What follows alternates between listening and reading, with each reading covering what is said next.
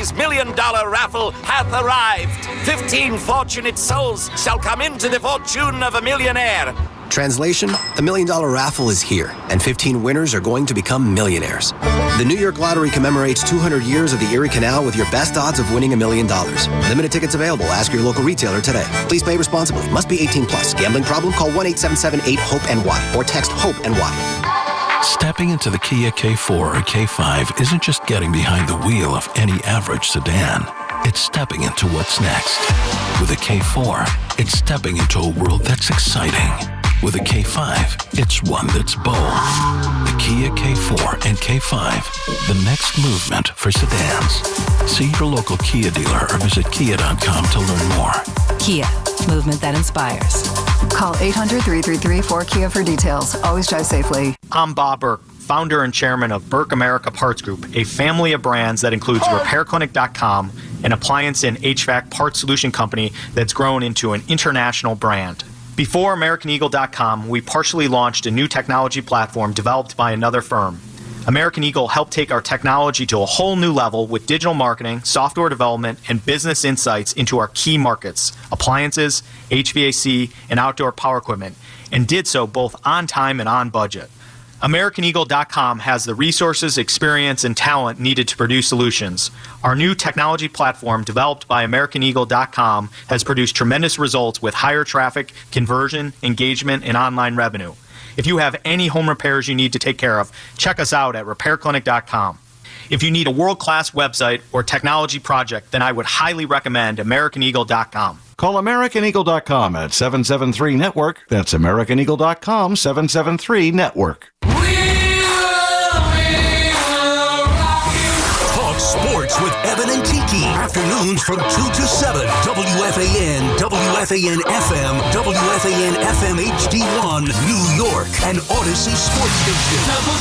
WFAN Sports Flash. Good evening at 7 o'clock. This is Rich Ackerman. This report is brought to you by Chef IQ, precision cooking, effortless results, chefiq.com. Former Jets great Nick Mangold is looking for a kidney from someone with type O blood. The former All-Pro center made the announcement on social media because he doesn't have a family member that can donate. In 2006, Mangold was diagnosed with a genetic disorder that led to chronic kidney disease and knew this day would come. He's currently on dialysis. Carlos Mendoza's staff is reportedly taking shape, with the Mets hiring Kai Correa as the bench coach and promoting Jeff Albert to hitting coach. Correa had been with the Guardians the last 2 seasons. The ALCS has tonight off after the Mariners won both games on the road. The Dodgers will try to do the same tonight. Game 2 in Milwaukee after defending champs prevailed last night. In a pitcher's duel, it'll be Yoshi Yamamoto and 17-game winner Freddie Peralta on the mound. The Oilers and Rangers are about to face off at the Garden. The Blue Shirts looking for their first win at home after being blanked in the first 2 games at MSG. Igor Shesterkin back in goal tonight. This report is sponsored by Moderna and by Audi of Manhattan, where luxury meets excellence. At Audi Manhattan, experience best-in-class service in the heart of New York. Visit the Audi flagship store today, conveniently located on 55th and 11th Audi Manhattan, where luxury meets excellence. That's what's happening. I'm Rich Ackerman.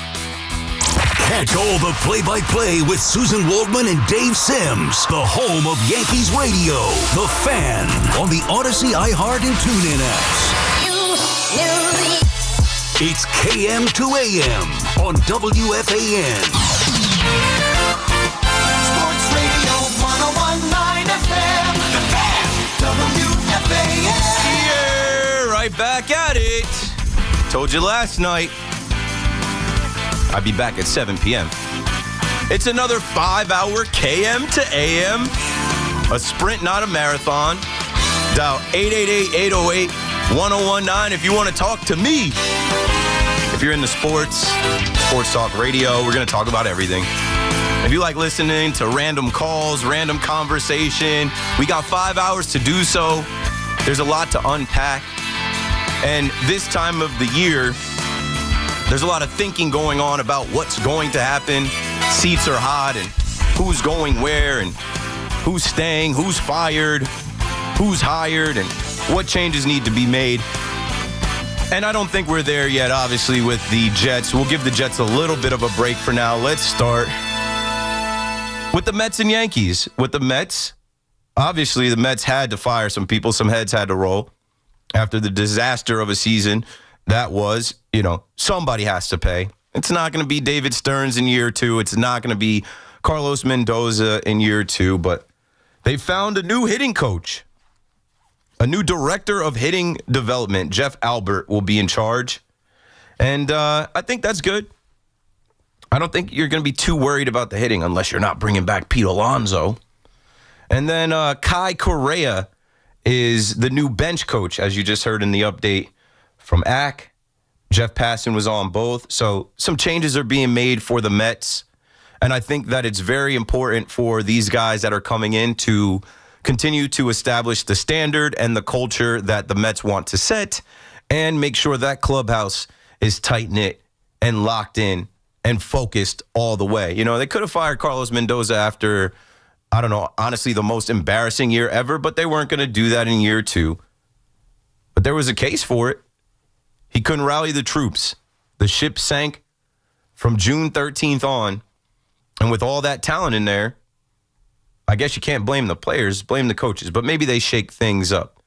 Maybe they do make some trades. Maybe they do bring in some arms. I would assume that Steve Cohen is going to nudge David Stearns a bit and say, hey, we have the money. Get us some better pitching. Hey, we can't rely on the kids. We can't rely on who's here. We need more. 888-808-1019. So, yeah, the Mets have had an early start on this. But it seems like the Yankees, who have had less than a week here to make some changes, they've gotten started as well. Per Andy Martino, first base and infield coach Travis Chapman and bullpen coach Mike Harkey will not be returning to the Yankees staff for the 2026 season. Chapman served in his role since the 2022 season, while Harkey was the bullpen coach in 2 stints from 2008 to 2013 and then 2016 to 2025. And I think Harkey is a favorite in the clubhouse. Maybe he's getting another opportunity. Maybe he's just getting up there in age and wants to move on. Maybe the Yankees said, well, this bullpen was terrible at many points and times of this season. We got to go a different direction as far as getting them prepared and having those guys ready to go.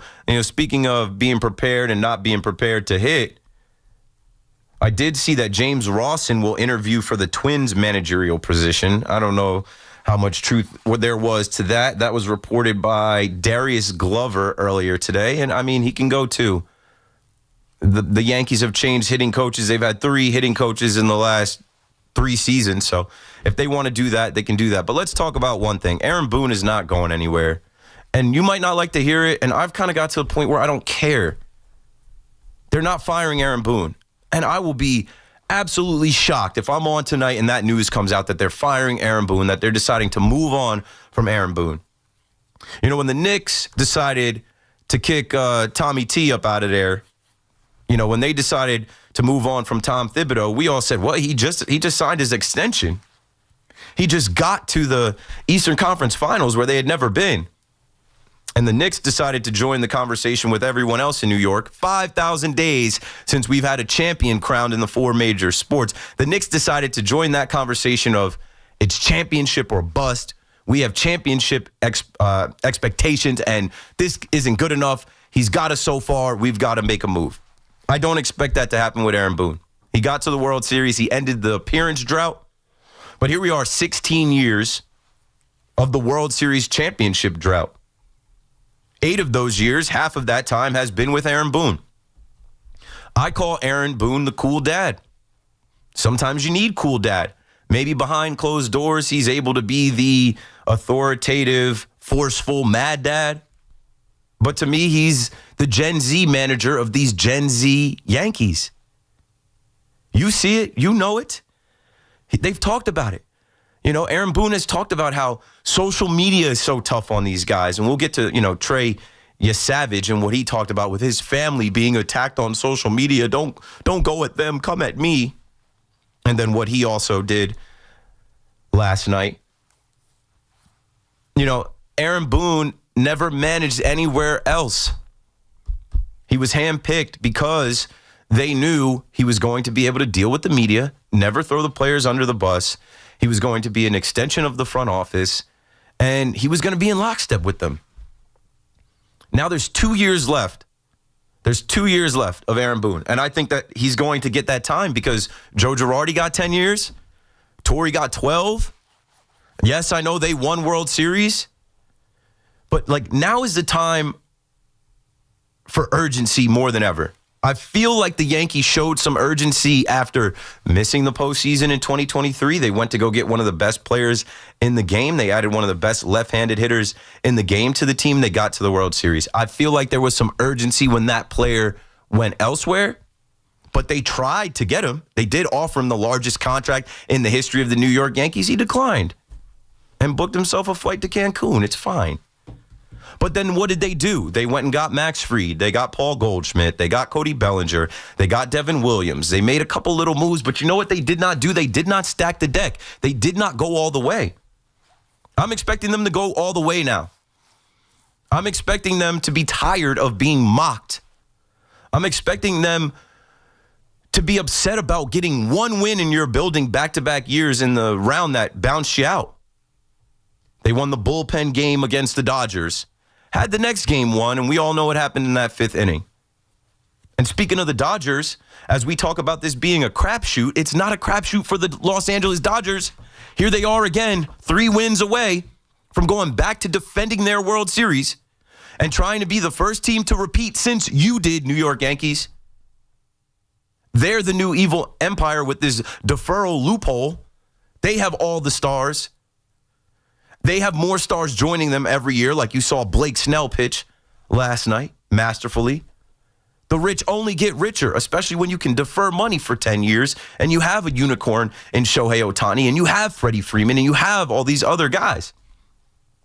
It's not a crapshoot for them. They built that over there in L.A. to get to this point. The Yankees have built over the years, and they've gotten close, but as we talk about crapshoots and rolling the dice, Boone has gotten there every year except for the year that Judge was hurt, but they haven't been able to get lucky enough to roll a head crack and win the whole thing. I don't know what it's going to take. Are you not embarrassed being mocked by the Blue Jays, who are looking fraudulent now? Shout out to Big Mac. They are frauds. They got all big and tough for the Yankees. Right? They saw New York across the chest and the pinstripes, and Vladdy Jr. had fire in his eyes. He's 0 for 7 in this next series. Right? They partied in Yankee Stadium. They popped champagne in your building. They played Frank Sinatra. They mocked you, start spreading the news. When are the New York Yankees going to get tired of that? In this next 2 years, Brian Cashman will be 60 years old. When is Brian Cashman going to get tired of going into the season without a third baseman? We won't have to worry about that coming into this year. Going into the season like they did this year, trying to squeeze whatever little bit they could get out of DJ LeMahieu when you knew he was cooked. You knew he was done, but you just had to see it again. You had to throw him out there at second base, the only position that he could play Jazz Chisholm out of position. For what? For what? You're the New York Yankees. Brian Cashman himself said he wants this to be the mecca of baseball. That's not mecca-like activities.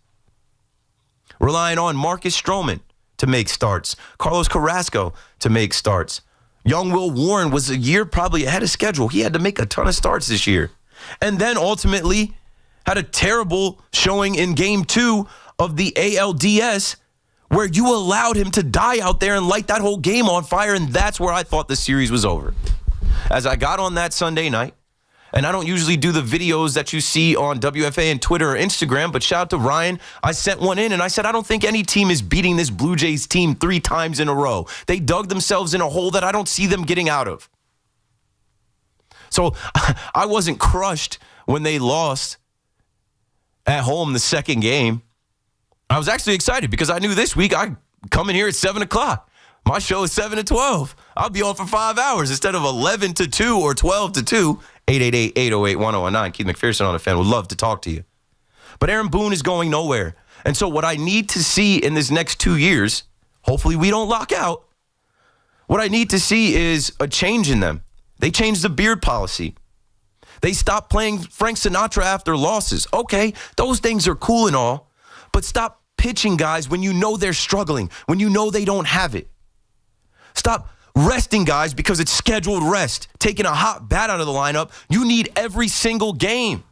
in this new postseason format, you got to the World Series last year being the number 1 seed, winning your division. And that's another reason why they're not firing Aaron Boone. What sense would it make to fire the manager when he had the same amount of wins last year going to the World Series as he did this year being bounced in the DS? They're not firing the guy. They're not firing him because the captain, Aaron Judge, who finally performed in this postseason, which I was telling you all year, what if this is the year? And silly me, I thought they had a deep enough lineup that if Judge performed, who was stopping him? Trent Grisham was stopping him. Jazz Chisholm was stopping him. Ben Rice was stopping him. Giancarlo Stanton was stopping him. Cody Bellinger was stopping him. Anthony Volpe was stopping him. Austin Wells was stopping him. Judge hit 500 with 1,200 OPS and a huge homer and a defining moment. But what is that moment to us now? Okay, we can stop the narrative of Judge coming up small in the postseason. But as I count, Aaron Judge will be 34 this upcoming season. Windows closing. Garrett Cole just turned 35 this season. Just lost a season. Getting Tommy John. Windows closing. Postseason G. Playoff Stanton, who didn't hit 1 home run. But, Stanton's always the guy to rah-rah and tell these guys, we need to get it together. We need to do this. We don't get swept at home. We need to lock in. Stanton, and his money comes down a little bit this year. Stanton is 36 come November 8th. Arguably 3 Hall of Famers. Billions of dollars in their contracts. $1 billion. No World Series ring to show for it would be shameful. That is my nightmare. I've been on the fan 4 years bringing up this nightmare of the Yankees hitting their drought, right? Matching the longest drought, 17 years. Next year will be 17 years without a World Series championship. And that window closing with this much talent. When are the Yankees going to look in the mirror and self-audit themselves? Remember they were supposed to do that 2 years ago? That never happened. Bring somebody else in to see how they do things, their processes, everything. Tear it down. And when you're looking at this current setup here, where we're down to this, Final Four, you should look at a Mariners team that you swept in your building and wonder, well, damn, they hit home runs like us. They got Cal Raleigh, who hit more home runs than Judge. They're trying to give him the MVP over Judge. They've got guys that mash. It worked for them in the postseason. As I was telling you last week, don't call me and tell me about the Rogers Center or the Blue Jays cheating or having signs or their home splits or their swing and miss. I'm like, they got beat. There's no conspiracy. The Yankees didn't hit. The Yankees got no hit by Trey Savage, his first postseason start. The Yankees had bases loaded against Kevin Gausman. All they could do was work a walk to score a run. It's not cheating. Are the Mariners cheating now on the road? The Mariners who had to play 15 innings on Friday, pop champagne, celebrate, get on the road, and have already taken the first 2 in Toronto? If you're a Yankee fan, you're definitely looking at this series with a little bit of a side eye. And for me, I'm tired of it, bro. I wear the Yankee logo on me all the time. It's part of my personality. It's part of who I am. I'm a diehard fan. You know that. I can't shake it. I can't get away from it, and I don't want to. I want the Yankees to do what they're supposed to do. Fill out the roster. We don't need 2 left-handed catchers. Like Cashman, before you turning 60 years old, before this Aaron Boone contract extension is up, do the things that need to be done. Stack the deck. They're not firing Aaron Boone. They're never firing Brian Cashman. These guys got to get the fire inside of them where they say, who is taking the American League next year? The Mariners, who are now 2 wins away. This is a magic carpet ride for the Mariners, and good for them. They have a great fan base. I went out there for the All-Star game, met a lot of Mariners fans. They deserve it. I think a lot of time we get so much main character syndrome with the New York Yankees, we think it's all about us.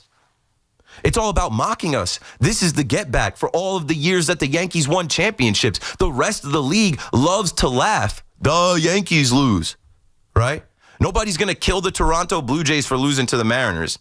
They already crowned them for knocking off the Yankees. And the Yankees, all they can say they did this year, and I guess this is where you hang the banner, first team to come back from down 0-1 in the wild card 3-game set. And Aaron Boone finally outmanaged Alex Cora and didn't let Alex Cora knock him out a third time.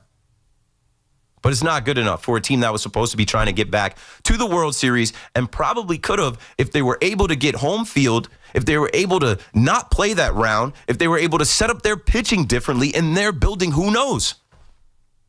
If I'm Brian Cashman, if I'm Aaron Boone, if I'm Aaron Judge, I'm saying enough is enough, man. We don't have forever. This American League isn't going to magically get crazier. The Boston Red Sox are going to just take that much of a leap. The Toronto Blue Jays, the Mariners, the Tigers, the Astros. It should be the New York Yankees, but they have to do the little things. Instead of taking shortcuts and cutting corners and playing players that are washed, cooked, or thinking they could get by with Yorbit Vivas, stop. Take 162 games seriously. You need every single game. If you had one more game, instead of being swept by the Marlins or the Cincinnati Reds beating you out there, or you guys can go through it. You guys know what happened this season.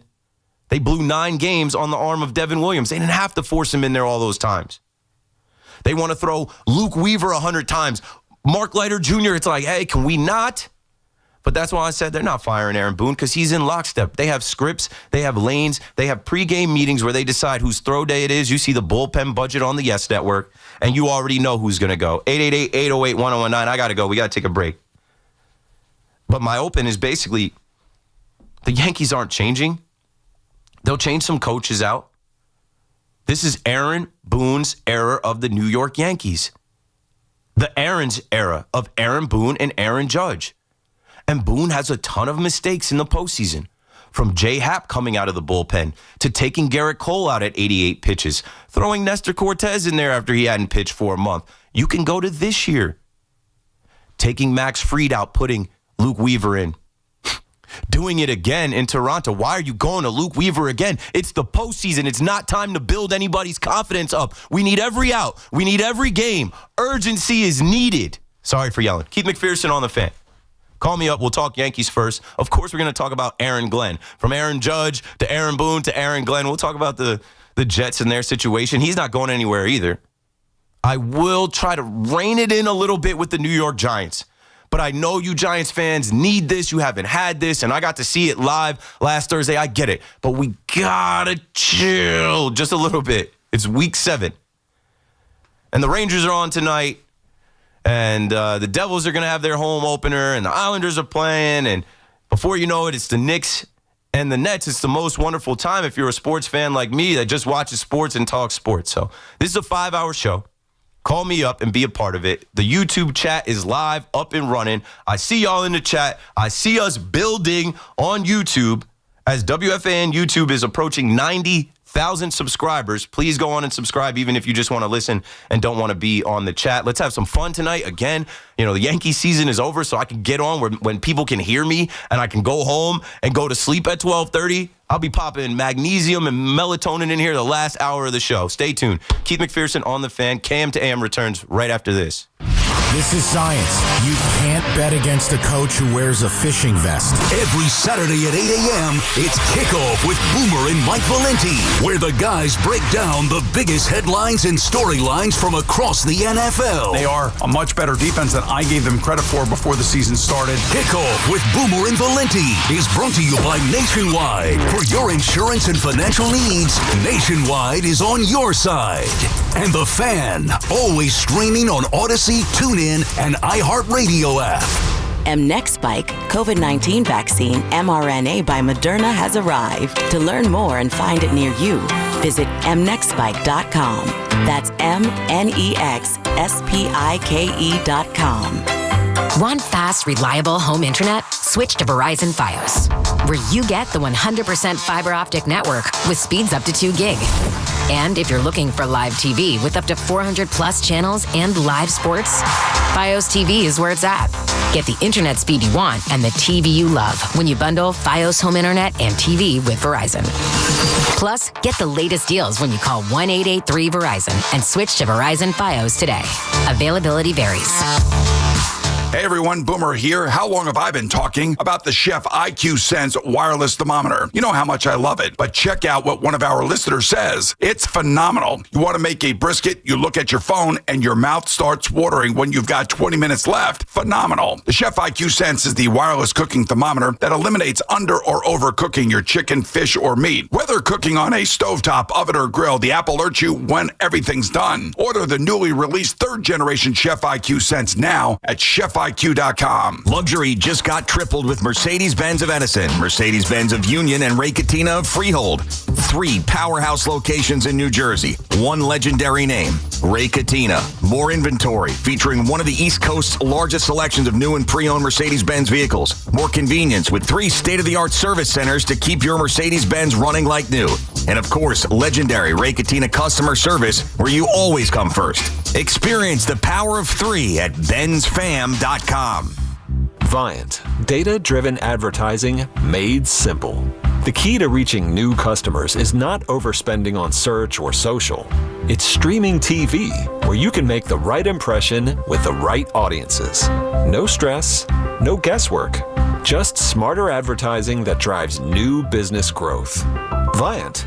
Visit ViantCTV.com to learn how easy data-driven advertising can be. Looking for the best value on new tires? Get to Town Fair Tire. We honor every valid manufacturer's and competitor rebates and give you the guaranteed lowest price. Nobody beats Town Fair Tire. Nobody. Town Fair Tire. This is the story of the one. As a maintenance supervisor at a manufacturing facility, he knows keeping the line up and running is a top priority. That's why he chooses Grainger. Because when a drive belt gets damaged, Grainger makes it easy to find the exact specs for the replacement product he needs. And next day delivery helps ensure he'll have everything in place and running like clockwork. Call 1-800-GRAINGER, click Grainger.com, or just stop by. Grainger, for the ones who get it done. Spreadsheets, clunky software, 100 different logins just to run your business? There's a better way. Odoo. One simple, connected platform that handles sales, inventory, accounting, and more, so you can focus on growing, not juggling. Make the switch today at odoo.com. That's ODOO.com. Oh no, stomach issues again? Stomach issues? Who are you? Your pancreas. I could be the real reason for your diarrhea, gas, bloating, stomach pain, or loose oily stools. I thought it was my stomach. People often do, but any of these symptoms could mean having a condition called exocrine pancreatic insufficiency, or EPI. With EPI, the pancreas doesn't release enough enzymes to break down food, but EPI is manageable. Use the symptom checker on identifyepi.com and speak with your doctor. That's identifyepi.com. Sponsored by AbbVie. Tune in to the BT and Sal Show weekdays from 10 to 2 on The Fan, presented by your Tri-State Cadillac dealers. Cadillac is the official luxury vehicle of the New York Mets. Talk New York sports here. Yo, I go to 50 games a year. I'm just like you. I watch the team live. I watch every single game. I read the news, and we've been going through the motions for years. We've had good teams. Last year, we thought we might have had a great team, but that also could have just been a technicality type of thing, like who we faced, when we faced them. And, you know, when you look back on that team with Alex Verdugo and Anthony Rizzo and, you know, Judge playing out of position and Jazz playing out of position and some of the guys you had to rely on to make starts and come out of the bullpen, like, it's a facade, man. Enough. When are the Yankees going to look in the mirror and say enough is enough? When are the Yankees going to look in the mirror and say, we can't cut corners? Let's build out this roster correctly so A-Rod and Jeter aren't mocking us on the postgame show. Let's give our fans something that they can actually be proud of. Not a, wild card round, division series where we win one game. Like, let's get back to the World Series and have this damn parade. I was going on a rant last week about how the Yankees do give us the best shot every year out of all of these New York teams, as we're literally talking about 5,000 days now since we had a championship. And I think it was Derek from San Francisco that called me and said, he made his son a Yankees fan. Are we cursed? No, we're not cursed. But are the Yankees moving the goalposts. The goalpost was supposed to be win the World Series, nothing else. Do they look in the mirror and say, wow, we won the same amount of games as we won last year? It's a crapshoot. One game difference, and maybe we could have building was sold out. Fans are showing up. Judge is still Judge. Look what we found in Max Fried. Look what we found in Cam Schlittler. Look what we found in Ben. I hope they're not. I hope they're uncomfortable. I hope they're looking at, because I remember a few years back, Aaron Boone talking about the league has closed the gap on us. Your division has closed the gap on you. The league is mocking you. The league doesn't look at you as the upper echelon anymore. You're a target. The target's on your back. This is the get back. For all the years that you won when baseball was different and baseball is changing, we're about to have the automatic balls and strike system for sure. We need it now, but we'll get it in 2026. You've got pitch calm. You've got the pitch clock. You guys know the game has changed drastically. Just the postseason format. The Mets couldn't even make it in this postseason format. Carmine is in West Hempstead on the Fan. Hello, Carmine. Hey, Keith. I want to compliment you because you are so eloquent for every single Yankee fan out there. You actually took most of the fire away from my rant and rave already, but you hit on one very salient point, and that is I don't think this team approaches each game with the urgency and the imperative to win that game. We do. They went 51 games. I know we do. We went 51 games, and we saw them go 20-31. They did not take this seriously. They kept on saying, don't panic, don't worry. When they went into the series against Toronto, oh, yeah, it should be fun. What's fun? They got their heinies kicked. Boone brought up Buck Martinez, right? He said, we think we're a pretty good team, unlike some people up here, some opinions up here. And you know what they did? They shoved that up here. They literally laughed at you on the pregame or the media day availability with Boone bringing that quote back up. And then they dog walked you the first two games in their building. You did not look like a good team. The Yankees, they're not a good team.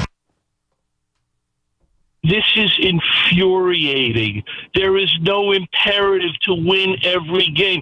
You and I live and die with every game and every pitch, and they go 20-31 and say, hey, don't worry about it, we'll be fine. If they had just gone 25-25, they would have won the division. Mm-hmm. It's like you said, they threw Devin Williams out there 9 times for 9 losses. Mm-hmm. If they had even considered doing something different by one game, they would have had a bye in the first round. And by the way, that doesn't guarantee anything, right? It's like I said, there is no urgency, and that starts at the top. Why didn't you go out and get Alex Bregman? You knew you had a hole at third base. Why didn't you go get Josh Naylor? These guys were available. And I grant you, Cody Bellinger was wonderful. But you know what? Kyle Tucker was out there, too. We're watching Mason Williams go to the San Diego Padres. All of these guys. I know you can't kiss all the girls, but at the very least, where you have holes in your lineup at third base, right? At first base, they signed Paul Goldschmidt. Nice, but you know what? If you were really serious about stacking the deck and loading your lineup, Miller was available. And this is what I mean. It starts at the top. Thanks for the call, Carmine. I just wanted to jump back in there. Yeah, you can't get everybody. You can't kiss all the girls. Depending on who you are. But AM to AM. I don't kiss any girls. I kiss my wife. Once upon a time, I was out there, though. I'm kidding. KM to AM. Yo, let's be serious. Let's be serious. All right, this is dead serious. I'm dead ass about the Yankees. They weren't getting Kyle Tucker because the Astros weren't about to do that dance with us. I actually thought about today because as people are putting out the offseason plans, like people were talking about either trading Luis Gil or making him a bullpen arm. And I'm like, wasn't it Luis Gil who they were saying the Astros wanted? And we were like, no. Then Luis Gil missed the whole year and then his one postseason appearance. Like, I mean, if Luis Gil and who else was holding up the deal for Kyle Tucker, run it. But I don't know. I don't know if I'm paying Kyle Tucker. He's going to be a top free agent. Belly was already here. Belly worked well here. Belly was a plus defender, can play 4 positions. Didn't have the postseason that we would have wanted, but he was hurt. I'm still waiting to hear more about this heel injury and what that is. Like, he was hurt. And I'm not making excuses for him. He's got to perform. But then when you talk about getting Alex Bregman, they were never signing Bregman, and I understand that as well because I'm not giving him $40 million. That's what Judge makes. He's opting out of his deal with the Boston Red Sox. How far did that get them? But, we're at a crossroads here. Not only did you run Anthony Volpe out there every single day, you did it while he was hurt. We watched the kid in that Tampa game lay on the ground. He was injured. He tore his labrum, and he stayed in that game, and then he played for weeks, and it was like, why? Why do we do these things? That's why we have trust issues with y'all, because we go to every game yelling and screaming, ranting and raving, thinking that we're going to win, and then we hit a June Boone swoon, and then we think we're coming out of it. Nope, July, you gonna cry. And we're like, why? Why is this happening with all of this talent on the team?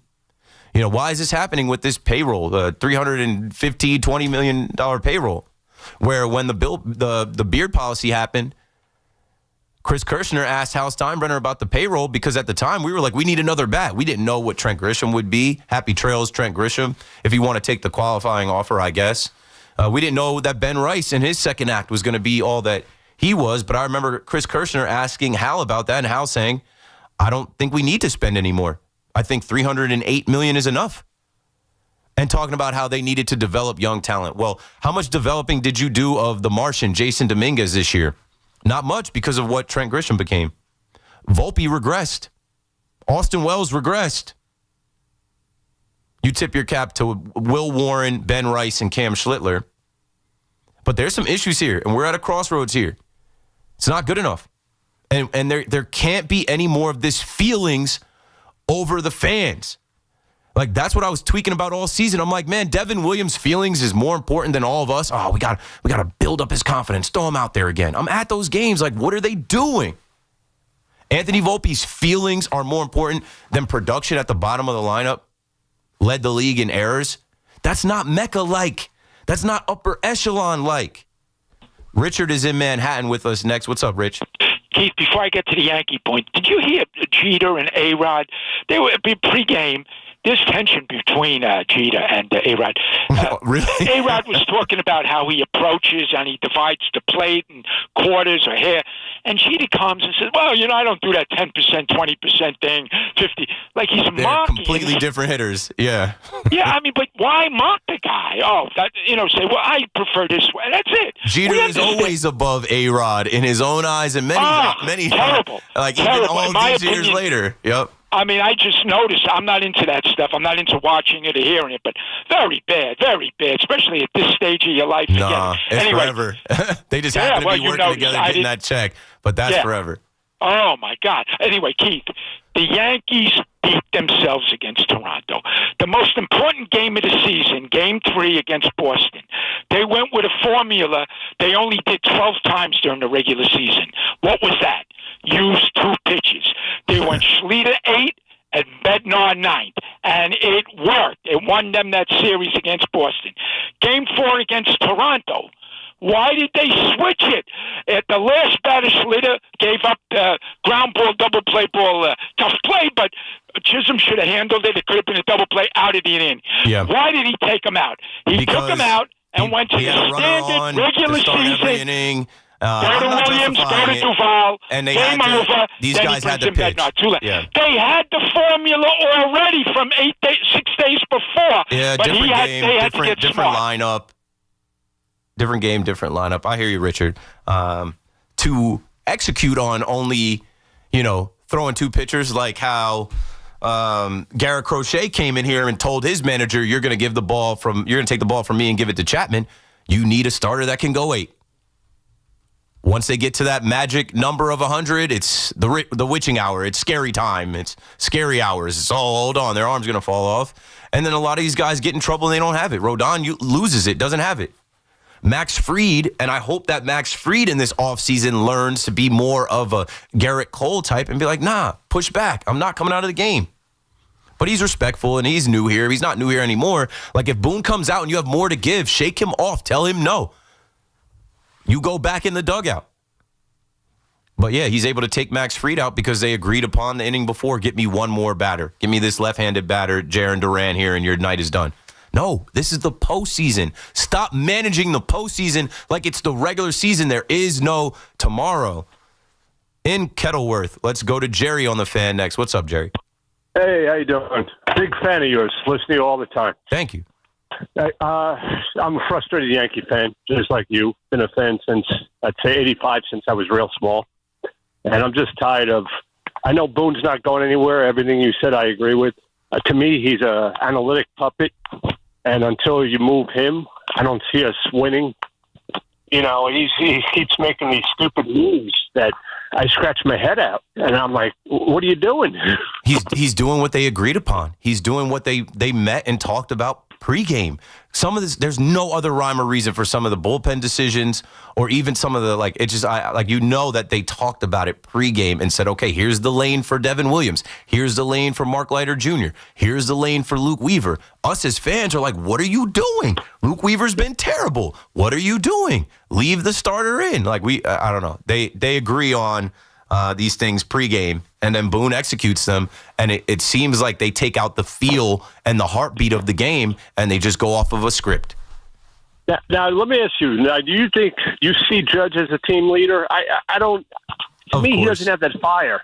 He is not like, I don't know, Vladdy, who is belly flopping home and hitting home plate and yelling and screaming and celebrating like that, because he's Judge. You know, even when he hits a home run off the foul pole, he doesn't really hot dog that too much. He does a little bit, but that's just Judge's way. They all respect this guy. They all love this guy. They all admire this guy. He's larger than life. Like, he's literally a huge human being, and the way he plays this game, they all respect him, and they try to emulate him and follow his lead. Now, I do feel like with Garrett Cole coming back, that's going to be another leader that they can follow behind that does have a little bit of fire. Stanton is too old.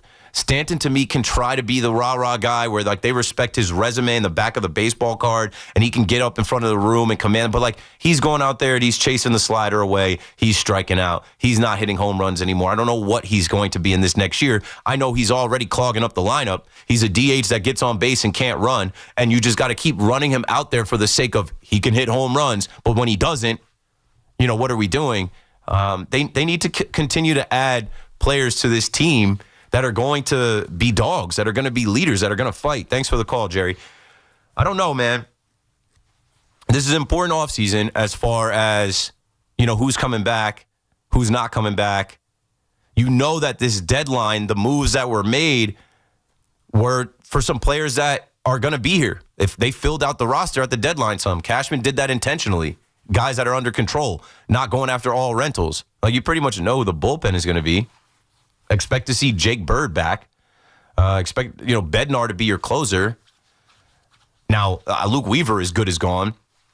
Devin Williams said he's open to coming back, and I'm open to Devin Williams coming back. You're not going to pay him closer money. You're going to pay him setup guy money, and maybe, I don't know, we'll see what his market is. Like, when he figured it out, he was good, but it took a long time to figure it out because it's the Yankees. Oh, you're the closer. You're not the closer. No, now Luke Weaver's hurt. You got to be the closer. Now you're the setup guy. Oh, we're going to keep throwing you into, tight games and situations. Then when we make you low-lev dev and you build back up, like, of course, it's inevitable that we throw you in the last game of the season and you give up runs. But they got to have some dogs, some fight in them. They got to have some guys that go out there and scratch and claw and fight for every win and take it personal. You're getting everybody's best shot. And it's evident by the way that the Blue Jays have been zeros against the Mariners in their building, but they were superheroes against you. 888-808-1019. I have to take another break. I see Jets fans and Mets fans calling up. I will sprinkle a little bit of the Jets and Mets conversation in there for you, but Yankee fans that are on hold, Jonathan, Anthony, Mario, Mike, Jim, we will get to you. It's a 5-hour show. I'm going to talk to everybody. Keith McPherson on a Fan. Don't go anywhere. BRB. It's BT and Sal. Middays 10 to 2 on the Fan. 101.9 FM. What this win means against the Eagles, not only division team that you hate, the Super Bowl champ, and you pasted them at home with young Jackson Dart in year one, throwing Scatterboo, throwing the defense. I think this is the biggest win that they've had, even predating that Vikings playoff win. Listen to BT and Sal on demand on Apple Podcasts, Spotify, or wherever you get your podcasts. Sitting in the driver's seat of the Nissan Kicks is like the best seat in the house. You're in the action. And with the Nissan Kicks all-wheel drive, you can go find the best views. And with the 10-speaker Bose Personal Plus audio system, you can hear everything. Your new wheels await. Reimagine your ride with the reimagined Nissan Kicks. Now get the 2025 Nissan Kicks starting at just $21,830. Shop your local Nissan store or nissanusa.com. Starting MSRP at $21,830 for base model. All prices are manufacturer suggested retail price. MSRP. MSRP excludes up to $1,495 destination and handling charges, tax, title, and license. Dealer sets actual price.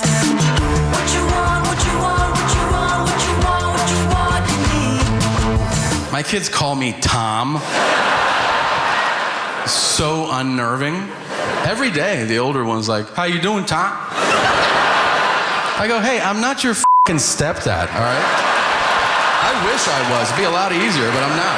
From his multiple Netflix specials, comedian Tom Segura brings his new tour, Come Together, to Flagstar at Westbury Music Fair Saturday, October 18th. First show sold out, 8:30 p.m. show on sale now. Get tickets at livenation.com, part of the Catholic Health Concert Series.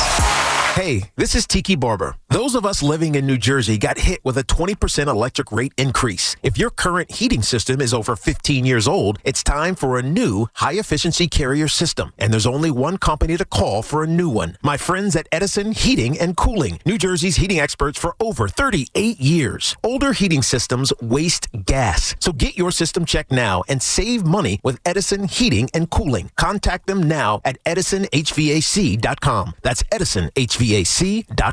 Talk New York sports on the Fan. Dunkin's $6 meal deal is kind of wild. You get a bacon, egg, and cheese sandwich, 6-piece hash browns, and a medium hot or iced coffee, all for $6. That's the main character meal energy you need this fall. Get it now in Dunkin' stores or order ahead on the Dunkin' app. No substitutions. Participation and times may vary. Offer price varies in California and Hawaii. Limited time offer cannot be combined with other offers. Exclusions and terms apply.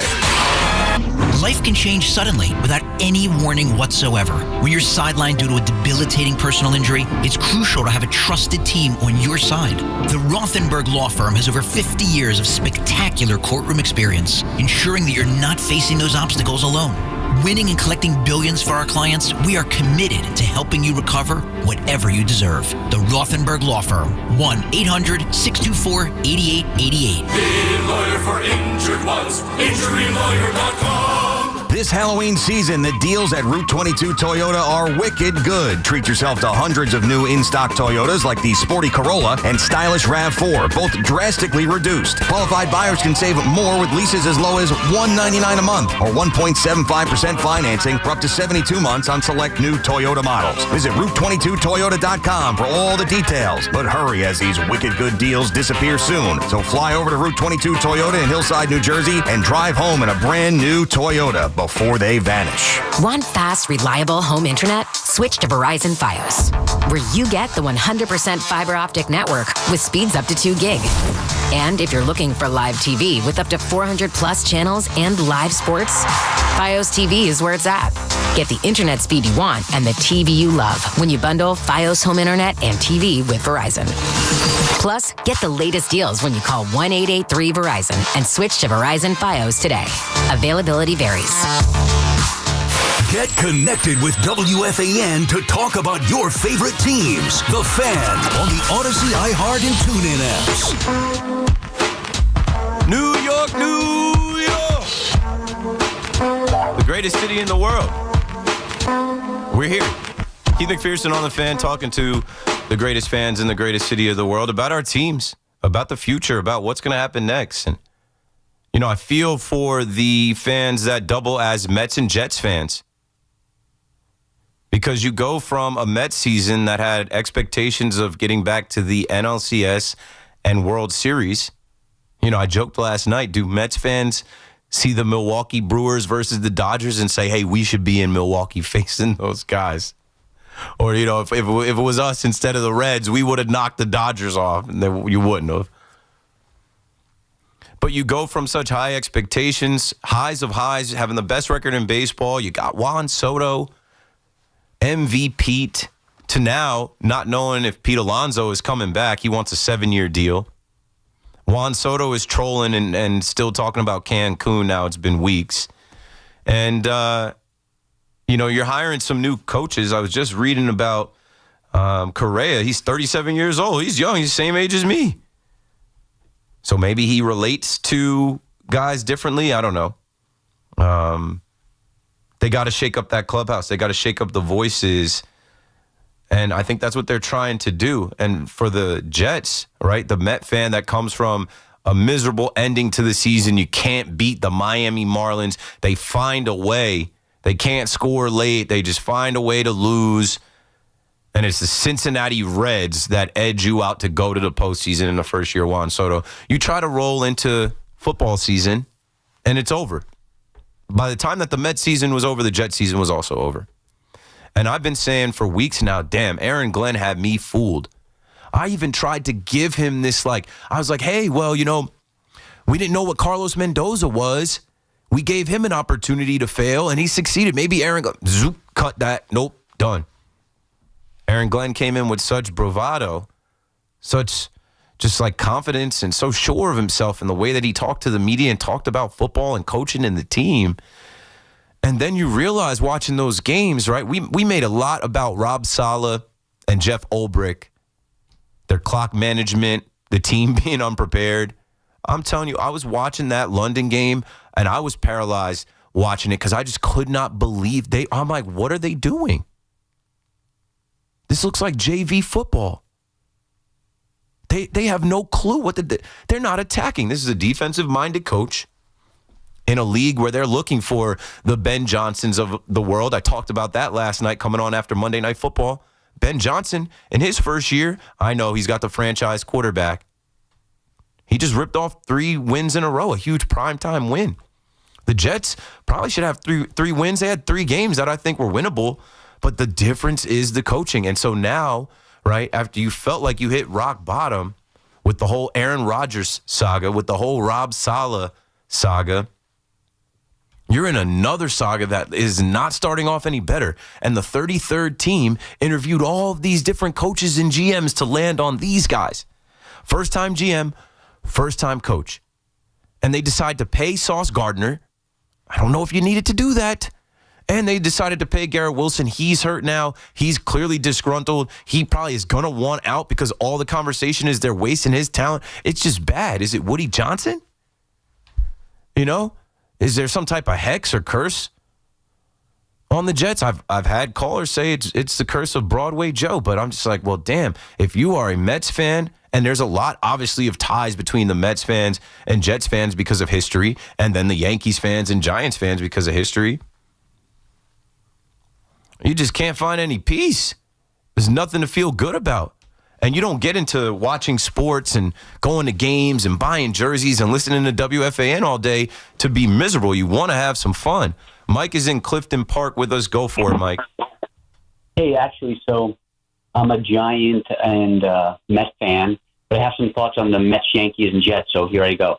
So, in terms of the Yankees and the Mets have this problem, I think the biggest issue is the Yankees and Mets don't have enough young, everyday players coming in from the farm system. Not superstar players, just good quality players because they bring the energy. Well, the Mets tried that. That was the whole thing with Stearns this year. He was trying to see the baby Mets and what they could do. Well, so with Stearns, he needs time because he only has he's had maybe 1 or 2 drafts. So all the players on the Mets and even the farm system coming up, they're none of his picks. The Yankees, they have to stop going. I mean, they go for free agents and trades. And I wish they would have some good players really good players coming up, sticking around, doing a good job. I think that's what I think they have some, but the window is closing for their aging players where it's like, to hell with the prospects developing. They can come up in 2028. You need to stack the deck with the best players in the league to get these guys across the finish line. Yeah, well, that's the problem, though. That's where they failed, is they haven't been able to do that. Now, the Jets, I think, and I'm a Giant fan, but I think the Jets' biggest problem is, they don't hire anyone experienced in terms of a coaching or GM. And if someone shakes loose, every once in a while there's a coach, a good coach that wants to be a GM, and Woody Johnson has to swallow his pride once that coach comes up again that wants to be in control of everything, And you would think he swallowed his pride enough at this point. There is no pride left to swallow. It is embarrassing. It's a mess. Thanks for the call, Mike. I mean, I talked last night about Ben Johnson. He declined the Jets interview. As the Jets were interviewing former NFL coaches, college coaches, coordinators, Ben Johnson said, no, I'm good. No need. No need. Not taking that job. And that's another thing I was saying to the Jets fans. 888-808-1019 as we'll get into more of the Jets conversation this hour. Don't be so quick to run Aaron Glenn out of here. He's from you. He was drafted by the Jets. He played for the Jets. He wanted this job. I remember him not going to New Orleans to interview for that job, and Kellen Moore won the Super Bowl and ended up taking it. But, he canceled that flight to Louisiana because this is the job he wanted. It's just, it's tough, man. It's tough to hear that instant coffee line. It's tough to hear the big ships turn slow line. It's tough to hear the guy talk about coaching, and then the players look like they haven't been coached. The quarterback looks like he hasn't been coached. That, to me, is the biggest disappointment because Justin Fields has all the tools. He doesn't have it upstairs. He doesn't recognize what he's seeing pre-snap. When the ball is snapped, he can't get it out fast enough. He's not processing fast enough. Paralysis by analysis. Or he's just afraid to turn over the ball. And, that was fool's gold the last few weeks. I was going over that last night. How many of these Twitter accounts, and I honestly hate where we are with Twitter. Now you got Kurt Warner going out there attacking the Jets content creators that go through the All-22 film, and they're all attacking Justin Fields and Kurt Warner, who called the game in London and was just as dumbfounded as the rest of us at the half. He's coming out to say, no, this is that, and this isn't it, and you guys never played, and you don't know. But there was a narrative out there about Justin Fields. I'll say this before we go to the break. They said Justin Fields in 3 full games with the Jets, 266 yards, 3 touchdowns, 0 interceptions, 307 yards, 2 touchdowns, 0 interceptions, 309 yards, 2 touchdowns, 0 interceptions. He is not the problem. Now, if you watch the games, you know that a lot of that was in garbage time at the end, stat padding. You know he left a lot of food on the plate. There were plays that could have been made, throws that should have been made, Garrett Wilson being open, and him holding the damn ball too long. So that was a bad omen, that people were running with those numbers and not actually watching the Jets game. Then you get into a game against Sean Payton overseas against that Denver Broncos defense. Stay tuned for the 9 o'clock hour when I get into the Giants, who are facing them next. That's a good defense. They stifled them. They didn't get anything. Watching that game sucked. It's like the Jets don't run positive plays. And now what are they going to do? Without Garrett Wilson, Braylon Allen's hurt, Quincy Williams is hurt, and now people want to fire the coach, bench the quarterback, and here they come home to face the Carolina Panthers, a team that they should be able to contend with, maybe even upset and beat. 888-808-1019. 1 hour down, 4 hours to go. KM to AM returns right after this. It may be the offseason for the Bombers and Amazons, but there's no offseason for Yankees and Mets talk. Get the latest here. The Fan, 101.9 FM, and always streaming on the Odyssey, TuneIn, and iHeartRadio app. As a mom, comforting my family is what I do best. Vicks Vapor Stick provides soothing, non-medicated Vicks vapors in an easy-to-apply stick, and it dries fast, so there's no mess. I use it to comfort myself and my family. Thanks, Mom. Vicks Vapo Stick, soothing comfort for the whole family. And try Vicks Vapo Shower Max for steamy Vicks Vapors when you need more comfort for yourself. Use as directed. This sandwich, it's a complete game changer.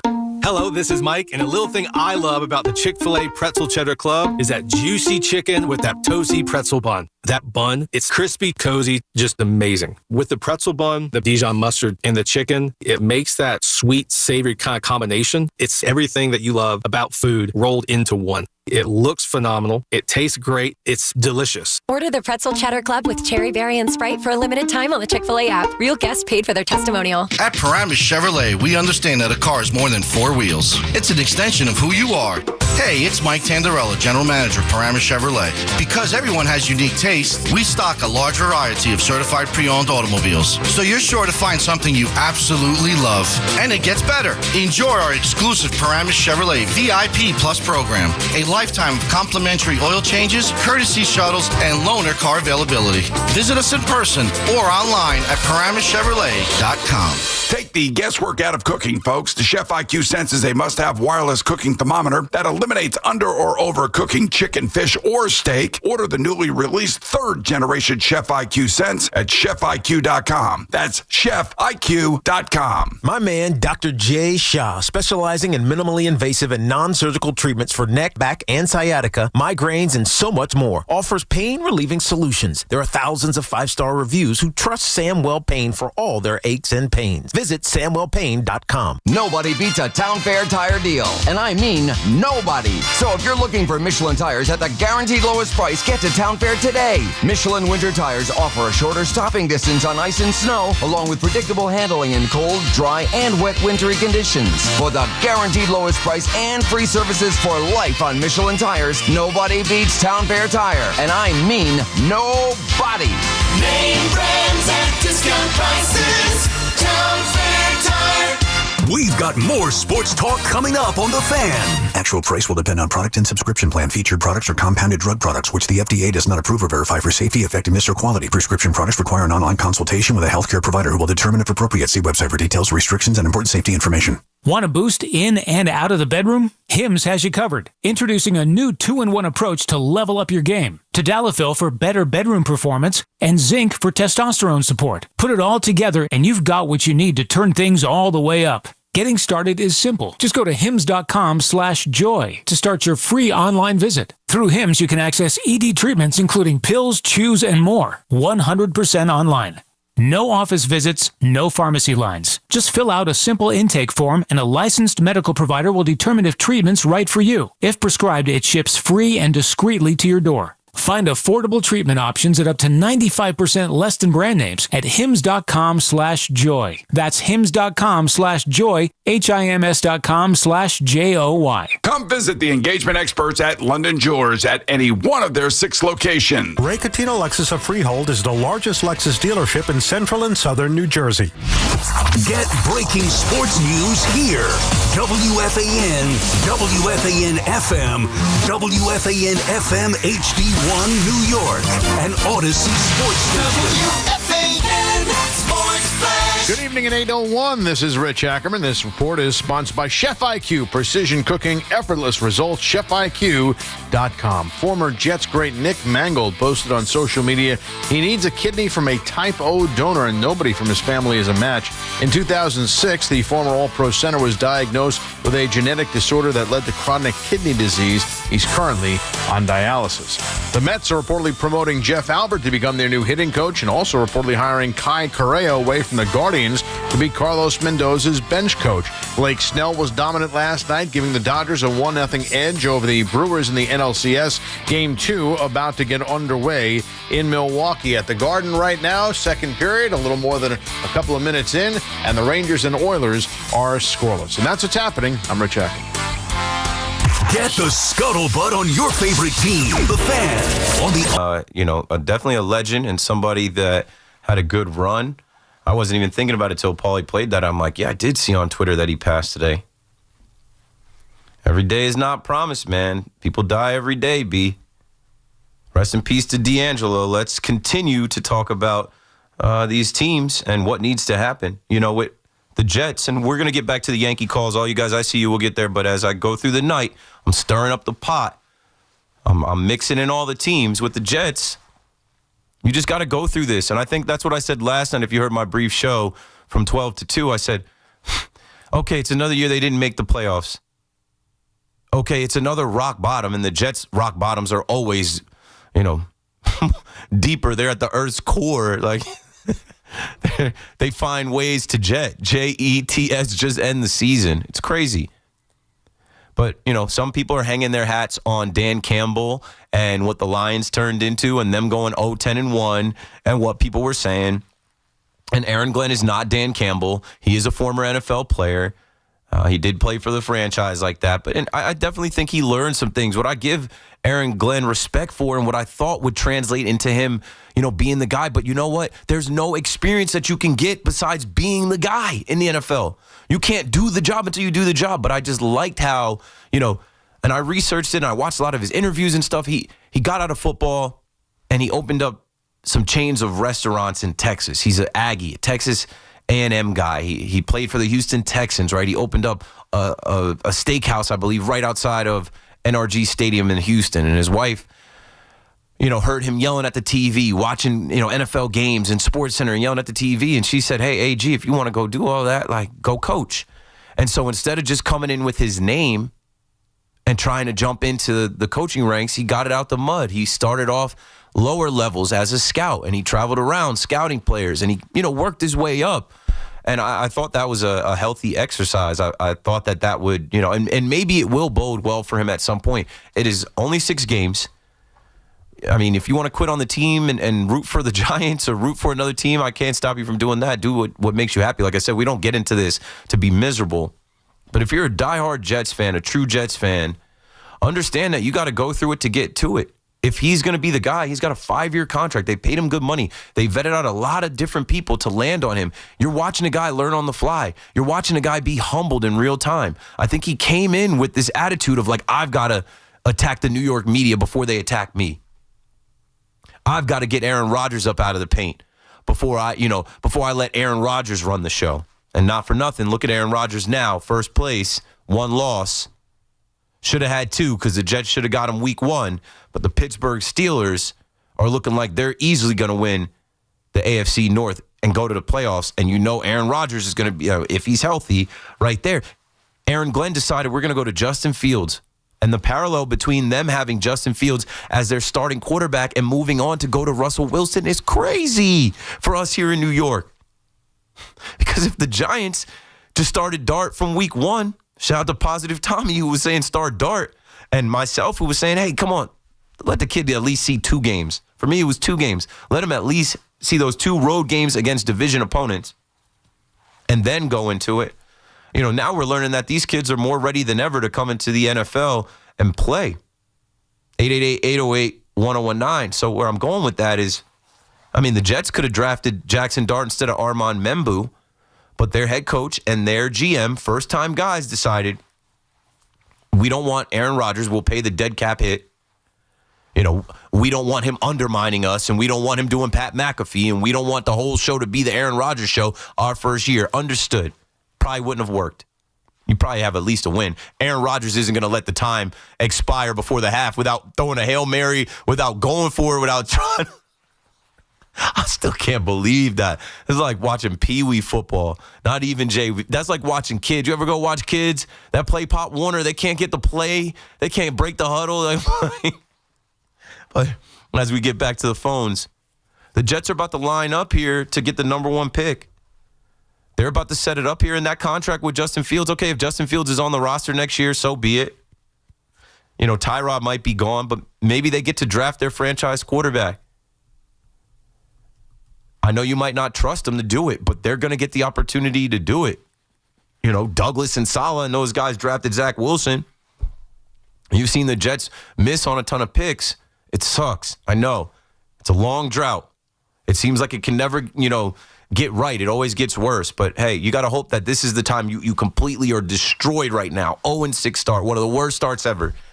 And you got to hope that this is rock bottom where you can only bounce up. You got to destroy before you can elevate. 888-808-1019. Jim is in Mineola on the fan with us. What's up, Jim? Hey, man, I just want to say, where's some M&M?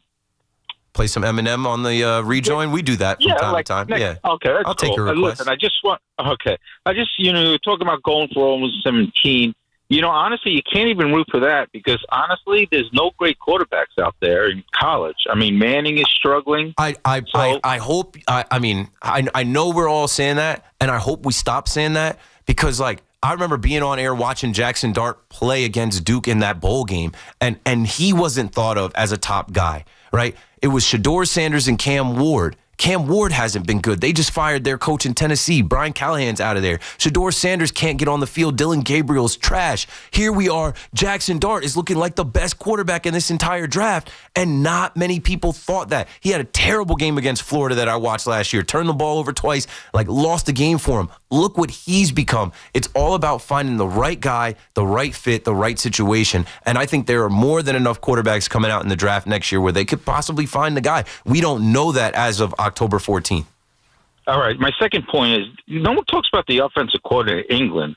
It was only a team coordinating passing game with Detroit. Mm-hmm. The guy never called a play in his life. Mm-hmm. I mean, we got two first-time guys in Aaron Glenn and this guy, England. I mean, you look at the game plan. You look at Justin Fields. Why didn't they just, throw, short passes or passes to Breece Hall, take 3-step drops? I mean, why would they drop put him in the shotgun, roll him out. Thanks for the call, Jim. Tanner Engstrand, who came from Detroit, and obviously with his relationship with Aaron Glenn, he gets an opportunity to be a first-time offensive coordinator in the league. I feel like we've done this already. A defensive-minded head coach, Rob Saleh, a first-time offensive coordinator. Now I'm blanking on his name. His brother's the head coach at the Green Bay Packers. LaFleur. Thanks. I have too many names in my head. I know exactly who I'm talking about. And then a rookie quarterback in Zach Wilson. It was all of their first time. Now, Justin Fields isn't a rookie, but this is his first time in New York with the Jets in this offense. And you could tell there's no confidence there. And that's a shame. I remember playing high school quarterback. We had 2-minute calls. They were all colors where you could come up and just yell, green, green. Those are all go routes. Red, red. Those are everybody run a 5-yard hitch. They don't even have that to run. That's why Garrett Wilson is looking like, what the hell are we doing? We can't even run our 2-minute offense here. We can't get any. They had no confidence from Aaron Glenn to Tanner Engstrand to Justin Fields. They were stumped where they literally played for the half. It's a disgrace. Yeah, and this is something that this is going to be bad to say. Justin Fields has failed everywhere he has been. And the fact that people are now surprised. 6 starts. The fact that people are surprised that this is the result is shocking to me. Garrett Wilson wanted this. And he can complain all he wants. He wanted to get paid. They paid him. He didn't like the way that... Didn't want Aaron Rodgers because of didn't like the Devontae target Adams. share. Yep.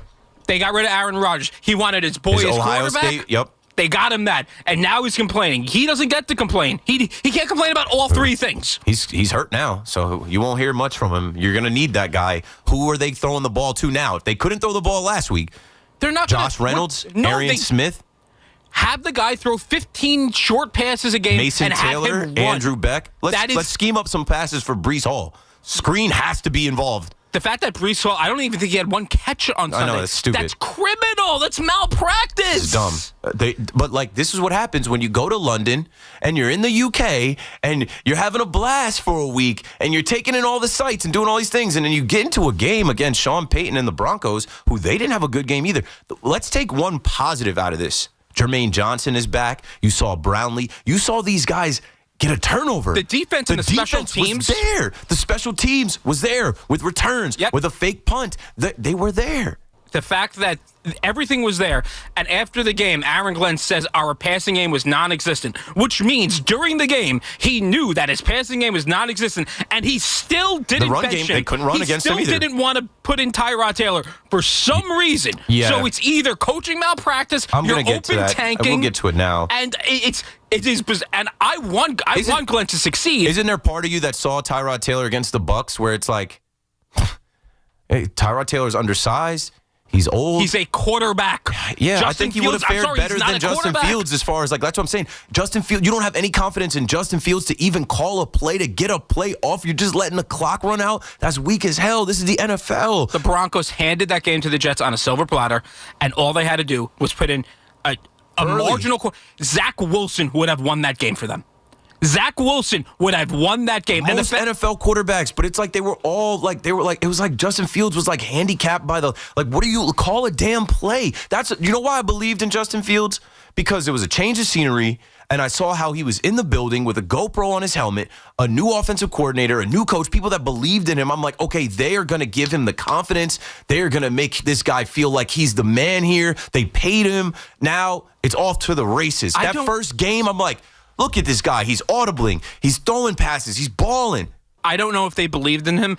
I think they wanted someone that they knew they could that would listen to them. You can't get that with Aaron Rodgers. I think they knew a Justin Fields type quarterback, Justin Fields specifically, who failed everywhere he has been. They will listen. He will listen to me. He will listen to Aaron Glenn and Tanner Engstrom, whatever. And that is the issue I have, is that they knew this was going to be the result. It is with open the amount tanking. of retreads, with like what Baker Mayfield has become, I want to order a Baker Mayfield white creamsicle jersey. Since I'm an NFL free agent now, I want that jersey. Like, that's just a cool jersey to rock. And the Oilers score. I'm in here watching Edmonton versus NYR. The Oilers strike first here with 9:38 in the second period. Look at Sam Darnold. Sam Darnold, I think, had the highest passer rating. Right? They got DK Metcalf up out of there because they got JSN. Sam Darnold's doing you think the Vikings aren't thinking about, hey, maybe we should have, reconsidered with Sam Darnold. There are other retreads in the league, guys that are elsewhere, and they're doing their thing, where I think they thought, okay, this changes scenery for Justin Fields, new offense, but okay, and before we get back to the calls here, new offense, put him in the shotgun so he can see the safeties, the linebackers, read the field. Stop putting him under center. He's not Jared Goff. Then play action only works when the run is effective. And stop putting him in situations where he's sitting in the pocket. Roll him out. Can him and Breece Hall run a zone read? They have to get creative now. Use his legs. And it's three parts for me with Justin Fields. I think he does think that, hey, if this pocket breaks down and I stay here and find an opening, I'm out. So that's relying on his legs. But then I also think it's paralysis by analysis. This is the NFL. They're disguising coverage. This is the NFL. The safety can play deep and play the flat. This is the NFL. These guys, you've got Pat Surtain over there, Nick Bonito over there. You've got John Franklin Myers over there who had hell to pay the Jets. I know you guys saw him. So it's paralysis by analysis. It's too much confidence in his feet, and then it's not wanting to throw interceptions. He hasn't thrown one all year. But you know what? Baker Mayfield's going to throw interceptions. You know what? Matthew Stafford's going to throw interceptions, who's leading the league in yards. These guys are going to throw interceptions because they are pushing the ball downfield. They are attacking. This game is set up for the offense to attack. 888-808-1019. We will get to the Yankees and the Giants, but one more Jets call. Jarvis is up in Harlem with us on the Fan. What's up, Keith? How are you doing? Good. Talking through it, Yeah, let's talk about the Jets. And, I'm not even a Jets, I'm a Packer fan, but I just saw the game. I didn't even see the game because when I saw the final score was 13-11, I was dying laughing. I'm how did the Jets lose by 2? They played a 10-9 game last year in the rain in MetLife. Those games are pitiful. I rushed home from the grocery store to watch that game, and at halftime I was disinterested. I don't want to watch this. Yeah, but it comes down to the Jets. You hear coaches and quarterback and wide receiver go elsewhere to be successful. Sam Darnold and Todd Bowles and other running backs, and you get a name of it, they go elsewhere because when them players don't succeed in New York, they just fail. And then they don't know how to hire the right coach and the right time. They don't know how to develop the quarterback the right. It's tough, Jarvis. It's tough in New York. Everything is harder here. There's more people here. There's more pressure here. The lights are brighter here. On both sides, you've seen the Jets, and I just mentioned John Franklin Myers and him wreaking havoc against the Jets. And then he tweeted about it. I forget what his tweet was, but he had something that he said on Twitter. I was like, well, damn, I've done the chapter and verse about the Giants players that have gone elsewhere and succeeded, but now it seems like the Giants have some players that are young and succeeding right here. I know you Giants fans want a receiver, but I don't see the point. I mean, let's see. If they win this week, maybe there's a point. 888-808-1019. I know the Giants fans are hyped up about the duo of Jackson Dart and Cam Scatterbo. I am too, because that's a hell of a 1-2 punch. You have a running back that is going to put his head and shoulders down and run through anything that comes. And that wears defenses down, and you can win games like that. I remember talking about this when they drafted him. I said, like, when they had success, they had a good defense, and they had Saquon that in the end of the game could play closer. You have Cam Scatterbo now, who is playing closer. But then you also have Tracy and Singletary that can spell him. And you have Jackson Dart, who does not let a play die. Every time he snaps the ball, he feels like there's a play to be made. With his arm, with his legs, he is wiggling out of sacks. He's got some boogie to him. Like that run he had on Zach Bond was cold as hell. I was in the stadium. I was like, oh, my God. Like, how did he turn that into 6? Stepped on Zach Bond. Just a little boop, boop. Little pump fake, stepped at him, froze him, ran right by him. Ran by the all-pro middle linebacker that people were comparing to Fred Warner last year. Speedy recovery to Fred. And Cam Scatterbo ran that guy over too. So, yes, there's a lot to be excited about on offense and defense. Obviously, Spider-Man, Brian Burns, playing like he's trying to win Defensive Player of the Year. Deonte Banks should be out of the conversation. Cordell Flott, big interception. Your secondary doing what they got to do. Sexy Dexy, Abdul Carter, Kayvon, like, you know, the front being as advertised, the sacks are going to come. But now you got to go to Mile High in the altitude. You've had extra time off, and you got to face a Denver team with a tough defense for a rookie to face, where you don't have Malik Neighbors anymore. Maybe Darius Slayton can give it a go. But I'll say this about Dart. Dart does not care who it is. He's throwing it to Lil Jordan Humphrey. He's throwing it to Jalen Hyatt. He's throwing it to Theo Johnson. He's throwing it to Daniel Bellinger. And I did see that the Giants signed his college teammate, Antoine Juice Wells. He'll be wearing Hakeem Nicks, number 88, looking to make some plays like he did with Dart down in Ole Miss. Joel is in Clifton, New Jersey with us next. What's up, Joel? Hey, how are you? Good. How are you? Good, thank you. I was calling to see what you think about the Giants maybe doing something like how the Eagles GM did with crazy trade or something. I mean, we really need a wide receiver or stuff. You know, I was thinking like T. Higgins or something crazy. Yeah, there's a lot of names. Thanks for the call, Joel. And there's a lot of names being thrown out there. I think I was listening to Evan go through names. Shout out to Ryan Dunleavy. I should reach out to Ryan. I'd love to have Ryan back on the show. I just saw Ryan tweet, I guess today is National Ryan's Day. But every name that's been out there, remember this whole thing? Like the Colorado Rockies did a thing. I'm talking to Paul right now. The Colorado Rockies did this thing, or they didn't do it, but some fans had a meetup at one of their games. It was like a Ryan's meetup. Google it. Ryan's meetup, Coors Field. It's a whole thing if your name is Ryan. Get Ryan McMahon involved. I think Ryan McMahon was on the Rockies when this happened. But anyway, back to the wide receiver list. Adonai Mitchell from the Colts. Jalen Waddle from the Dolphins. Maybe T. Higgins, but I doubt that. T. Higgins got paid. They just went and got Joe Flacco for him and Jamar Chase. Chris Olave from the Saints. Rashid Shaheed from the Saints. I don't. Okay, this is what I think about it. Giants fans, continue to see what happens with this offense this week. Before you give up a pick next year for a receiver to help this team this year, I just think we've gotten really ahead of our skis. It was a great game. The Eagles were 7.5-point favorites. I'm walking into the stadium. These Eagle fans have those big-ass hats like Gilly the Kid. They're chanting, "Fly, Eagles, fly," spelling out Eagles every 5 minutes. They're annoying as hell. It was so nice to see them get punched in the face and, like, get actually, like, whooped on, blown out. They couldn't stop it. But I think they were in a trap game. I think it was a short week. They were coming off of losing to the Broncos. They have turmoil with A.J. Brown. Saquon dropped a documentary about his whole experience with the Giants. Woe is me, Saquon. Now, like, with all these extra days off, do Jackson Dart and Cam Scatterbo and this Giants defense travel to Denver and get a win against a Broncos team that didn't look that impressive against the Jets? Or do they stub their toe again? Do they turn the ball over again? Can they do it again? As we talk about how hard it is to do it in New York, they were the kings of New York for a week. They're the talk of the town. The Yankees failed, and the Giants picked the city right back up. We'll do more on the Giants and the Yankees. Speaking of the Yankees failing and the Giants picking the city up, and now we're wondering what the Yankees are going to do as far as any coaching changes. Harkey is out. Travis Chapman is out.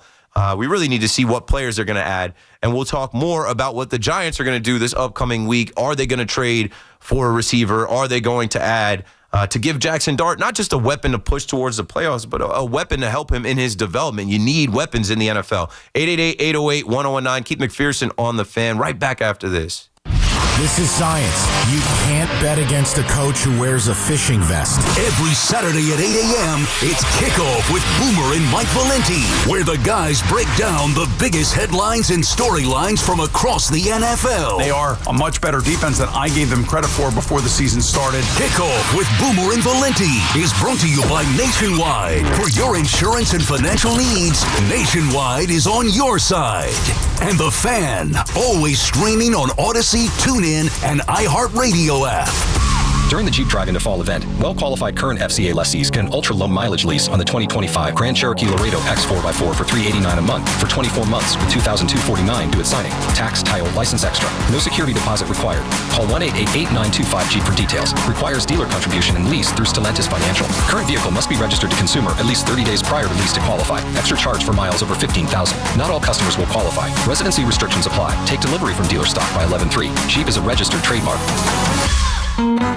Dunkin's $6 meal deal is kind of wild. You get a bacon, egg, and cheese sandwich, 6-piece hash browns, and a medium iced or hot coffee, all for $6. That's the main character meal energy you need this fall. Get it now in Dunkin' stores or order ahead on the Dunkin' app. No substitutions, participation and times may vary. Offer price varies in California and Hawaii. Limited time offer cannot be combined with other offers. Exclusions and terms apply. Think Verizon, the best 5G network, is expensive? Think again. Bring in your AT&T or T-Mobile bill to a Verizon store and we'll give you a better deal. Now, what to do with your unwanted bills? Ever seen an origami version of the Statue of Liberty? Jokes aside, Verizon has the most ways to save on phones and plans where you can get a single line with everything you need. So bring in your bill to your local Verizon store and we'll give you a better deal. Rankings based on root metrics, root score report dated 1H2025. Your results may vary. Requires postpaid consumer mobile bill from T-Mobile or AT&T dated within the past 45 days. Bill must be in the same name as the person redeeming the deal. Additional terms apply. Hey, football fans, picture this. You bet on your favorite player to score the first touchdown in the game, but his teammate scores instead. If this happens, BetMGM wants to give you another chance at the end zone. With BetMGM's second chance promotion, you'll get your stake back if your first touchdown scorer scores second instead. That's right. Bet on any pro football player to score the first touchdown of the game. If you're right, you win. If your player scores second, you get your stake back in cash. With BetMGM's second chance offer, you have a chance to keep the fun going after the first player crosses the goal line. BetMGM and GameSense remind you to play responsibly. See BetMGM.com for terms. 21 plus years of age or older to wager and physically present in New York and New Jersey only. Existing customer offer. Subject to eligibility requirements. Rewards paid back in unrestricted withdrawable funds. Gambling problem? For New York, call 877-8-HOPE-NY or text HOPE-NY. For New Jersey, call 1-800-GAMBLER. We're always talking New York sports on The Fan. Are you fans? It's football season, so make sure you catch all of the Scarlet Knights gridiron action this season on WFAN. Scarlet Knights football is presented by RWJ Barnabas Health, the official healthcare provider of Rutgers Athletics. Let's be healthy together. Looking for the lowest price on name brand tires? Get to Town Fair Tire and get the guaranteed lowest price on any name brand tire. Nobody beats a Town Fair Tire deal. Nobody. Name brands at discount prices. Town Fair Tire. I'm Piera Palazzolo, VP of Digital Marketing for the American Management Association, a company focused on the management training skills needed to enhance the careers of business professionals. We did our research when it came to the best companies for website development and chose AmericanEagle.com. And we couldn't be happier. AmericanEagle.com worked closely with us to understand the front and back end requirements needed to launch an e-commerce website that could handle the complexities of running thousands of seminars nationwide. Our robust new website and improved SEO saw immediate increases in site traffic and web revenue. If you're in need of managerial effectiveness and success, visit our website at amanet.org. If you're in need of a website that provides an unparalleled consumer experience, I highly recommend AmericanEagle.com. Transform your business today. Dial 877-WEBNOW1 for a free digital consultation with AmericanEagle.com. Tune in to the BT and Sal Show weekdays from 10 to 2 on The Fan, presented by your Tri-State Cadillac dealers. Cadillac is the official luxury vehicle of the New York Mets. Catch all the play-by-play with Susan Waldman and Dave Sims, the home of Yankees radio. The Fan on the Odyssey, iHeart, and TuneIn apps. This is not Eminem. Biggie. Keep McPherson on The Fan. We'll get some Marshall Mathers at some point. I'll send Paulie one of my favorite Marshall Mathers beats for the next rejoin. Talk louder. Don't yell. Well, when I started the show tonight, I was yelling a little bit about the Yankees because nothing changes until they change it. They keep thinking that they can cut corners and then they get cut short. Like, what you do in the dark always comes to light. You have Trent Grisham on the roster for $5 million, and he's supposed to be a fourth outfielder, and he has a great walk year, and then when you need him in the postseason, all that clutch gene that he had in the regular season, gone. And so, you also don't have a leadoff hitter, and he's done it the most, so you just stick with Trent Grisham as a leadoff hitter the entire postseason run, and then you don't have a long run. Do better. Do better. You know better. If you knew better, you do better. Is that a homer? I think it is. So I'm in here now watching Teoscar the Grouch. He is, talk about a postseason performer. Talk about a dog. Somebody that plays his best when the lights are brightest. I turned the game on because I got the alert that Jackson Chourio homered off a Dodgers starting pitcher Yoshinobu Yamamoto on the first pitch, first swing. Well, that's already returned. And the top of the second here, Teoscar Hernandez hits a solo shot. It's 1-1, game 2 in Milwaukee as the Dodgers, a team that entered through the wild card like the Yankees entered through the wild card. No matter. They're on their way to try and go and defend their world title. And the Milwaukee Brewers, who, had the week off, did what they had to do against their division rival Cubs, as the Yankees couldn't defeat their division rival. Actually, the other team with the week off, the Toronto Blue Jays, handled business pretty easily against the Yankees, if you ask me. Pretty easily. Because the Yankees lit the first 2 games on fire in Toronto. They just had to go with the long man. But how long, man? Paul Blackburn and Will Warren, just conceding losses like you've got. Like it's a regular season. Like you've got forever to make that up. Like you've got a 7-game series or something. Even if you did. It's got to be more urgency. Urgency is the key word tonight, folks. With the New York Yankees, urgency. Act like this is the last 2 years of your existence. Act like this is the last 2 years of Aaron Boone's contract. 2 years before Cashman's a 60-year-old man. 2 years before Judge, Stanton, and Cole are old men where they start to actually regress. I think we saw a little bit of that with Stanton's performance, not hitting 1 home run in the postseason. Man, have a sense of urgency. There is no tomorrow. The time is right now.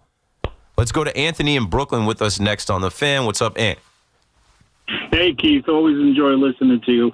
Listen, I know that, the regular season is important. Cody had a great regular season. You have to get to the playoffs. Okay. I don't feel that the Yankees should re-sign him, and this is why. Okay, before this playoffs this year, Judge was getting a lot of criticism, rightfully so. Cody's numbers, and they played around the same playoff games, are worse than Judge's were. And then this year, he turns around, and he batted .211. He's a lifetime playoff .214. He batted .211, 1 home run, 4 RBIs. Garbage time home run. I'm sorry? It was a garbage time home run in that, once we got to the bullpen in Toronto. Right, so is he going to look for 4 years, 5 years? Is this what we're going to look forward to? I don't know. What do you think? I'd value your opinion. Thanks for the call. Appreciate you listening and calling. It depends on what type of game Scott Boras is going to play. It depends what the market says. I said this all along about Belly. Hey, Clay was a Yankee. Your dad got to throw out the first pitch, the day after. Was it Old Timers Day? Did he throw out first pitch? I think the day after that Astros series, his dad got to throw out the first pitch. Your dad's wearing 35. Your dad is a guy that won here and you were here as a kid and you yourself talked about this fan base, this building, and how different it is to be a New York Yankee. Okay, you want to win? Then take a little bit of a hometown discount, Brody. It is what it is. Work with us here. Work with Brian Cashman here. You know yourself, you came up small in the postseason. And again, I give him some grace because when he slid home in the Red Sox series, he was limping after that. And of course, in the postseason, you're never going to say something is wrong, but he had an issue. He had a heel problem. And he even misplayed a ball in the outfield where I was like, damn it. I'm like, he's got to be hurting. Whatever, it is what it is. He did not show up the way we expected him to show up in the postseason. He had great moments. Ask the Met fans about the Subway Series. He balled. So I am interested in Cody Bellinger coming back because he's somebody that can play 4 different positions. He wants to be a Yankee, but I want Scott Boras and Cashman to work on something where we're not paying him crazy money. We'll see with that, though. Like, if you want to pay somebody a lot of money, get Kyle Tucker. He's younger. But Kyle Tucker plays the same position as Judge, and I know everybody's ready to – that's another run scored. The Dodgers are too good, man. Dodgers are too good. They just have too many good players. It's honestly not right. Like, it's wrong. You know it's wrong. Because they could not field this lineup, roster, rotation, and bullpen without the loophole of the deferrals. And I don't care that everybody could do it. Everybody's not doing it. Like, if they go back-to-back World Series champion, like, oh, Lord help us all, please. 888-808-1019. Jonathan is out in Los Angeles. I know he feels my pain. Oh, man, I'm hoping, but I don't see it, man. I'm hoping they don't win it back-to-back. But, I mean, all right, man. Me as a baseball fan, I think they're gonna go back-to-back. Keith, I seen a post that it said that if the Dodgers win the World Series, that's really going to trigger a lockout. I want to see if you could explain what's the deal with that. And, man, regarding the Yankees, bro, I love my Yankees. I'm going to die as a Yankee fan no matter what, man. But this goes back to 2017. Cashman didn't pull the trigger on Verlander because he had high hopes on Clint Frazier and Glaber. All right? Goes back, and what happened? Verlander came back and bite us in the ass. Same thing. Volpe. What happened with Castillo? One thing, too. Flaherty.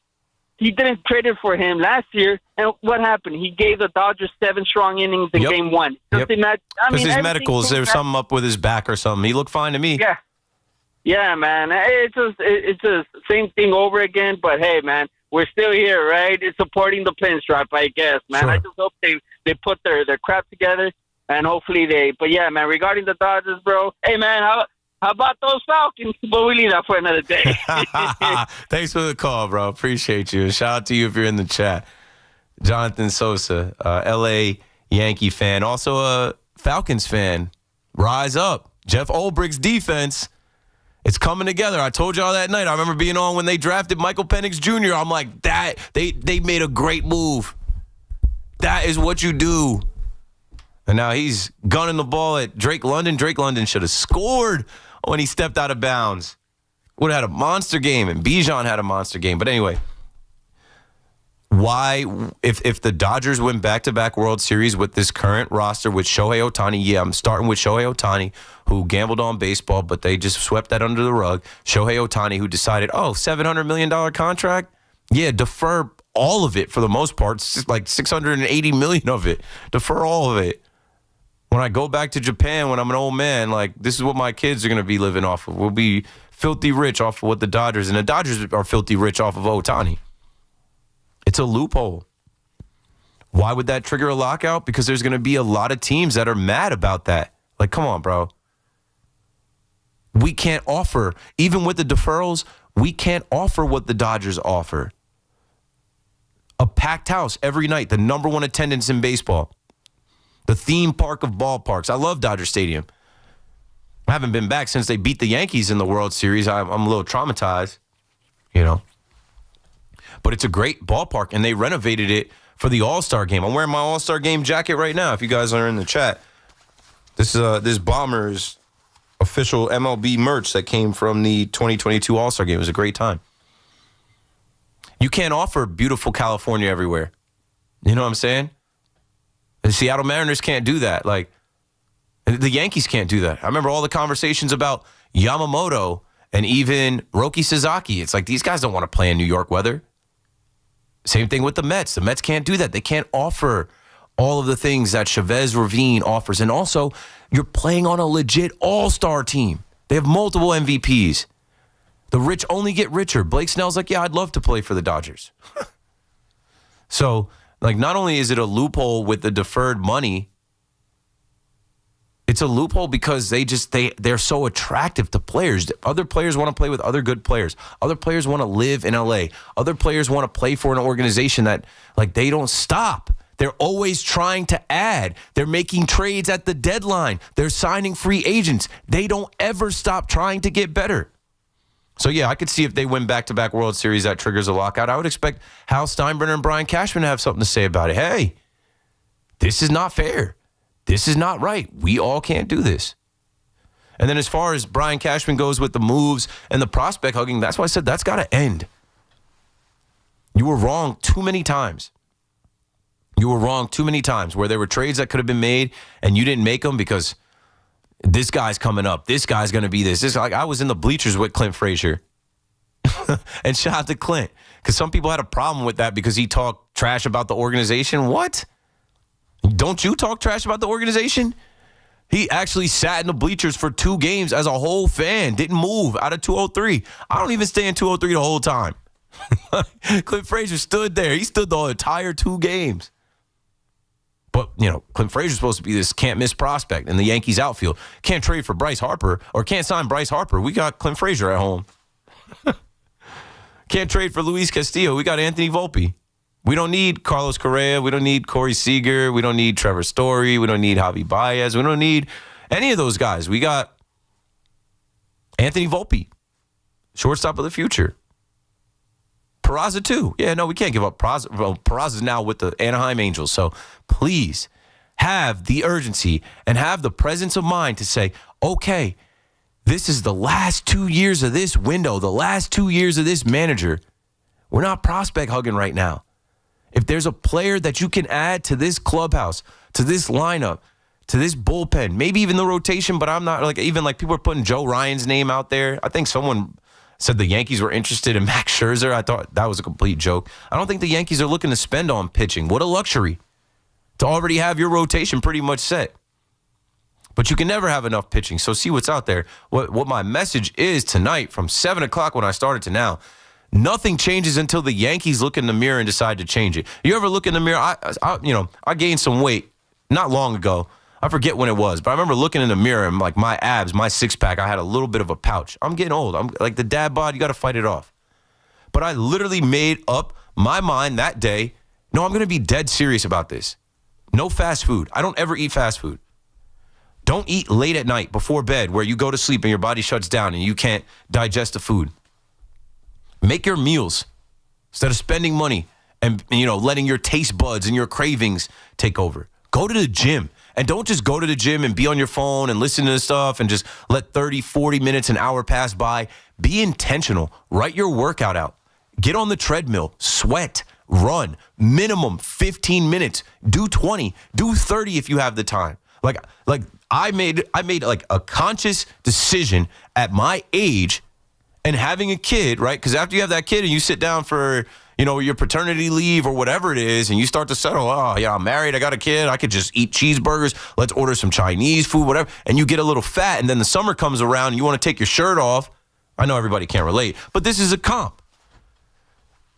The Yankees got a little fat, and until they look in the mirror and decide, I'm not going to continue to just be fat boy, I want to tighten up, and nobody can tighten me up but me. That's what it takes. 888-808-1019. Mario's in Long Beach with us next. What's up, Mario? What's going on, Keith? I like that talk about the cheeseburgers. That was funny. The cheeseburgers are great, and there's a lot of times that I crave a cheeseburger and fries. But do you want six-pack or do you want to have a craving? Like, I'd rather have a six-pack of abs. I'd rather go to the pool, beach, and be the Jack Dad. I'd rather be buff. So let me ask you this now. Let me ask you this. Now you're no football fan. You're looking for a team. Is that what you're doing? Oh, no, I love the NFL. I'm watching team? Red Zone. I'm watching the Jets. I'm watching the Giants. I'm watching every Thursday night, Monday night. I'm aware of that. But you were a Dallas fan. You said you were dropping off being a Dallas fan. Have you seen the Dallas Cowboys this year? Yeah, no, I know. I'm not blaming you for that. But have you picked another team to follow? Free. That's all I'm saying. I am finally free. I don't put on a clown suit every Sunday. I don't have anything to do with Jerry Jones, who can't control his fingers. As soon as they traded Micah Parsons, I said, oh, you done did it now. You traded Micah Parsons to a team that has terrible memories against the Dallas Cowboys, eliminating the Dallas Cowboys, the Dez Carter game, the Jared Cook game. I'm done. I'm done. It is freeing for Sunday to come, and all I care about is my fantasy teams and my parlays, and I'm betting against Dallas every single week. They've only beat the Jets and Giants. Are you looking to pick a team that you're going to follow, or you don't really care? The Buffalo Bills were in the running, but they're out because they decided to support the Toronto Blue Jays. The Buccaneers are in there for me. The Jaguars are in for me. Okay. The Jets and Giants are on the table because I live 20 minutes from the stadium. But let's get to what you got to talk about, Mario, because I'm getting the break sign. Oh yeah. Okay. Real quick, I was gonna just say that in football with the Giants, the direction they're going in is good. But you were saying to pump the brakes, and I really believe in that. No, I'm saying pump the brakes on people talking about them winning the division or going to the playoffs. It's you know what's really crazy. Listen to this stat, right? To make the playoffs right now, just the playoffs. Forget about the division. The playoffs. They're 1,600 plus 1,600, right? And they're 2-4. Now listen to the Baltimore Ravens and the power of Lamar Jackson. They're 1-5. You know what their odds are to make the playoffs? Well, whenever Lamar comes back, they're going to win games. No, right now they are because he's coming back, so they're taking plus 1,000. Plus 110. Plus 110. Because they play in the AFC North, and they know once he comes back, he can will them to victory. Thanks for the call, Mario. Yeah, 888-808-1019. It's 8:45. I got to take a break. Keith McPherson on the Fan. I'll be right back. It's Evan and Tiki. Afternoons on the Fan 101.9 FM. It's been so many years since the Giants fans. This is just a fan thing. This isn't a team, with construction or anything like that, and performance. The fans can come to Giants Stadium and leave us that. Listen to Evan and Tiki on demand on Apple Podcasts, Spotify, or wherever you get your podcasts. This Halloween season, the deals at Route 22 Toyota are wicked good. Treat yourself to hundreds of new in-stock Toyotas like the sporty Corolla and stylish RAV4, both drastically reduced. Qualified buyers can save more with leases as low as $199 a month or 1.75% financing for up to 72 months on select new Toyota models. Visit Route22Toyota.com for all the details. But hurry, as these wicked good deals disappear soon. So fly over to Route 22 Toyota in Hillside, New Jersey and drive home in a brand new Toyota before they vanish. MLB's postseason is down to 4 teams. Now, the moment these players have been dreaming of their whole life is within reach, where one play changes everything. Oh my word, what a play. Can't do it any better than that. That's baseball at its finest. October hits different. Postseason 2025. Baseball is something else. Major League Baseball, trademarks used with permission. In life, a curveball can be thrown at any moment, and you need a team that knows how to hit it out of the park. The Rothenberg Law Firm has been crushing curveballs, sliders, and fastballs for more than 50 years. We're a team of personal injury lawyers with billions recovered for our clients, because every setback deserves a major comeback. The Rothenberg Law Firm, 1-800-624-8888, or visit injurylawyer.com. Be lawyer for injured ones. Injurylawyer.com. Talk New York sports on the Fan. My man, Dr. Jay Shah, specializing in minimally invasive and non-surgical treatments for neck, back, and sciatica, migraines, and so much more, offers pain-relieving solutions. There are thousands of 5-star reviews who trust Samwell Pain for all their aches and pains. Visit SamwellPain.com. New York City is delivering for you every day, everywhere. With a $755 million investment in the expansion of a universal after-school program, allowing over 184,000 New York City students to participate. With better schools building brighter futures, NYC is delivering for families, making this the best place to raise yours. Find out more at deliveringforyou.nyc. Want fast, reliable home internet? Switch to Verizon Fios, where you get the 100% fiber optic network with speeds up to 2 gig. And if you're looking for live TV with up to 400 plus channels and live sports, Fios TV is where it's at. Get the internet speed you want and the TV you love when you bundle Fios home internet and TV with Verizon. Plus, get the latest deals when you call 1-883-VERIZON and switch to Verizon Fios today. Availability varies. Sitting in the driver's seat of the Nissan Kicks is like the best seat in the house. You're in the action. And with the Nissan Kicks all-wheel drive, you can go find the best views. And with the 10-speaker Bose Personal Plus audio system, you can hear everything. Your new wheels await. Reimagine your ride with the reimagined Nissan Kicks. Now get the 2025 Nissan Kicks starting at just $21,830. Shop your local Nissan store or nissanusa.com. Starting MSRP at $21,830 for base model. All prices are manufacturer suggested retail price. MSRP. MSRP excludes up to $1,495 destination and handling charges, tax, title, and license. Dealer sets actual price.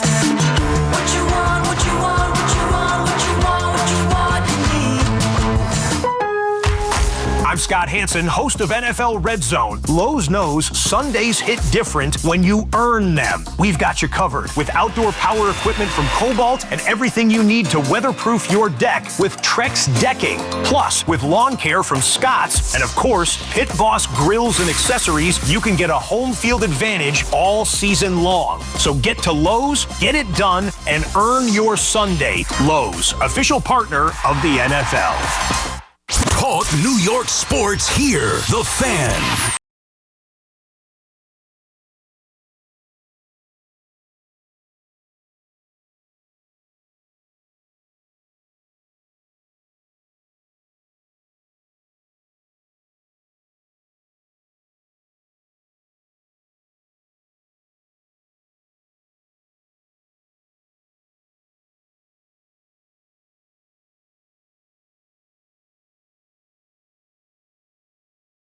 Same wavelength as I literally just told him not even a minute ago, I'm like, Eminem, the way I am. And he's like, I have that pulled up. I'm like, let's run it. Instrumental, though. I sit back with this pack of this, and this giving me the need to be. I can't even rap it because it's explicit. I was very young listening to a lot of Eminem stuff that I didn't understand until I got a lot older. All right, let's get back to the conversation at hand. I mean, there's a few conversations at hand. The Yankees having some urgency. The Yankees are just going to be fat until they don't want to be fat anymore. Like, they're healthy, but they're a little pudgy. And there are, more teams that are fat. There are more teams that are a little more diesel, a little more ripped, in better shape than them. And over and over and over again, they get in the ring to spar with these teams. And what you do in the dark comes to light. Your diet isn't there. Maybe you're not training back or legs properly. Maybe you aren't sleeping properly. Maybe you're not taking the right supplements. But they spend the most money on the gym membership, though. They go to the nicest gym. They go to the nicest gym every single year. So but it's not the gym. Like that stuff is for show. I don't care that you go to Equinox. What? I don't know. Listen, they got beat. I don't know what more Yankees fans want. They spend $1 jillion on their team every single year. They offered Juan Soto $750 million. They got beat and they squeezed the bat too tight again. They didn't hit again. But that's not the Yankees' fault, right? Isn't it the players' fault? Yes, but it's what players you relied on. You relied on Austin Wells and Anthony Volpe. You relied on Trent Grisham. You relied on Ben Rice. You relied, come on. A lot of people loved Grisham and loved Ben Rice in the regular season. When the bright lights are shining the brightest, obviously. Jorge Polanco balls out. But the Yankees weren't going to bring in Jorge Polanco, and I'm not saying that they should. But I'm just saying, Suarez, another one that was out there, obviously, and the Mariners got him. Josh Naylor was available. Yeah, it is what it is. Let's take a Yankee call before we get to the break. Dominic in East Rochester, my guy, you're back on the Fan. Hey, buddy, how are you? I'm good. I'm rocking. I got the 5-hour sprint. How about those Browns? Do you want Shedeur Sanders to start? Dylan Gabriel's too small. He's in over his head. He had some terrible throws. You want to talk about Justin Fields? He was bad.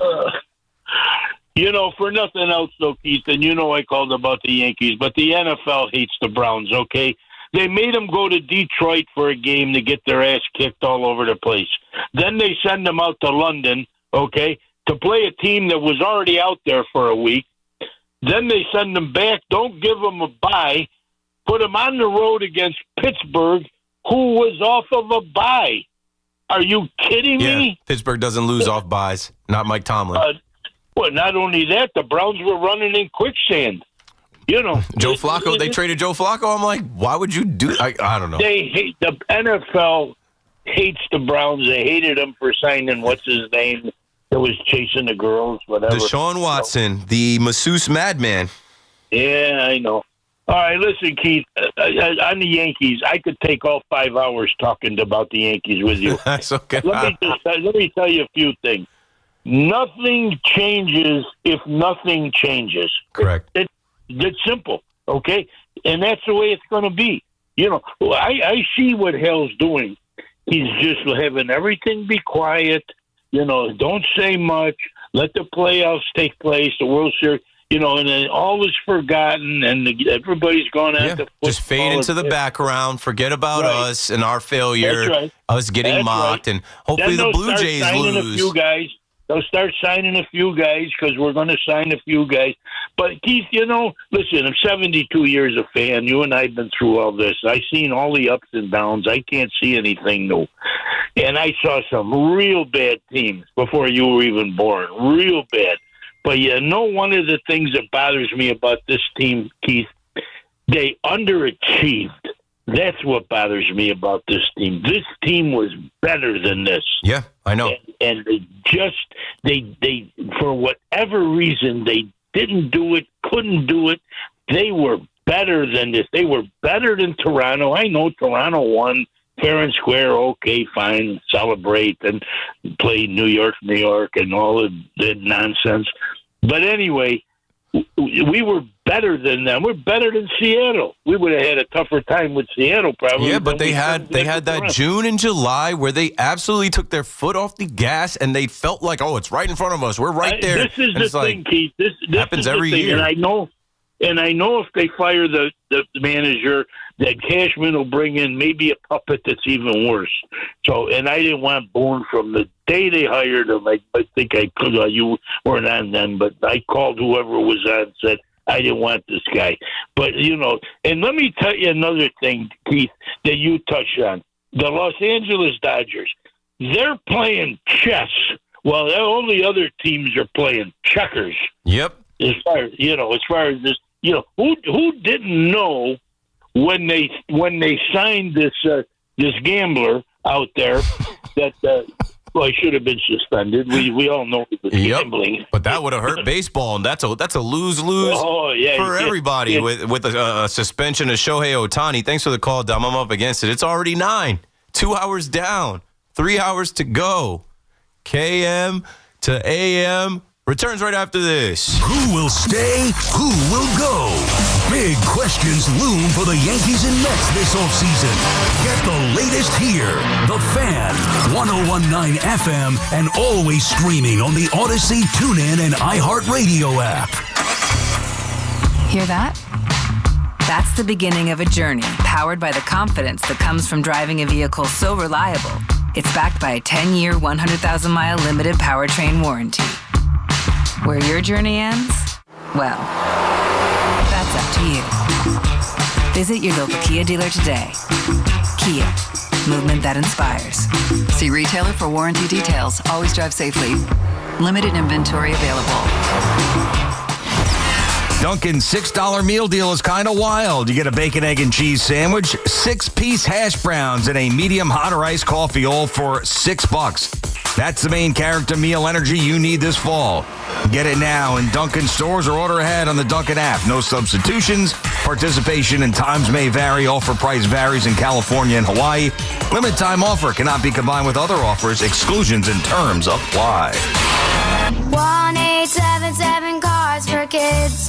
K-A-R-S, Cards for Kids. Ready to get rid of that old car? Donate it to Cars for Kids. Call 1-877-CARS-FOR-KIDS to reach a friendly live agent. Donation's super easy, and your car can be picked up as soon as tomorrow. Call us now, 1-877-CARS-FOR-KIDS. 1-877-CARS-FOR-KIDS. Donate your car today. Did you know you can donate real estate too? When it comes down to finding the lowest price on Michelin winter tires, nobody beats Town Fair Tires' guaranteed lowest price. And when it comes to free services, nobody gives you more free services on your Michelin winter tires than Town Fair Tire. So why look for Michelin winter tires anywhere but Town Fair Tire, where you always get the guaranteed best deals? Nobody beats a Town Fair Tire deal.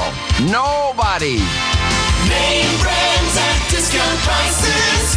Town Fair Tire. We've got more sports talk coming up on The Fan. Rock and roll will never die, and neither will the low prices. It's the Rocktober Savings Event at Nielsen Dodge. We've turned up the volume on Rocktober Savings on any new Jeep, Chrysler, Dodge, or Ram.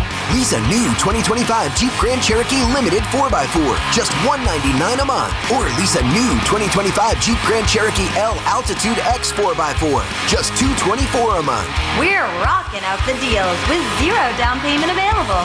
1,500 overbooked value for any trade. If you need credit help, we're here to make it happen. And of course, great deals.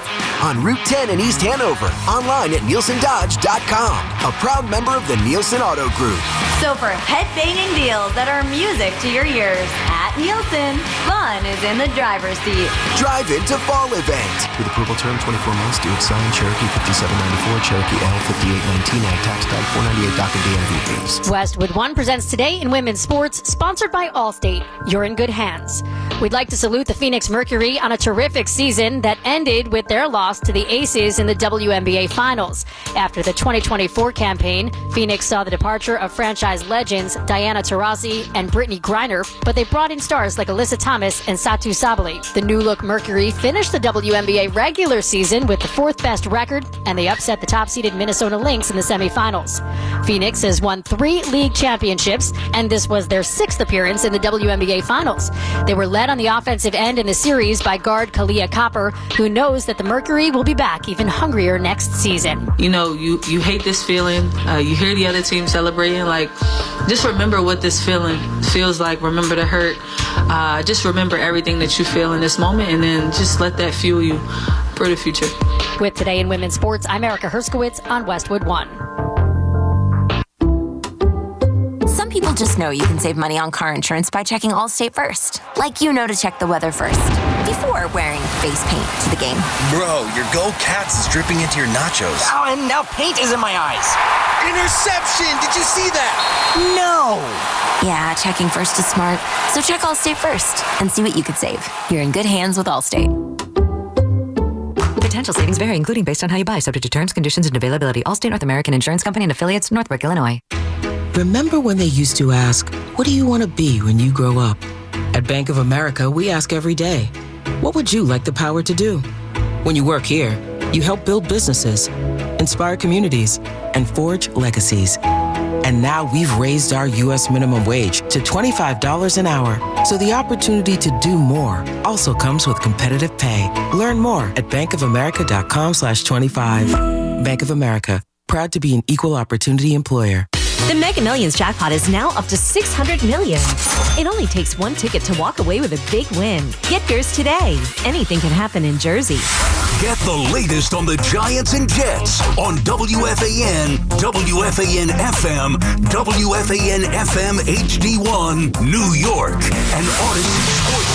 WFAN Sports Flash. Good evening at 9 o'clock. I'm Marco Belletti, and this report is sponsored by Chef IQ. Precision cooking, effortless results, chefiq.com. Dodgers looking to take both games in Milwaukee in a 2-0 NLCS lead. They got a 2-1 advantage on the Brewers. Milwaukee struck first. Jackson Churio with a leadoff homer of Yoshinobu Yamamoto, but he's given up just 2 base hits. He has settled down, and then Freddie Peralta promptly gave it back in the top of the second inning. Teoscar Hernandez with a solo shot. Andy Pages with an RBI double. So Dodgers in front of the Brewers, 2-1. They're in the top of the 4th inning.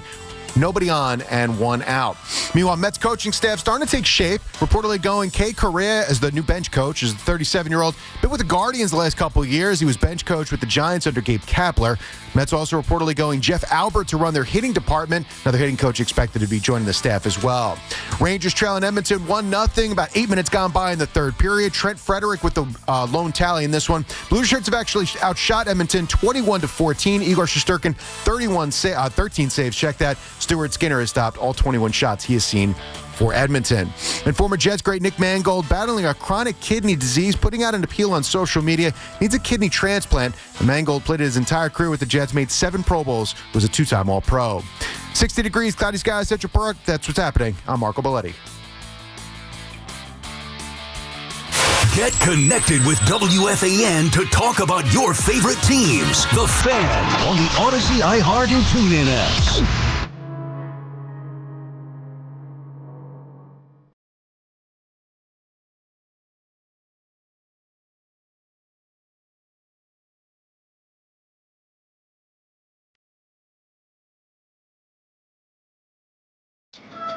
Inside the 9 p.m. hour on the Fan in New York, this hour we will mix in some more conversation about the Giants, specifically me just telling Giants fans, like, just trying to rein it in a little bit.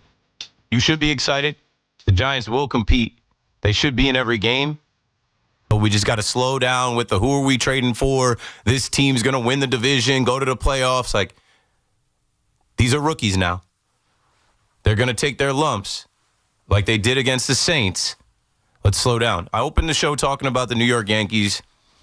And honestly, I'm tired of the New York Yankees, bro. I'm tired of the feeling of impending doom. I'm tired of the feeling of not having enough. I'm tired of the feeling of watching them strike out over and over again.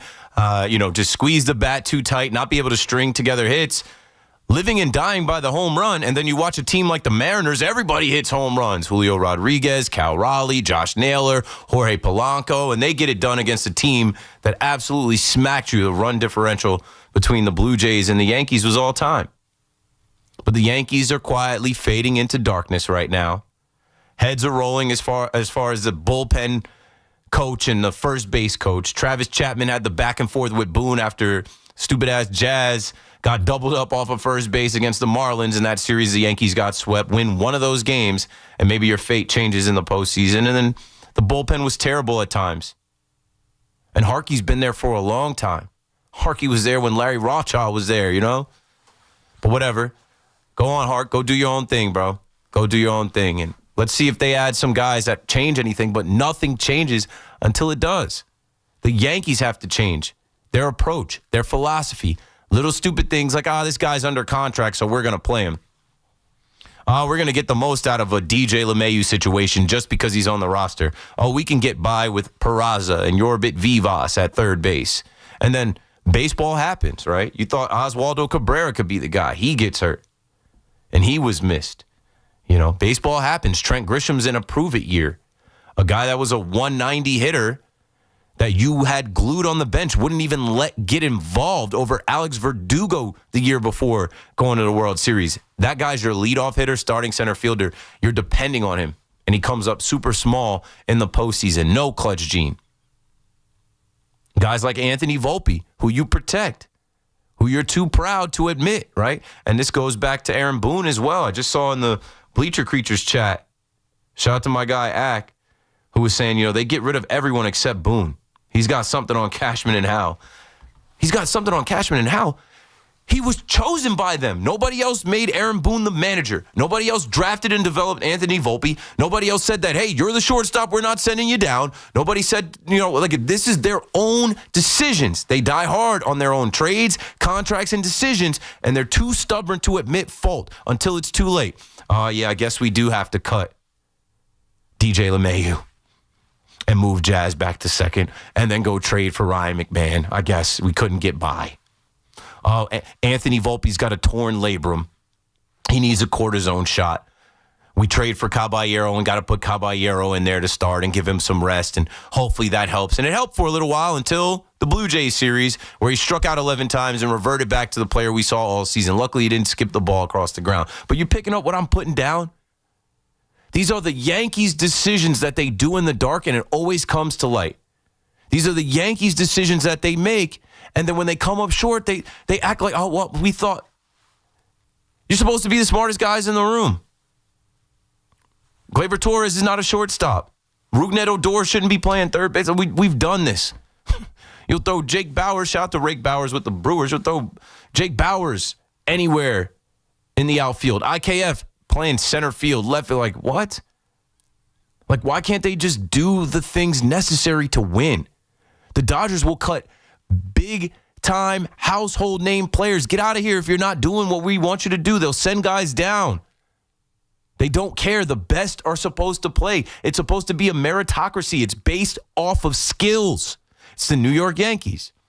So until they look in the mirror and decide, we're going to play the best, we're going to go after the best, we're going to field the best roster, we're not taking any shortcuts. Because we always get cut short. Our run to being champions gets cut short always because of the shortcuts we take. That's where we're at with all the Yankee fans on the line. And, you know, even the Giants fans on the line we'll get to as well. The Giants are in a good spot right now. Better than we thought they would be. I remember talking about you got to pick your spots where they're going to upset teams early on in the season because everyone had them going 0-9, 0-10. Well, did we know Dart would be ready this soon and be as effective as he is? Nah. Did we know Cam Scatteraboo would get the opportunity that he's gotten and be a monster like he is? I did. I was saying it for a long time. But, I mean, now you're seeing it. And this defense under Shane Bowen, who I said should be fired, they're saving his job. They're saving his, you know. But I just think we got to chill because this is the NFL. Sean Payton is a good coach. Sean Payton's going to have that defense ready. And the way that Dart and Scatteraboo play, they got to worry about staying healthy because now they got a target on their backs. Right? The NFL is making them the banner on Twitter. The NFL is putting out Jackson Dart Thursday night core moment, core memories, montage. Cam Scatterboo's everywhere. Like, Cam Scatterboo's winning the scepter again for angry runs with Kyle Brandt and Good Morning Football. Like, if you don't think that every team they're about to see in the NFL, and let's just focus on the next 2 weeks before we get back to the calls at 888-808-1019. I said we get more Giants into the conversation, but of course we're doing the Yankees as well. If you don't think the Broncos have a target on them and some of those dogs they have on defense who the Jets fans just saw, like, you're mistaken. They're trying to knock those kids out. And if you don't think the Eagles fans, when you go down to the link the week after, if you don't think the Philadelphia Eagles are going to be trying to get some get back for getting embarrassed on national television, it's not going to be as easy as you think. Out on Long Island, Steve, you're on the Fan. Go for it, man. Hey, Keith. Love your show. And in fact, I look at you as like the Tim McCarver of talk show. You analyze and microanalyze whether it's a game or a play to the point where people go, oh, wow, I didn't know that, you know, and it brings light to everything. So you do an excellent job. Thank you. Shout out to rest in peace, Tim McCarver, but shout out to him. That's high praise. No, well, that's how you come across. Now, I'd like to, hopefully you give me the time, I got to say two things about the Giants and one about the Yankees. That's more like a suggestion that I think would really help them. But first about the Giants. Ever since Dart got playing, I said to myself, look at this. This is tremendous. And I'm getting all, not you, but all the talk show guys go, wait a minute, let's tap the break. Let's not. What, are you kidding me? You're seeing spectacular football, and you're questioning, is this real or an illusion? You know, Yogi Berra once said you could see a lot just by looking. All you got to do is look and see what's going on. And people that are not believing it or stating it, they're nuts. That's what I think. Which brings us to the next point about the Giants, Dable. Now, Dable, there's a lot of guys are saying, well, now he got his quarterback, so he's the quarterback whisperer. He could make him into like Josh Allen. Let me tell you something. I'm absolutely convinced Josh Allen became Josh Allen because of Josh Allen, in spite of Dable. Had nothing to do with it because he had a natural talent. After Brian Dable. And the proof of the pudding is we had DJ. Daniel Jones, wasn't no quarterback whisperer for him. He made him nothing. But now go to India and ask them what they think of him. Right. So if he could take just, you know, a quarterback and make him into a superstar, how come he couldn't do it for Daniel Jones? Indianapolis seems to have been able to do that. So I don't understand that at all. But I don't think Dable is really – he's going to get too many accolades if this guy does good. But it's because he's the real deal.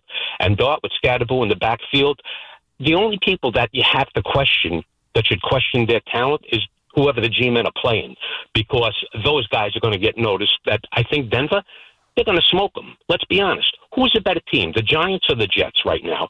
The G-men. Denver was on a respirator to beat the Jets.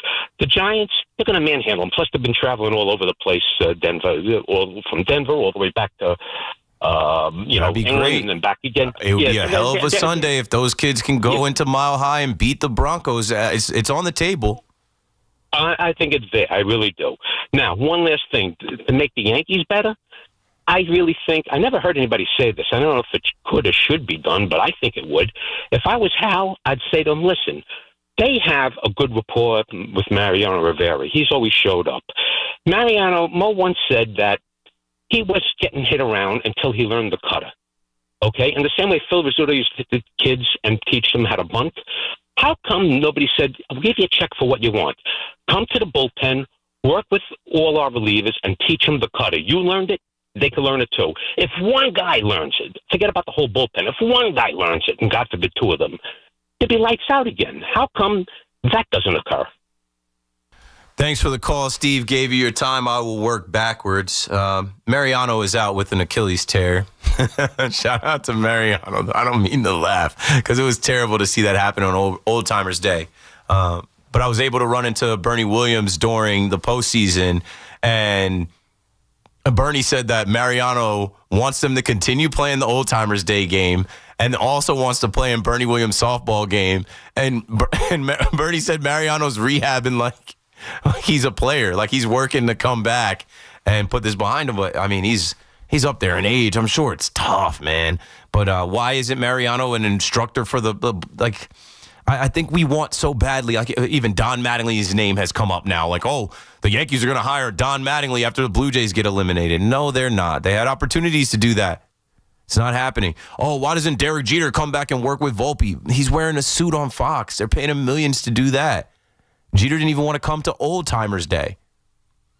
So I think, we have this like fairy tale in our mind that the old Yankees should come back. Like I even see people, Willie Randolph should be coaching these Yankees up. Maybe in spring training, Willie is there. He put his arm around Volpe to help him. Andy Pettit is there. Bernie is there. CeCe is there. There are some guys. Gator is there. There are some former Yankees involved. But that's not the answer, man. These guys have to go out there and do it themselves. The game has evolved. The game has changed. These modern-day players have to go out there and fight and want it. Now, going back to the Broncos are a 7-point favorite. Can the Giants go in there and shock the world? I'm not going to put it past them. They beat an undefeated Chargers team in their building. They knocked off the defending champs in their building. Oh, that's right. They're not going to be in their building. They're not going to be underestimated. The Jets had every opportunity to beat the Broncos and still did not. I think that Sean Payton is going to rally the troops. I think that, them surviving that game and then knowing that a young quarterback and running back are coming in there, Sean Payton and Vance Joseph, they're going to have some different looks for Jackson Dart to try to navigate through. Now, going back to what you said about using your eyes with Dart, I've been so impressed with the kid. And what I've been leaning on is we don't realize how these kids have quarterback coaches in high school. How these kids are studying defenses and learning systems from high school to college. He played at USC. He played in the SEC at Ole Miss. He's ready. We have to change our minds. We're so conditioned to first-round quarterbacks fail. Give them time. Don't rush them. No, some of these kids are ready to go. Jackson Dart is ready to go.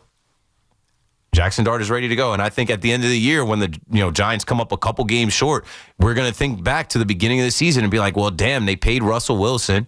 They even brought Jameis Winston in here. They drafted Dart. They should have just let him go week one. Maybe their fortune would have been a little different.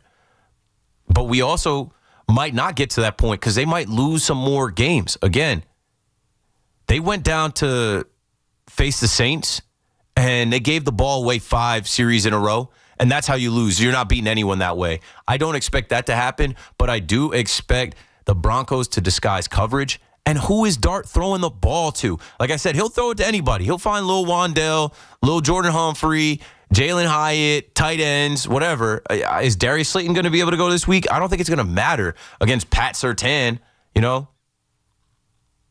against that Broncos defense in their building. And these guys play with so much energy and adrenaline that altitude is going to catch you at some point. All that running that Jackson Dart does in the backfield and trying to, avoid sacks and create plays, and Cam Scatterbull running into everybody head down. So, I don't know. They're a 7-point, the Broncos, they're a 7-point favorite for a reason. Their offense has been putrid. But, that doesn't mean Cortland Sutton can't get busy. That doesn't mean J.K. Dobbins can't get busy in their own building. It's going to be a good game. I think it's going to be a close game. You might take the Giants to cover that 7. And I'm happy for the Giants fans that can at least watch a game on Sunday with their team and feel like we're in it. Jackson Dart goes down and scores on the opening drive. Use your eyes. He might do that again in Denver. But I just think we got to pump the brakes on what they're going to be and that they need to go get another receiver. And they do need to get a receiver more so for Dart and his development and having a weapon and a safety blanket than thinking that going to get this wide receiver is going to put them into the playoff conversation. They're in the hunt right now, but it's week 6. Like I said, they have the Broncos and the Eagles, but then when they come home, they got the 49ers. I might go to that game. Brock Purdy may be back, and I don't know if it'll matter, but they should beat the 49ers at home, but the Niners are well coached, and they have a decent little team as far as talent goes. And don't look now, but when they go to Chicago, Ben Johnson and the Bears might be more formidable than we realize. I think the Bears, November 9th, is a game that we circled as they can beat the Bears. Then they got to face Jordan Love and the Packers at home. Then they got to go face the Lions. There could be some losing, even if they have competitive games. I think they caught the Chargers at a great time. The Chargers coming across the country to MetLife, and that being Jackson Dart's first start. Whoa, never saw it before.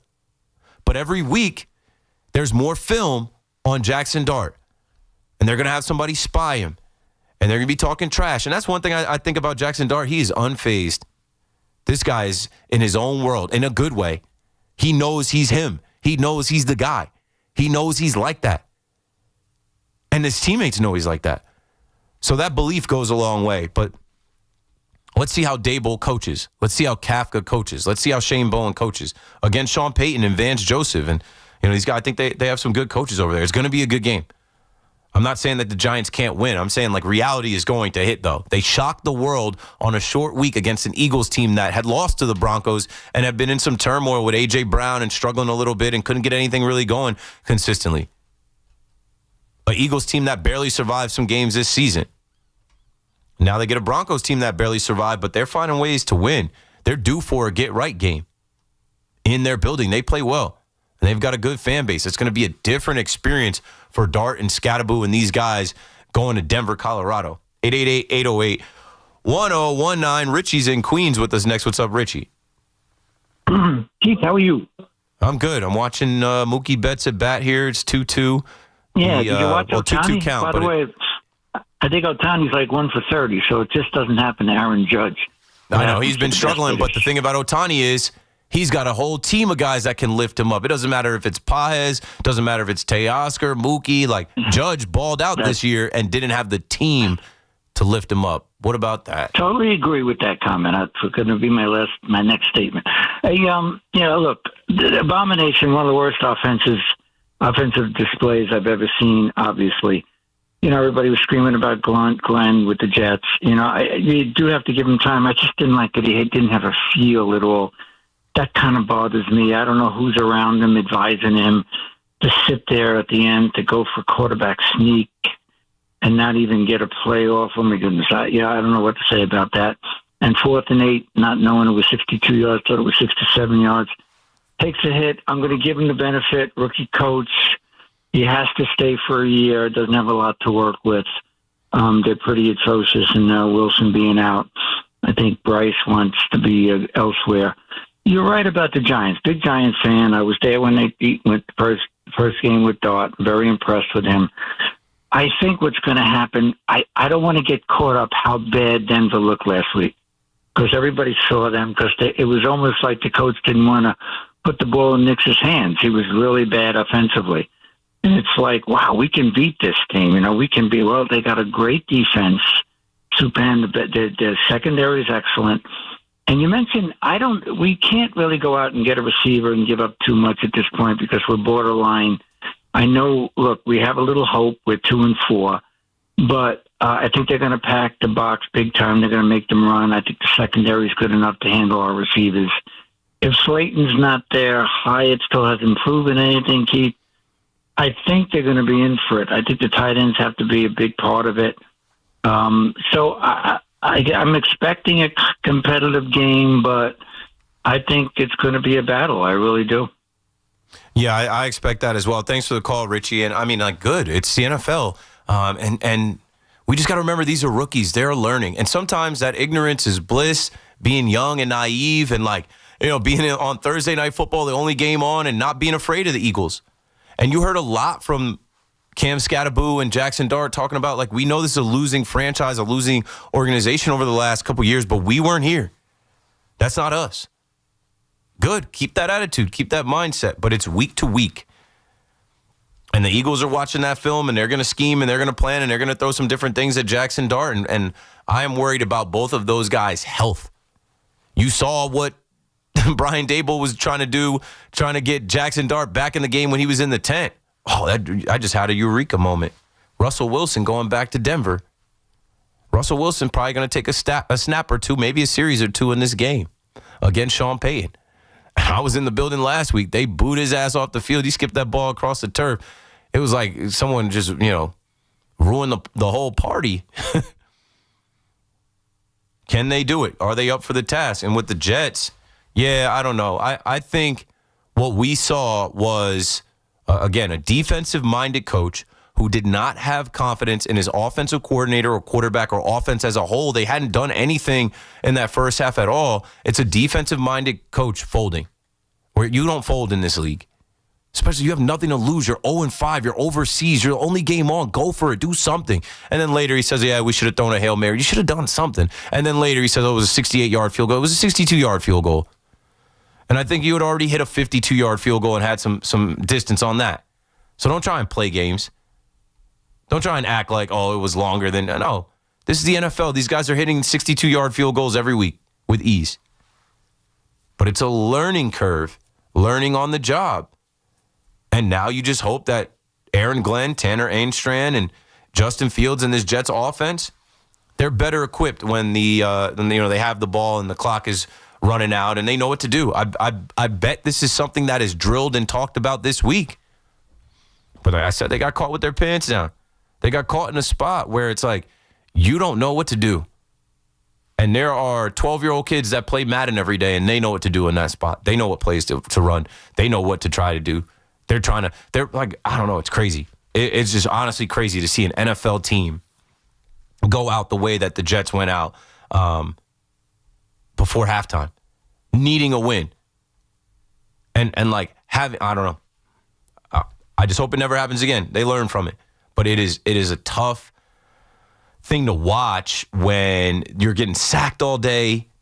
Justin Fields is holding the ball. Even when there was a 3rd and 5 where Justin Fields just held on the ball and took the sack. And I'm like, it's 3rd and 5, bro. Get rid of the ball. All you need is 5 yards. Throw it and give your receivers a chance. Even if you're off balance, get rid of the ball. I don't know. You just hope that this week they look different. And I very well think they could. At home against the Panthers, they'll have a different game plan, a different approach, and hopefully less of dropping Justin Fields back, having him in the pocket, having to read, get him out there on the roll, have him in the shotgun, not under center. Try to establish the run. Got to get these tight ends going because Garrett Wilson isn't there. It's going to be even harder. But with it being even harder, out of necessity, you're going to have to lean on Justin Fields, his legs. Him and Breece Hall, they should be running zone read. They should be running an option. Get Arian Smith involved with his speed. Now you're looking at Josh Reynolds as your number one receiver. That's a tough spot to be in.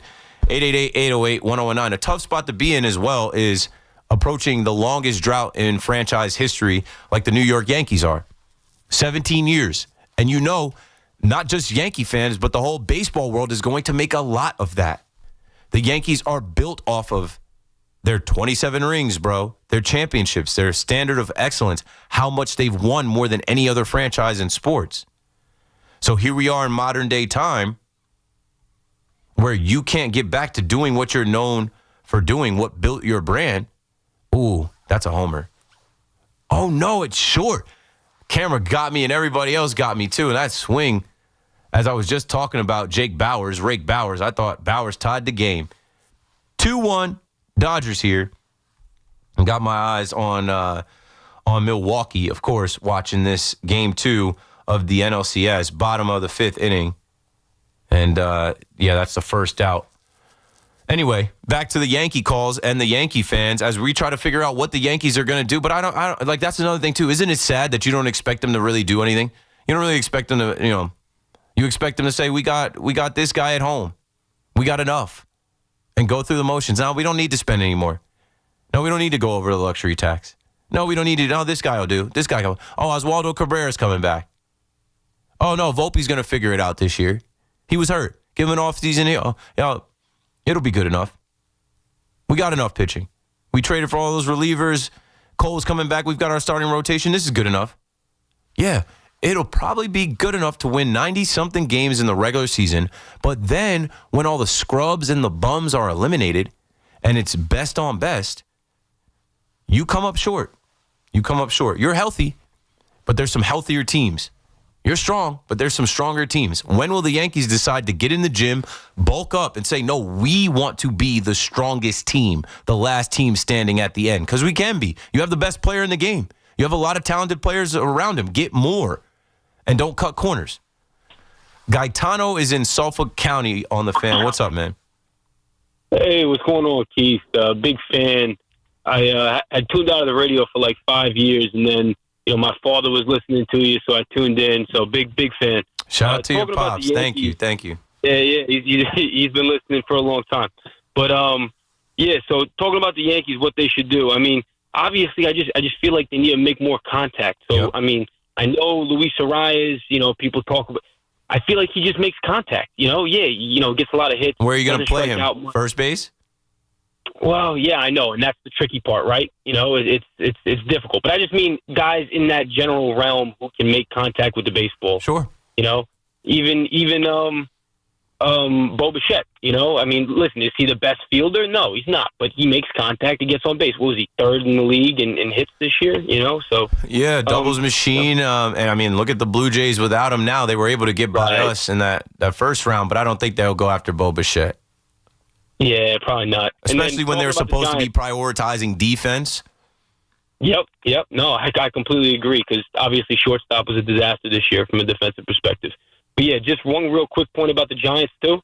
One name that's really under the radar, who I think he's really good. He just gets underutilized because the offensive scheme is more geared toward the tight ends and the running backs, and obviously Lamar is Rashad Bateman.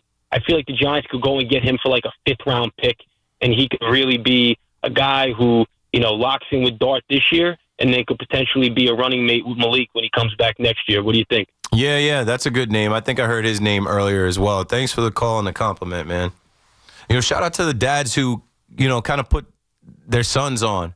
There are a lot of young guys that listen to me, and it's a product of them being in the back seat of the car with their dad or front seat. And any age, not just young. The radio's been around forever, right?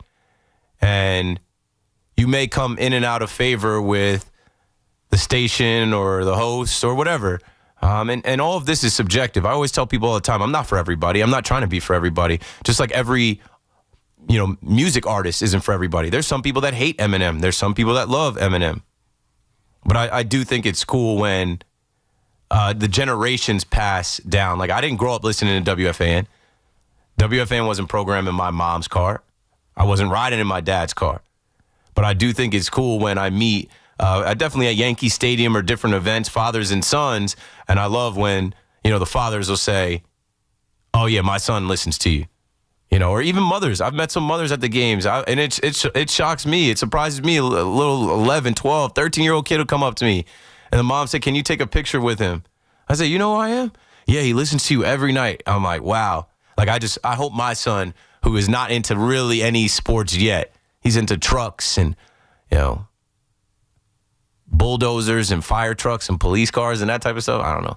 He likes the Yankees. He likes going to a Yankee game. His favorite thing at the Yankee game is the 4 train and when they say day-o. But I hope that my son, finds somebody that he likes listening to, or somebody that he rocks with, or somebody he feels like, yeah, this is my guy. I want to listen to his show.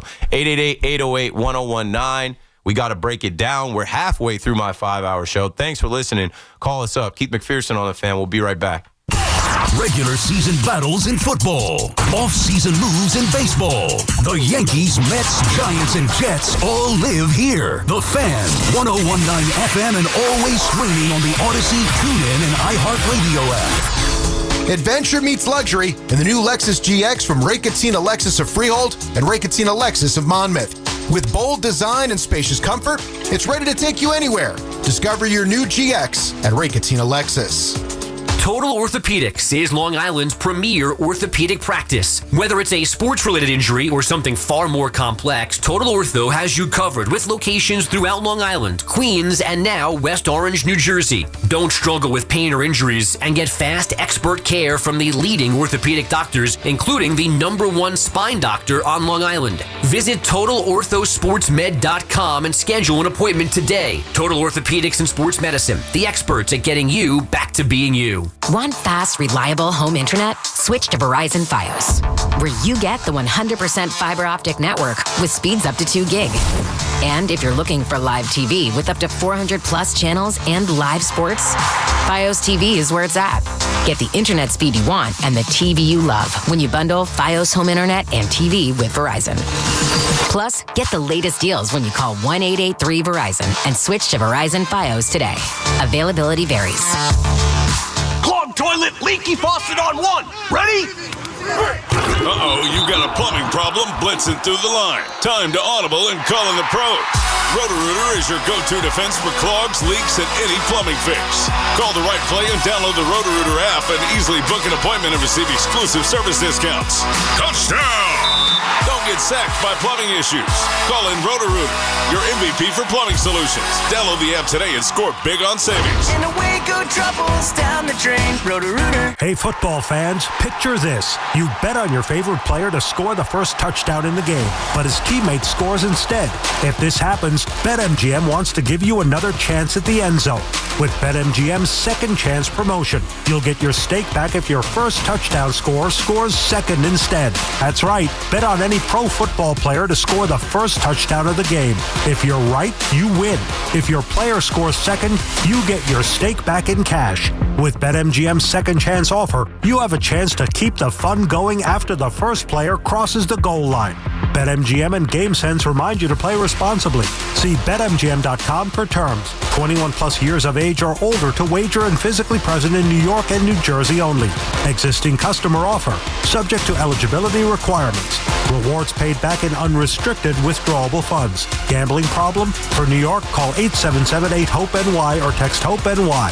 For New Jersey, call 1-800-GAMBLER. At Town Fair Tire, New England's largest name brand discount tire dealer, you get it all. The guaranteed lowest price, the most free services, and we accept all valid rebates from any manufacturer and from our competition. Yes, we accept them all, even competitor rebates. Town Fair Tire, New England's largest discount tire dealer, now with over 120 stores from Connecticut to Maine. Nobody beats Town Fair Tire. Nobody.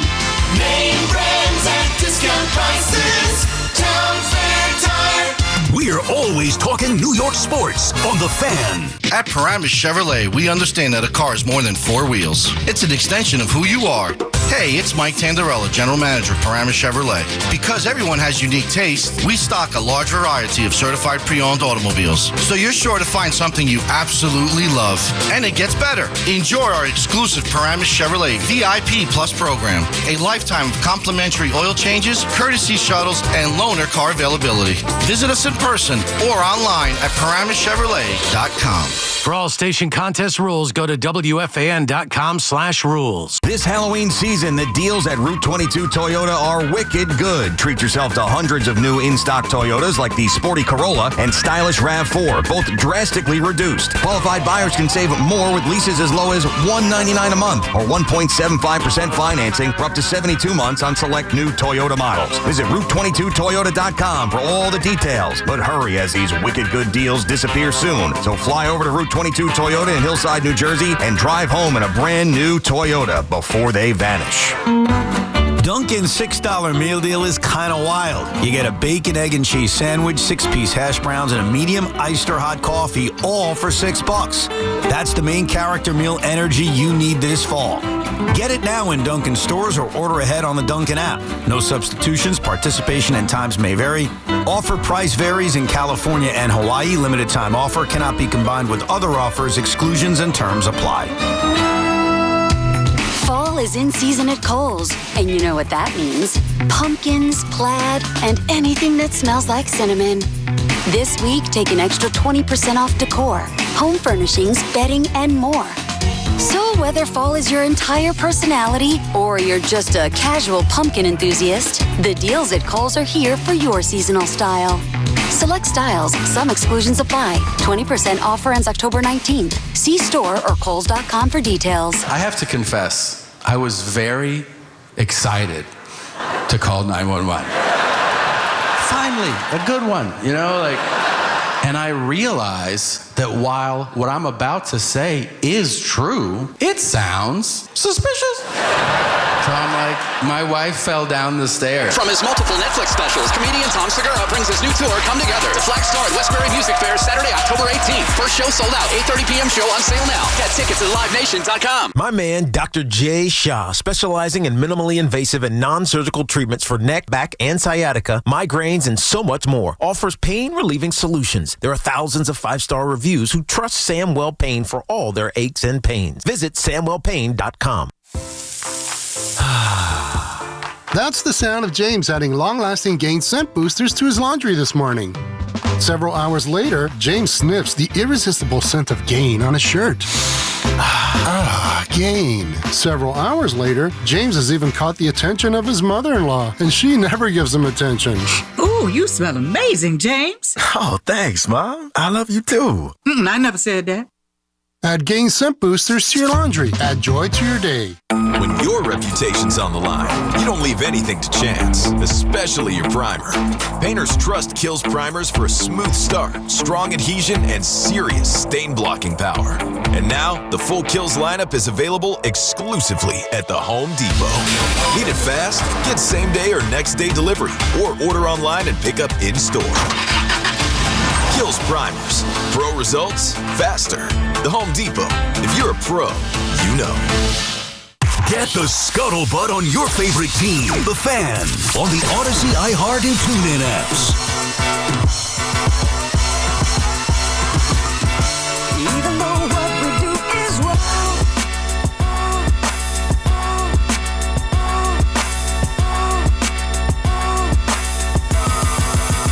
Oh, yeah. Still rocking. Keith McPherson on the Fan.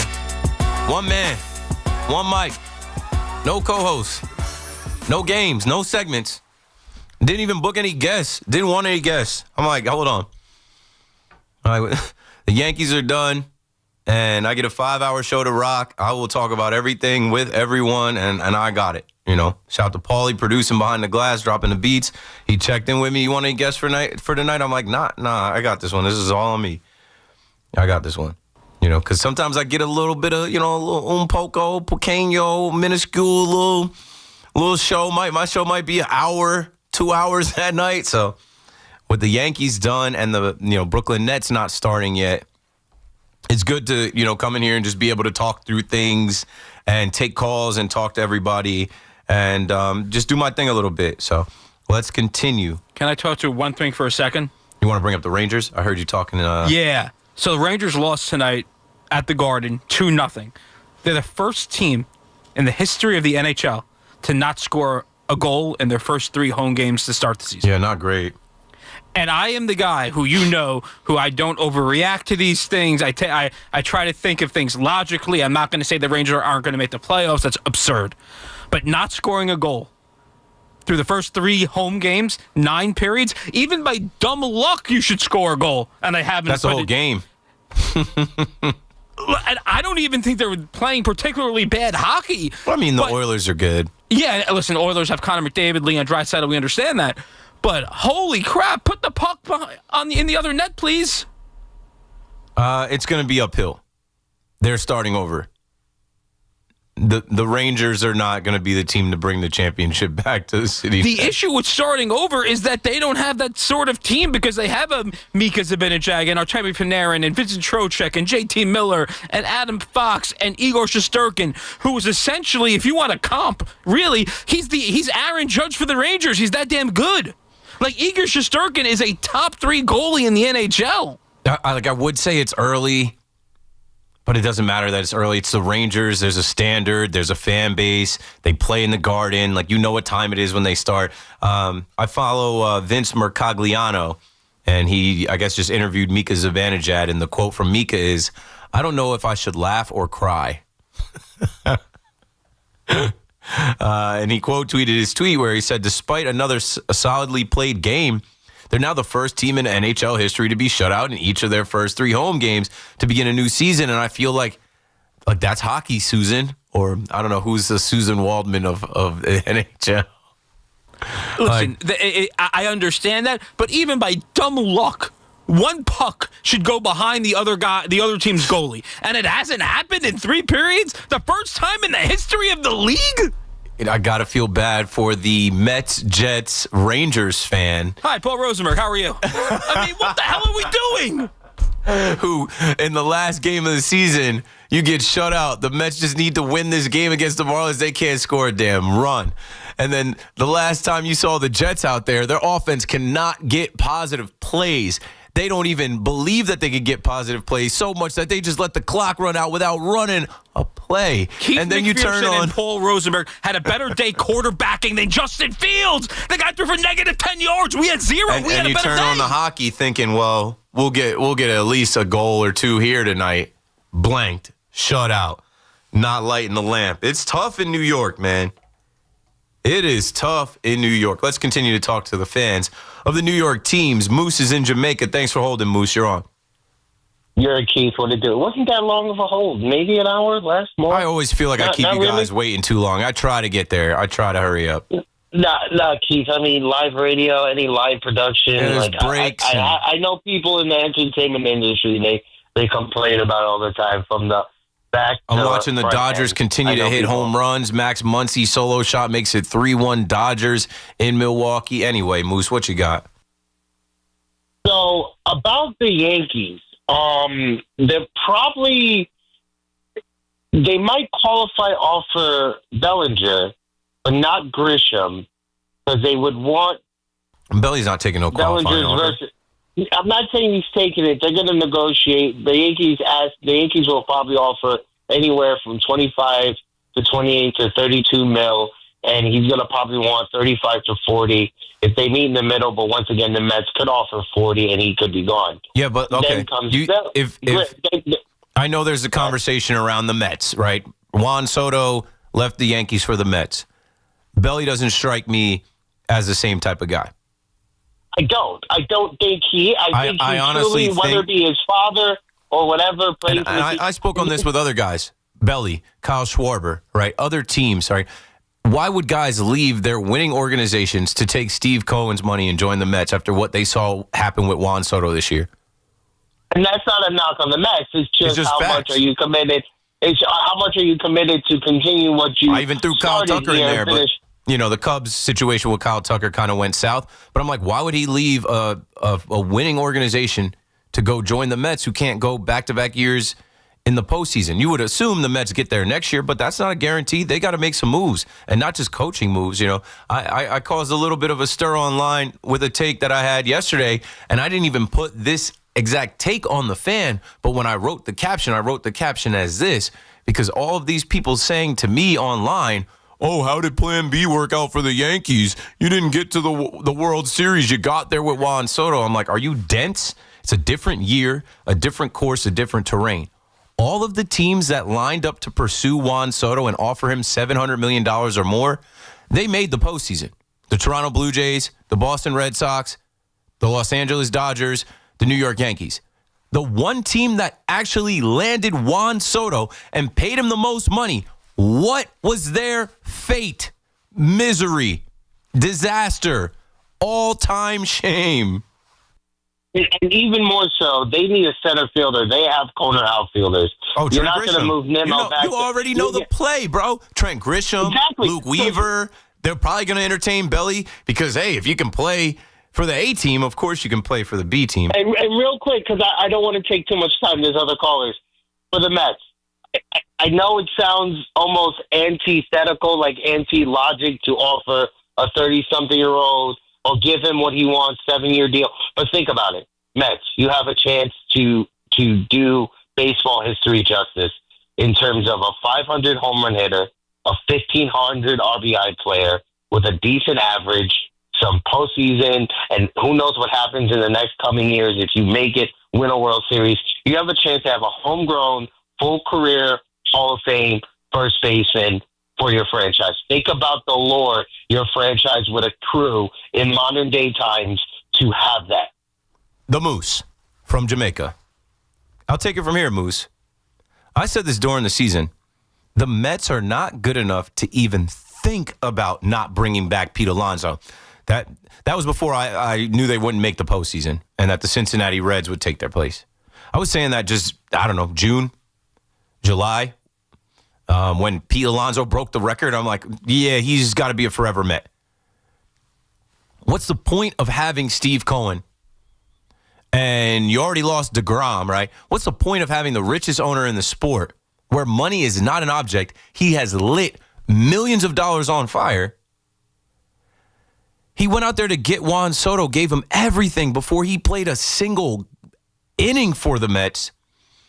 Pete Alonso deserves it. Pete Alonso has earned it. I don't think they're going to give him 7 years.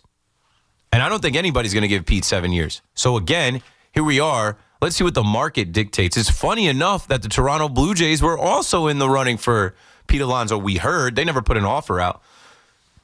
But last year was different because of, the pick attachment, the qualifying offer that was attached to Pete Alonso where you would have to give up draft capital.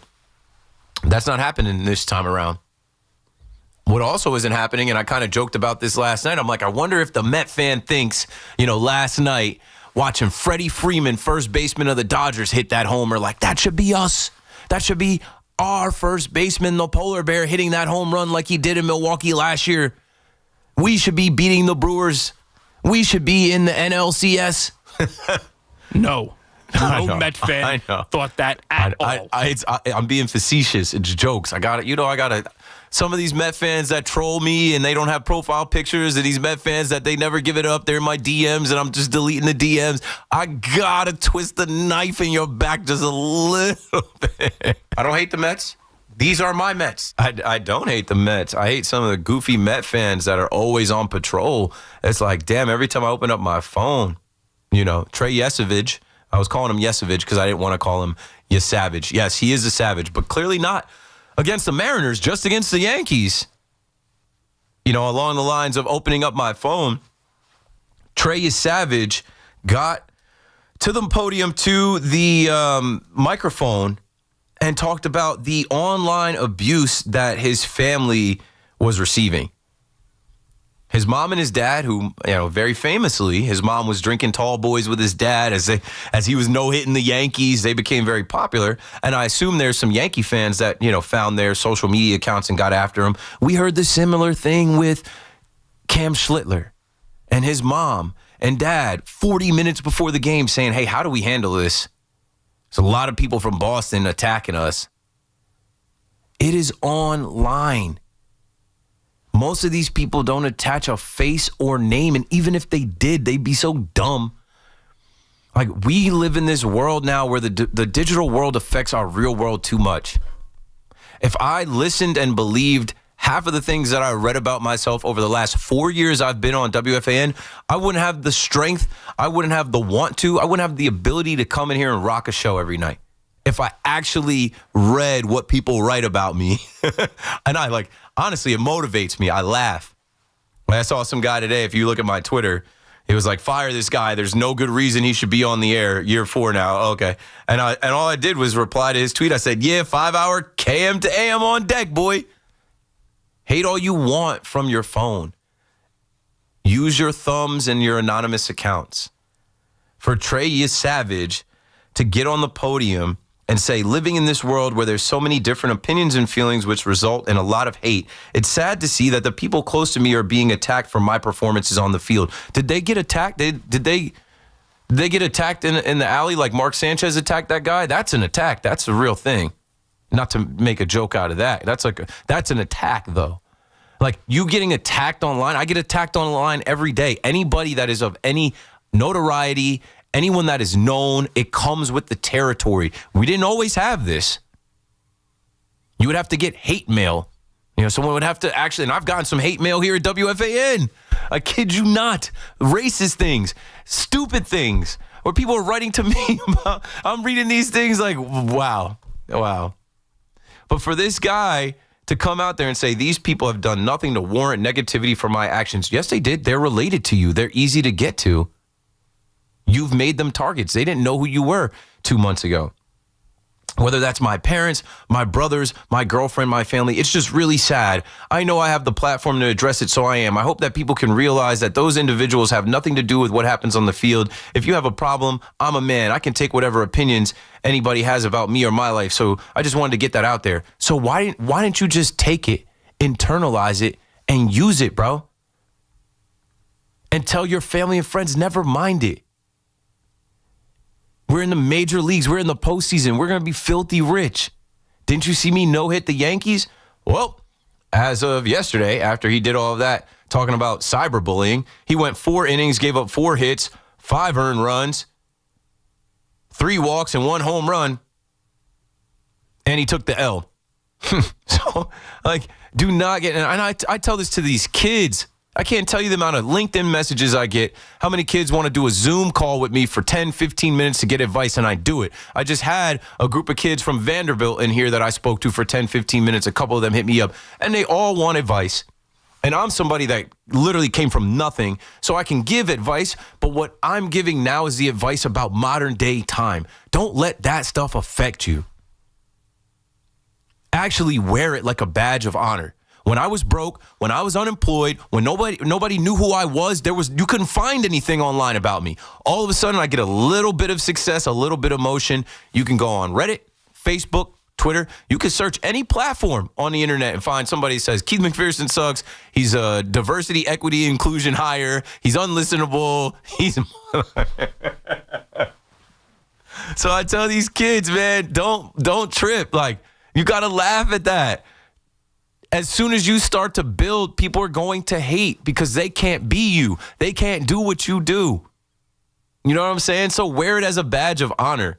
Understand that it comes with the territory. Understand you're doing something right to accrue haters, anonymous haters, that when they see you in person, they're going to ask for a selfie. That's what happens with me. I never get hate face to face. It could be at Fanatics Fest. It could be at Yankee Stadium. It could be in the grocery store. It could be walking the street. I have not had one person come up to me and say, you suck. Your show is terrible. You should be fired. It doesn't happen. So I tell these kids, you guys have to use social media because that is the way of the world for you young guys. You guys have to be on TikTok. You have, I can't tell you how many conversations I have, and I only have 5,000 TikTok followers. And I'm old, bro. I wasn't doing the TikTok because when TikTok started, it was little 13-year-old girls dancing in their room. And I'm like, this is not for me. This is to catch a predator territory. I'm good on that. But now TikTok has exploded and they're like, oh, you only got 5,000 TikTok followers? I was like, I wasn't building my TikTok. As the TikTok commercial plays during this NLCS game. But yeah, the internet is fake, man. It's not real. Make moves in real life and then people in that fake life will hate on you and that's how you know you're winning. 10 o'clock. Keith McPherson on the Fan. I have 2 hours left. We're going to get back to the Yankees and the Mets, the Giants and the Jets right after this. It's Chris McMonigle overnights on the Fan, 101.9 FM. I don't know about you, But I remember Jackson Dart being a bit of a project heading into the draft, and people thinking that of all the quarterbacks taken in the first round, he may very well be the least equipped to step in and start right away. Listen to CMAC on demand on Apple Podcasts, Spotify, or wherever you get your podcasts. Sitting in the driver's seat of the Nissan Kicks is like the best seat in the house. You're in the action. And with the Nissan Kicks all-wheel drive, you can go find the best views. And with the 10-speaker Bose Personal Plus audio system, you can hear everything. Your new wheels await. Reimagine your ride with the reimagined Nissan Kicks. Now get the 2025 Nissan Kicks starting at just $21,830. Shop your local Nissan store or nissanusa.com. Starting MSRP at $21,830 for base model. All prices are manufacturer suggested retail price. MSRP. MSRP excludes up to $1,495 destination and handling charges, tax, title, and license. Dealer sets actual price.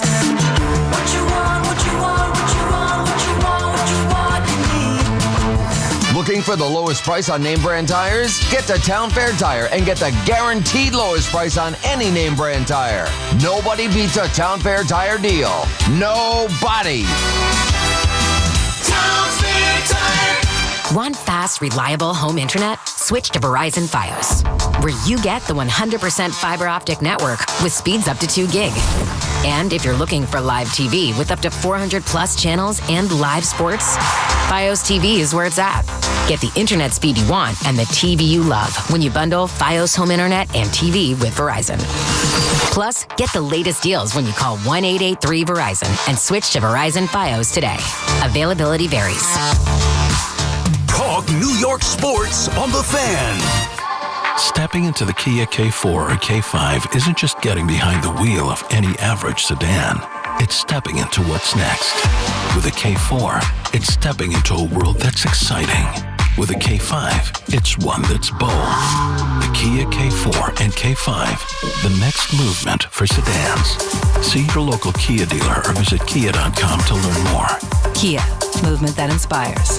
Call 800-333-4KIA for details. Always drive safely. Regular cancer screenings could save your life. New York Presbyterian offers a full range of cancer screenings, including lung, breast, prostate, and more. Learn more at nyp.org/cancer screening. Stay amazing. New York Presbyterian. Hey everyone, Boomer here. How long have I been talking about the Chef IQ Sense wireless thermometer? You know how much I love it, but check out what one of our listeners says. It's phenomenal. You want to make a brisket, you look at your phone and your mouth starts watering when you've got 20 minutes left. Phenomenal. The Chef IQ Sense is the wireless cooking thermometer that eliminates under or overcooking your chicken, fish, or meat. Whether cooking on a stovetop, oven, or grill, the app alerts you when everything's done. Order the newly released 3rd generation Chef IQ Sense now at chefiq.com. New York City is delivering for you every day, everywhere. With a $755 million investment in the expansion of a universal after-school program, allowing over 184,000 New York City students to participate. With better schools building brighter futures, NYC is delivering for families, making this the best place to raise yours. Find out more at deliveringforyou.nyc. I'm Bob Burke, founder and chairman of Burke America Parts Group, a family of brands that includes RepairClinic.com, an appliance and HVAC parts solution company that's grown into an international brand. Before AmericanEagle.com, we partially launched a new technology platform developed by another firm. American Eagle helped take our technology to a whole new level with digital marketing, software development, and business insights into our key markets, appliances, HVAC, and outdoor power equipment, and did so both on time and on budget. AmericanEagle.com has the resources, experience, and talent needed to produce solutions. Our new technology platform, developed by AmericanEagle.com, has produced tremendous results with higher traffic, conversion, engagement, and online revenue. If you have any home repairs you need to take care of, check us out at RepairClinic.com. If you need a world-class website or technology project, then I would highly recommend AmericanEagle.com. Call AmericanEagle.com at 773-NETWORK. That's AmericanEagle.com, 773-NETWORK. Tune in to the BT and Sal Show weekdays from 10 to 2 on The Fan, presented by your Tri-State Cadillac dealers. Cadillac is the official luxury vehicle of the New York Mets. We love talking about the Knicks and Nets on WFAN, WFAN FM, WFAN FM HD1 New York, and Odyssey Sports Station. WFAN Sports Flash. Good evening at 10 o'clock. I'm Marco Belletti, and this report is sponsored by Chef IQ. Precision cooking, effortless results. ChefIQ.com. Dodgers looking to take a 2-0 series lead. Got 3-1 lead on the Brewers, top of the 7th inning. Looking for a little bit more here. Max Muncy with a solo shot in the 6th. This after Teoscar Hernandez homered in the 2nd. Andy Pajes with an RBI double in that 2nd inning as well. Jackson Chourio got the scoring started. That was a leadoff homer in the 1st inning. That was against Yamamoto, who's given up just 3 hits, though. He has struck out 5. Just 76 pitches through 6. Freddie Peralta done after 5 2/3. Brewers in their bullpen. Dodgers a 3-1 lead in the 7th. 1 out, looking for more. Rangers still can't score at the Garden. First team ever to be shut out in their first 3 home games of the year as they fell to Edmonton 2-0. First of all, let's not make this bigger than it is. It's game 5. A lot to like about our game.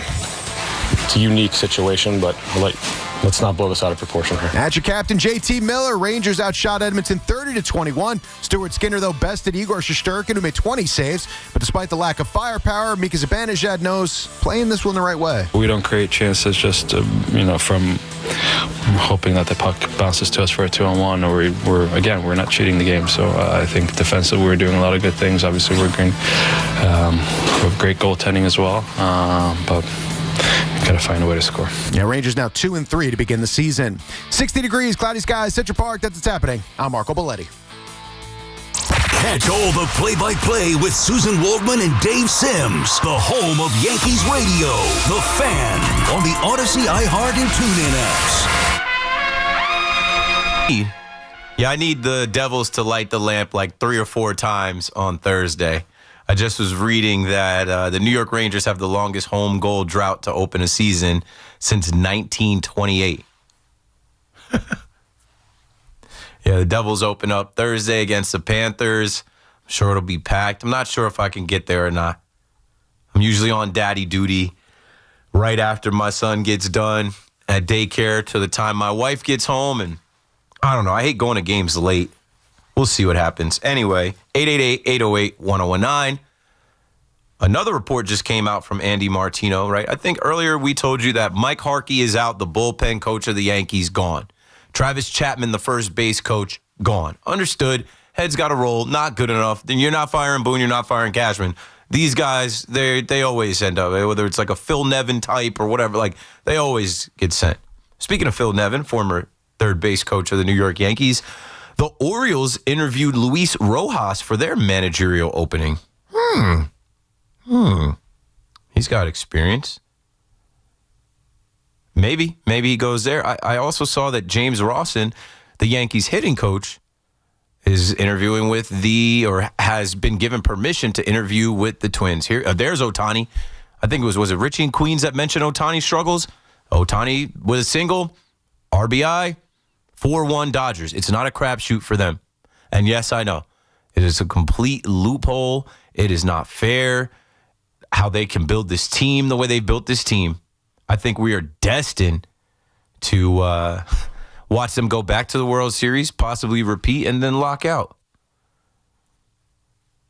Somebody should have put an end to this. Somebody should have stopped this. Somebody should have got Ohtani suspended last year.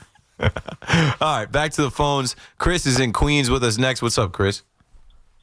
Hi, Keith. I just love your show, and I love when you talk about the Yankees. And I think we can both agree that we can't look at that Yankee infield again, especially the left side of the infield next year.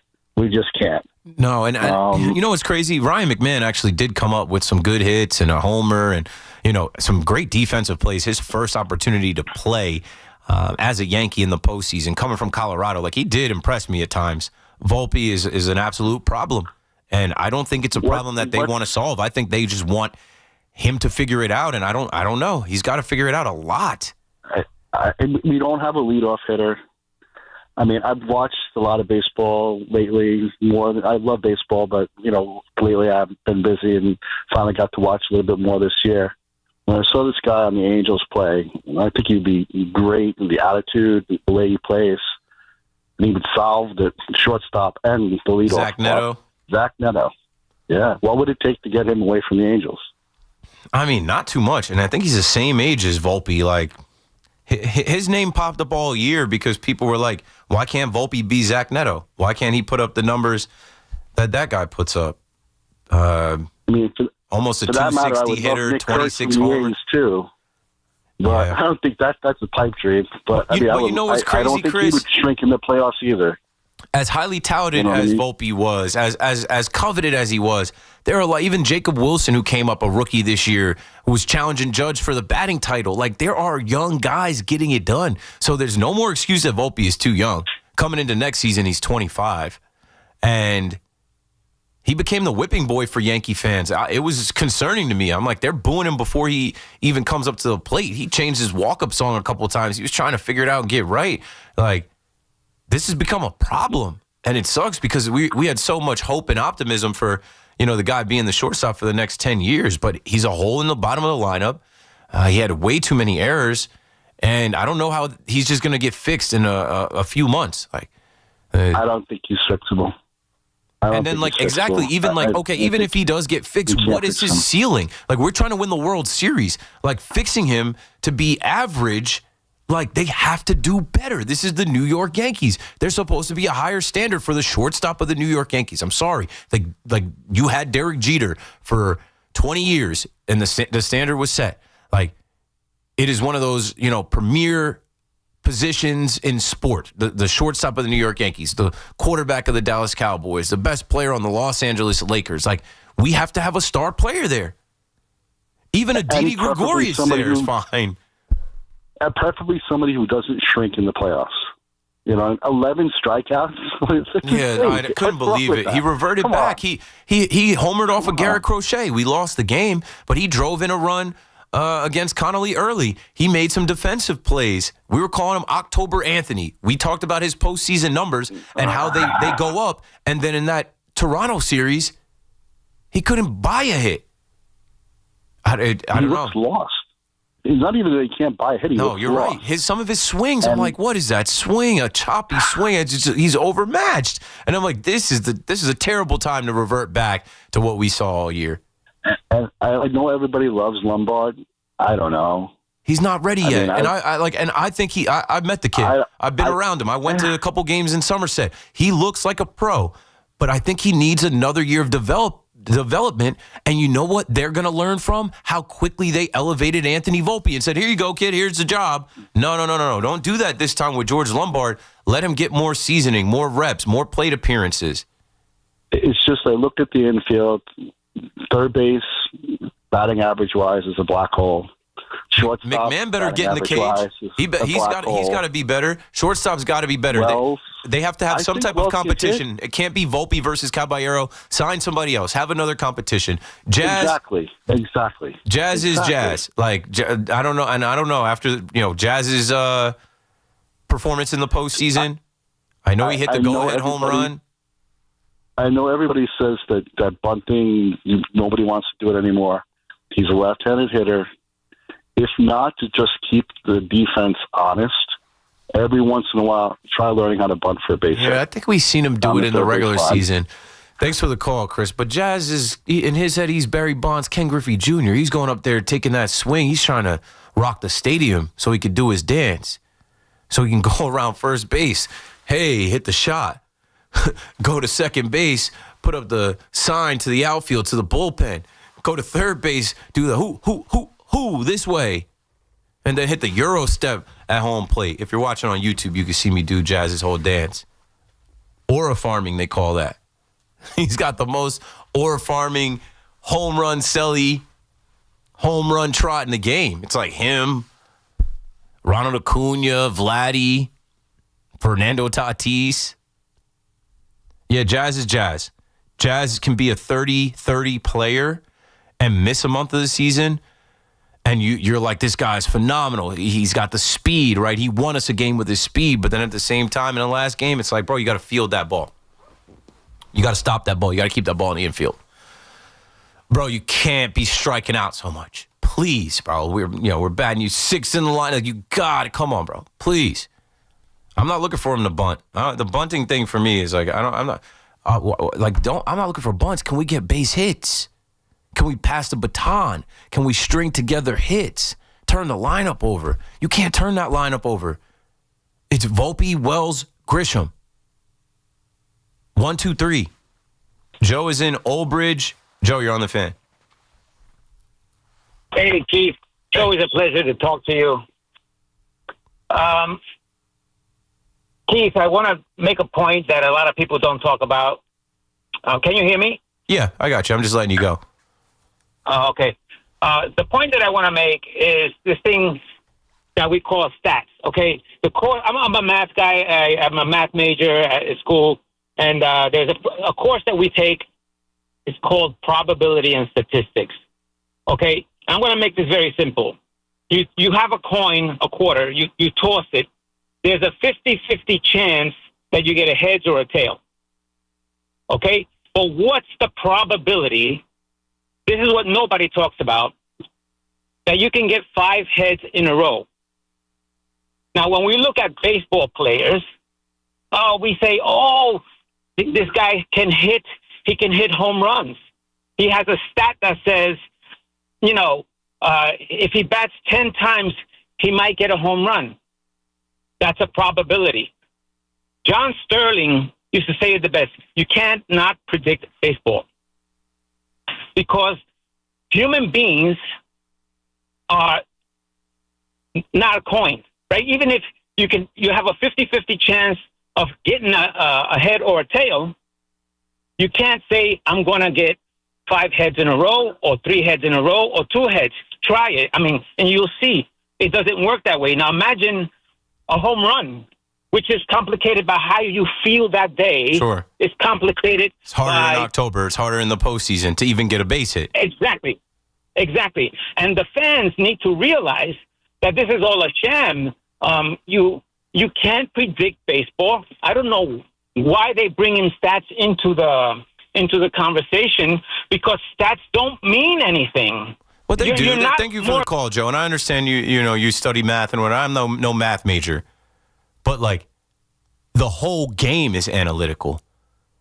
They make every decision based off numbers, more so than heartbeat and feel and a guy being clutch or hot, because they can't quantify that. That is what fans use. That's what I use. I tell you guys all the time. I'm not on Baseball Savant or Fangraphs. I'm not that kind of fan. Shout out to Evan. Evan was at Yankee Stadium scoring the Yankees game, and I laughed. Love Evan. He's such a baseball fan and a great radio host, and he has an amazing ability to recall things, and he's got a ton of knowledge. But as he's scoring the game, I'm like, why are you scoring the game? He's like, I score every Yankees postseason game. I'm like, I've scored 0 games. I've never scored a game. I'm not ever going to do that. That's not how I enjoy the game. That's not how I watch the game.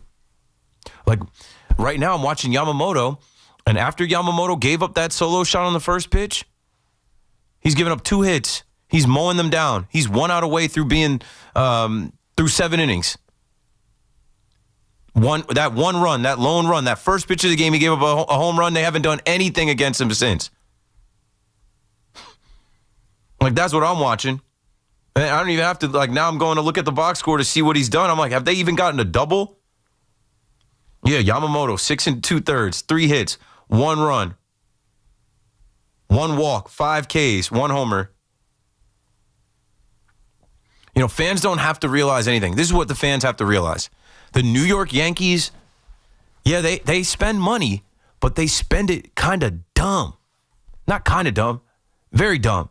Like, I just saw Everything Yankees on Twitter put out, well, next year we're not paying Aaron Hicks. Next year we're not paying Marcus Stroman. I think we stopped paying Josh Donaldson finally. Did you guys see Josh Donaldson throw out the first pitch yesterday? I'm like, we should have never brought Josh Donaldson here, the bringer of rain. Like, as we're bringing out Bucky Dent, as we're bringing out Bernie Williams, as we're bringing out Hideki Matsui, the Blue Jays are bringing out Josh Donaldson to throw the first pitch of Game 2 of the ALCS. And Brian Cashman had a bright idea that, yeah, that would be the answer at third base, and we'd bring this guy here after he called out Garrett, whatever. Enough of that. Enough of reading some numbers on a sheet and thinking that Josh Donaldson still had it.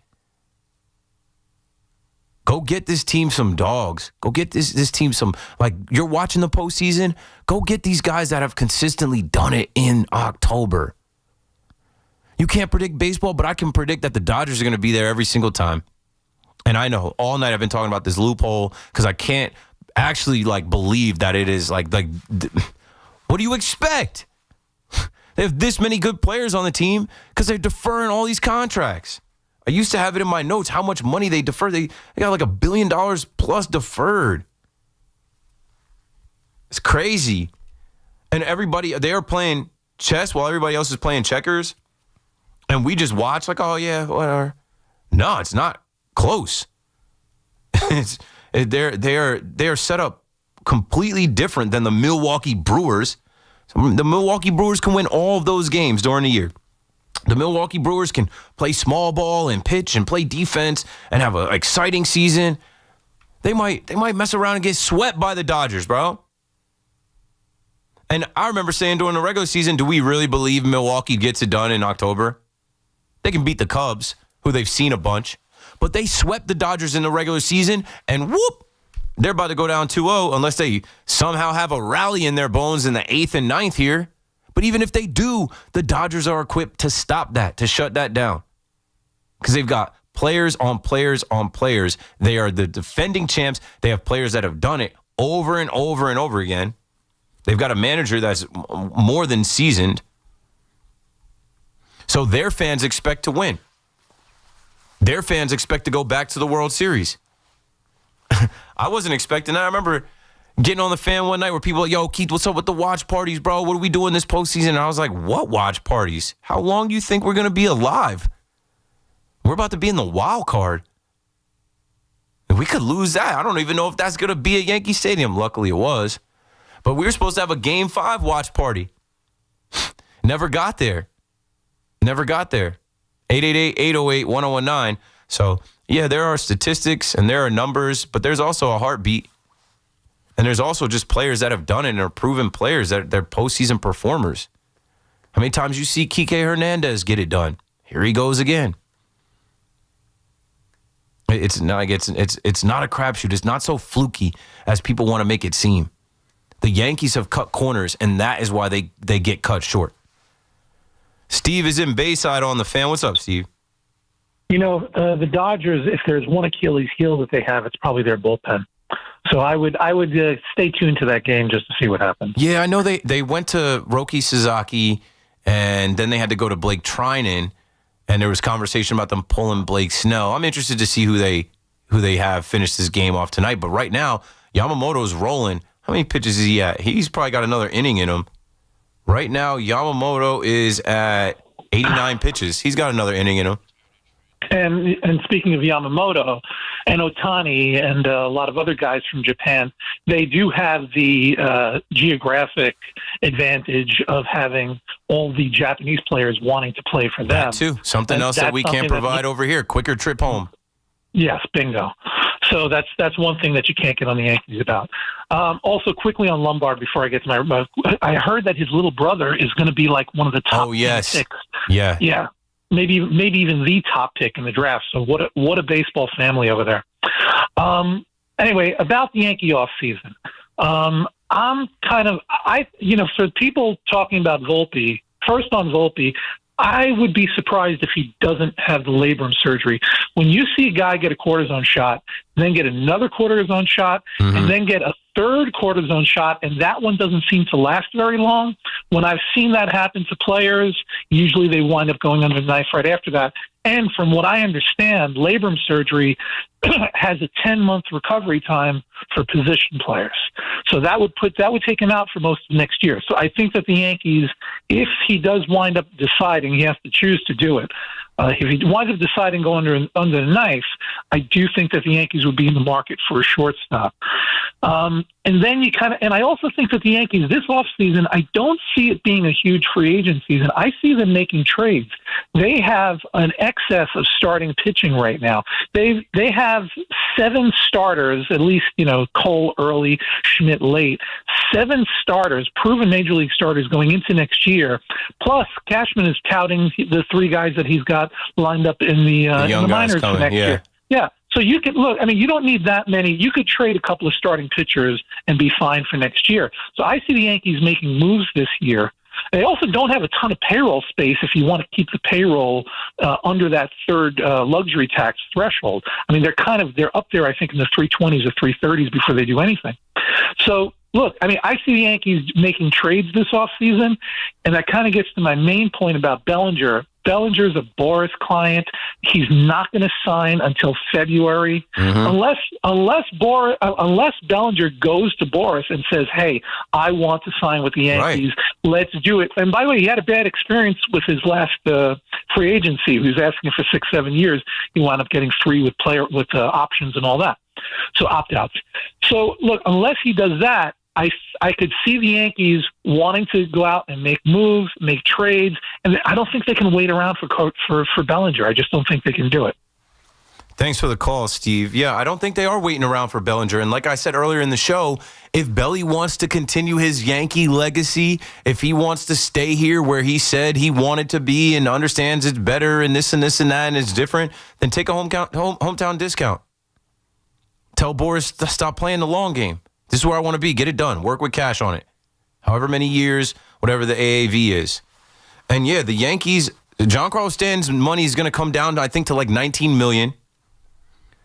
Trent Grisham's money's gone. Paul Goldschmidt's money's gone. Let's see if they bring back Devin Williams. For what price? Luke Weaver is gone. Ahmed Rosario is gone. Ryan Yarbrough is gone. Austin Slater is gone.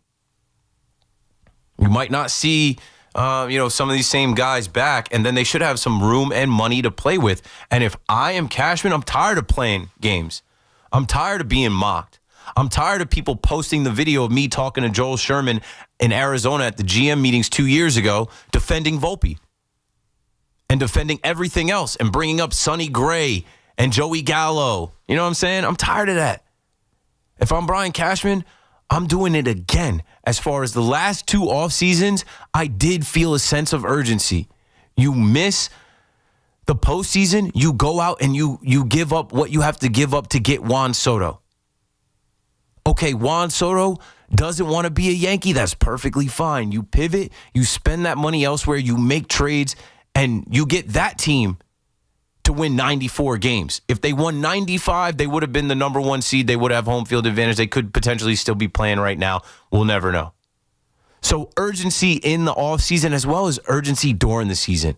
I don't need all of the scheduled rest days. Knock on wood, I guess you could say it worked, because at the end of the season this year, I went into the Toronto series talking about, damn, they're banged up. This is like the first time in a long time the Yankees are healthy. We have the advantage. Wrong. I don't know, man. I look at the Yankees like they're standing in their own way. They beat themselves. When are they going to say, all right, we're going to cut the BS and do what's necessary, because we don't have a lot of time. Judge is getting older. Stanton is getting older. Cole is getting older. And it would be an absolute crime if these guys don't have a championship. Who is the team in the American League that scares you the most next year?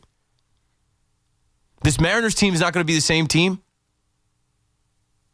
The Blue Jays are, I don't know if they're getting eliminated, but the Blue Jays aren't going to be the same team, and they're fraudulent, bro. If you played better against them during the regular season, they wouldn't have got the tiebreaker. They wouldn't have been able to edge you out. They almost folded at the end of the season where you almost caught them. I hope that right now they're quiet because they are disappointed. I hope right now they're quiet because they're thinking hard about what needs to be done. Aaron Judge just gave you his best postseason performance ever. Let's hope that there's more of that to come. Another run scored. Tommy Edman drives in a run. It's 5-1 Dodgers. Not a coincidence, right? Tommy Edman's a guy that they went to get at the deadline last year. He was the NLCS MVP. Tommy Edman is a guy that shouldn't have to defer his contract at all. But hey, they're doing it. I'm doing it. I'm on the team. We can defer my contract as well. I want to be here and continue to win. Look at the Dodgers. And I believe Tommy Edman is also of, I forget his background. He might be, he's part, I forget. I'll look that up. He's an American, but South Korea. He played for the South Korean national baseball team. So he's also part Korean. They have a whole pipeline over there with the Dodgers. Van is out on Staten Island with us next on The Fan. What's up, Van? Yeah, how are you, Keith? Good. Watching baseball, talking baseball. Definitely going to get back to the Giants after this. Giants fans on hold. Stay there. Speaking of baseball, I have a question about what do you think about Munetaka Murakami from Japan? Do you think the Yankees should try to get him? For the last 3 years, he's been linked to the Yankees because he had some type of interview where he bucked the trend. He said something along the lines of like wanting to play for the Yankees and not the Dodgers. But I don't know. You always see these guys wearing Dodgers hats or Yankees hats. And should the Yankees be in on him for first base? Absolutely. Ben Rice shouldn't stop any of that. If the kid wants to be a Yankee and he's interested, he's a power hitter. I believe he's left-handed. Sure, run it. Yeah. Also, he plays third base, and he can hit for contact, too. If he, whatever. He won a triple crown If before. he is interested in signing with the Yankees like Ohtani was not, like Yamamoto was not, we haven't landed one since the great Masahiro Tanaka, run it. I would love to see him in pinstripes. And also, I have one question about Jackson Dart. Okay. How do I say this? Jackson Dart, do. Jackson Dart, do. How did his game? Do you think his game got better from him sitting the first 3 weeks? Because I think he should have started week 1. Thanks for the call, Van. So I was in the camp of let him at least see 2 game weeks of practice, prep, travel, how the flow of a Sunday NFL game goes, getting back home, watching film, and going through another week again. How do I think his game improved? I think the game probably slowed down for him some. I think we already saw that he had it in the preseason. But in the preseason, they play very vanilla defenses and basic stuff, and you're playing against guys that are getting cut for the most part. I also think it drove him insane. Like, I remember seeing the fire in his eyes on the sideline. I think he was just like watching Russell Wilson get sacked, not being able to complete passes against the Commanders. And he's like, I can make a play there. And then when Russell Wilson did ball out against the Dallas Cowboys, he knew he could have done the same or better against that trash Cowboys defense, and they lost. He said he's, not a part of the losing of this franchise. He's a winner. Him and Cam Scatterbo, like we weren't here. And so I think watching Russ, being, in on those meetings, watching film, going through practice, he hasn't missed a beat, man. He's been ready. He's been better. Now, here comes a real test. The New Orleans Saints gave him trouble in New Orleans in the Superdome. I remember that week saying, don't sleep on New Orleans. They've got some NFL players down there. They've got an NFL Sunday football culture down there. That is going to be a little bit of a shock, and it was. Didn't take care of the ball, lost the game. Same thing goes for the Denver Broncos, but they're better than the Saints. But they have a hell of a culture out there in Denver, and they've got some beasts on their defense, one of the top defenses in the league. So how will Jackson Dart and Cam Scatterbo and Kafka and Dable respond to that? We'll talk about it more after we come back from this break. Keith McPherson on The Fan, BRB. This is science. You can't bet against a coach who wears a fishing vest. Every Saturday at 8 a.m., it's Kickoff with Boomer and Mike Valenti, where the guys break down the biggest headlines and storylines from across the NFL. They are a much better defense than I gave them credit for before the season started. Kickoff with Boomer and Valenti is brought to you by Nationwide. For your insurance and financial needs, Nationwide is on your side. And The Fan, always streaming on Odyssey, TuneIn, and iHeartRadio app. Think Verizon, the best 5G network, is expensive? Think again. Bring in your AT&T or T-Mobile bill to a Verizon store and we'll give you a better deal. Now, what's to do with your unwanted bills? Ever seen an origami version of the Statue of Liberty? Jokes aside, Verizon has the most ways to save on phones and plans where you can get a single line with everything you need. So bring in your bill to your local Verizon store and we'll give you a better deal. Rankings based on root metrics score report dated 1H2025. Your results may vary. Requires postpaid consumer mobile bill from T-Mobile or AT&T dated within the past 45 days. Bill must be in the same name as the person redeeming the deal. Additional terms apply.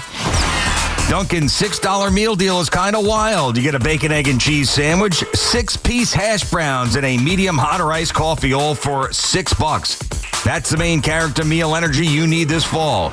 Get it now in Dunkin' stores or order ahead on the Dunkin' app. No substitutions. Participation and times may vary. Offer price varies in California and Hawaii. Limited time offer cannot be combined with other offers. Exclusions and terms apply. Injured in an accident? You need help. The Rothenberg Law Firm. Lawyers that have built a legacy of victory over 5 decades, winning billions for their clients. The Rothenberg Law Firm. Call 1-800-624-8888 or visit injurylawyer.com. Michelin Winter Tires offer confidence in all types of winter conditions, and Town Fair Tire offers every long-lasting, fuel-efficient Michelin tire at the guaranteed lowest price. Plus, Town Fair gives you the most free services for life with your purchase of Michelin Winter Tires that keep you going for years to come. For the guaranteed best deal on Michelin tires, nobody beats Town Fair Tire. And I mean nobody. Name brands at discount prices. Town Fair Tire. Sitting in the driver's seat of the Nissan Kicks is like the best seat in the house. You're in the action. And with the Nissan Kicks all-wheel drive, you can go find the best views. And with the 10-speaker Bose Personal Plus audio system, you can hear everything. Your new wheels await. Reimagine your ride with the reimagined Nissan Kicks. Now get the 2025 Nissan Kicks starting at just $21,830. Shop your local Nissan store or nissanusa.com. Starting MSRP at $21,830 for base model. All prices are manufacturer suggested retail price. MSRP. MSRP excludes up to $1,495 destination and handling charges, tax, title, and license. Dealer sets actual price.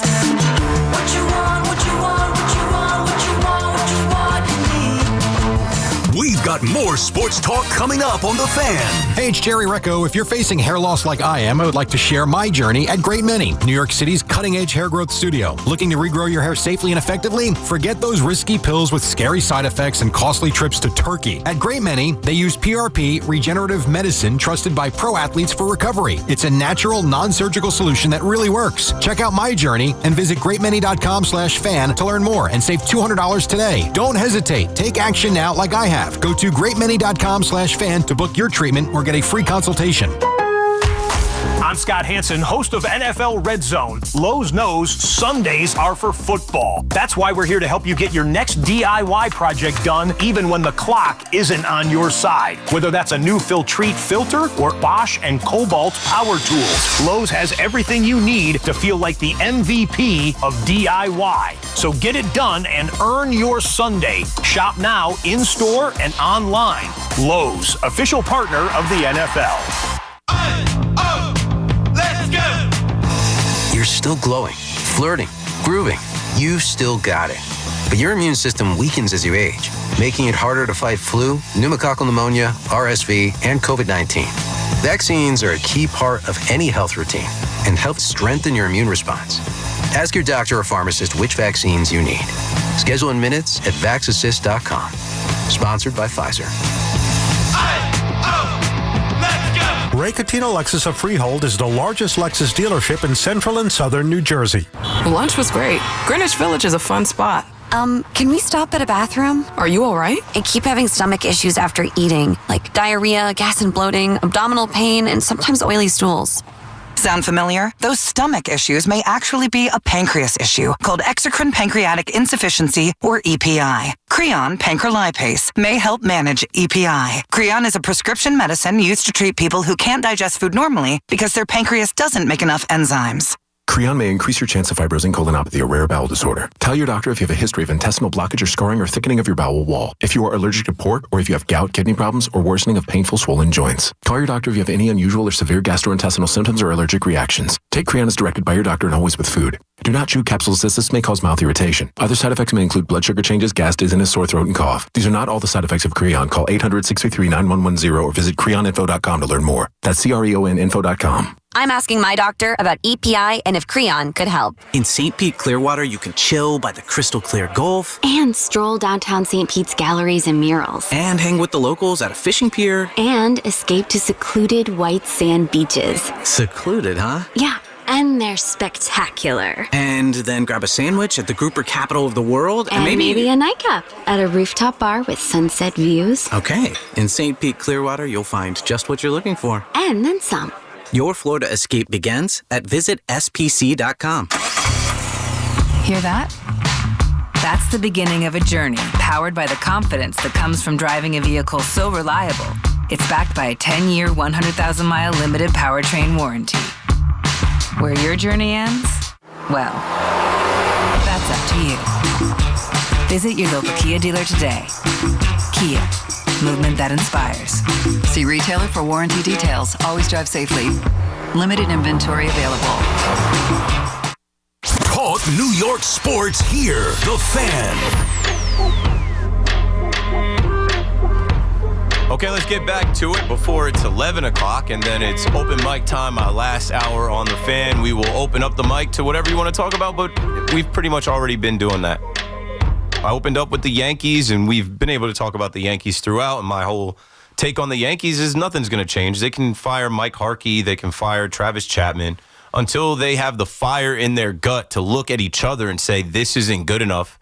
We need to stack the deck. We need to get this roster right, not cut any corners, get some proven postseason players and hitters around Aaron Judge, and they're not going to do anything. They're going to keep coming up short. They're going to have these June Boone swoons, and in this new postseason format, you need to win. You need that bye. You need that number one seed, unless you're the Dodgers. The Dodgers are going to take a commanding 2-0 lead back to Chavez Ravine if their bullpen can hold this one, and I think they will. Of course, we talked about the Jets and Aaron Glenn, and everybody's piling on Aaron Glenn now. That's what happens, though. That's what happens, though. When you talk tough, when you come in with this bravado of being a coach that knows how to handle the media in New York and coach football, and then when you're 0-6 and you're caught not really knowing what to do or knowing the situation and how to play that situation, you're exposed. And it's not just a New York story. It's the entire NFL looking at the only team without a win and a head coach learning on the job and players on his roster dropping like flies. They've got injuries. And I don't know when their first win is coming, but in this next 3 weeks, they should be able to get one between the Panthers, the Bengals, and the Browns. No? But stay the course, Jets fans. If you've already gone through this much hell, you got to keep going. Because this guy's not going anywhere. He's signed a 5-year contract, and most likely you're going to be picking in the top 3 of the draft. And I know right now on October 14th, there's not a clear-cut favorite at quarterback, but so what? It's not about that. That's how we transition into talking about Jackson Dart. Do. I heard Bob Papa do that, I think, when Dart broke that run. I was like, that's hilarious. If you have a kid and you know Baby Shark, it's the same melody. But Jackson Dart is about to face a Broncos defense with some tough SOBs. The Jets couldn't move the ball. The Jets couldn't throw the ball on them. Now, I know that the Giants' offense is not the Jets, but I do think we've got a little bit ahead of our skis because the Giants played Thursday Night Football. They beat a Eagles team that completely underestimated them. Saquon Barkley dropped a documentary trying to out the Giants for how they treated him. Oh, they treated him so terribly. They let him go down the turnpike, sign with the Eagles, rush for 2,000 yards, win the Super Bowl, and get paid. And they have turmoil going on in their building with A.J. Brown, with Jalen Hurts. They have a new offensive coordinator there. Kellen Moore is in New Orleans. You know what I'm saying? The Eagles were prime for the team. I wish I bet it. They were 7.5 favorites. I wish I would have known. They were walking into a buzzsaw. Jackson Dart and Cam Scatterbo. Now, they're going to have somebody spying Jackson Dart. They've got some big boys up front with the Broncos that are going to clog up the running lanes for Cam Scatterboot, and now those guys have a target on their back. Everybody saw you. Not everybody saw you against the Chargers. And this is a different level of defensive front and even secondary. You know, Patrick Surtain is arguably the best the best cornerback in the NFL. Who are they matching up? There's no Malik Neighbors. Darius Slayton, Lil Jordan Humphrey, he's shutting them down. You better hope you can get Wandale going. But even so, Talanoa Hufanga, remember he played for the Niners? He's with the Broncos now. Vance Joseph and those guys are ready. Sean Payton is ready. And I know they played a whack-looking game against the Jets, 13 points. But I don't think that's going to happen twice. Definitely not in their building. Definitely not in their building. I went back during the break to pull up the Broncos' schedule. And, I mean, the Broncos had some close games. Like, they probably should have beat the Colts. They probably should have beat the Chargers. But, you know, as of this last 3 weeks, they're on a 3-game winning streak where they beat the Bengals, the Eagles, the Jets. They're 7-point favorites against the Giants. So it's going to be a good game. But I think you're going to be reminded that there are growing pains that come with rookies. And I think that they'll compete. But I would lean towards the Broncos' defense, their experience. Bo Nix, Cortland Sutton, Troy Franklin, J.K. Dobbins, those guys on offense being able to get something going against the Giants' defense. It'll be a little bit back and forth, but ultimately I think in Mile High, the Broncos will edge them out. But as a Giants fan, you should be excited for the challenge. Ray is down in Charlotte, North Carolina with us on the Fan. What's up, Ray? You getting a haircut? I don't know what that is, Ray. Paul is in Danbury, Connecticut on the Fan. What's up, Paul? That was awesome. I don't know what that was either, but that was I thought he was getting a buzz cut. What? Yeah, but very, very weirdly, it was like on the right side of his head, you know, just there. Yeah, dude, I was going to say, first off, all the love. I know you were talking about some online hate before, but nothing but love from here, man. You're great. I just wanted to mention, two things quickly. As far as the Yankees go, I mean, Judge obviously is Judge and amazing, and we all love him. But unfortunately, I don't think he's a leader, you know, and there's not really anyone to really kind of take that to the next level, in my opinion. As well as Boone. Boone is a wonderful person manager, but an okay and not so good in-game baseball manager. I would just say those two things. Yeah, I don't know. I just think Judge he's a gentle giant. He's a quiet guy, and he leads by example. He's not a rah-rah guy. Even when that article came out where Stanton had to address the team and Judge is the captain's like, he said something along the lines like we needed a reality check or like it was a wake-up call. It's like, why do you need a wake-up call, Judge? yeah. I don't want to take it from Stan either. Let's be honest here. Come on. Right. And then, no, I totally agree with you. The other thing is, about an hour ago, a guy was talking about Bateman as far as a wide receiver for the Giants, right? I don't mind that at all, but a little kind of cool little side thing. So they just signed Juice Wells to the practice squad. Yeah. I went to South Carolina, and he was nasty for a year. He got injured, then he transferred over to Ole Miss. Yeah, he balled. So I watched the highlights. He balled, and he just got back from like a foot injury, really. I mean, it cost him, really, I mean, he wasn't that good last year, which is one reason why he didn't get drafted. But the dude, I've seen with my own eyes, the guy can play. I know it's practice squad. Again, not getting like... Yeah, you take a flyer on the guy. He's got the relationship with your quarterback. Your quarterback co-signs him. They've got a rhythm and a rapport. You hope it works. Exactly. Love Scatterboot so much. I mean, I don't think it'll last more than 2 years because the dude likes impact more than anything I've ever seen. But love him. Love Dar. I mean, let's keep it going. Let's keep it going, man. Thanks for the call, Paul. Yeah, I was reading about how Joe Judge helped the Giants. Universe never unconnects. Former Giants head coach that got shown the door. Joe Judge helped the team with their pre-draft scouting of Jackson Dart. Diana Rossini reported on it in The Athletic. Judge, now the assistant quarterbacks coach at Ole Miss, gave the Giants everything they needed to know regarding Dart during the offseason. Believe it or not, the Giants also leaned on some unlikely help. Ole Miss assistant quarterbacks coach Joe Judge, the former Giants head coach, helped the team learn everything it needed to know about Dart. Why wouldn't he try to help? I don't think he would hold a grudge. I think he would want that young man to get an opportunity. And there was obviously, the ties with Eli Manning. And it was destiny for Dart to land with the Giants. That's why, again, I say to the Jets fans, you don't know who's going to be available. This is looking like the Jets are heading towards picking in the top 3 of the draft where you can have your pick of quarterbacks, and that is how you reignite your franchise. Look at all of these teams. Look at all these teams that have hit on quarterbacks. I guess the Steelers right now are rolling with old man Rodgers, but whatever, that's going to be done probably after a year. Jaden Daniels goes to the NFC Championship his rookie year. Caleb Williams, who was picked before him, just ripped off 3 wins in a row. Oh, don't look now, but Drake May and the Patriots have it going on.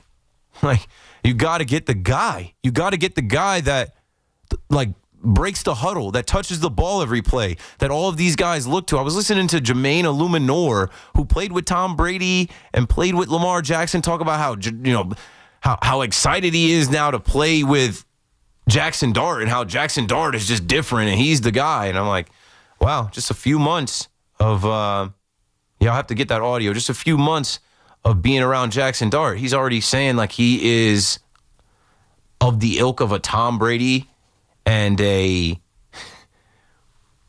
Lamar Jackson. He's got them all believing. And I believe that these quarterbacks are more ready than ever to come in the NFL, and the Jets can find their guy. It's not, unfortunately, Justin Fields. It's also not Tyrod Taylor. But they shouldn't be afraid to be afraid to go to Tyrod Taylor. I do understand everybody calling for him during it because that game was putrid. It was embarrassing. It was come on now. It's such a low-scoring game. You got to do anything. You got to do anything to win the game. Nick Saban will bench Jalen Hurts and go to Tua to win the national championship. Had to get it done. Had to get it done. And here come the Dodgers trying to get it done. Who else? Freddie Freeman, top of the 9th. They don't stop. They've got 11 hits in this game, 5 runs. I don't know how many pitchers now Milwaukee has had to use. The Brewers, after that solo shot in the first, they've been blanked. They've been absolutely shut down. I'm not surprised. Yamamoto did go 8 strong. And the Brewers now have used 5 different pitchers. So don't be surprised when you're watching the Dodgers in the World Series again. Thinking about last year, the Yankees hosting them here. The Yankees got to be embarrassed, man. Both last year and this year, you do host, your home games in the series you get eliminated in, but you only win 1 game. And then you end up going out in embarrassing fashion. This year, a bullpen game, a bullpen that you faced, that you actually did get hits and score runs and hit home runs off of, they shut you down in the Bronx. And then the year before, you have a 5-0 lead, you cough it up, a terrible 5th inning where you just melt. And you get mocked and trolled and made fun of by the entire sports world, not just baseball. And the Yankees accept it. The Yankees just say, oh, yeah, well, we tried. It's a crapshoot. Maybe next year. I think we spent enough money on payroll. We'll get them again. Down in Philly, let's talk to John on the Fan next. What's up, John? Hey, Keith, thanks for taking the call. I hate the Dodgers. The Dodgers shouldn't be talked about on the radio. That's how much I hate them. No, they're the evil empire. They have. I know they are. The Los Angeles deferrals. They have deferred this whole team, and they are stacked, and they have a bunch of guys that are cold-blooded, and when it comes to this time of the year, they know what time it is. Yep, absolutely right. So I got a couple Yankee points. You let me go as long as you want. But for all the Yankee fans talking about maybe Bo Bichette, the Yankees are not going to admit that Volpe either is not as good as they said he was. Same thing for Dominguez. I mean, we've been down this road before multiple times with prospects being the real deal. And they just wait for the Martian to come up. And then when we see him, we're like, well, what exactly is this? So I'm hoping that Lombard is the real deal. I'm hoping that Spencer Jones is the real deal. We'll have to wait and see. But Volpe's not going anywhere. I think he has at least another year before the Yankees even consider moving on from him. But yeah, he's going to arbitration this year. And what do you think that case in that hearing is going to sound like? It's going to be nothing but roses for him. They've got a hell of a case built up against him. 19 errors. I don't know how many times he strike out this year. 120, 100, more than that. Yeah. Yeah, but going into the offseason, here's what I would like to see the Yankees do. I think the obvious one is re-sign Bellinger. That makes perfect sense. He was a great Yankee. Seems like he really bought into the Yankee culture. Here's the one that I almost feel bad saying this because the guy's been a team player. He's owned up to his mistakes. But I think the Yankees have to strongly consider releasing Stan for the sole reason that the Yankees need to find some space in between or find some playing room with these other guys on a DH side, not just in the field. Ben Rice, if you get Stanton out there, he has, I think, $34 million left next 2 years. Stan gets released. He just joins the list of the Yankees bad contracts. So we can talk about Donaldson and everyone else. Stan joins that list. But you move Ben Rice to the DH spot.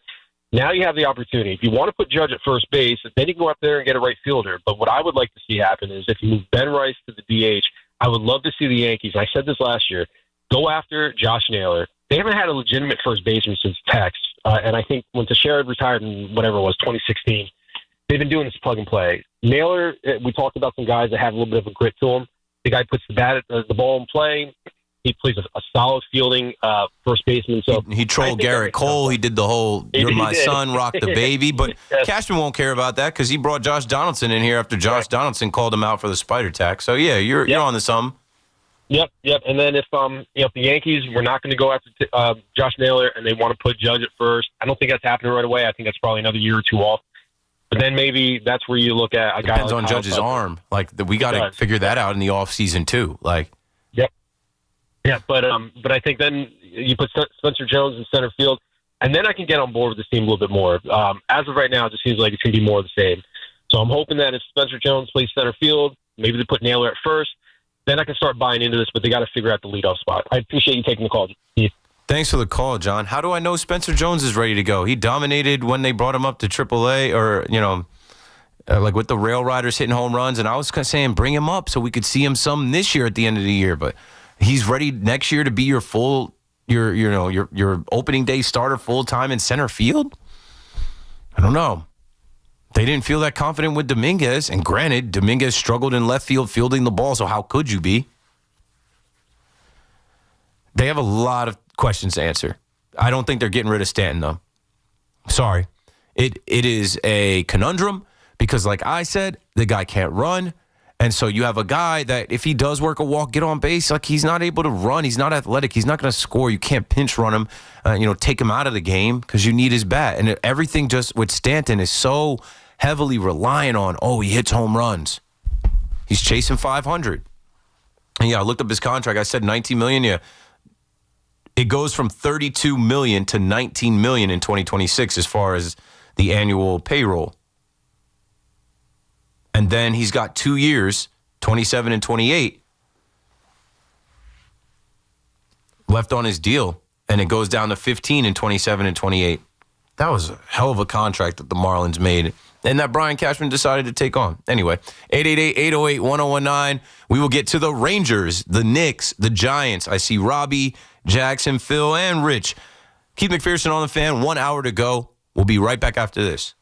It's Boomer and Gio, mornings on the Fan, 101.9 FM. I think it also brings out the best in the defense, and it brings out the best in, Kayvon Thibodeau. He may not have a sack or two, but he's made some pretty big tackles last night on Saquon Barkley, who looked like he didn't want any part of that Giant defense. Listen to Boomer and Gio on demand on Apple Podcasts, Spotify, or wherever you get your podcasts. Football season is here, and just like winning teams, your engagement should be all about the best. So if you're ready to pop the big question this season, why not visit the experts at London Jewelers? With top-notch professionals and cutting-edge technology, London Jewelers can help you select or even design the absolute perfect ring. So whether you're starting over or starting new, let the professionals at London Jewelers be a part of your journey. Visit any one of their convenient 6 locations across New York and New Jersey. London Jewelers, serving you and your family since 1926. 1-877 Cards for Kids.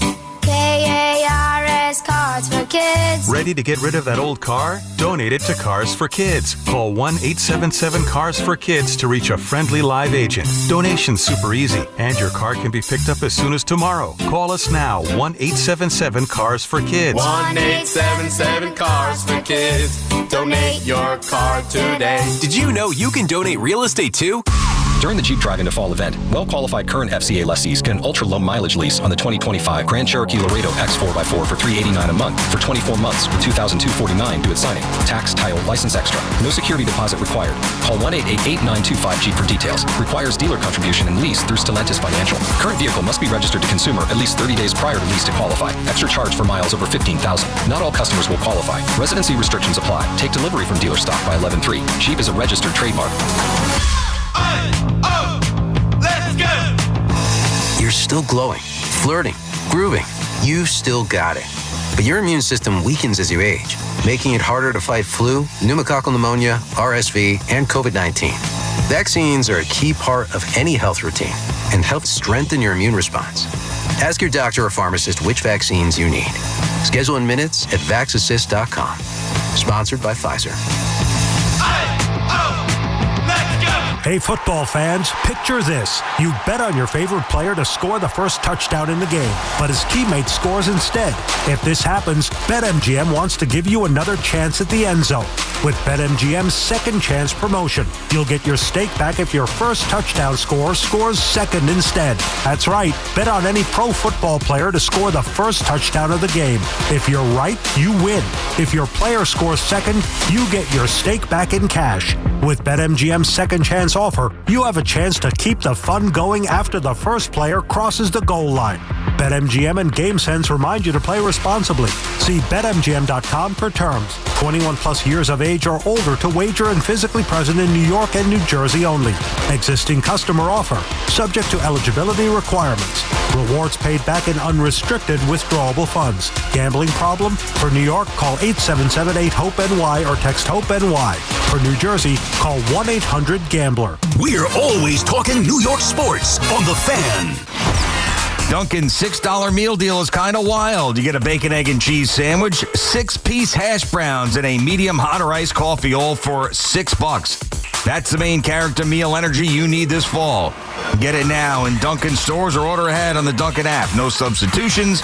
Participation and times may vary. Offer price varies in California and Hawaii. Limited time offer cannot be combined with other offers. Exclusions and terms apply.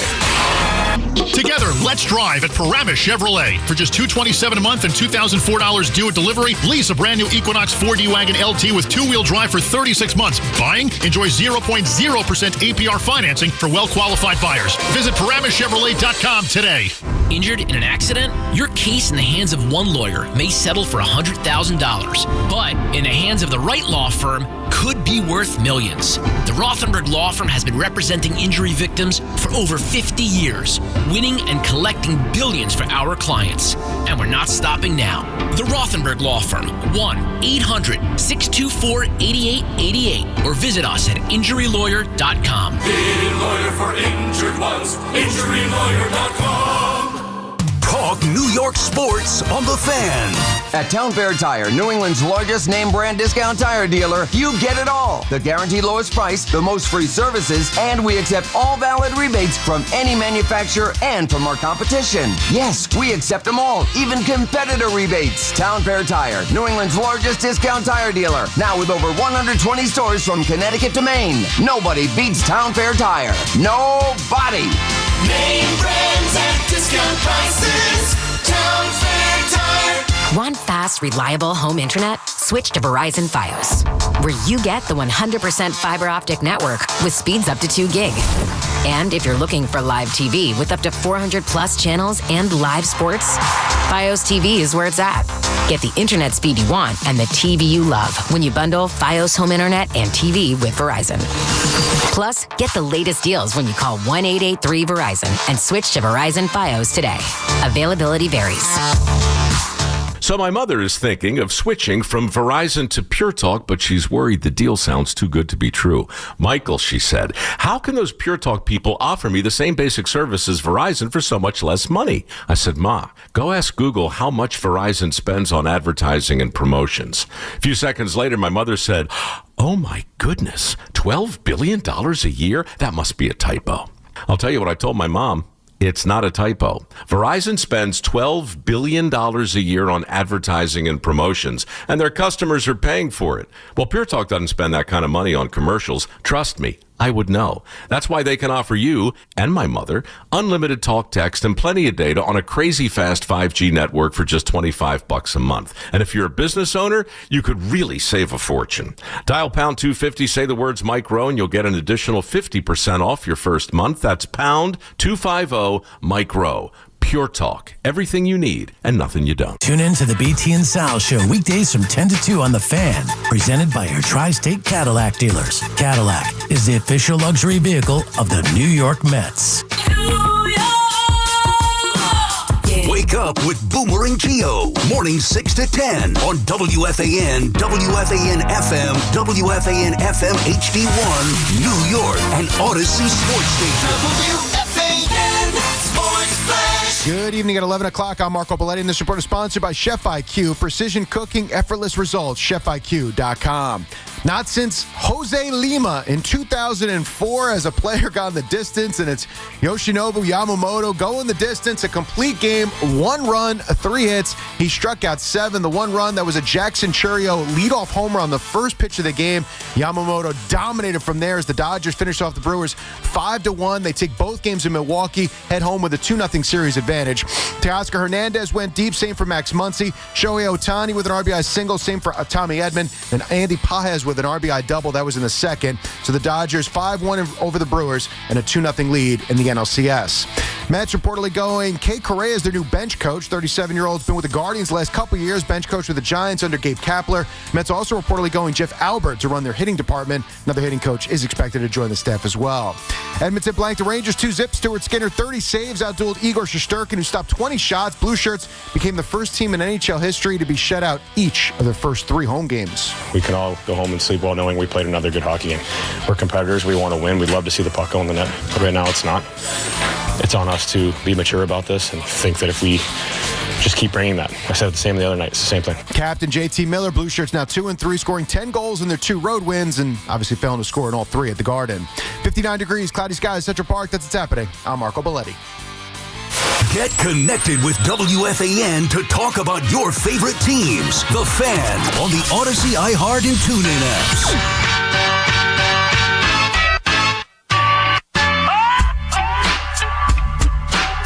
Inside the 11 p.m. hour, 5-hour sprint, KM to AM on the Fan in New York. I took a call in the last hour talking about this Dodgers game, and, not a guarantee that the Dodgers win this one. They don't have much of a bullpen. They didn't need to go to the bullpen. Yamamoto. Remember Yamasoto? Ha! Yeah, Yoshinobu Yamamoto, who Brian Cashman went and saw him throw a Yamanono in Japan. He just threw a complete game in the freaking NLCS on the road against the quote-unquote best team in baseball, a team with the most wins. Who's stopping the Dodgers? I don't know. The Mariners? Maybe.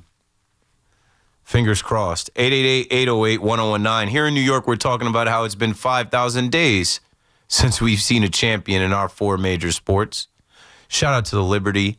Shout out to NYCFC. But it's not what we're talking about, bro.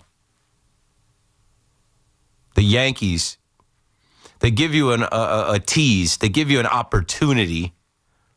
But ultimately, they don't have enough. I mean, the Rangers, they're starting completely over, it seems. And so far, not good out the gate. The Jets and the Giants have been in the bottom of the NFL for like a decade. the Jets have taken a step back with a new GM and new head coach, and they're completely rebuilding again. Set their franchise back, I don't know, another 5 years. The Giants have a little bit of light somewhere in the tunnel, not the end of the tunnel, but you're starting to see some light because you have a quarterback and a running back tandem and some pieces on defense. Andrew Thomas is back. Giants fans are saying, get us a wide receiver. Maybe we can win the division. Maybe we can be a wild card. Maybe we can go to the playoffs. But ultimately, you know they're not winning the Super Bowl. 888-808-1019. Let's talk about it. I talked about it last night when I saw the New York Knicks scrimmage. And in the post game, I saw a new head coach. Why am I blanking on that head coach's name right now? Mike. Thinking about too many things. They fired Tom Thibodeau to hire Knicks head coach Mike Brown. I was thinking Mike Woodson. I knew it wasn't Mike Woodson. And what he was saying after the game, it's getting late. See, this is what happens when you're used to your show starting at 11. The tone that he was taking about a preseason game, I'm like, oh, man, this is going to be fun watching what Brown can do for you. Because the Knicks have to save the city. This is the most anticipated Knicks season ever. Jackson's in Montvale on the Fan. What's up, Jackson? Hi, Keith. First-time caller. I want to ask you a question about the Knicks. Do you think there's a chance they can win the NBA Finals this season? Of course. That's the only thing they're supposed to do. Go to the finals and win it. Set the city ablaze. Have people mobbing in the streets again. They have the roster. The East is open. They fired the coach that got them to the Eastern Conference Finals because they felt like somebody else would be able to get them further. They have to go to the finals and win it. That's all that's being expected right now. They literally put out, we have championship expectations, like they expect to win a chip this year. Yeah, I think they can. I think they should. I'm just worried about the Thunder. I think the Thunder is the team to watch out for. Yeah, they're in the West, and they might have a little bit of a hangover. They might have had too much champagne, and it's hard to go back-to-back. They got to do it again. I know they're young. I know they're tough. But you worry about them once you get to the finals and how you match up against them. The Knicks got to stay healthy. The Knicks got to use that bench this year. The Knicks got to set a tone in Madison Square Garden the entire regular season, where that's a home court advantage, a tough place to play, and that the style of basketball they're going to play fits more of the modern-day style of basketball. And we'll see what happens when we get to the spring. Yeah, it's going to be interesting with the new coach and everything. I think they can easily, win a championship. But easily? Nothing's going to come easy, especially not for New York City. Thanks for the call, Jackson. Some of you Knicks fans, I caution you because you've never been where we're about to go.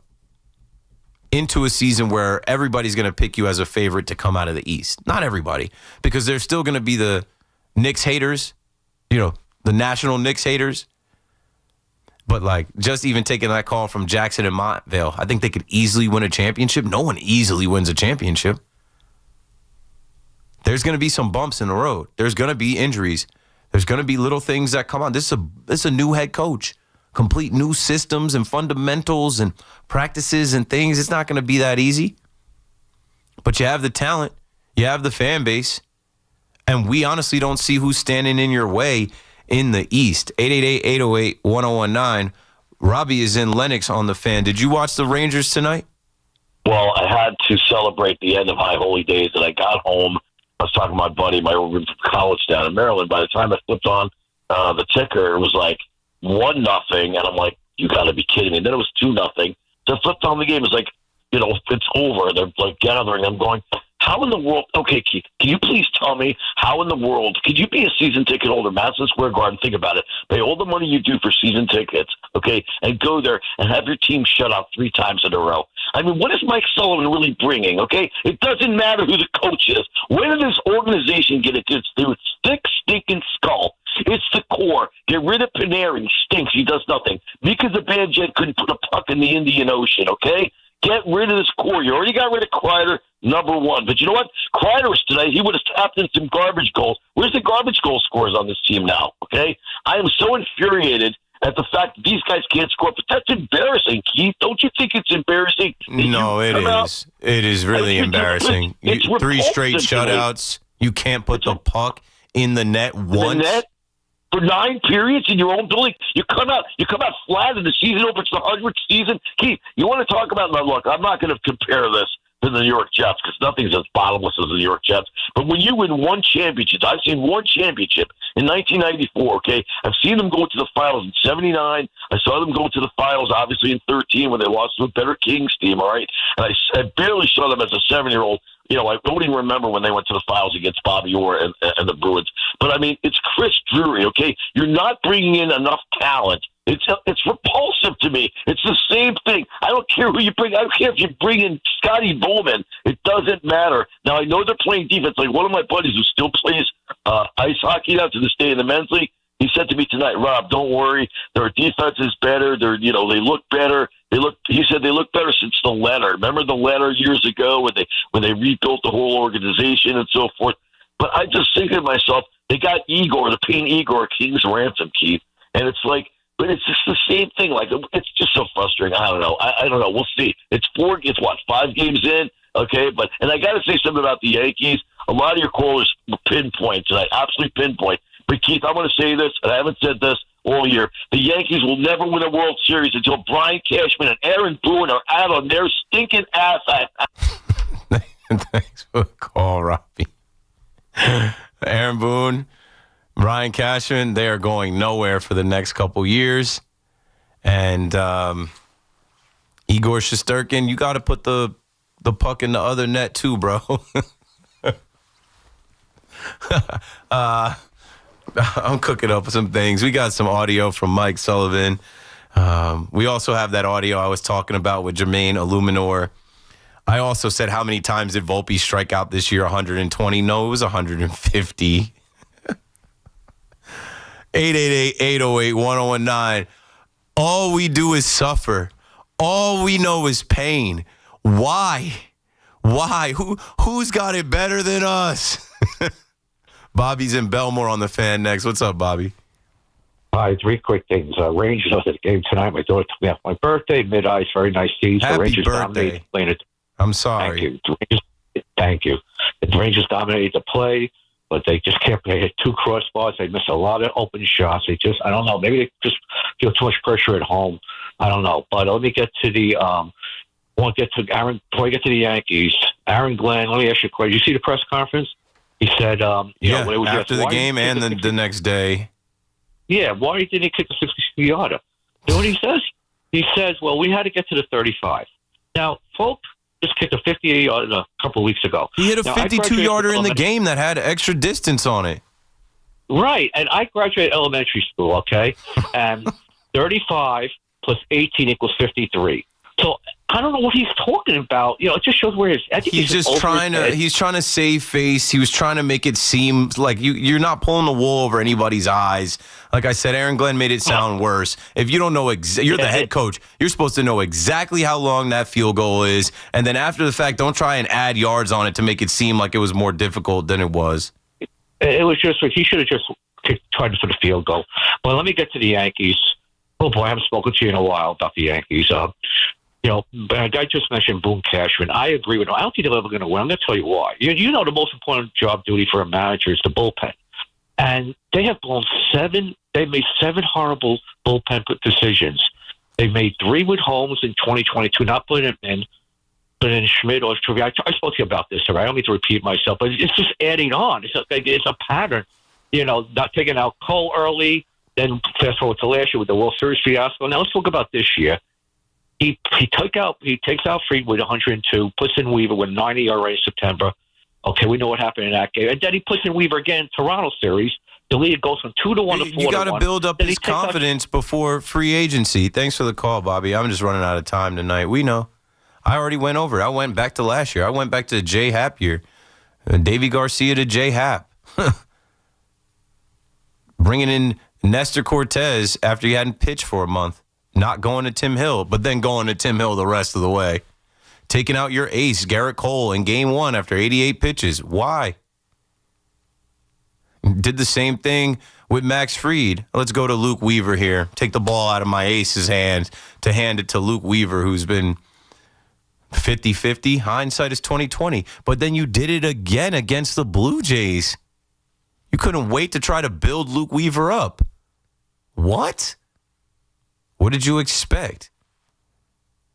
Oh, let's go to Will Warren, a whole rookie, out of the bullpen to be the long man. But for how long, man? He'd never done that before. What are we doing? He's never come out of the bullpen inheriting runners. And yeah, Max Fried didn't have it. Max Fried folded. We got the bad version of postseason Max Fried then. But yeah, all those decisions. And then, of course, that game, the Yankees rally back. They score 7 runs. Well, you lit the damn game on fire. You let Will Warren give up a grand slam. You let Will Warren, what do you give up, 4 homers or something like that? Something stupid. It's like the Yankees don't know simple math. What were you playing for? It wasn't a 7-game series. You had to go to Toronto and get 1 out of those 2 games. After you couldn't score anything but 1 run that you walked in game 1, it should have been life and death in game 2. I don't know. What do I know? I don't know anything, bro, because I keep showing up to the stadium. I drive to the stadium an hour. I watch the whole game. I drive down here. I race to get down here, do the show, talk about this. I've been doing this for 4 years. Rich is in Brick, New Jersey on the Fan. What's up, Rich? Hey, Keith. How's it going? I feel your pain. I feel your frustration. I'm telling you. That other caller, without the explicits, he's not wrong. The Yankees as an organization need to really take a hard look at themselves, top to bottom, and in the minor leagues as well, because fundamentally our rookies and our players down in the minors, they're not being taught the fundamentals of baseball that will help us get ahead at this point in time. And a lot of teams right now, when they come for trades and stuff like that, they don't want our guys.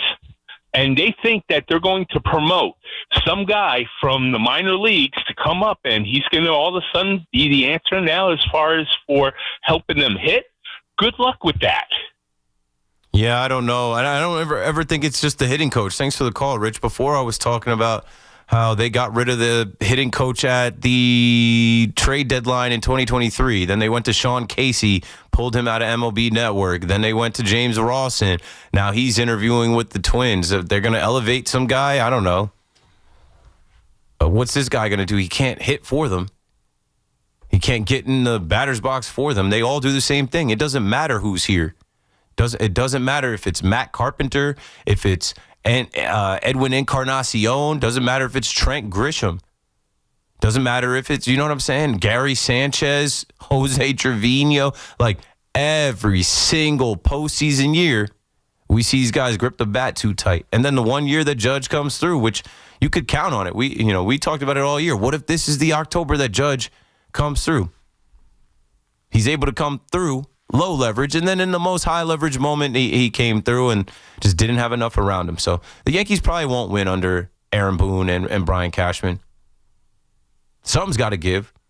But I'll tell you this, they are looking in the mirror, and when they look in the mirror, they see a 10 out of 10. They're that girl with the Instagram filters and all the guys hyping her head up because they're liking her pictures. They're in her DMs. They're telling her, yo, you are fine. You are a dime. But in reality, like when you see her in real life, you're like, nah, not quite. But when she looks in the mirror, she's got all the self-esteem. But they were pretty good. Yeah, exactly. She looks in the mirror, I look pretty effing good. And whoever you are to disagree or tell me different, you're wrong. We're pretty good at this. We come close. We're leaning into kicking ass. Yeah, all right. Keith McPherson on the Fan. Taking your calls till 12. Don't go anywhere. We'll be right back. It may be the offseason for the Bombers and Amazons, but there's no offseason for Yankees and Mets talk. Get the latest here. The Fan, 101.9 FM, and always streaming on the Odyssey, TuneIn, and iHeartRadio app. Sitting in the driver's seat of the Nissan Kicks is like the best seat in the house. You're in the action. And with the Nissan Kicks all-wheel drive, you can go find the best views. And with the 10-speaker Bose Personal Plus audio system, you can hear everything. Your new wheels await. Reimagine your ride with the reimagined Nissan Kicks. Now get the 2025 Nissan Kicks starting at just $21,830. Shop your local Nissan store or nissanusa.com. Starting MSRP at $21,830 for base model. All prices are manufacturer suggested retail price. MSRP. MSRP excludes up to $1,495 destination and handling charges, tax, title, and license. Dealer sets actual price.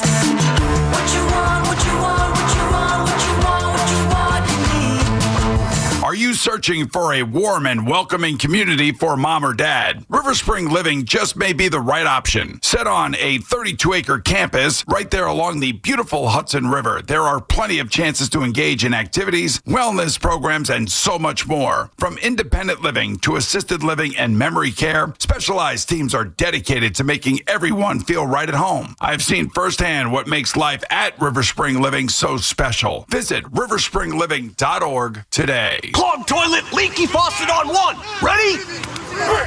Uh-oh, you got a plumbing problem blitzing through the line. Time to audible and call in the pros. Roto-Rooter is your go-to defense for clogs, leaks, and any plumbing fix. Call the right play and download the Roto-Rooter app and easily book an appointment and receive exclusive service discounts. Touchdown! Don't get sacked by plumbing issues.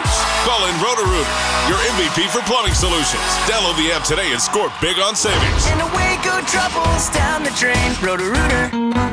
Dunkin's $6 meal deal is kind of wild. You get a bacon, egg, and cheese sandwich, 6-piece hash browns, and a medium iced or hot coffee, all for $6. That's the main character meal energy you need this fall. Get it now in Dunkin' stores or order ahead on the Dunkin' app. No substitutions, participation and times may vary. Offer price varies in California and Hawaii. Limited time offer cannot be combined with other offers. Exclusions and terms apply. We've got more sports talk coming up on The Fan. Want fast, reliable home internet? Switch to Verizon Fios, where you get the 100% fiber optic network with speeds up to 2 gig. And if you're looking for live TV with up to 400 plus channels and live sports, Fios TV is where it's at.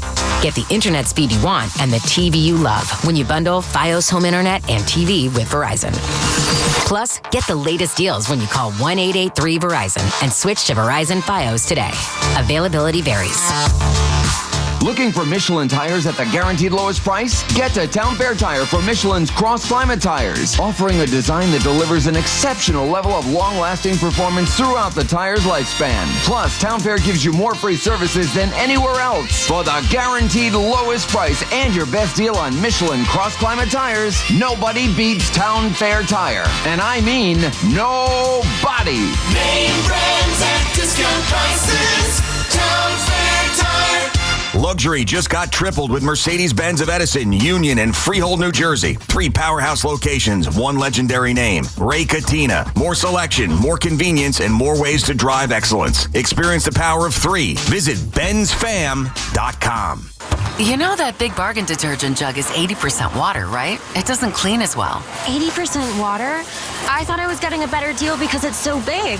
If you want a better clean, Tide Pods are only 12% water. The rest is pure, concentrated cleaning ingredients. Oh, let me make an announcement. Attention shoppers, if you want a real deal, try Tide Pods.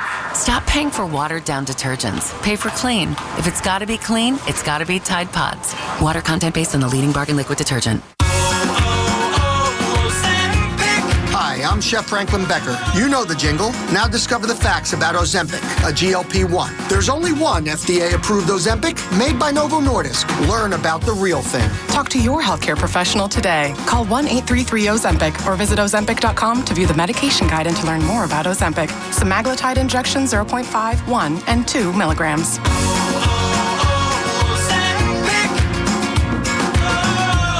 Cars for Kids, your trusted charity for car donations, also accepts donations of boats, RVs, motorcycles, and real estate. Call today, 877-CARS-FOR-KIDS.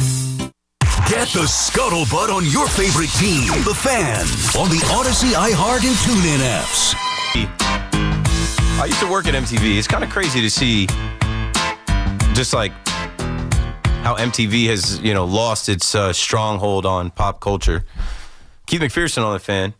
I mean, it happens with everything. Everything evolves. During this break, I was just reading an article about Netflix. Netflix inks deal with Spotify to bring podcasts from Bill Simmons, others to streaming service in 2026. And then that made a bell go off in my head. I'm like, oh, so this is also tied to what Carabas and Dave Portnoy were beefing over on Twitter earlier. Video killed the radio star. Well, video is killing the podcast game. The podcast has to be on video now, and not just on YouTube, not on a Zoom type of Ustream thing, like a full-on set. You know what I'm saying? Like these podcasts that you listen to, like they have to now be on full. So I'm from Monmouth County, and I just went home for my mom's birthday. Hi, Mom. Love you if you're listening, if you're still awake. And we're seeing the area change in Monmouth County, down the shore, Jersey. Because Netflix, they have Fort Monmouth. Like it's already a done deal.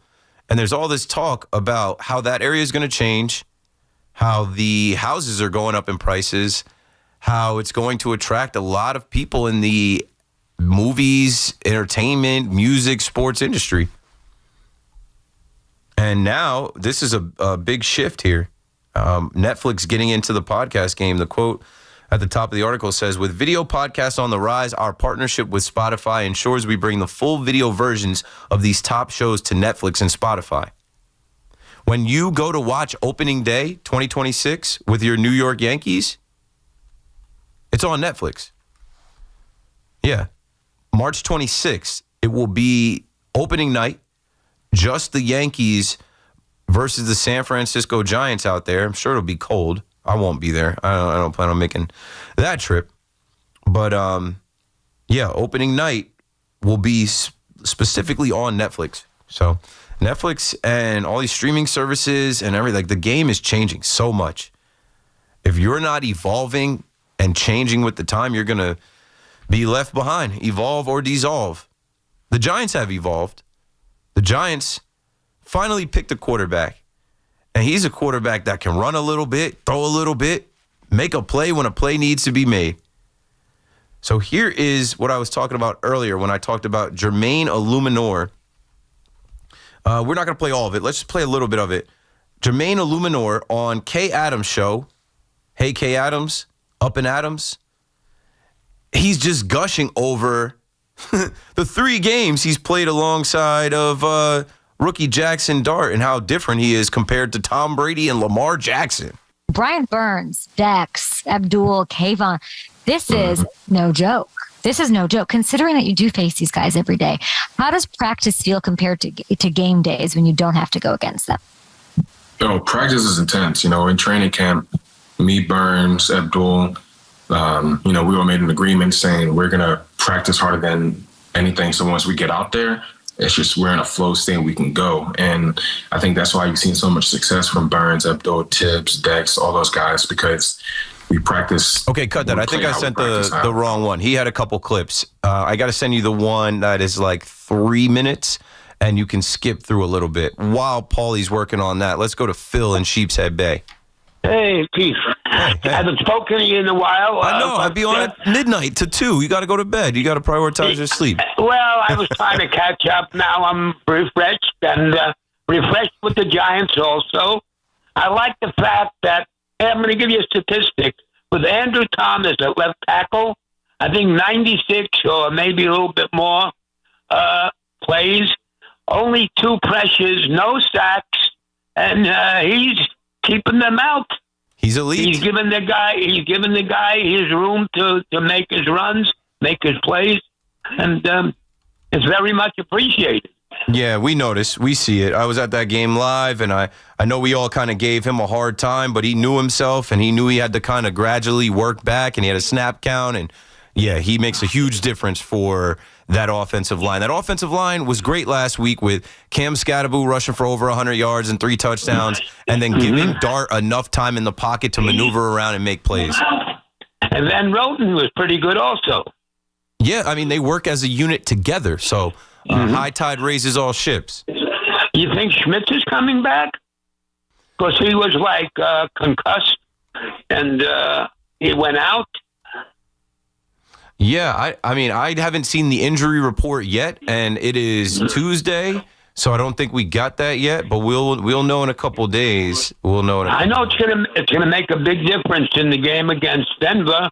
Denver got these big monsters up front. Yeah, and we gotta hold them down and do our thing. I'm gonna leave you with that. Have a good evening, Keith. Thanks for the call, Phil. Yeah, October 9th. John Michael Schmitz, questionable concussion. He was ruled out for Thursday night. We'll see if he clears concussion protocol. And now they're paying extra close attention to the Giants' concussion protocol after last Thursday night. But yeah, we'll see if he's able to go. If he's not, worked out last week without him. Okay, now I think we have the right clip of Jermaine Illuminor talking about Jackson Dart. And as I try to tell people, pump your brakes on Jackson Dart. It's a whole different thing for one of his teammates to talk about the difference he makes, what it's like to play with a quarterback like this, especially a guy that, was in practice with Tom Brady and also played with Lamar Jackson. I liked your quote. You said, I've kind of waited my entire career to play with a guy like that. That's the quote. What is it that Jackson has?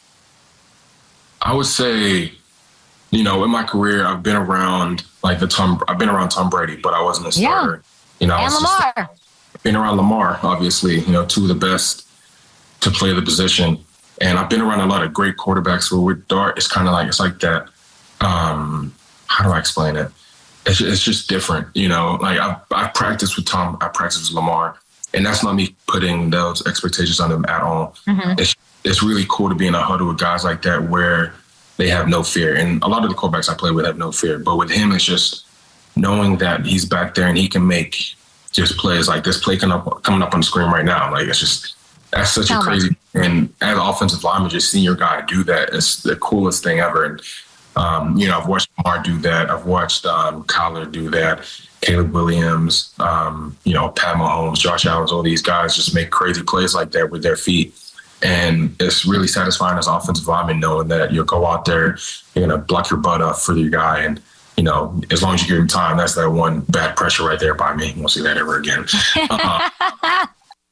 Okay. You get the gist of it. And the play he was talking about was the play I talked about earlier, how cold it was to see a guy scramble, shake off Zach Baum with just stepping on him, just stepping at him, pump faking, freeze him, and then house it. Jackson Dart, when they come out on offense, he's going to score. When they come out, they believe that they can score on their opening drive. So we'll see if they can do that against the Denver Broncos defense. I have some more audio queued up from the post game in Madison Square Garden tonight. Let's go to Justin in Floral Park first. Keith, all these New York teams are god-awful, including my fraud, and I underline fraud, Buffalo Bills. Keith, they got to get rid of McDermott. This guy is supposed to be a defensive coordinator, and I know Bijan Robinson is probably the top back in the NFL, but Drake London went through them. They got shredded so terribly in that first half. I know. It was unbelievable. As soon as that fumble didn't count, and they went right down the field and scored, I said, this is going to be this is trouble. And I don't know, Keith. Listen, there's not that many good teams in the AFC. But I'll tell you right now, I still don't think they're going to beat the Chiefs when the money's on the line. Because McDermott is a horrible they beat the Ravens barely, but other than that, I was talking about it last night when I was on. They haven't beat anybody good. They haven't beat anybody good. The Ravens stink. I know. Well, they don't have Lamar Jackson now. I mean, Keith, they don't have a defense either. Yeah. They're overrated, too. As far as the Yanks go, Keith, listen, I'm not even going to bother. It's like the same movie every year, Keith. Yep. It doesn't matter who we're bringing in. I mean, we can bring in Pete Alonso. We can bring in all the hitters. And guess what, it's Keith? The culture. They won't hit when the money's on the line. It's correct. Yep. Because it's stupid analytics. So as long as Boone and Cashman are there, we're never winning. We see it, but Hal don't care because he got 5 playoff games this year. 5 home playoff games. And speaking of home playoff games, Keith, can the New York Rangers score a goal at home? I mean, how embarrassing is this? That's the bad. 100th year and they can't even score at home. Oh, yeah, that's right. They are celebrating. Keith, they They've played 3. I went to opening night. They've played 3 great home games, and they've literally only given up 1 goal. They've had empty nets against them. Igor goals against is 1, and he's freaking 1, or what is he, 1 and 2? It's pathetic. Thanks for the call, Justin. Yeah, so I was thinking about Morash. Morash decided to not take the ticket. They literally hosted the show at Yankee Stadium in the suite, could have sat in the suite and watched Judge hit that 3-run bomb off the foul pole. He elected to go home to watch the Rangers. I thought you were going to the Rangers game. He elected to go home and watch the Rangers be shut out. They haven't scored a goal at home since. Let's go to, the new leader of these Rangers, Mike Sullivan, speaking to the media after the game. Well, the message was that, we have to make sure that we don't get discouraged because there's a lot to like with our game over the last 6 periods. I feel like we're controlling play, we're controlling territory, we're limiting shots and scoring chances. We're generating a fair amount on our own at the other end of the rink. I think when you look at, our power play, 5-on-5, some of our most talented guys are getting really good, high-quality looks, and the puck hasn't gone in the net. And so, you can't always control whether the puck was in the net or it doesn't. But I think if we just stay with it and we don't get discouraged, we just get determined here, we're gonna be okay. Nobody wants to hear that right now. He's saying the right things. His delivery is what it is. Nobody wants to hear that right now. Okay, so you don't want to hear from the manager, coach, the leader of men. Let's hear from JT Miller, who's one of them ones, one of the main guys out there back with the Rangers. Well, first of all, let's not make this bigger than it is. It's game 5. A lot to like about our game. It's a unique situation, but let's not blow this out of proportion here. Okay, Ross is in Bergen County. Ross, do not make this bigger than it is. No, it's ridiculous, man. I mean, we got to hear all this BS about how things, skies are going to get brighter, skies are going to get clear, everything. I was talking to somebody online. This reminds me just like the Mets, hearing about how all we got to do, pitching's been just fine. You remember this whole 45 to 24? That doesn't happen without the stellar pitching. Cough, cough, cough, the stellar goaltending that we got right now. So only give it until December when we start potting 4, 5, 6 goals a game. And the last call, there was Justin in Floral Park talking about Shesty's goals against average. His last couple Decembers, that goals against average has been north of 4. So just give it a couple months when it'll flip-flop, and it'll be a seesaw, just like it is with every other team in this city, bro. Yeah, they're going to rip off 10 wins in a row. Just wait till December. Hey, hold on. And now I'm seeing this other game people are playing now, if only we had a guy named Chris Kreider. He wouldn't be pulling the same BS, too, because that guy couldn't shoot a puck if his life depended on it. His whole, shtick was that, he hangs around. Mika and whatnot. Yeah, he'd hang around the crease. He's got 3 goals so far this year, so it's kind of apples to oranges. He had a game tire against San Jose, and it's just overall, you always talk about universe never unconnects. I remember, I think I was in 3rd grade, this is back when I was, hooping and everything, when I was actually an athlete and not the narp I am now. And I remember we were doing the layup drills and everything, and people were asking, why are you in such a bad mood, Ross? This is little Ross and Bergen. And I told this was the day Ryan McDonough and JT Miller got traded for a whole lot of nothing, looking back in hindsight. And I told him, I said, you don't even want to know, bro. And now all these years later, one of them come back, actually the one who's actually still somewhat worth a damn in the NHL because Mack Truck's pretty washed. We throw the C on his chest, and 5 games into the year, he's telling us to not blow things out of proportion when they've played 9 periods at the Garden. We haven't heard slap shot once. This city's a freaking disgrace, bro, and they're Exhibit A. I'm just envisioning young Ross slapping the backboard, slamming his layups in there. Yo, what got into you? The Rangers traded 2 of our favorite players. What? What these teams put us through from the time we're children to grown men, and it never goes away. It literally doesn't go away. You can try to pretend like you've outgrown it, like you've got other things going on. You sit down to watch your favorite team, root for your favorite team, be entertained, and hope that they win. And you don't sit down thinking, I'm going to be frustrated. Unless you're a Jets fan, I guess. Or a Mets fan, I guess.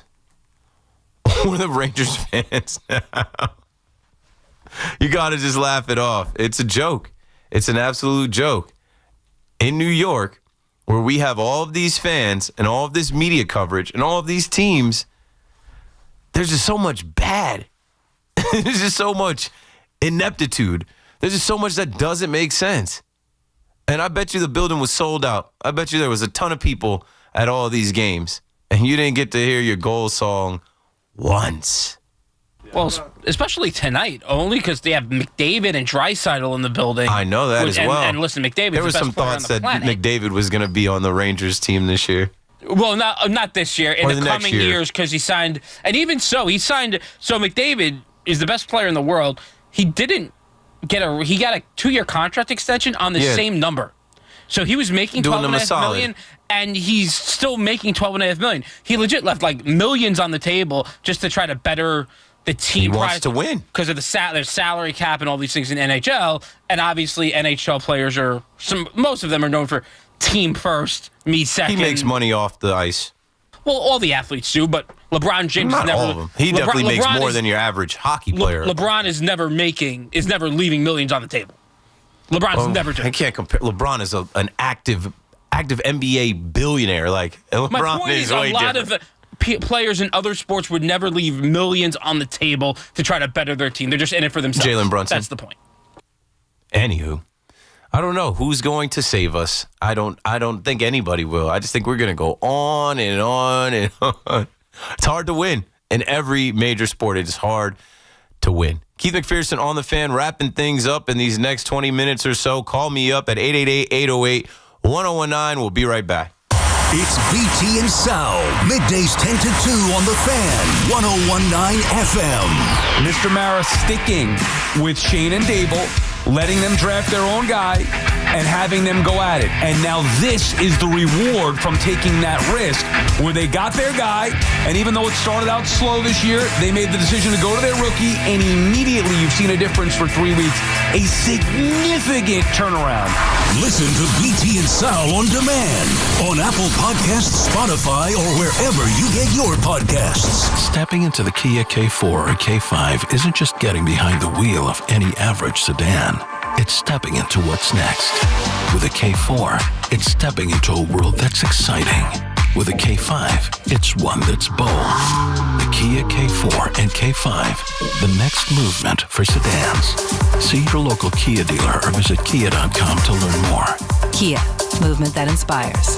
Call 800-333-4KIA for details. Always drive safely. Think Verizon, the best 5G network, is expensive? Think again. Bring in your AT&T or T-Mobile bill to a Verizon store and we'll give you a better deal. Now, what to do with your unwanted bills? Ever seen an origami version of the Statue of Liberty? Jokes aside, Verizon has the most ways to save on phones and plans where you can get a single line with everything you need. So bring in your bill to your local Verizon store and we'll give you a better deal.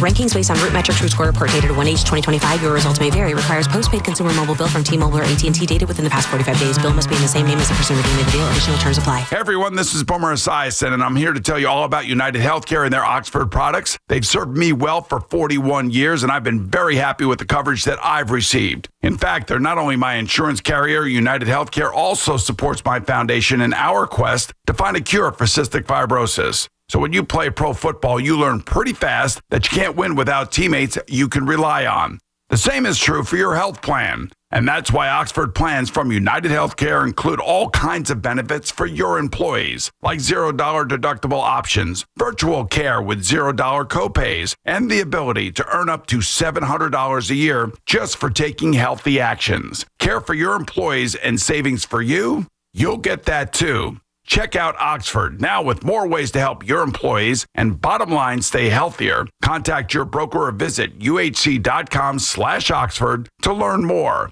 Oxford insurance products are underwritten by Oxford Health Insurance Incorporated. We're always talking New York sports on the Fan. Hey, football fans, picture this. You bet on your favorite player to score the first touchdown in the game, but his teammate scores instead.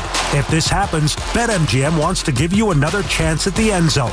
With BetMGM's second chance promotion, you'll get your stake back if your first touchdown scorer scores second instead. That's right. Bet on any pro football player to score the first touchdown of the game. If you're right, you win.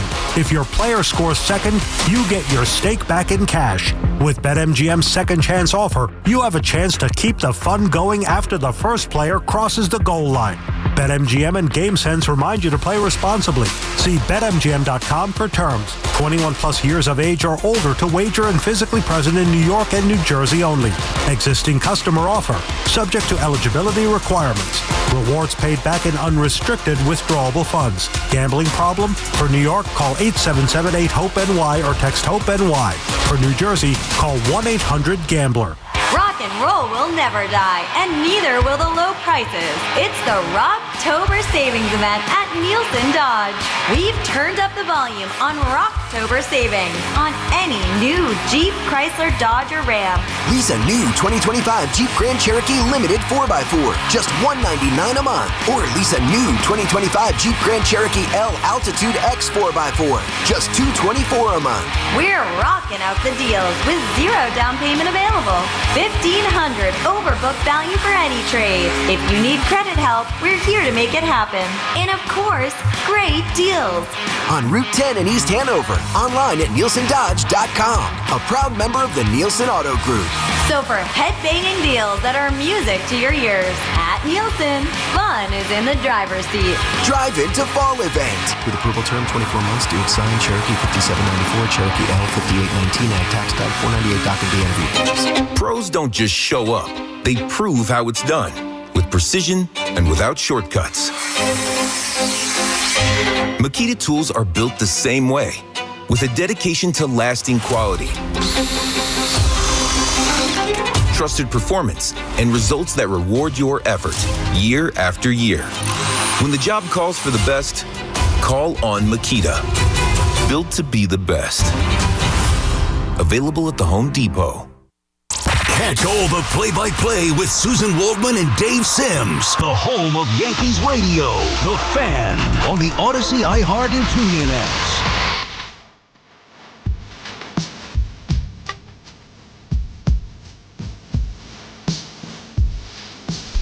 So, Craig Alvado, you went to the archives for this one. It's been a minute. But I used to listen to all the Eminem albums, D12 albums, Shady Records. I used to even listen to like Obi Trice. I'm trying to think who else was down with them. Obviously, 50 came out with Aftermath. Keith McPherson on the Fan. I don't have time to keep talking about random stuff. We talk sports here. Let's take the rest of these calls, and I'm going to get out of the way. Gary and Waterbury back on the Fan. I smash teeth, F your beef, no relief, I step on stage. The girls scream like I'm Keith. Yo. And R.I.P. to D'Angelo, and R.I.P. to Fife, Dog, Prodigy, ODB. Yo, R.I.P. to my dogs. R.I.P. to D'Angelo. Yo, and the Yanks, $300 million payroll. Plus. And you got the Mariners and the Tigers whacking us. Come on. The Blue Jays. Yeah. Yo. Yeah, exactly. We swept the Mariners. If we would have went to dance with the Mariners, I don't know what the series would look like, but it was the Blue Jays that absolutely did us in, and it wasn't close, and embarrassed us, and now they can't do anything against the Mariners. Funny how that works. Matchups. Yeah. And are you going to let Jackson pick your next football team? Are you going to let Jackson pick it, or are you going to pick it? Jackson's going to pick it. I'm not going to pick it. My mom was just talking about that. They're like, he's not a Cowboys fan. You're going to let him do it? He doesn't have any. I'm not doing that. Why would I influence my son to rock with Jerry Jones Club? I'm not. He's going to pick the Giants. That's fine. You know that. He's got a dad that can get him into Giant Stadium. That's perfectly fine. He's got a quarterback named Jackson Dart. If he wants to rock with Jackson Dart, I'm not. Yeah, my man. I'm not stopping my child. I hope he does. I hope he does. I hope you pick it. Well, Jackson Dart's got to be all pro. Thanks for the call, Gary. My son is 2.5. Yesterday, hit 2.5. So in 2.5 years, he'll probably be thinking about football and what team to rock with and going to kindergarten and being influenced by other kids. And if Jackson Dart is all pro and King of New York and My son comes home and says, I want a Jackson Dart jersey. I'm not going to be like, hey, well, I grew up a Dallas fan, and we don't do that in this household. Hell no. I'm going to say, I got you, bro. I already placed the order. Right now, my son only wears Bo Jackson. He had a Bo Jackson onesie when he was really little, and now I got him the authentic Mitchell and Ness Bo Jackson 34 stitched on, just because his name is Jackson. So he walks around with Jackson on the back. But yeah, I have no allegiance to the Dallas Cowboys. We've been over this. I'm not even joking. You will not see me in any Cowboys gear. I am relieved on Sundays that I am not sitting there hoping that the Dallas Cowboys find a way to beat Rico Dowdle and the Panthers. Instead, I'm sitting there hoping that they lose, because then my parlays are cashing. I'm betting against. The Cowboys have only beat the Jets and Giants. The Cowboys have only beat Justin Fields and Russell Wilson. They're a whole trash can. So, no, I'm not leading my son that direction. I hesitate to, lead him down the Jets direction, but who knows? The Jets are going to be picking in the top 3 teams most likely this year, maybe number 1. And I think there are enough quarterbacks coming out that they got to take a swing at one. And who knows in 2.5, 3 years if that quarterback is a franchise quarterback and the Jets' fortunes change. We don't know. That's what we're waiting to see. Dan is in Lincoln Park on the Fan next. What's up, Dan?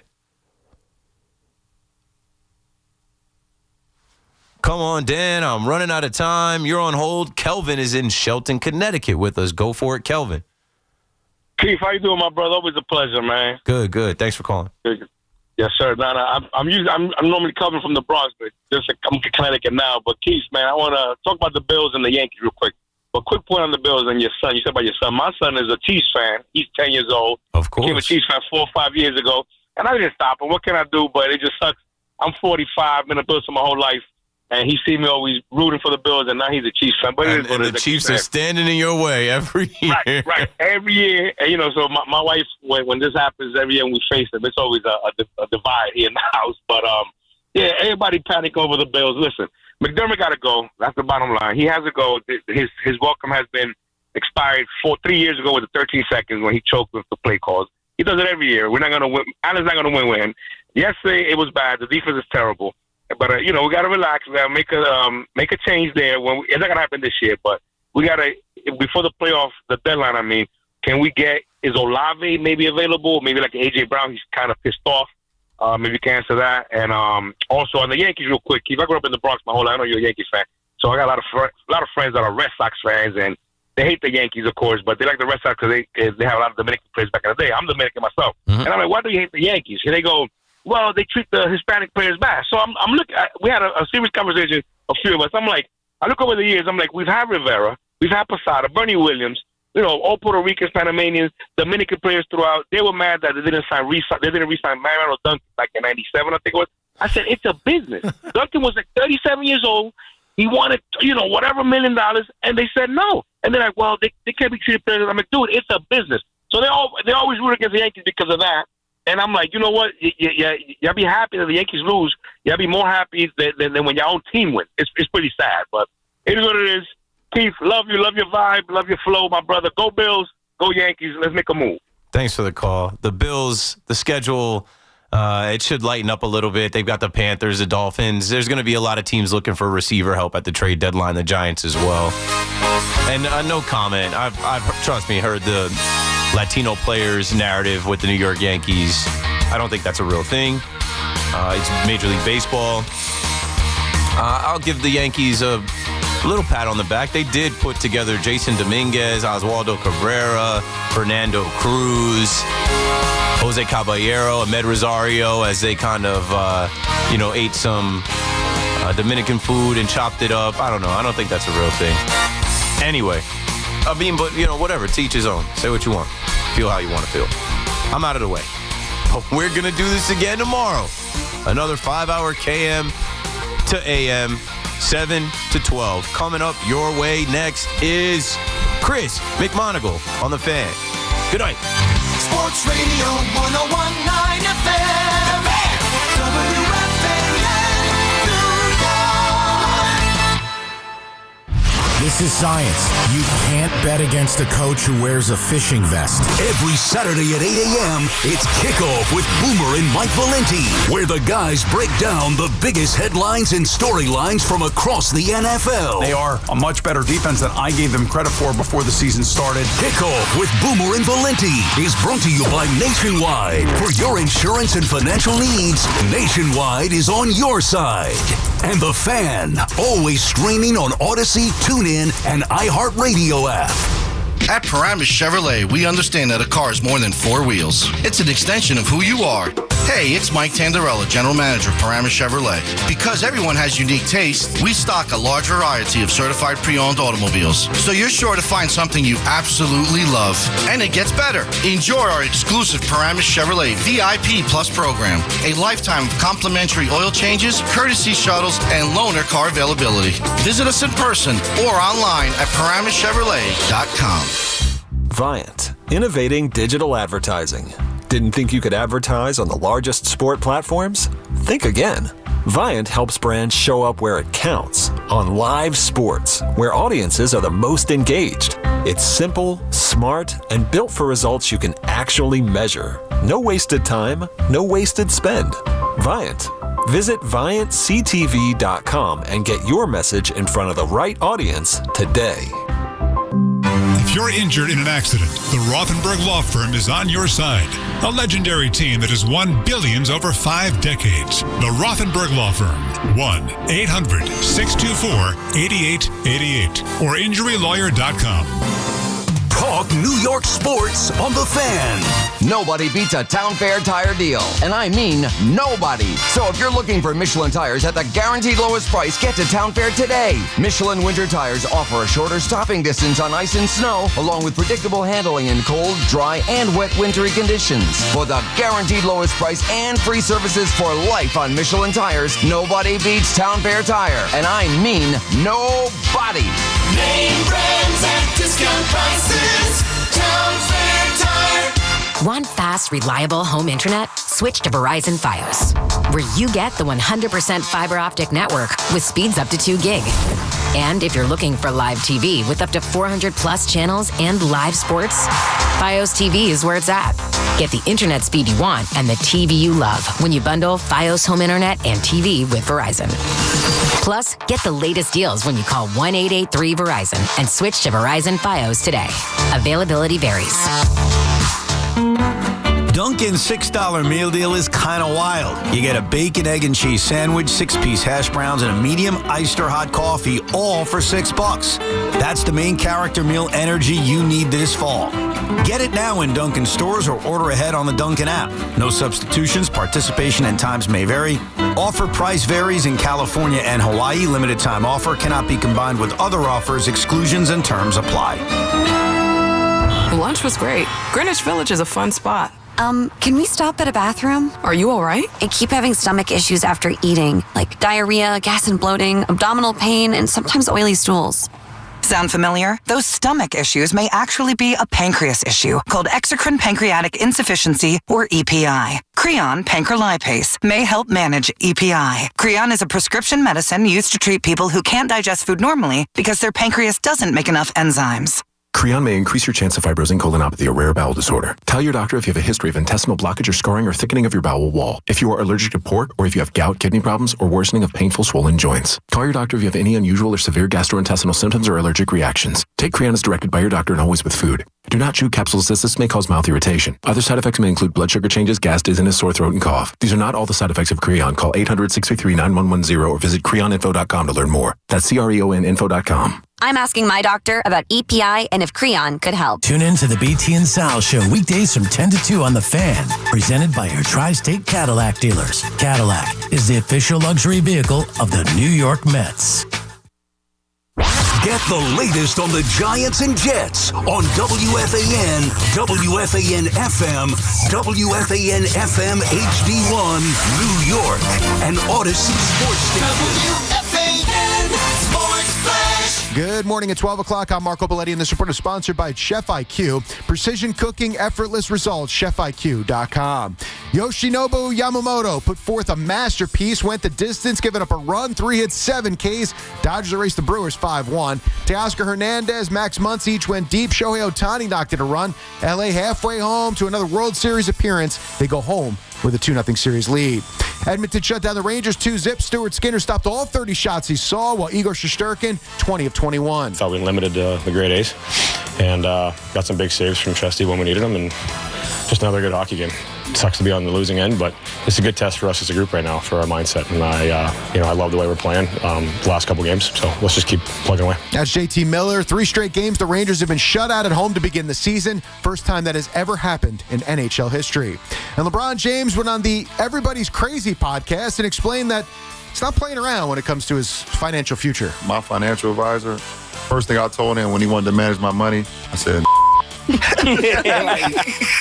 you steal my money, bro, or I'm broke, bro, I'm letting you know, bro, it ain't gonna be good for me. I swear to God, I really was like that. I'm really like that because I can't start over. I've had that same conversation with my money guy. I let him know, you are not messing around. I said, bro, with my money, man. That's just, bro. I said, listen, I wasn't working the board for Francesa forever getting this rich just for you to ruin it. That's right. That's bro. He went on. He could take Monopoly. He can't go back. Not going back to go. Can't collect $200. Oh my God! Everyone has a price. The problems of the rich. I feel terrible. I think you'd know all about them. Would I? I think you would. I wouldn't. Believe me. You know what? You know what else? The problem of the contact Brewers only scoring 1 run. It's weird. 1 run, and this. I got to check the box score. It was on a home run. The 1 run they scored. It's almost like most teams don't hit good pitching, and that's how we know it's good. It's bizarre. 59 degrees, cloudy skies, Central Park. That's what's happening. I'm Marco Belletti. Fat. Is that a fat joke right before the show? Talk New York sports here. We weren't The talking Fan. about fat. But I'm not gonna let them catch me, no. Not gonna let them catch the midnight rider. Chris. Yeah! I gotta make sure I sing in the car a little bit before I get here for dinner. WFAN. Yes, sir! Yes, sir!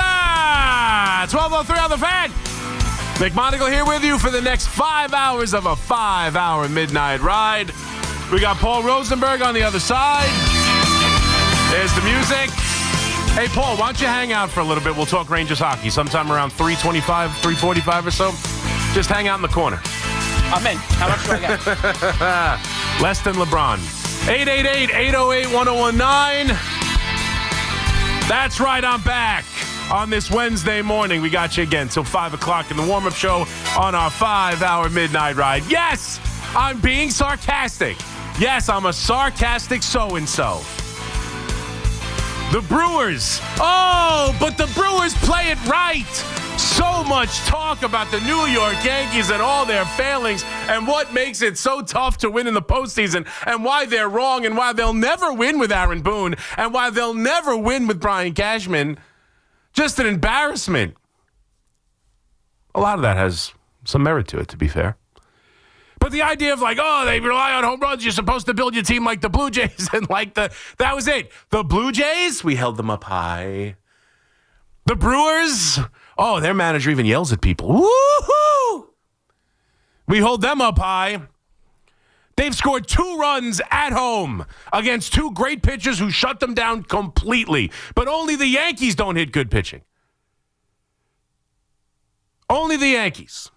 Now, the Yankees have their problems, and we're going to start with them today. We'll get to the hockey team that doesn't score goals. I think they're playing well, believe it or not, Ranger fans. I would not be as disappointed as many of you Ranger fans seem to be. We'll get to that. We've yelled on and on about the Jets head coach. We will get to the Jets. We'll even get to the Giants. And yesterday, you guys, I'm warning you now, you had a lot of problems understanding what the hell I was talking about. We will get to it with the Giants and whether or not I think they have a chance to win this game in Denver and what it would mean if they do. And just Jackson Dart in general, as I'm looking forward to this week. But I want to start with the Yankees because I actually woke up today.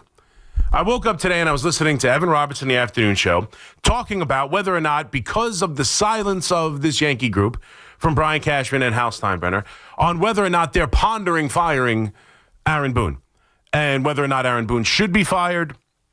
That was the discussion. And then the Yankees, without speaking, without having a press conference, and listen, if you remember in 23, they took forever to speak too. We were saying the same thing after that miserable season. They didn't make the playoffs. They were god-awful. That roster was atrocious. Even yours truly was clamoring for the end of Boone and Cashman. It was a hideous season. It took forever before Hal spoke, and then he said dumb things like we're going to, work on bunting, whatever else he said, nonsensical. It took a while for them to come out in front of the cameras as well. Brian Cashman didn't speak really until the GM meetings to Joel Sherman, and they had that feisty exchange that we all remember so fondly. But I didn't expect them to speak. Well, I think they did kind of speak with their actions today, because we all know Aaron Boone's not getting fired. Like, we all know it. Evan might speculate it, and then it just became whether or not Evan thinks they should fire him. But we know the Yankees were never considering firing Aaron Boone. I'd be shocked if they do, and I think these coaching decisions tell you they are not, as they made a couple of decisions. Mike Harkey, the bullpen coach for the last 16 years, who's been a staple of the organization, does an incredible job. I would think that's some kind of mutual decision. Maybe it's not. I don't understand it. It is what it is. And then the first base infield coach, Travis Chapman, who, let's be honest, whatever we want to say, and look, I don't think these are scapegoats. I don't think the Yankees are stupid enough. And I know you think they're pretty stupid. I don't think the Yankees are stupid enough to fire a bullpen coach and an infield coach and feel like they've given you your sacrificial lamb. Feel like they've drawn enough blood for you to be satisfied. Nobody's blaming these two as scapegoats of the organization. The Yankees would be idiots if they thought you would buy that. If you would buy, well, it's obviously the infield coach. Now, look, did the infield coach hear it from Aaron Boone at times during the season? We saw on the Jazz pop-up when he was at first base. You saw in the dugout Boone getting after it with Travis Chapman. Listen, whatever you want to say, like a lot of the problems, infield defense, infield positioning on relay throws, those fall under the purview of the first base coach and of the infield coach. And I mean, you can't say he's done a great job. It's been one of their major struggles. Is it his fault? Is he just following teaching practices of Cashman up on high? I don't know. Probably. But whatever the case may be, these coaching changes mean nothing. And what they do signify is they wouldn't make these changes if they were pondering firing Aaron Boone. So let's just put that, if they were still considering moving on from Aaron Boone, they would wait till they actually made the decision on the head coach before they fired underlings, before they allowed James Rosen, who was the hitting coach, to now interview with the Minnesota Twins. So the coaching isn't all bad. Their hitting coach, who built, is part of such a flawed way to build an offense, is just part of and coaching in the wrong direction. And the MLB playoff teams are going in the opposite way of how the Yankees teach hitting. Yet he's one of the first candidates to be interviewed for a head coaching job in all of baseball. Luis Rojas, the former Met and third base coach for the New York Yankees. He's going to be interviewing with the Baltimore Orioles, and God, I hope they find common ground between those two. But the other sneaky thing that told you how the Yankees are going to handle business, and make no mistake about it, like the major changes that the fan base wants are not coming. And they told you in another coaching move that hasn't gotten as much pub about how they're going to handle things. Minor league hitting coach and minor league hitting instructor Pat Rossler is going to be on the major league staff this year. They've announced that he's moving up. They haven't even gotten rid of hitting coaches. Like, Rosen might go get a job, but they're bringing up the minor league hitting coach. What does that tell you?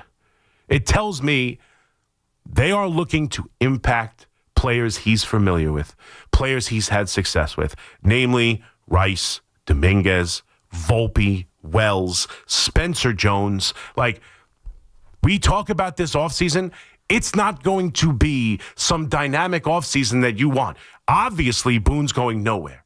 I don't think Cashman is going to transition into a different role. He's certainly not getting fired.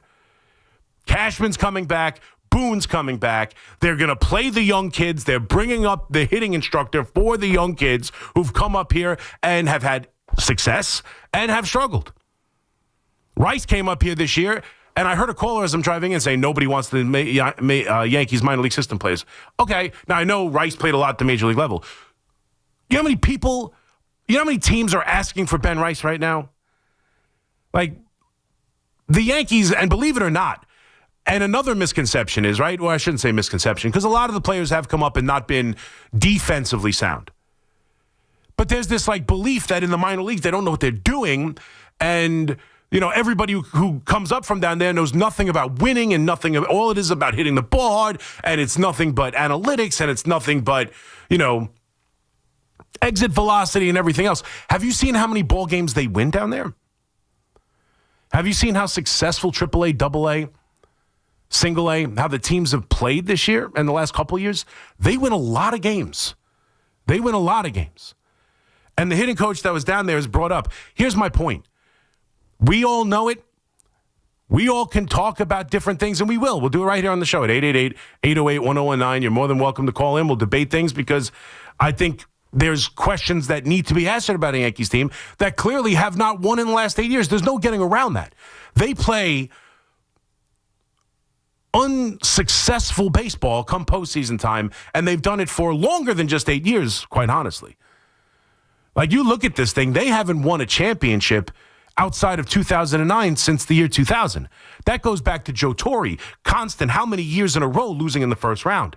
Outside of going out and spending $500 million on CC Sabathia and A.J. Burnett and Mark Teixeira, and already having still the core four and having Alex Rodriguez, despite that one team getting the job done, they have consistently played lackluster baseball into the postseason dating back 25 years. So I get it. That is, as much as I'll tell you that some of the stuff and the narratives are just anger and our misplaced anger and just, hey, they haven't won, so I got to yell at this and they got to do that, because I want to ask you guys. You can call me up and tell me. Everyone says Boone has to go, Cashman has to go. Nothing will change until they change. What would you do? What needs to change specifically? Because I add, like, the approach, the way they do things in the minor leagues. Again, they win a lot. They've produced a lot of hitters that are on the major league level. They've developed a pitching staff that we're all looking forward to next year with Cam Schlittler, and, you know, Will Warren had a good rookie year. They've spent at the top of that market as well. They should have a rotation that everybody thinks is going to be one of the best in Major League Baseball next year. But what I ask you is, and I hear this all the time, specifically about Hal Steinbrenner, that he's happy just to make it to the postseason, that he's happy just to get there, and that it's so obvious to all of us, it's so obvious to all of you, it's so obvious to the baseball world, that if they fire Aaron Boone and if they fire Brian Cashman, that success will follow. Well, if that's the case, I'm curious where you come up with the dichotomy, because the owner clearly makes more money the further they go. The more championships, the more ALCSs, the more World Series appearances, the more winning, the better that Hal Steinbrenner will be. And he'll have more conversations like LeBron James with his financial advisor. Like, they'll do better the more winning. Why is he stunting winning if it's so obvious that if they just get rid of Brian Cashman, if they just get rid of Aaron Boone, they're clearly going to be way more successful, because these guys are idiots. They'll be more successful than consistently being in the ALDS, ALCS World Series last year, consistently winning 95, 96 games, consistently doing those type of things. Clearly, moving on from Aaron Boone and Brian Cashman and the rest of this organization clearly sets them up for more success. Why wouldn't the owner do it? Why does he not believe? Why is he satisfied with less winning if all he had to do is make simple changes and more winning would follow? Like, I constantly hear that he's satisfied, that they don't care about the playoffs, that it's about money and chicken buckets. Wouldn't a World Series championship provide a bigger season next year? Wouldn't winning provide more? Is he not spending enough money at $300 million? Is that it? Is he not spending enough? Is it Brian Cashman? Is it Aaron Boone? Like, what specifically? Because I hear all the time that things need to change. We keep doing the same thing over and over again. I don't look at this team exactly the same. They were all right-handed. Now they're not. They were all right-handed. Now they're not. They go out and sign they go out. They don't have ace pitching to shut down, right? Look at what the Dodgers are doing. The Dodgers do the same thing. They spend more money. That's it. But they go out and get top of the market starters. They were in the running for Yamamoto. The Dodgers won it. The Yankees go out and spend money on Max Fried. They go out and spend money on Garrett Cole. They go out there and do what everybody says wins in the postseason, pitching. They just saw Snell, Yamamoto completely shut down a Milwaukee Brewers team who everybody told me is built in the exact manner that scores runs and wins games in postseason baseball, and those two aces completely shut it down. The Yankees go out and get their own versions. They go out and spend money on Garrett Cole. They go out and spend money on Max Fried, top of the market, 19-game winner. They bring in guys like, they trade for a guy like Cody Bellinger, who has a two-strike approach. We saw Gleyber Torres develop a two-strike approach at the end of his career with the New York Yankees. Like, what specifically is the insanity of running it back? Just the names on the postcard? Just the name on the office in the name of general manager? Like, what specifically needs to change? Because I'm tired of just hearing they'll never win with Aaron Boone. Why? And who should be the manager? And what difference needs to be made specifically to win these series when we talk about it, we're watching the games. Jorge Polanco's killing it. Giancarlo Stanton did nothing this series. If Giancarlo Stanton did what Giancarlo Stanton did last year, it would have been a different series. If Judge was this version of Judge last year in the World Series, it might be different. They haven't won in this last 8 years with Boone and with Cashman.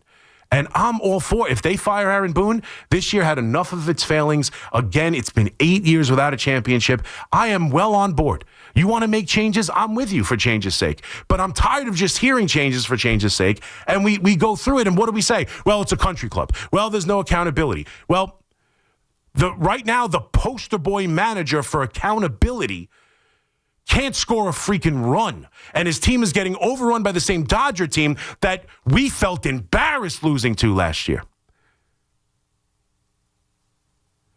A.J. Hinch, great manager, real winner. The guy, he holds players accountable. He benched Baez. We didn't run out of pop-up. He's a real winner. He's won a championship. They blew the biggest division lead in the history of baseball, and now they're sitting home.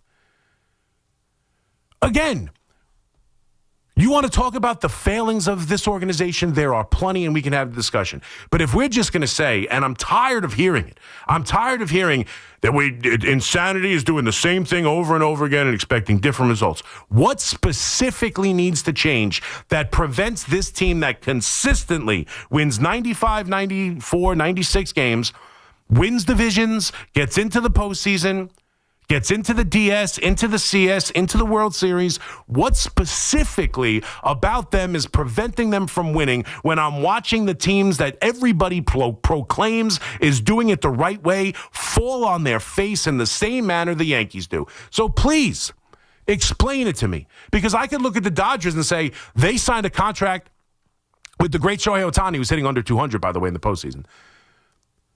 They signed a contract with Ohtani that changed their financial structure. They have more money than the New York Yankees, and they signed a contract for nothing. I'll gladly pay you Tuesday for a hamburger today. And that contract and the money they make off of Shohei Ohtani being a Dodger, and the fact that everybody from Japan wants to play there on the West Coast and be with the Dodgers, they're able to do things that we all understand. Hal Steinbrenner and the lease on the building and all the other people he has to play and all the other, that's the family business. He doesn't make money selling oil. He's not an oil tycoon who also runs the Yankees. He runs the Yankees. There's about, 6 grandchildren. We know he's not going to go out there and spend the money that the Dodgers spend and are able to spend even more than they would like to spend because Ohtani's contract literally pays for itself plus. And they have Hall of Famers on that team. They have every starting pitcher's bought. Okay, they developed Smith. Okay, they've developed the third baseman. Outside of that, who on the team? Freddie Freeman's bought. Betts was traded for. Ohtani's bought.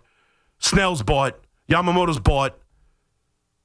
Glasnow's traded for. Like, who are they developing?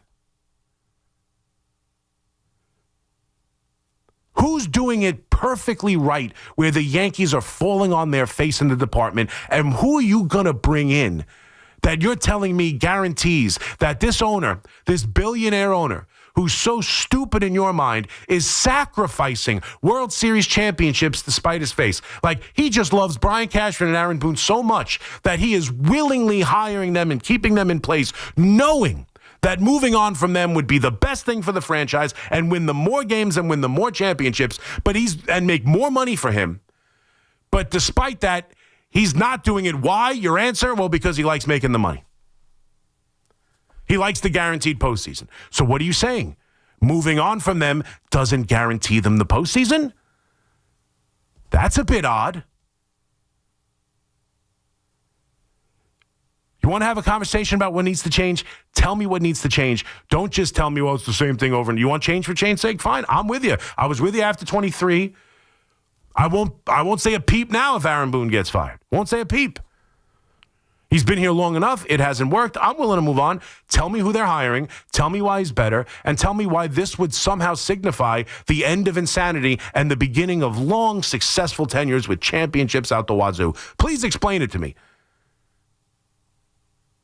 Because, again, the Brewers and the Toronto Blue Jays were the team held up on high. They put the ball in play. They make you play the game of baseball. They don't strike out. You know what else they haven't done? Score runs. Funny how that works. 888-808-1019. McMonigle here with you on the Fan. Aaron Boone's going nowhere. Hiring the Yankee farm system hitting coach to the major league level tells you that I wouldn't expect a major offseason. You're looking at probably keeping Bellinger and relying on the young kids. We'll probably see Spencer Jones. Dominguez will probably get his full long run. Ben Rice is going to be a major part of this team. And the worst one to me of all, and we'll get into this specifically, is Anthony Volpe's probably your starting shortstop, which is the one decision that I don't know how even a shill like me could get behind because he's been that bad for that long. 888-808-1019. So we'll start with the Yankees. We'll get to the football. McMonigle here with you for the next 4.5 hours as we take you all the way to the warm-up show at 5. Your call's next right here on The Fan. Regular season battles in football. Off-season moves in baseball. The Yankees, Mets, Giants, and Jets all live here. The Fan, 101.9 FM, and always streaming on the Odyssey, TuneIn, and iHeartRadio app. Injured? Don't be a whiner. Call me, Attorney Mark Miner. I'm Mark Miner, and I have over 30 years of experience handling personal injury cases. If you or a loved one has been injured in an accident, don't whine. Call 1-800-LAW-LINE. You can trust that the personal injury law firm of Zalman, Schnurman, and Miner will treat you with respect and fight for your rights. Don't whine. Call 1-800-LAW-LINE for a free consultation. Our goal is to transform your pain into payment. If there is no recovery, there is no fee. We handle all type of accident cases and value the opportunities to help you. The sooner you call, the better. If you are injured, call 1-800-LAW-LINE so we can discuss how to transform your pain into payment. Don't be a whiner. Call Zalman, Schnurman, and Miner at 1-800-LAW-LINE. Zalman, Schnurman, and Miner, personal injury attorneys. Don't whine. Call 1-800-LAW-LINE. That's 1-800-LAW-LINE. Imagine a gentleman's club with over 200 gorgeous exotic dancers every week. Hey, big boy. From the people who make fantasies come true, Gallagher's 2000 in Long Island City is the place to be. Gallagher's 2000, a gentleman's club for today, gentlemen. Gallagher's 2000 features 2 floors, 3 stages, discounted drinks, VIP, champagne rooms, and dinner specials every night. Gallagher's 2000 offers complimentary lunch Thursdays and Fridays with any drink purchase. Come on down, big boy. Gallagher's 2000 is New York's largest upscale gentleman's club, and Gallagher's 2000's bachelor parties will blow you away. For their bachelor party specials, call 718-361-1348. Gallagher's 2000 is located at 4319 37th Street in Long Island City, Queens, just a half a block north of Queens Boulevard. Call 718-361-1348. Gallagher's 2000 is unlike any club in New York. Come tonight for the time of your life. Gallagher's 2000. Let your imagination run wild.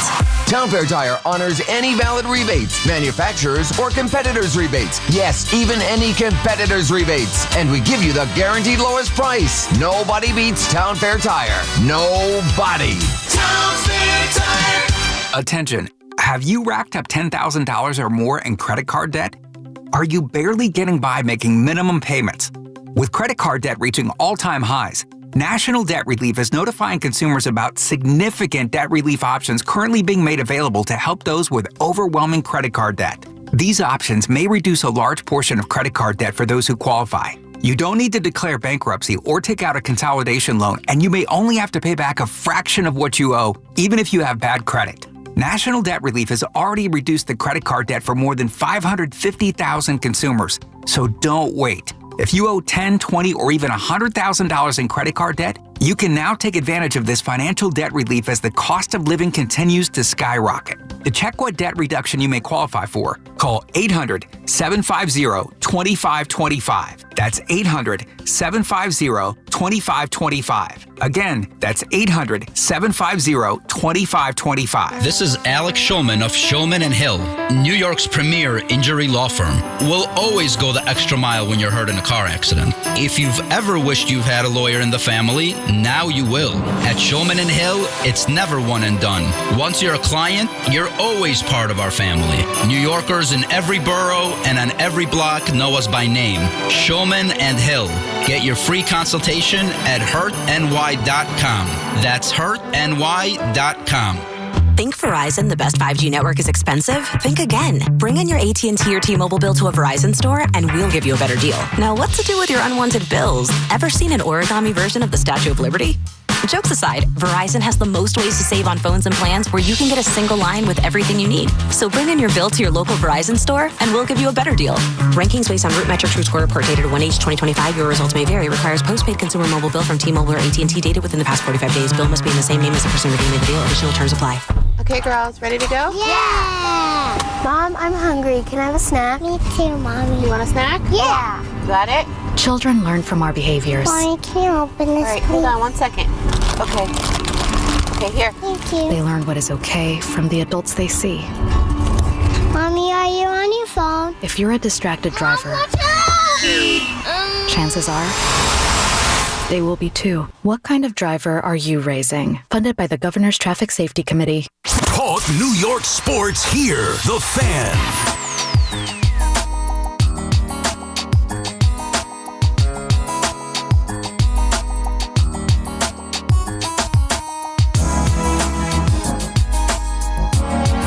All right. 1228, McMonigle here with you on The Fan. 888-808-1019. We'll get to the Mets and their hitting coach and bench coach as well. Both teams going from within to bring up to the staff. Now, Pat Rossler of the Yankees hasn't been named hitting coach, but Jeff Albert, director of hitting development for the Mets, both teams now bringing up hitting directors from the minor leagues to the major league level. Specifically, I would think, with the Mets, you look at guys who just absolutely mash in AAA, like Beatty, like Vientos, who have had struggle continuing that.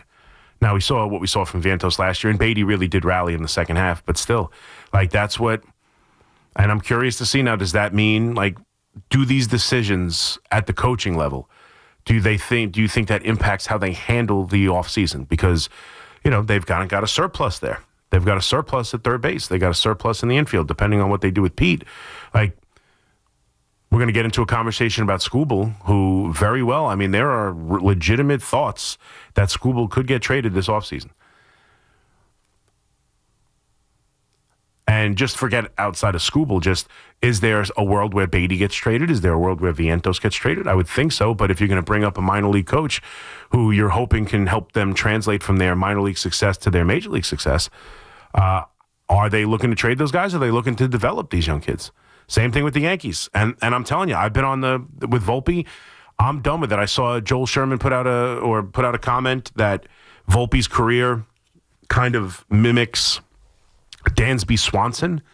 Dansby Swanson got off to a real bad start offensively to his major league career and has obviously become, I don't know how great he is, but he's a starting shortstop. That's a hell of a lot better than Anthony Volpe. But to me, that experiment, I can't go into the season with Anthony Volpe as the starting shortstop. I just can't. And I don't know what the options are. I understand they probably don't want to block the young kid in the minors, Lombard.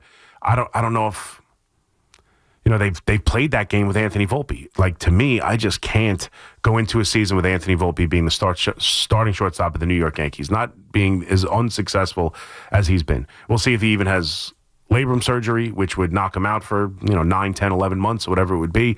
So he'd be missing most of the season, if not all of the season, if he ends up having the surgery. I don't know. I just know I can't go with him. But when they bring up guys from the minor leagues, makes me think that that's what they're bringing him up for. They're bringing him up for because Spencer Jones had a dominant minor league year. Because Austin Wells hit in the minors, had a really promising rookie season, finished Rookie of the Year, third place in Rookie of the Year, and was pretty freaking bad this year. You're looking to help Rice fine-tune some things and be more than just somebody who hits the ball hard, have better approach, better at-bats. And Dominguez, I would think next year, this is what you're looking at, right? Maybe you bring back Bellinger, and then you're looking at Judge, Bellinger, and some sort of mix of Spencer Jones and Dominguez finding a role on this team next year. Both teams bringing up minor league hitting instructors to be part of the major league staff makes me, I think it's a sign on how they're going to handle things in the offseason. And I think for both teams, it's don't expect much.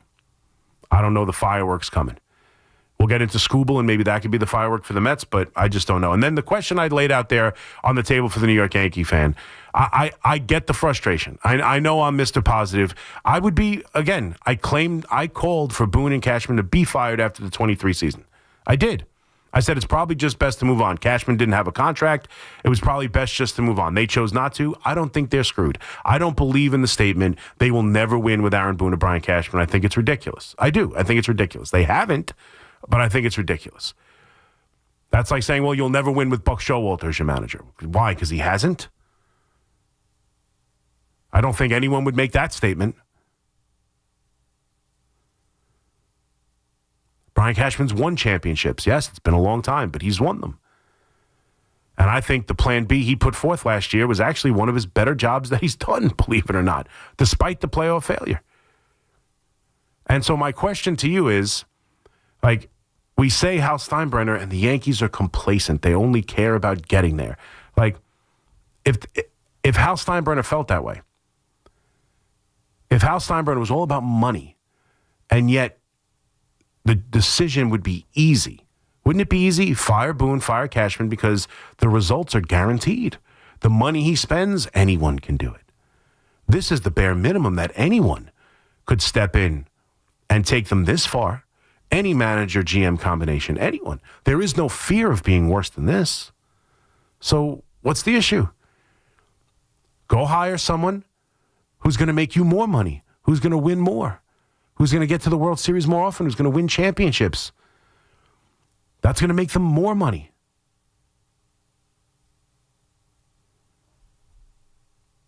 I don't get the dichotomy of it. I don't understand, well, he's happy just to be this. Why? Why would he be happy with not making as much money as he could?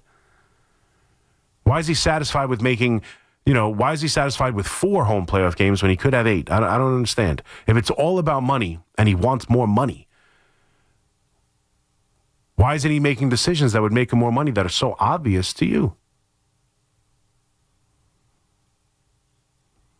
888-808-1019. And specifically, when you say, can't keep doing the same thing and expecting different results, what would you like them to do? Again, they go out there, they don't sign Juan Soto, they pivot the team. They go out and make the team a heavy starting pitcher. They lost Cole to injury, but they went out and signed the best pitcher on the free agent market, and he won 19 games for them. He didn't pitch well in the postseason. Whose fault is that? Is that the Yankees' fault? Is that Cashman's fault and Boone's fault and Hal Steinbrenner's fault that Max Fried had absolutely nothing in Game 2 against the Toronto Blue Jays and got lit up like a Christmas tree? That's their fault? That's their fault? It's their fault that Giancarlo Stanton did nothing in the postseason after doing everything in the postseason for six straight years? Five straight years for the Yankees? Like, what needs to change specifically? Be a more well-rounded team? More contact? Be more like the Brewers? Let's go be the Brewers. See how that works. 888-808-1019. Let's go to Walt in Oceanport. What's up, Walt? Chris, that was an insane monologue that you had. It was awesome. Great to listen to. Crazy energy. You must be on the Tom Brady diet or something like that. I'm on the Tom Brady. Thank you for saying that. That's the kindest. After being nothing but lambasted for my face and weight for the last, 35 years, I appreciate the kind word of assuming I'm on a Tom Brady diet. I appreciate that. No, but you did. Of course, you had to mention the one person I despise, though. You couldn't just say. Yeah, of course. Yeah, thank you very much. I apologize. It's really late at night, or early in the morning. My whole thing is that now, actually, be perfectly frank with you. Okay, I don't think that Aaron Boone did a horrible job this year. Okay, I don't. Okay, but by this point, 2009 to 2025, yes, we already should have had 30 world championships, okay? 30 World Series. And it hasn't happened. And Joe Torre, okay, he got rifled out of there for Joe Girardi. Now, there was conversation, and I think that, A-Rod, okay, the Yankees have paid him a lifetime of money and many generations. He's a savant when it comes to the baseball. I don't know why he wouldn't be considered. He doesn't want to do it. Well, he probably doesn't want to do it. Then you got Bochy out there, and there's other managers out there. But just to have, baseball is just about a change. Joe Torre came here, and it was just about a change, and things click. I'm not saying Aaron Boone has to go, but maybe that's something that needs to be. I mean, listen, I get that argument. Evan was making it today, and thank you for the call. If it's just change for change's sake, that's fine. Right? If it's just change for change's sake, it's been 8 years, they haven't won, he hasn't done an awful job, or, but that's the thing, you think he's done an awful job. But, that's why I'm pushing back on the statement they'll never win with him. They'll never win with him or Boone, with Boone or Cashman. They'll never, ever, ever, ever. I want to know why you think that. Because they haven't? Again, I don't know if that's... I don't take that answer as lock, stock, and barrel. Well, they haven't. Okay, they haven't. Until they do. I guess Dan Marino wasn't a good enough quarterback to win a championship. They should have got rid of him. They went too many years with that Dan Marino. Because you haven't doesn't mean you can't, and it doesn't mean you won't. Now, again, I'm open to the idea, and I know Evan's pushing Bruce Bochy. We all know they're not going to hire Bruce Bochy. Would I be open to it? I'd be open to it. He's a million years old. I'm not saying, that's hyperbole. He's still very young enough to do the job. But again, he won the World Series, no doubt about it. He went through an American League playoff and then got the Arizona Diamondbacks in the World Series. And they won. Kyle Seager went off. The starting rotation and Montgomery were incredible, and they won a World Series. They haven't been to the playoffs since. Now, you make it through and get there and pull it off, no one cares. Absolutely. But it's not easy to do that. And then, let's see with the Blue Jays. Blue Jays were in last place last year. I just saw an article with Don Mattingly talking about it. And Don Mattingly said, listen, we were in last place last year. Last place. They had resurgent years from Springer and Bichette and Kirk, guys who've struggled in the past couple years. They had a resurgent year. They're playing great baseball, and now they just got beat 2 games at home in a building that they seemed unbeatable in. And if they go home, nice year. And And we'll always, as Yankee fans, be pissed about it. And the Blue Jays won, and it's ridiculous. The Yankees suck. Blah blah. I'd rather be the Blue Jays, and then the Blue Jays will finish in 4th place next year, and no one will remember it. And there won't be a conversation about, oh man, I wish we were the Blue Jays. It'll just go away. We won't talk about it. We won't mention it. It'll just go off into the distance. Well, hey, but you did lose to them. Definitely true. Definitely true. But if you want to hire Bruce Bochy at this age, that's a 1 or 2 year thing, right? And that's pretty much what you're looking at in the Judge, right? You're trying to win a championship for Judge and Cole and this core, and 1 or 2 years of Bruce Bochy. I'd be open to it. I'd be an idiot. Like I know I defend the guy because I think the piling on is nonsense. But if they moved on from Aaron Boone and brought in Bruce Bochy, you think I'm going to scream and cry? The dude. He's won 4 championships. He's one of the best managers in history. If they fired Aaron Boone and brought in him, or fired Aaron Boone and brought in Terry Francona, how could I say a word? Those are better managers than Aaron Boone. But again, Aaron Boone continues to get this team home. And then in the postseason, they haven't played well. And there's been memorable decisions, right? 2020, I heard Keith mention it. The most egregious of all of them, in my mind, is what they pulled with Devi Garcia and J Happ. It was a ridiculous decision. Ridiculous. Ridiculous. That's not just on Aaron Boone. That's the entire organization. Ridiculous decision. There's been bullpen decisions that you wonder. I mean, listen, Derek Jeter is on television questioning the Jays manager for pulling Gausman with 80 pitches after 1 walk. Like, they all do it. They all do it. There's no manager who's going to come in here and make every bullpen decision that you believe in. There's no manager who's going to walk through that door and every decision he makes, you go, that's the right decision. You're going to hate him too. Believe it or not, you don't remember it now because the Yankee fan base is a lot like, a pregnant family where it's like, oh, let's have another baby. They forget how tough it was.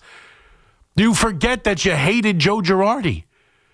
You forget you hated Joe Girardi. I constantly argued with you. I was a Joe Girardi guy. I constantly argued with Yankee fans who called him an idiot. Called him an idiot by the book, Binder Joe.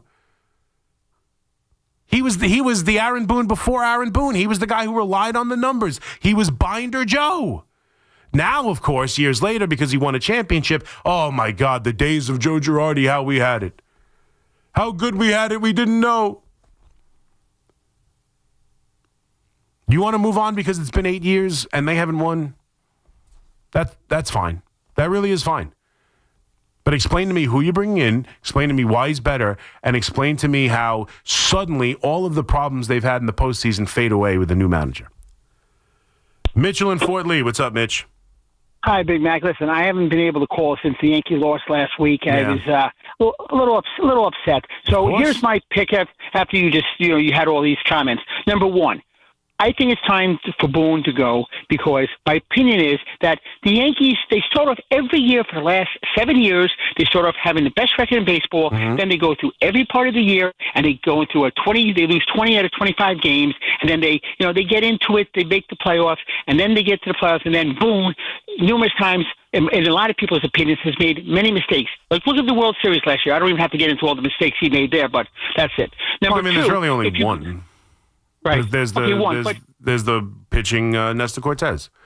Right, Nestor Cortez, and that's the big part. Mm-hmm. Number two, go look at there, and I haven't finished it, but I will get there. Hopefully by tomorrow, I'm going to go through it. I want to see. I'm counting how many games Boone has blown this past year with the bullpen. He's blown already now. So far, I've done 8 games so far up to June. I think he's blown 8 games. That's ridiculous. So that's you're going to count how many games he's won. Are you going to count how many games he's won with the bullpen decisions? Yeah, but Chris, I'm going to. You're going to count how many games they hold on to a lead with the bullpen, or no? Yes, I will. I'm going to do both of it. Come on, it's just not fair, man. They traded for one of the best relievers in baseball. That he's got to stick with him for a while. They blew a 4-run leads with Devin Williams. If you count that on Aaron Boone, I think your 8 is ridiculous. Yeah, but Chris, let me ask you a question. How the same thing did you keep on one with Weaver, and you said and everyone else said that Weaver should not have pitched when he had a bad when he got to the end of the year. They shouldn't have pitched. He was horrible. I understand that. But again, he was one of their guys. In that moment, again, his last 5 appearances going into the postseason, he didn't give up any runs. 2 out of the 3 before that were god-awful. He gave up 5 and 3, and that's why his ERA in September was 9. He had 5 straight appearances without giving up a run. And I don't know about you, but watching Doval down the stretch of the season didn't make me feel all that good either. Weaver was their guy. Weaver pitched well in the postseason last year.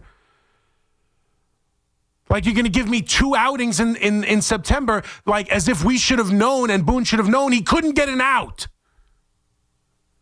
against the 8-9 hitters with 1 out already and nobody on. Like, Boone should have known he wouldn't be capable of getting an out and that he should have pitched Doval instead. Did you watch Doval all year for the Yankees? Did you watch Doval all year for the Yankees?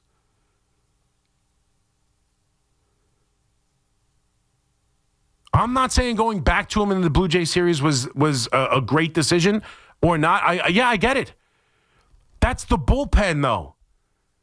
Like, until you're sure you can't pitch Weaver, like, Weaver had 1 bad outing. You're going to bring him back out. Again, 5 scoreless, including shutting down the Red Sox in a huge game in Fenway, and got 2 back-to-back enormous strikeouts in the game in Fenway in that final series during the gauntlet of the 12 games. Like, it's easy to say now that you knew Weaver couldn't be successful.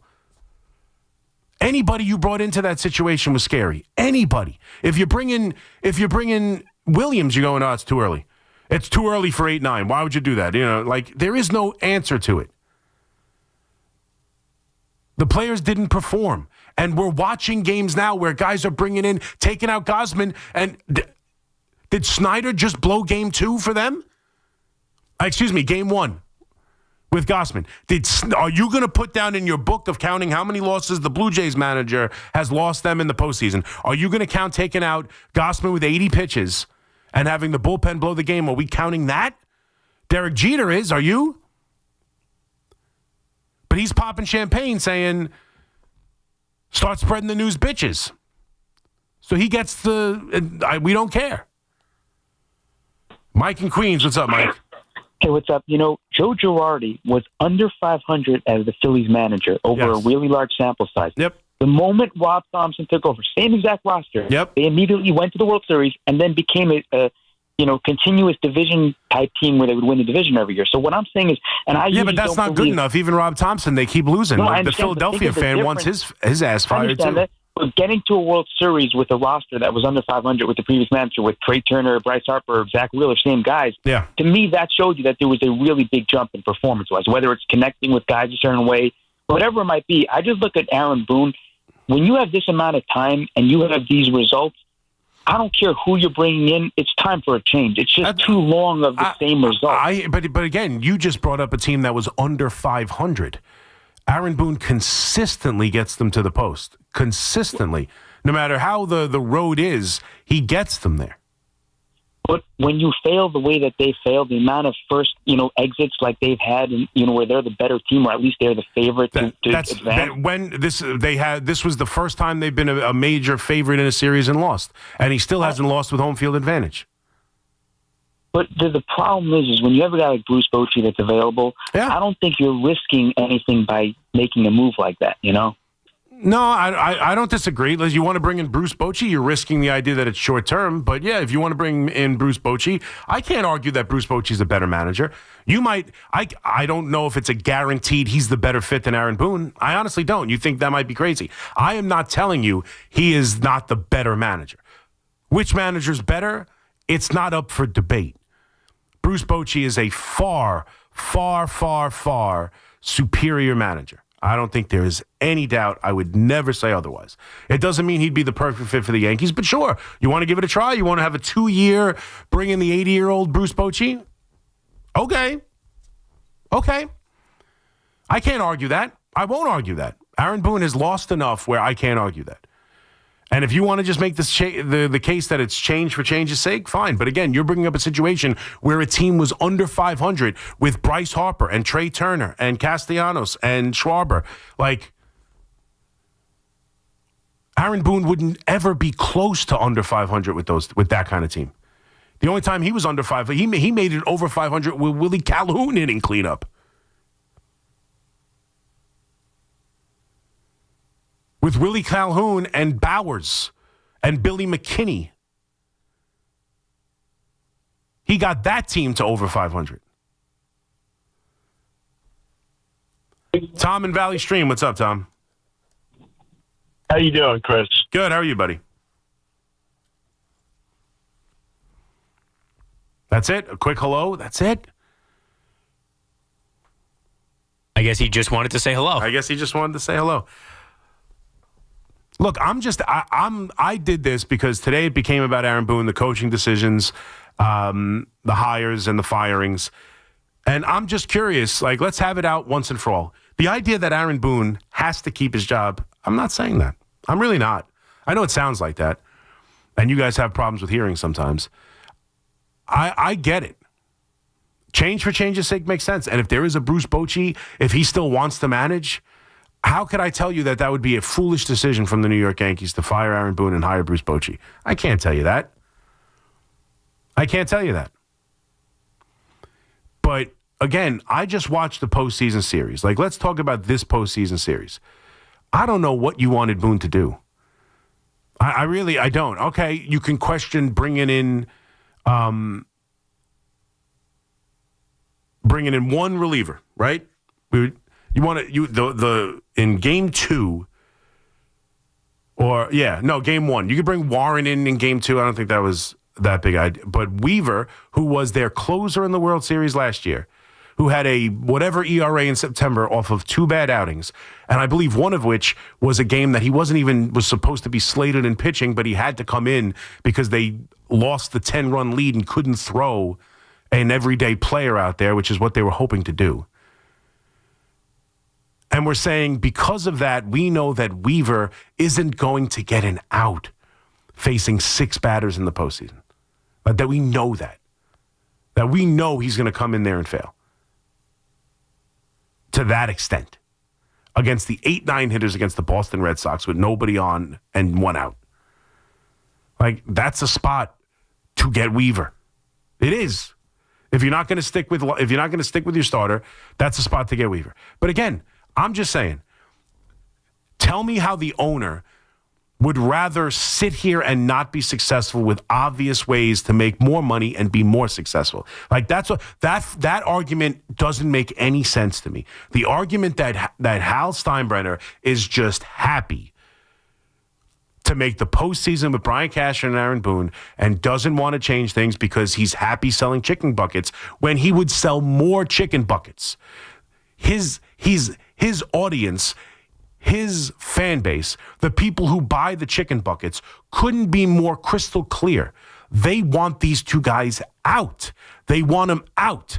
And you all believe that it will lead to more winning. More winning leads to more ticket sales, leads to more chicken buckets. Why is he being stubborn and keeping 2 men who are hindering his ability to sell chicken buckets? Because that's what you're saying. On one hand, we're saying the owner loves selling chicken buckets. On the other hand, you're saying that these guys would sell more chicken buckets if you fired them. He loves selling chicken buckets, but he's making decisions that's keeping him from selling chicken buckets. Because that's what winning is. Winning a World Series means more money, more sales, more tickets, more food, more beer, more memorabilia, more T-shirts, more World Series champions, more American League champion shirts. Like, more. Why wouldn't he want more? If we're going to get on Hal, why, it doesn't make sense to me, the argument. I'm tired of just hearing the same, it's just insanity doing the same thing. Hal doesn't care. Show me how he doesn't care. And why keeping these 2 is proof that he doesn't care. Because they'll hire someone from the Blue Jays or the Rays because they're so smart. Yeah, because Bloom did such a wonderful job in Boston, and we'll see how he does in St. Louis. because all these Toronto Blue Jays, they know how to build a team for the postseason, except they were in last place last year and now have lost both games at home heading to Seattle. Oh, because the Brewers, they really know what they're doing, except the executive who ran the whole damn thing, now the entire city thinks is a moron for not being able to take the Mets to the playoffs, and the team that they've bent out there who consistently get to the postseason do the exact same thing that the Yankees do every postseason. Lose. Lose, lose, lose. Lose to the Mets, lose to the Dodgers, lose, lose, lose. But clearly, if you hired someone from one of those organizations, the Yankees would just skyrocket. 888-808-1019. McMonigle here with you on the Fan. Quick break. We'll come back, continue to take your phone calls. We got you till 5 o'clock in the warm-up show. We'll be right back. It's Evan and Tiki. Afternoons on the Fan 101.9 FM. The Eagles, the defending champions, are the best team in the NFC. The Giants beat them. And so there is two victories at home against two of the best teams in all of the NFL. That's encouraging. Listen to Evan and Tiki on demand on Apple Podcasts, Spotify, or wherever you get your podcasts. Attention. Have you racked up $10,000 or more in credit card debt? Are you barely getting by making minimum payments? With credit card debt reaching all-time highs, National Debt Relief is notifying consumers about significant debt relief options currently being made available to help those with overwhelming credit card debt. These options may reduce a large portion of credit card debt for those who qualify. You don't need to declare bankruptcy or take out a consolidation loan, and you may only have to pay back a fraction of what you owe, even if you have bad credit. National Debt Relief has already reduced the credit card debt for more than 550,000 consumers. So don't wait. If you owe $10,000, $20,000, or even $100,000 in credit card debt, you can now take advantage of this financial debt relief as the cost of living continues to skyrocket. To check what debt reduction you may qualify for, call 800-894-7722. That's 800-894-7722. Again, 800-894-7722. Still spending on search ads, hoping to capture new customers? The truth is, search reaches people who already know your brand and is rapidly being replaced by AI. If you want real growth, you need to get in front of new customers on streaming TV, where attention is high on their favorite programming. Viant has proven technology to reach the right customers on the best programming, delivering real outcomes. Want better results? Visit ViantCTV.com today. Everyone knows when Sunday comes around for kickoff and tailgates, you gotta come ready. And who's the MVP of my game day spread? Mike's Amazing Mustard. This stuff just isn't a condiment, it's the first round pick. Put it on your hot dog, your sausage, or your favorite hero, and it's an instant touchdown. It's bold, it's got that perfect bit of spice, and it always delivers in the clutch. So this season, when it's 4th and goal at the grill, don't pass the ketchup, pass the mustard. Mike's Amazing Mustard. Find it this season at ShopRite. Looking for the best value on new tires? Get to Town Fair Tire. We honor every valid manufacturer's and competitor rebates and give you the guaranteed lowest price. Nobody beats Town Fair Tire. Nobody. Town Fair Tire. With over 90 years of combined legal experience representing the law enforcement community, Decolator Cohen & DePrisco, LLP, continues to strive to educate police officers of their civil rights to sue in line-of-duty accident cases. The 2025 Police Officers' Right to Sue newsletter can be viewed on policeofficersrighttosue.com and provides successful results in varying line-of-duty accident cases. These results include damages recovered from RMP accidents involving the City of New York and civilian motorists, station house defects, ricochet injuries from the range, private premises slip and falls, sidewalk slip and falls, construction defects, snow and ice cases, and injuries emanating from defective RMPs. In any LOD accident, it is important for the officer to take photographs of any defects, injuries, or damage. It is also essential to draft the line-of-duty report and detail the cause of the accident in the paperwork. Remember, there's a 90-day time limitation to file a claim against a municipality. If any law enforcement member has a question regarding a potential lawsuit, contact Decolator Cohen & DePrisco, LLP at policeofficersrighttosue.com or call 1-800-901-1529. We all hear the radio ads about the IRS. They tell you to be afraid, to be scared, and they try to frighten you into calling. I'm not here to do that. Tax Relief Advocates is different. TRA is here to tell you that if you owe money to the IRS, whether it's $5,000, $50,000, or $500,000, we have a solution. It doesn't matter if you're sitting in your car, at work, or with your kids. No matter where you are, call now. 800-575-6812. Don't lose hope. TRA can eliminate or reduce what you owe to the IRS. Generous programs are now available that can give you a fresh start. Our passion is taxes and helping individuals fix their IRS problems. We have over 1,000 5-star reviews on Google and an A+ with the Better Business Bureau. You don't need to be afraid of the IRS any longer. End your tax nightmare today by visiting us online at TRA.com or call 800-575-6812. That's 800-575-6812. Tax Relief Advocates. Real solutions for real people. Go running with the Devils on November 2nd, a 5K race hosted by RWJ Barnabas Health and the New Jersey Devils. Register at rwjbh.org/runningwithdevils. Talk sports with BT and Sal. Middays 10 to 2. WFAN, WFAN FM, WFAN FM HD1 New York, and Odyssey Sports Station. WFAN Sports Flash. Good morning at 1 o'clock. I'm Marco Belletti, and this report is sponsored by Chef IQ. Precision cooking, effortless results, chefiq.com. Also brought to you by Elevate Premium Hydrogen-Infused Water, the world's first and only super water. Well, we had ourselves a throwback effort in the NLCS. 0-2 on Vaughn. Pitch 111 coming from Yoshinobu Yamamoto. Strike three, swinging! Yoshinobu Yamamoto goes the distance in Game 2. Allowing a run on 3 hits with 7 Ks. First Dodgers pitcher to throw a complete game in the playoffs since Jose Lima in 2004. The first pitcher overall since 2017 in Justin Verlander as the Dodgers erased the Brewers 5-1. Call courtesy of the Dodgers radio network. Max Muncy to Oscar Hernandez. Each went deep. LA leads the series 2-9. Rangers issue scored at the Garden continues. Shutout for a third straight game at home to begin the season. First time that has ever happened as Edmonton shut them down 2-0. If I keep getting these chances, the puck's going to go in. So I don't know whether to laugh or cry, honestly. It's just I honestly don't know. It's we just got to keep going. Mika Zibanejad as Stuart Skinner stopped all 30 shots he saw. Igor Shesterkin made 20 saves. 59 degrees, cloudy skies, Central Park. That's what's happening. I'm Marco Belletti. Talk sports hands-free. 888-808-1019. Powered by Paramount Plus. Count on Sundays all season long with the NFL on CBS and Paramount. 19. Going back, I think I made a quick slip of the tongue. Pat Rossler was obviously the assistant hitting coach for the Yankees that is not coming back. Jake Hurst is the hitting coach from the minor leagues, the hitting director of the minor leagues who will now be joining the major league staff, but that doesn't matter. But my point is, this offseason is not going to be, we've kind of had we started the show talking Boone, talking Cashman, talking Hal, the failings of this postseason, why the fan base feels like there has to be a change, and some of the offseason, because again, I don't expect a big offseason, and I think that the idea Jake Hurst, the minor league hitting director, will now be part of the major league roster or coaching staff in some capacity. We're not sure yet because Rosen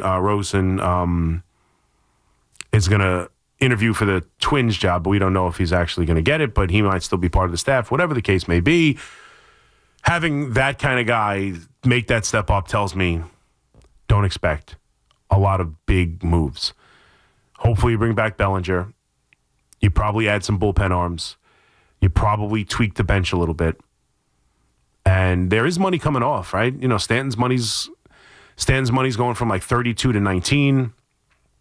You're losing, I think, finally, you're getting Hicks off the books. You're getting Goldschmidt off the books. There's going to be money to spend. You're going to need it to bring back Bellinger. But outside of that, I think you're going to get Bellinger, and then that left field is going to be Dominguez, possibly Spencer Jones, or that could be center field with Bellinger and left. Volpe's probably still going to be the shortstop, which again, we'll get into it in a little bit. If you want it, 888-808-1019. That is going to be my biggest problem of the offseason, is the idea that Volpe will still be the shortstop. Wells is probably still your main catcher. Maybe they go out there and get a right-handed catcher who could be a legitimate, play more games. I think Ben Rice is going to throw himself into that mix clearly, as well as probably be the starting first baseman. So I don't see a lot of moves out there to be made in free agency. Maybe they make a trade that surprises us, but for me, when they've already made the decision to bring up the minor league hitting instructor, the minor league, hitting coordinator, and bring him up and be part of the major league staff, that would tell me they want him to work with the young kids who are successful in the minor leagues and have struggled here at the majors. 888-808-1019. Same thing for the Mets, as they did the exact same thing. John in New Haven, Connecticut. What's up, John? Chris, how are you? Good. How are you, buddy? I'm doing good. I'm not a Yankees fan at all, but I do follow them, of course. And I want to point something out to you because I listen to you a lot of nights, particularly when the Yankees lose. But yeah, one thing I want to point, and I kept track of this during a year, and then I finished it off at the end of the regular season. And you would a lot of nights I hear you say, you thought the Yankees were as good as any team in baseball, or you've been better than that. You were sure they could play with any team in baseball. So there was 15 teams that finished the regular season under 500, and there was 15 that were over 500 in the Major League Baseball this year. So the Yankees played 14 games against teams that were over 500, and in those against those teams, they were three games under 500, and against the 15 teams that were under 500 in baseball, the Yankees were 29 games over 500. Right. So that tells me that the Yankees did you do that for every team? Play good. No. Well, do you think you're going to find similar results? Yeah, you probably would. You probably would. It's just pointing out that. No, well, I don't think they're built to win in the playoffs. Yeah, but I know, but they play good teams. No, I understand that, but they beat the Red Sox, who are a good team, and here's the other thing, like. It goes by time. They went through a 12-game stretch of playing good teams when they were playing better baseball and solved a lot of their issues. They went into the season knowing they were going to have to solve third base at the trade deadline. And if you take away the Blue Jays, who kicked the crap out of them, now take away those Blue Jay numbers and tell me how they did against the rest of good baseball teams. Because if they were only 3 games under 500 and they were 6 games or whatever it was, and they were 6 games under 500, 5 games under 500 just against the Blue Jays, well, now they're above 500 against every other winning baseball team. And when they played the Blue Jays, they were at their worst and got their ass kicked for 4 straight games. And during that stretch, they lost to Miami. They lost 3 out of 4 to the Anaheim Angels. Like, they lost to bad teams in the middle of June. They lost to everyone.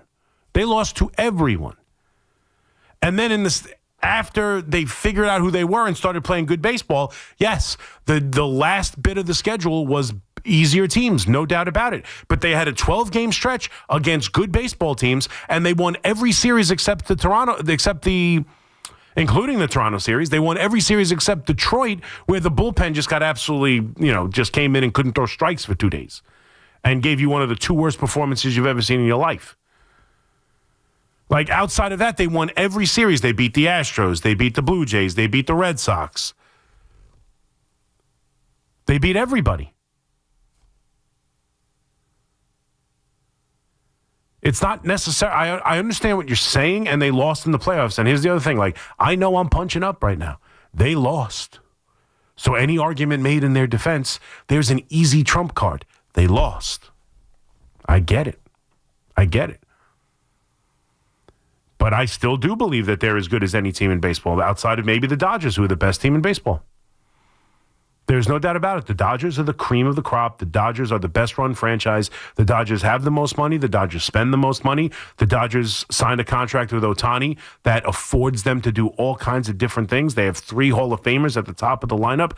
They have ace after ace after ace coming out of the starting rotation. Somehow they're getting through with a lousy bullpen this year, but besides that, and they didn't even win the division.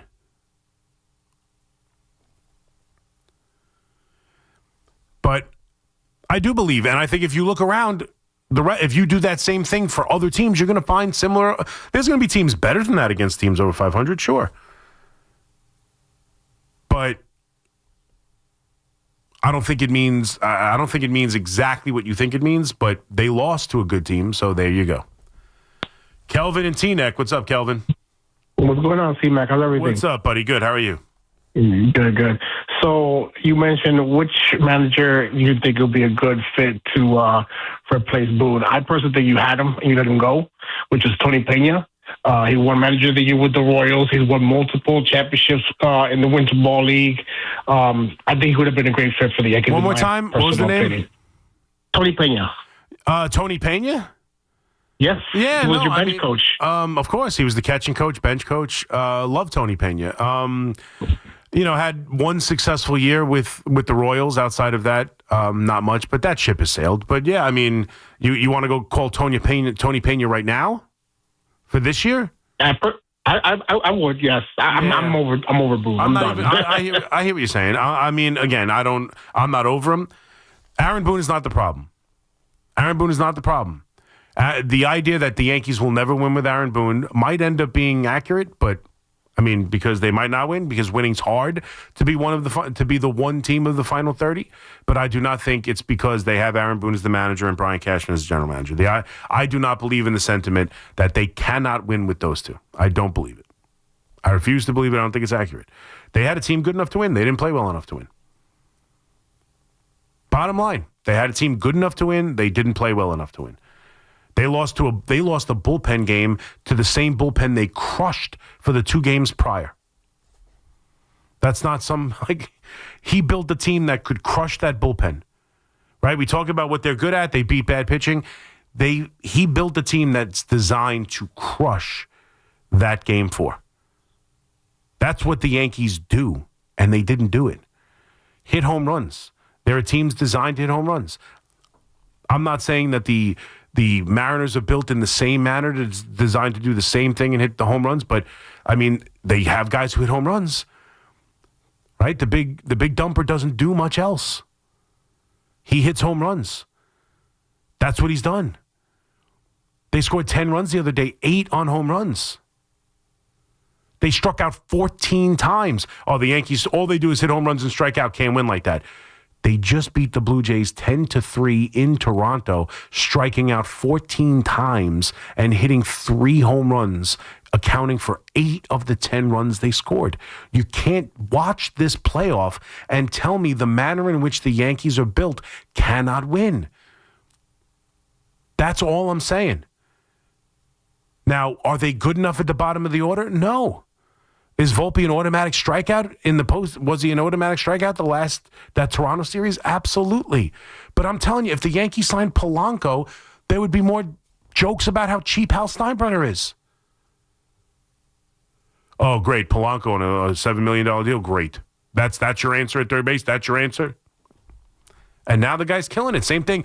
If 2 years ago, instead of trading for Jazz Chisholm, they went out and got Tommy Edman, the Yankee fans would have went nuts. That's your trade deadline? Tommy Edman? That's your trade deadline. We would have killed him. We would have killed Cash. We would have killed Hal. We would have killed everybody. That their big acquisition was Tommy Edman. The dude won the NLCS MVP. Sometimes there's just no answer to it. Rich in South Orange. What's up, Rich? Thanks for taking my call, Chris. You got it, buddy. Yeah, going forward, what I'd like to see the Yankees do, I realize it doesn't matter for much, but my plan A would be to get Screwball, and I would offer anything and anyone except for Schlittler, Judge, and Bednar. That's my plan A.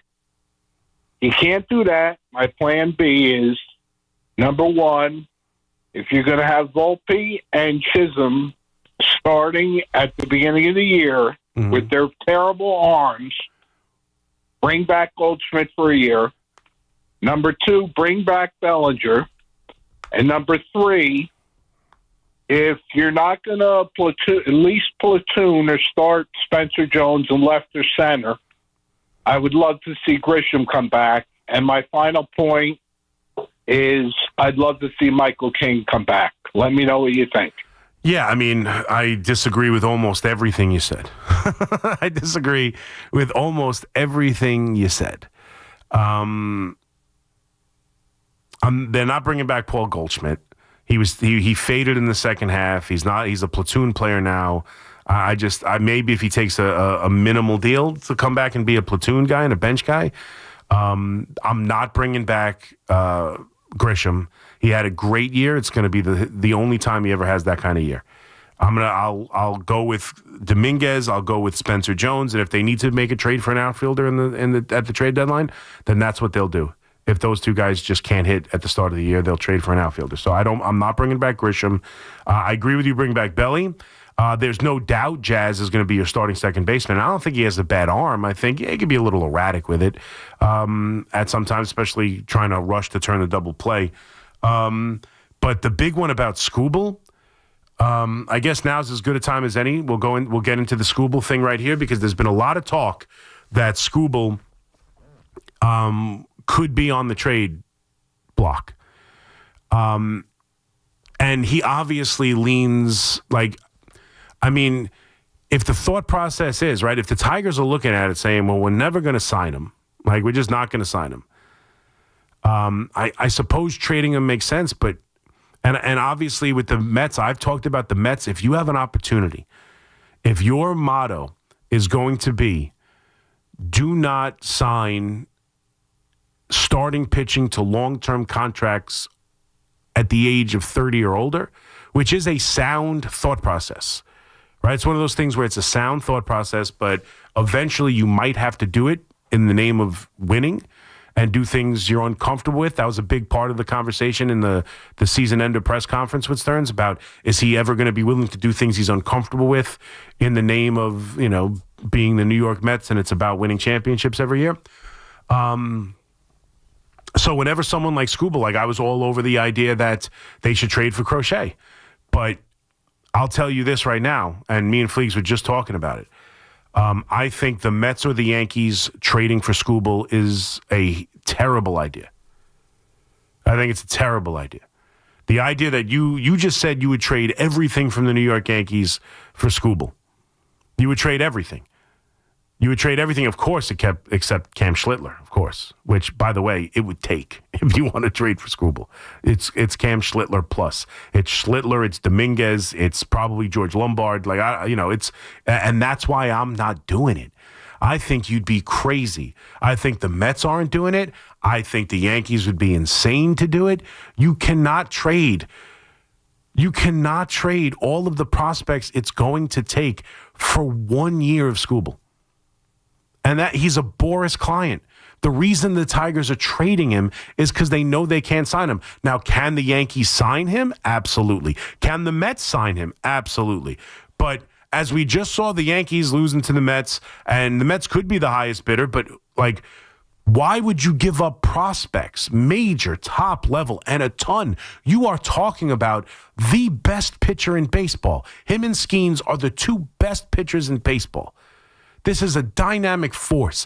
If the Tigers are going to trade him, they're going to get an absolute haul for him. Why would you trade for either one season or half a season at the deadline next year? Why would you trade top-level prospects for a guy that you're going to have for 1 year and then have to pay $400-500 million to? And you don't even know if you can do that. If you're the Yankees in particular with Steve Cohen, we just saw how the last time you traded for someone in this position, you traded for Juan Soto, and then he left. And it didn't take all that much. Michael King was a top-level pitching prospect, obviously, and when he's been on the mound and healthy, he's pitched very well. And you gave up a couple of pitching prospects, but it wasn't nearly what it's going to take for Skubal. It really isn't, because you can find outfielders. You can't find aces like Skubal. It's going to take a ton. Why would the Yankees, who right now are flush with starting pitching, you're assuming Cole's coming back, right? I mean, listen, I know it's an assumption.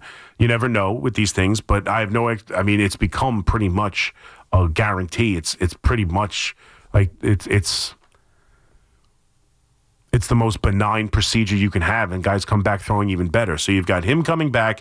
You've got Clark Schmidt coming back. You've got, obviously, now Cam Schlittler. You've got Rodon, who will never trust in a big game until he does it, absolutely. But over the course of a regular season, I feel fairly confident in Rodon. And you've got Max Fried. You've got Cole, Fried, Rodon, Schlittler, Luis Heel, Will Warren, Clark Schmidt. You've got guys in the minor league system ready to come up. They have plenty of starting pitching. Why would you trade a bunch of those starting pitching prospects?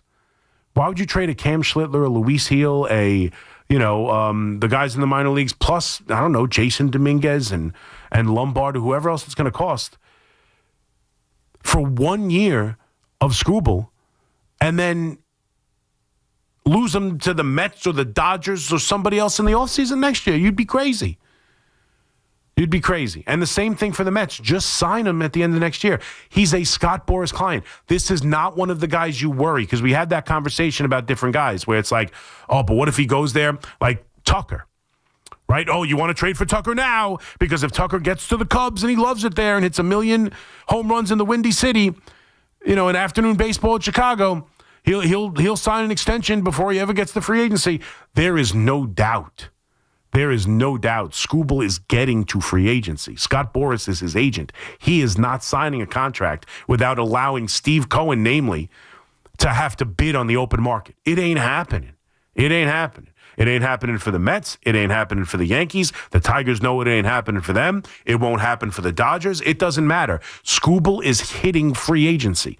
Why would you give up the amount of prospects it's going to take to bring him into your team for 1 year, knowing you're going to have to just be, willing to give an asinine? The Yankees just offered $750 million to a player and lost them. $750, and it wasn't enough. You think they're going to do that again and trade all these prospects for, albeit a world-class pitcher? And if they win the World Series, we won't care, right? If he comes in here and wins the World Series with them, then we won't care. But again, is that the difference? Does Scooble suddenly make them an unbeatable postseason team? I would venture to say a lot of you would say no to that. And the answer is no. The answer is no. They're not. Whoever trades for him doesn't make them a guaranteed postseason winner, because there isn't a way to be a guaranteed postseason winner. There just isn't a way. I understand the crapshoot thing is overblown. It's not strictly just a crapshoot, but there is no secret sauce. There is no formula you can follow. There is no path that you can follow. The 90s Yankees didn't leave breadcrumbs that you could just pick up on the way to grandma's house. Like, it's not how it works. And you cannot trade the equity in your organization it's going to cost to get Scooble to turn around and lose him after offering him $700 million. Like, you can't. You can't.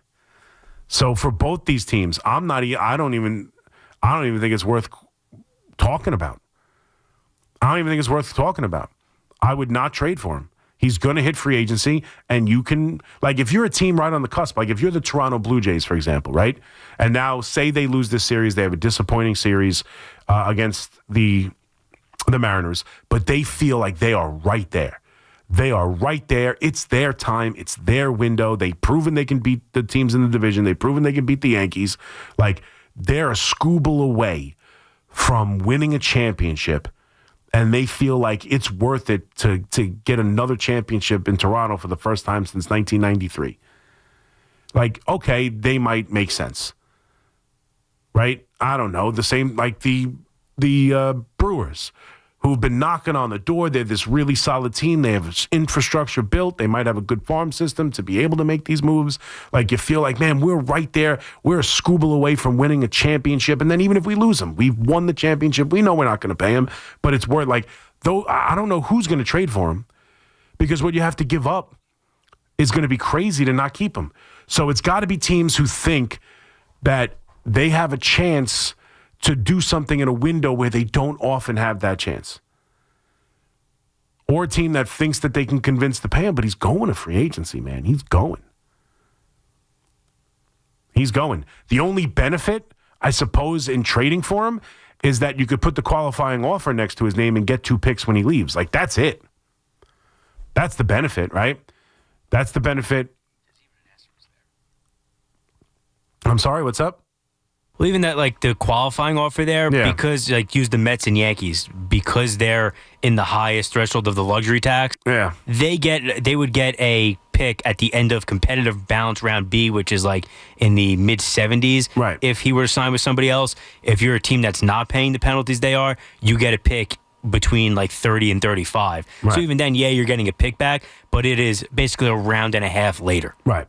It's a round and a half later, and it's not worth all of your. I'm just saying it's something, I suppose, that if you get him, you get the pick with the qualifying offer. But it would have to be a team that believes they're in a short window to win a championship, and that they're desperate for that one more ace, and that puts them over the top. Like if you're the Yankees with the starting pitching you have already, if you're the Mets. And knowing full well you could just sign him in a year because you have deeper pockets than anybody. You have a relationship with Boris. You just signed Juan Soto. In a year, you could just give him money. And not have to trade any of these prospects. Just keep the prospects and then wait 1 year and pay him an ungodly amount of money and bring him here. Why would you give up half the farm system that you've been cultivating, that you've been trying to change, that you've been trying to build up? Why would you jeopardize that farm system to bring in a pitcher that's you're going to have to give all this money to at the end of the year, and you could just do it? You're not the Blue Jays. You're not the Brewers. You're not some team that's going to struggle to offer him enough money, although the Blue Jays spend plenty of money. But, like, you're not the Brewers. Like, to me, I bet he doesn't even get moved in the offseason. Even if they want to move him, I don't know who would pay a full season price for him, knowing he's going to hit free agency. There might be teams willing to pay the trade deadline price for him, who believe at that moment, like they have a really nice season, they're winning games. It's worth it to them to trade from a deep farm system, possibly to try and chase a championship for 1 year. The Baltimore Orioles, right? The Baltimore Orioles get off the deck and win a bunch of games knowing they have a deep farm system. They're right there. They could use an ace. That puts them over the top. Maybe that's a team would be willing to trade at the deadline. But I think it's hard to move a player who is Scott Boras, and you know he's hitting free agency, and you know that the Dodgers, the Yankees, the Mets are going to be out there with deeper pockets than you looking to sign one of the great pitchers of the generation. It's just it's a tough proposition, and I don't think it makes sense for either the Yankees or the Mets. I think it's really a non-issue. Maybe at the deadline if the asking price isn't a lot. If Cole is never healthy, if for some reason Max Fried goes down, if for some reason the Yankees are a starting pitcher away from being a legitimate World Series contender and they're willing to pay a half-season price, maybe. But not in the offseason, not to start the year. I don't think it makes sense for either team. 888-808-1019. Let me get in Mike in Brooklyn real quick. What's up, Mike? Hey, Mac, how are you, bud? Good, buddy. How are you? Good. Hey, by the way, that place was Malia Estate. It was actually in Poughkeepsie, and it was like right near Maris. Actually, beautiful spot. It was nice? Oh, yeah, beautiful. Oh, good. My daughter was surprised. All the kids were crying. It was super nice, actually. But nice weekend. 2 quick points. Actually, the point that you just brought up about Scooble when I was on hold, do you think that they would ever do, like, especially for the Mets? He's going to be 29 going into this season coming up. I think his birthday is like 11/20. I just looked it up. So he's going to be 29. So what if they do like a trade and sign and offer him like 8 years at pretty much the highest salary for pitcher? He's not going to do it. You don't think so? I think he's hitting free agency. Because let me ask you a question, right? If you would have said that if we would have had this conversation 2 years ago, heading into the trade for Juan Soto, and you said, hey, listen, let's trade him and let's sign him to that extension. Do you think that extension would have gotten to $765 million? No, of course not. But his free agency did. Like, that's it. I'm just saying, there is no way in hell a pitcher like this is not going to get on the open market and see what the Dodgers and Steve Cohen and the Yankees push themselves to. Like, there's just no way. There's no way. You know what the problem then is? He's going to be 30 next year, and then it Stearns with the 30-plus-year-old guy. So who the hell do you get if they can't get this guy to 30? And here's the question. And therein lies the other question. I thought he was a little younger than that. Is he going to be 30 next year? For some reason, I thought Skubal was one of these guys who came up young, and I thought he was going to hit it at 28, 29. Let me just double check. He'll be 29 next year.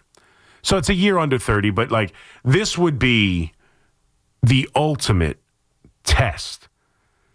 If the Mets, now look, they might lose out. I don't know. Maybe he doesn't want to come to New York. I have no idea what kind of person or personality Skubal has, what his interests are, what his likes are. I don't know. Maybe he wouldn't want to be a Yankee or a Met or play in this market. I have no idea. He's from Northern California. Maybe somebody finally will want the Giants money. Maybe someone will finally want that Giant money. Yep.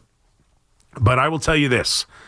If Skubal is a free agent next year and the Mets don't pursue him and offer him, a winning bid to the level at the bare minimum that they went to get Yamamoto, where they were there until the final moment. It became obvious he was going to be a Dodger, and they put out a final number. Like, if they don't, if it becomes clear that they're not interested in Skubal because he doesn't believe in paying long term, if you're not willing to pay the aces of all aces, that's where, and I think he would be. This is one you can't. I get it. I get that he would be 29, 30. I get that pitchers get hurt. Has he had a Tommy John in his history? I have to look that up too. I don't know if he's had the Tommy John surgery already. He really might have he has at least one, maybe more than that. Really? I don't remember Skubal having two. Yeah, he definitely had one in the 2016-17 range. Okay. Underwent Tommy John surgery on August 17th, 2022. Skubal had previously undergone Tommy surgery in college in 2016. So he's had two Tommy John surgeries. Has anybody ever had three? I mean, you got to figure, right? The second one, I do think, didn't Nathan Eovaldi have three? I think Nathan Eovaldi might have had three. For some reason, that jumps out at me that Eovaldi had the Tommy John surgery multiple times. And also, what's his name? The Yankees traded for him. He was pitching with the Cubs this year. He had him in Pittsburgh. No. The starting pitcher the Yankees had. Now he's with the Cubs. They got him from Jameson Taillon. Taillon. I know Taillon had multiple Tommy John surgeries. Quick AI Google search says there have been two: Johnny Venters and Jason Isringhausen. That's it. Johnny Venters and Jason Isringhausen. TJ Antone, former Reds pitcher, he had it 3 times. Okay. All right, so he's already had Tommy John surgery twice. Listen, that's one you have to take the chance. He's too freaking good. He's too freaking dominant. Now, the only thing is he is one of these pitchers who, for whatever reason, and it's not about the managers taking him out. He's open about it. He doesn't go typically more than 100. That's it. Skubal goes 100 pitches. Maybe that's because he's had 2 Tommy Johns. I don't know, but he sticks to 100 pitches. He's not the kind of guy where if he strikes out, like the other night, right? He struck out 13 batters in 6 innings, something crazy. That's it. He's not going 7 because if you're striking out 13, you're throwing a bunch of pitches. He's not someone who goes deep into the games. He's not someone who's going to go out there and throw you 110. He's not, what Crochet looked like. He's not what Garrett Cole has been. He's not what some of these, He's Jacob deGrom. He's Jacob deGrom. Exactly right, Fleeks. He's very much like Jacob deGrom. But that's an ace that Stearns would have to be willing to pay. Have to be. You have to be in on that. But you can't trade for him. I don't think trading for him makes any sense. It's too much. It's too much for only 1 year, and then you're going to have to pay him anyway. And if you're the Mets, just go pay him in a year. 888-808-1019. McMonigle here with you on the Fan. A little baseball to start the show. We'll get to the football, but I've opened it up to the Yankees and the Mets.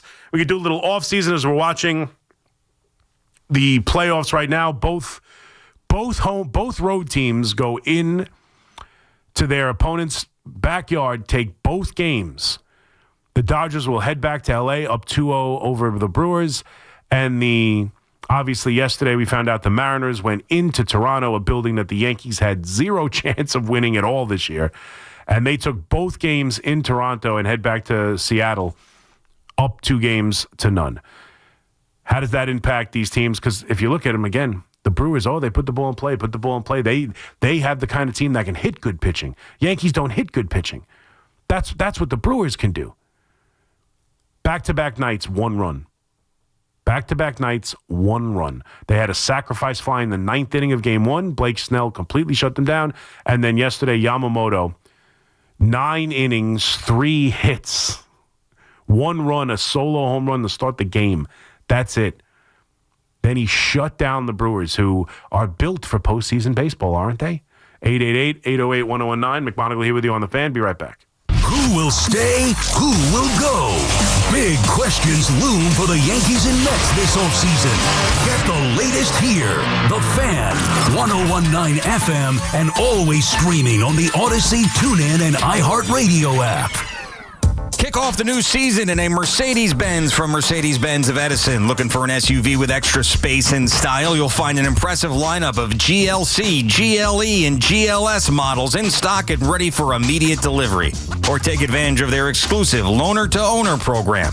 Buy or lease a 2025 X-Loaner and enjoy the experience of a like-new Mercedes-Benz. Don't wait. Upgrade your drive this fall at Mercedes-Benz of Edison, the Tri-State's premier destination for luxury driving. Injured? Don't be a whiner. Call me, attorney Mark Miner. I'm Mark Miner, and I have over 30 years of experience handling personal injury cases. If you or a loved one has been injured in an accident, don't whine. Call 1-800-LAW-LINE. You can trust that the personal injury law firm of Zalman, Schnurman, and Miner will treat you with respect and fight for your rights. Don't whine. Call 1-800-LAW-LINE for a free consultation. Our goal is to transform your pain into payment. If there is no recovery, there is no fee. We handle all type of accident cases and value the opportunity to help you. The sooner you call, the better. If you are injured, call 1-800-LAW-LINE so we can discuss how to transform your pain into payment. Don't be a whiner. Call Zalman, Schnurman, and Miner at 1-800-LAW-LINE. Zalman, Schnurman, and Miner, personal injury attorneys. Don't whine. Call 1-800-LAW-LINE. That's 1-800-LAW-LINE. Everybody knows Town Fair Tire is New England's largest name brand discount tire dealer, beating all the local competitors with our guaranteed lowest prices. And now, with over 120 stores throughout New England, we beat all the competition, including the warehouse clubs, the online sites, and the local dealers. Yes, we beat them all with the absolute guaranteed lowest price on name brand tires. Nobody beats Town Fair Tire. Nobody. Name brands at discount prices. Town Fair Tire. We have reached the age where things just cost more. Cars, phones, life insurance. Your blood pressure is up. Your weight is up. You're one to talk. I have type 2 diabetes, so I'm getting dinged just like you. Thank goodness for Big Lou. Big Lou! Big Lou can get term life insurance rates for a 50-year-old male with type 2 diabetes or high blood pressure, or maybe he's on anxiety meds for just around $200 a month for $1 million of coverage. Oh, you got to say that again. Go ahead. Okay, I'll say it. Big Lou and term provider could get a 50-year-old man, a little dinged up, $1 million in life insurance for around $200 a month. Call Big Lou. Big Lou. He's like you. 800-555-2085. That's 800-555-2085. Don't put it off. If you're overweight, diabetic, have high blood pressure, you gotta call Big Lou. Gotta. 800-555-2085. Write it down. 800-555-2085. This is Alex Shulman. And this is JJ Hill of Shulman & Hill, New York's premier injury law firm. We'll always fight for you when you're injured at work. If you've ever wished you had a lawyer in the family, now you will. At Shulman & Hill, it's never one and done. Once you're a client, you're always part of our family. We'll always go the extra mile for you. New Yorkers in every borough and on every block know us by name. Shulman & Hill. Get your free consultation at hurtny.com. That's hurtny.com. Think Verizon, the best 5G network, is expensive? Think again. Bring in your AT&T or T-Mobile bill to a Verizon store and we'll give you a better deal. Now, what to do with your unwanted bills? Ever seen an origami version of the Statue of Liberty? Jokes aside, Verizon has the most ways to save on phones and plans where you can get a single line with everything you need. So bring in your bill to your local Verizon store and we'll give you a better deal. Rankings based on root metric true score report dated 1H2025. Your results may vary. Requires postpaid consumer mobile bill from T-Mobile or AT&T dated within the past 45 days. Bill must be in the same name as the person redeeming the deal. Additional terms apply. Stop dealing with your neck pain, backaches, and sciatica and go see my main man, Dr. Jay Shah at Samwell Institute for Pain Management, a migraine and nerve pain specialist who gets you back feeling like yourself again. with minimally invasive and non-surgical treatments. There are thousands of 5-star reviews who trust Dr. J for pain-relieving solutions. Same-day and next-day appointments available in offices in Colonia, Livingston, and now Inglewood, New Jersey. Turn to Samwell Pain for effective pain-relieving solutions. Visit samwellpain.com. Get connected with WFAN to talk about your favorite teams. The Fan on the Odyssey, iHeart, and TuneIn apps.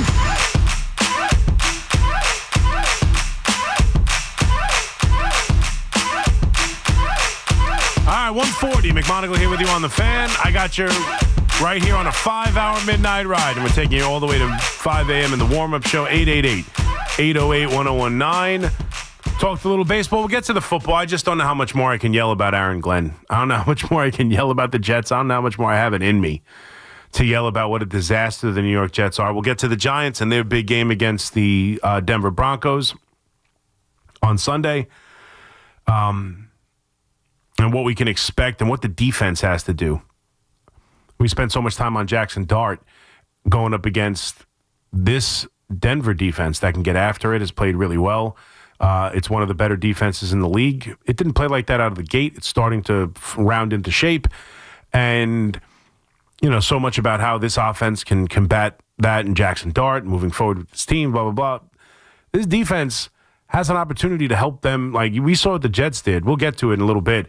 And that front four getting home, making Bo Nix move, making Bo Nix rush, making Bo Nix panic, could be the key to that football game more than Jackson Dart or anything else. We also saw last night the New York Rangers make history as they are now the first team, in, if I'm reading this correct, they are the first team in NHL history. The first team in NHL history to go scoreless for their first 3 home games of the season. That's hard to believe. And I would tell you, look, I watching the games, and I am not a hockey maven. It's like the only sport I didn't play growing up and in high school. But I am a Rangers fan. I watch them all the time. Watching the games, outside of the opening game against Pittsburgh, where I thought they played a miserable game, outside of that, these 2 losses against the Capitals, against the Oilers, I thought they played well. Call me crazy. I know they didn't score a goal. They couldn't get it. They couldn't get home. They had 3 power plays in this game to the Oilers, none, I believe. They had opportunities. They had missed. Trying to get cute as usual in the power play and make maybe 1 or 2 extra passes when they should have just shot the puck. But they had opportunities in this game to score. They just couldn't get it done. But I thought defensively they played a really tough game. I'm trying to look at this real quick. I think the shot. Let me look at the box score of this game. I mean, Skinner was great, but shots on goal.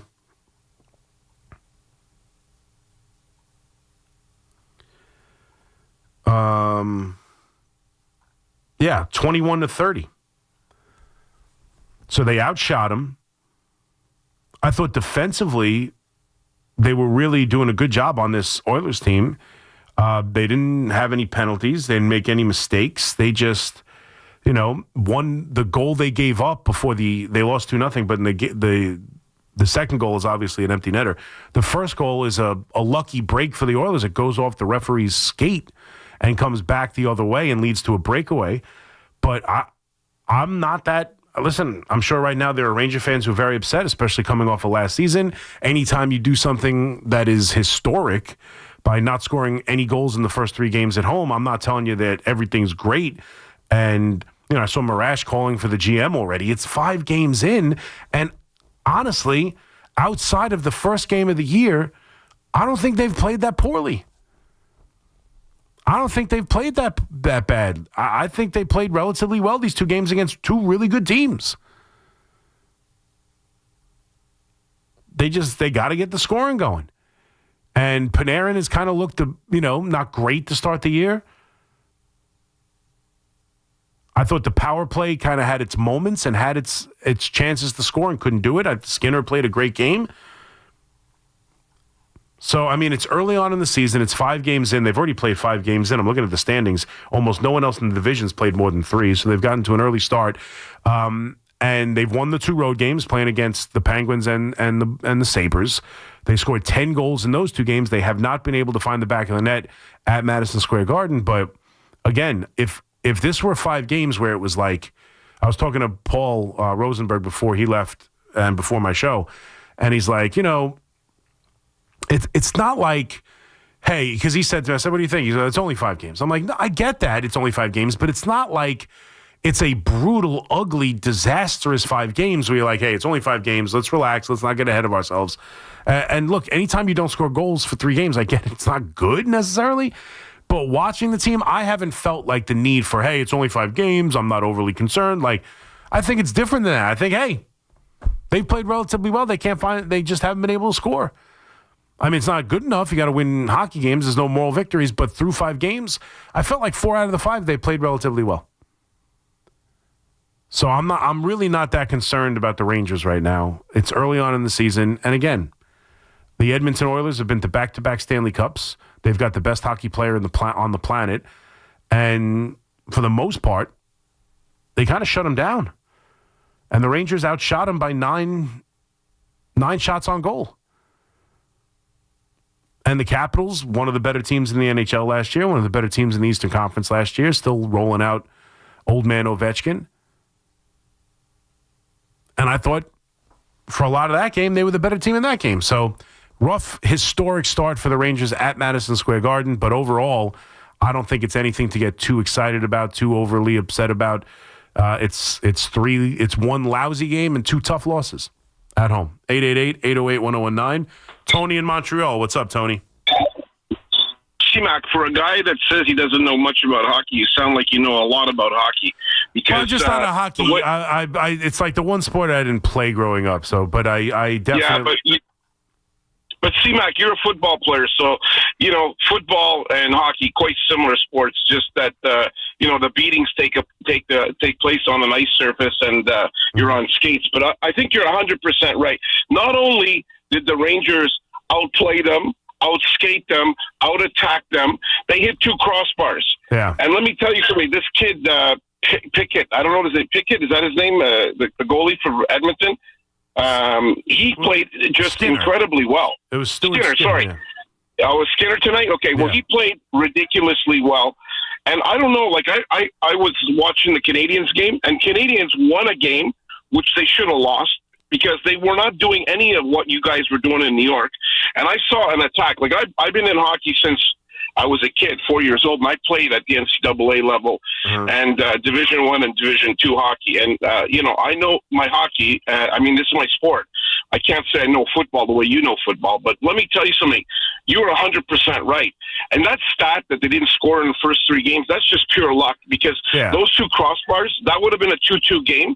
And, I think the momentum would have changed. And by the way, you guys had 2 of the greatest hockey players on the planet, Draisaitl and McDavid, and you held them to 21 shots. So I think you're doing some good stuff. Anybody that wants to fire a GM after 3 games, unless I'm missing something, I just don't see that, C-Mac. Yeah, listen, it's just, listen, he's been a little bit of a polarizing figure here.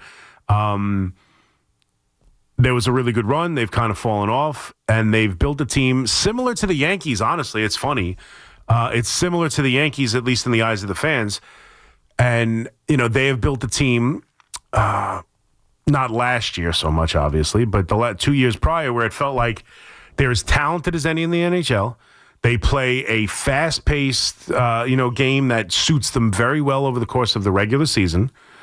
And once they get into the regular season, then they have to, the whistle changes a bit, less special teams, less power plays, and suddenly they're playing these hard-nosed, tough, physical teams, and the game slows down, and it suits the other team's style way more than it suits the Rangers, and they fail in the postseason.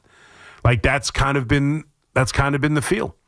The feel has been the Florida Panthers, obviously, back-to-back champions, play a more physical brand of hockey that is more suited for postseason long Stanley Cup runs.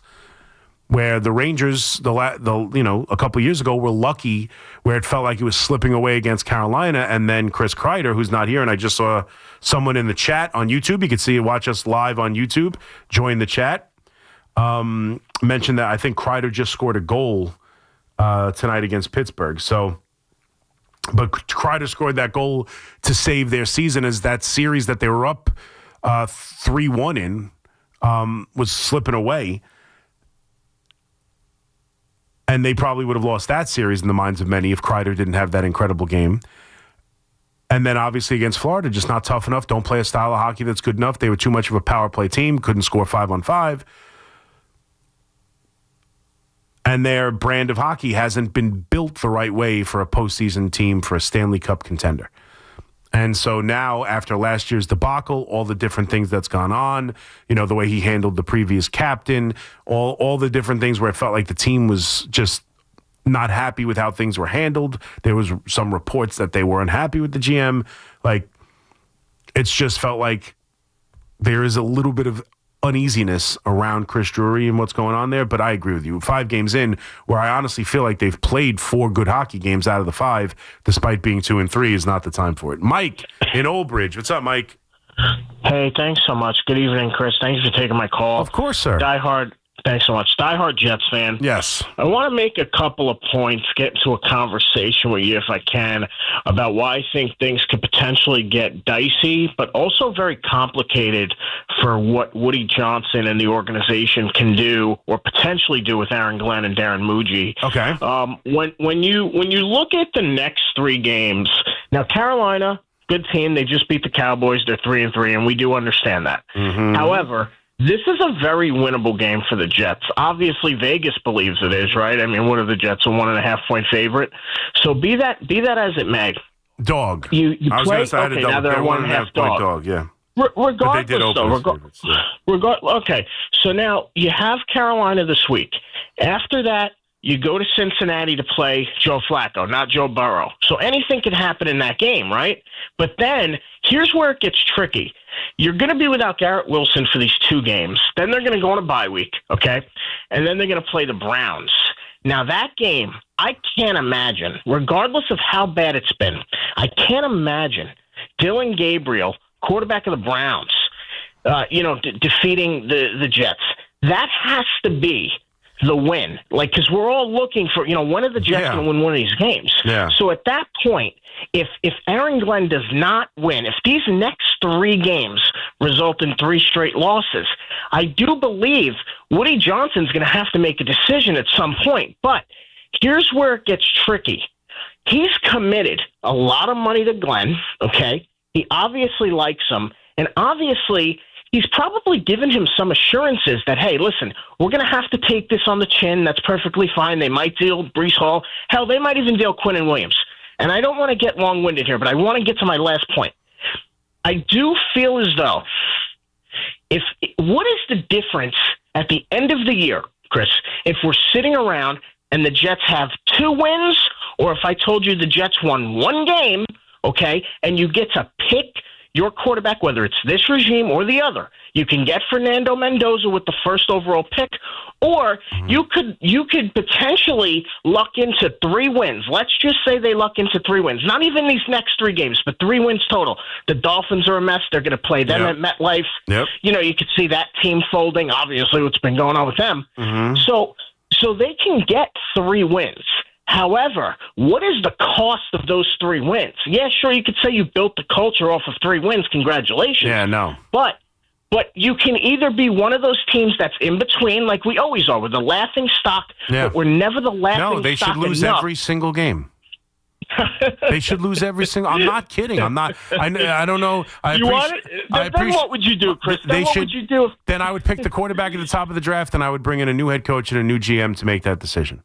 I respect it. That's what I would do. Listen, if they go 0-17, if you're asking me, and you don't know me apparently because I am Mr. Tanker. This is what I believe. I honestly believe that what's best for the Jets moving forward is to go 0-17, clean house, bring in an offensive-minded head coach, bring in a GM or someone to run the whole thing, who has a history of being successful on some level in the NFL,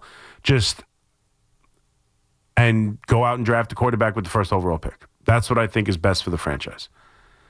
That's what I think is best. I think they should lose every game, get the first pick, and have someone I trust more than this current regime to make that pick and develop the young quarterback. Because we just saw it again. The last 4 number 1 pick quarterbacks have had their coach fired before the end of the second season. We just saw it again. Cam Ward can't get through 6 weeks before he's got another head coach on his hands. And now, rightfully so, because I think Callahan is particularly awful. But, that's what I don't want.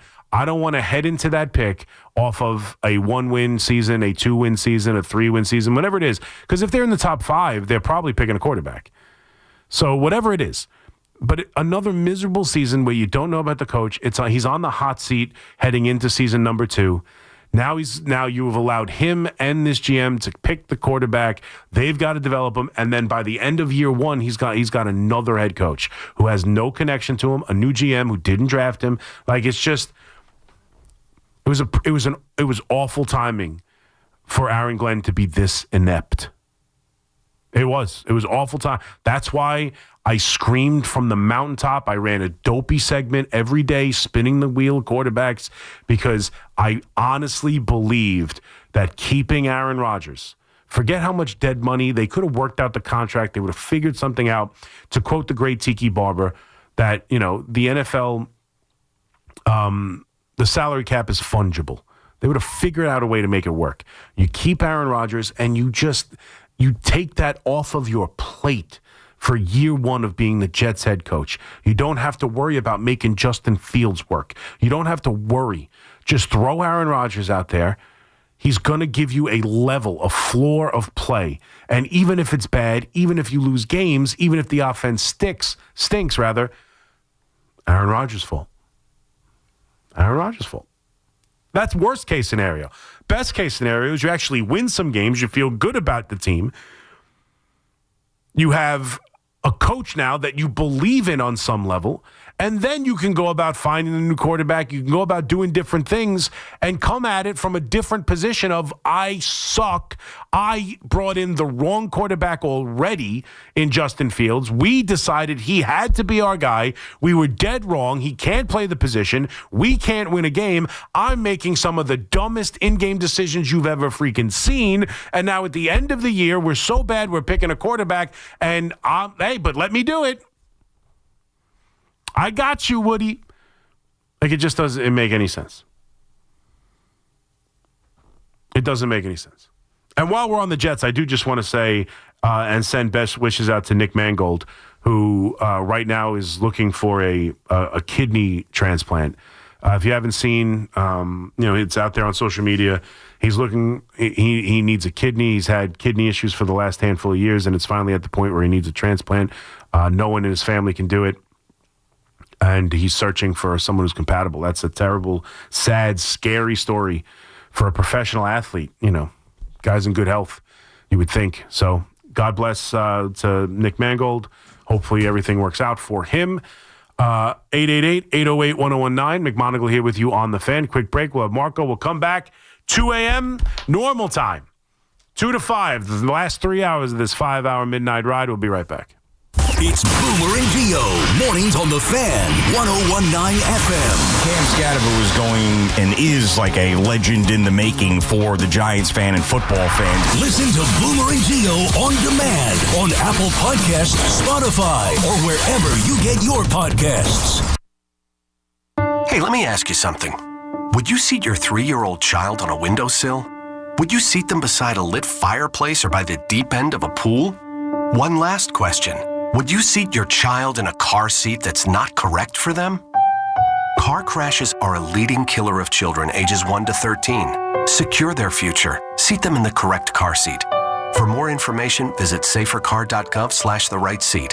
Sponsored by the New York State Governor's Traffic Safety Committee. With over 90 years of combined legal experience representing the law enforcement community, Decolator Cohen and DePrisco, LLP, continues to strive to educate police officers of their civil rights to sue in line-of-duty accident cases. The 2025 Police Officers' Right to Sue newsletter can be viewed on policeofficersrighttosue.com and provides successful results in varying line-of-duty accident cases. These results include damages recovered from RMP accidents involving the City of New York and civilian motorists, station house defects, ricochet injuries from the range, private premises slip and falls, sidewalk slip and falls, construction defects, snow and ice cases, and injuries emanating from defective RMPs. In any LOD accident, it is important for the officer to take photographs of any defects, injuries, or damage. It is also essential to draft the line-of-duty report and detail the cause of the accident in the paperwork. Remember, there's a 90-day time limitation to file a claim against a municipality. If any law enforcement member has a question regarding a potential lawsuit, contact Decolator Cohen and DePrisco, LLP at policeofficersrighttosue.com or call 1-800-901-1529. Imagine a gentleman's club with over 200 gorgeous exotic dancers every week. Hey, big boy. From the people who make fantasies come true, Gallagher's 2000 in Long Island City is the place to be. Gallagher's 2000, a gentleman's club for today, gentlemen. Gallagher's 2000 features 2 floors, 3 stages, discounted drinks, VIP, champagne rooms, and dinner specials every night. Gallagher's 2000 offers complimentary lunch Thursdays and Fridays with any drink purchase. Come on down, big boy. Gallagher's 2000 is New York's largest upscale gentleman's club, and Gallagher's 2000's bachelor parties will blow you away. For their bachelor party specials, call 718-361-1348. Gallagher's 2000 is located at 4319 37th Street in Long Island City, Queens, just a half a block north of Queens Boulevard. Call 718-361-1348.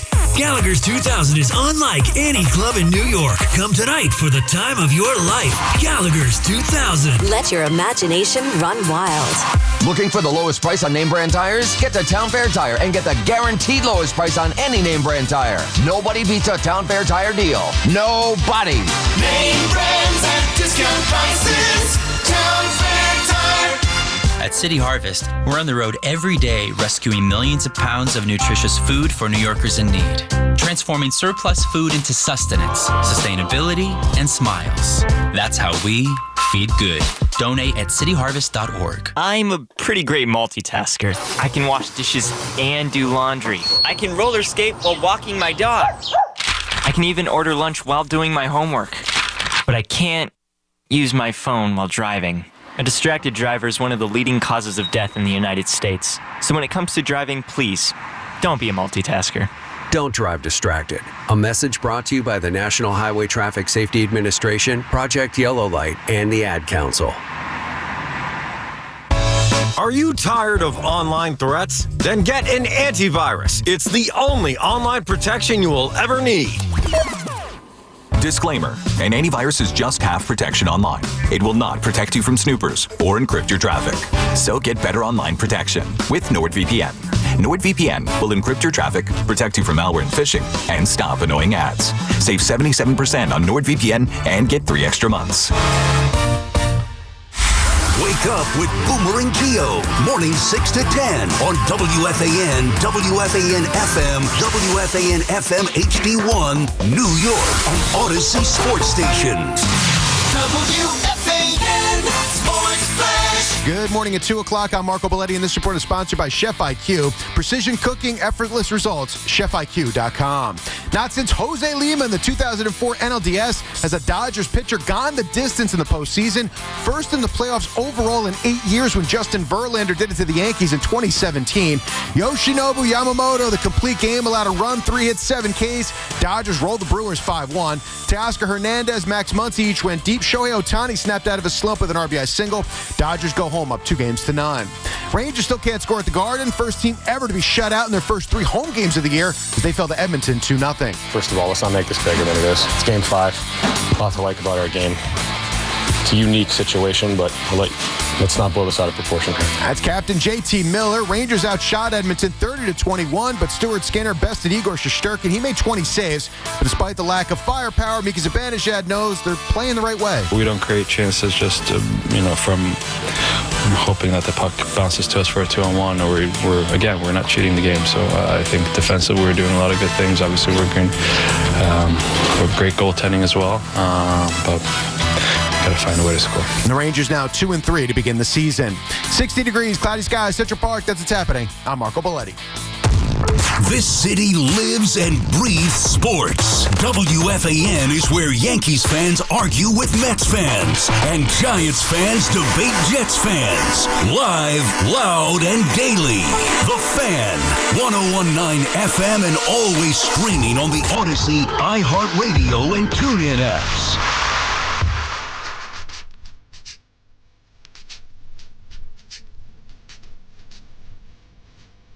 All right, 2:05. If you're just tuning in because you love me so much, but you think I'm normally on at 2, where have you been? We've been on for 2 hours. We got 3 more to go on our 5-hour midnight ride. We'll do another 5-hour midnight ride tomorrow night. On a tomorrow morning, morning. I drive in at night. I drive home. It's dark. As my kids say, I'm nocturnal. That's how I am. Today we had someone coming over. We're painting the house. So guess who's got to be woken up at noon to make sure he's there to answer the door, take care of things. Doesn't matter. Imagine if I told my wife, hey, yeah, someone's going to be there at 3 o'clock in the morning. Make sure you're up. As someone who has given that explanation a million times, you think it's the simplest conversion for people to do in their heads. Yeah. It's the equivalent of this for you. Yeah. Nobody gets it. Especially wives. Yeah, nobody gets it. I got to be up. Yeah, sure. Nah, whatever. I'll be up. Yeah, why not? I'd rather have to get up and do something and just, you have to be busy and be out and about in the day. Yeah. There's nothing worse than to just get up to let somebody in. Right. Because then you're tired, you're doing nothing. If you have to run around, go to the doctor, whatever, that's easier than, hey, just let this person in the house. Yeah, it was just a quick, set up times. We talked about some colors. He showed me the colors again. He's going to do some different things. So it was just a quick, brief meeting, scheduling some stuff and going over some stuff and looking some stuff. I took some pictures to show my wife and stuff. But yeah, no, he couldn't do any later in the day, and she's at work, so Paul's on me. It's okay. Doesn't she know that when I have these bloodshot eyes that people pick up on it on camera now and get all over me and call me names? Tired of this crap. Tired of it. 888. Tell her to join the chat one day. Maybe she'll feel bad for you. She sees everything. Believe me, she sees all this stuff.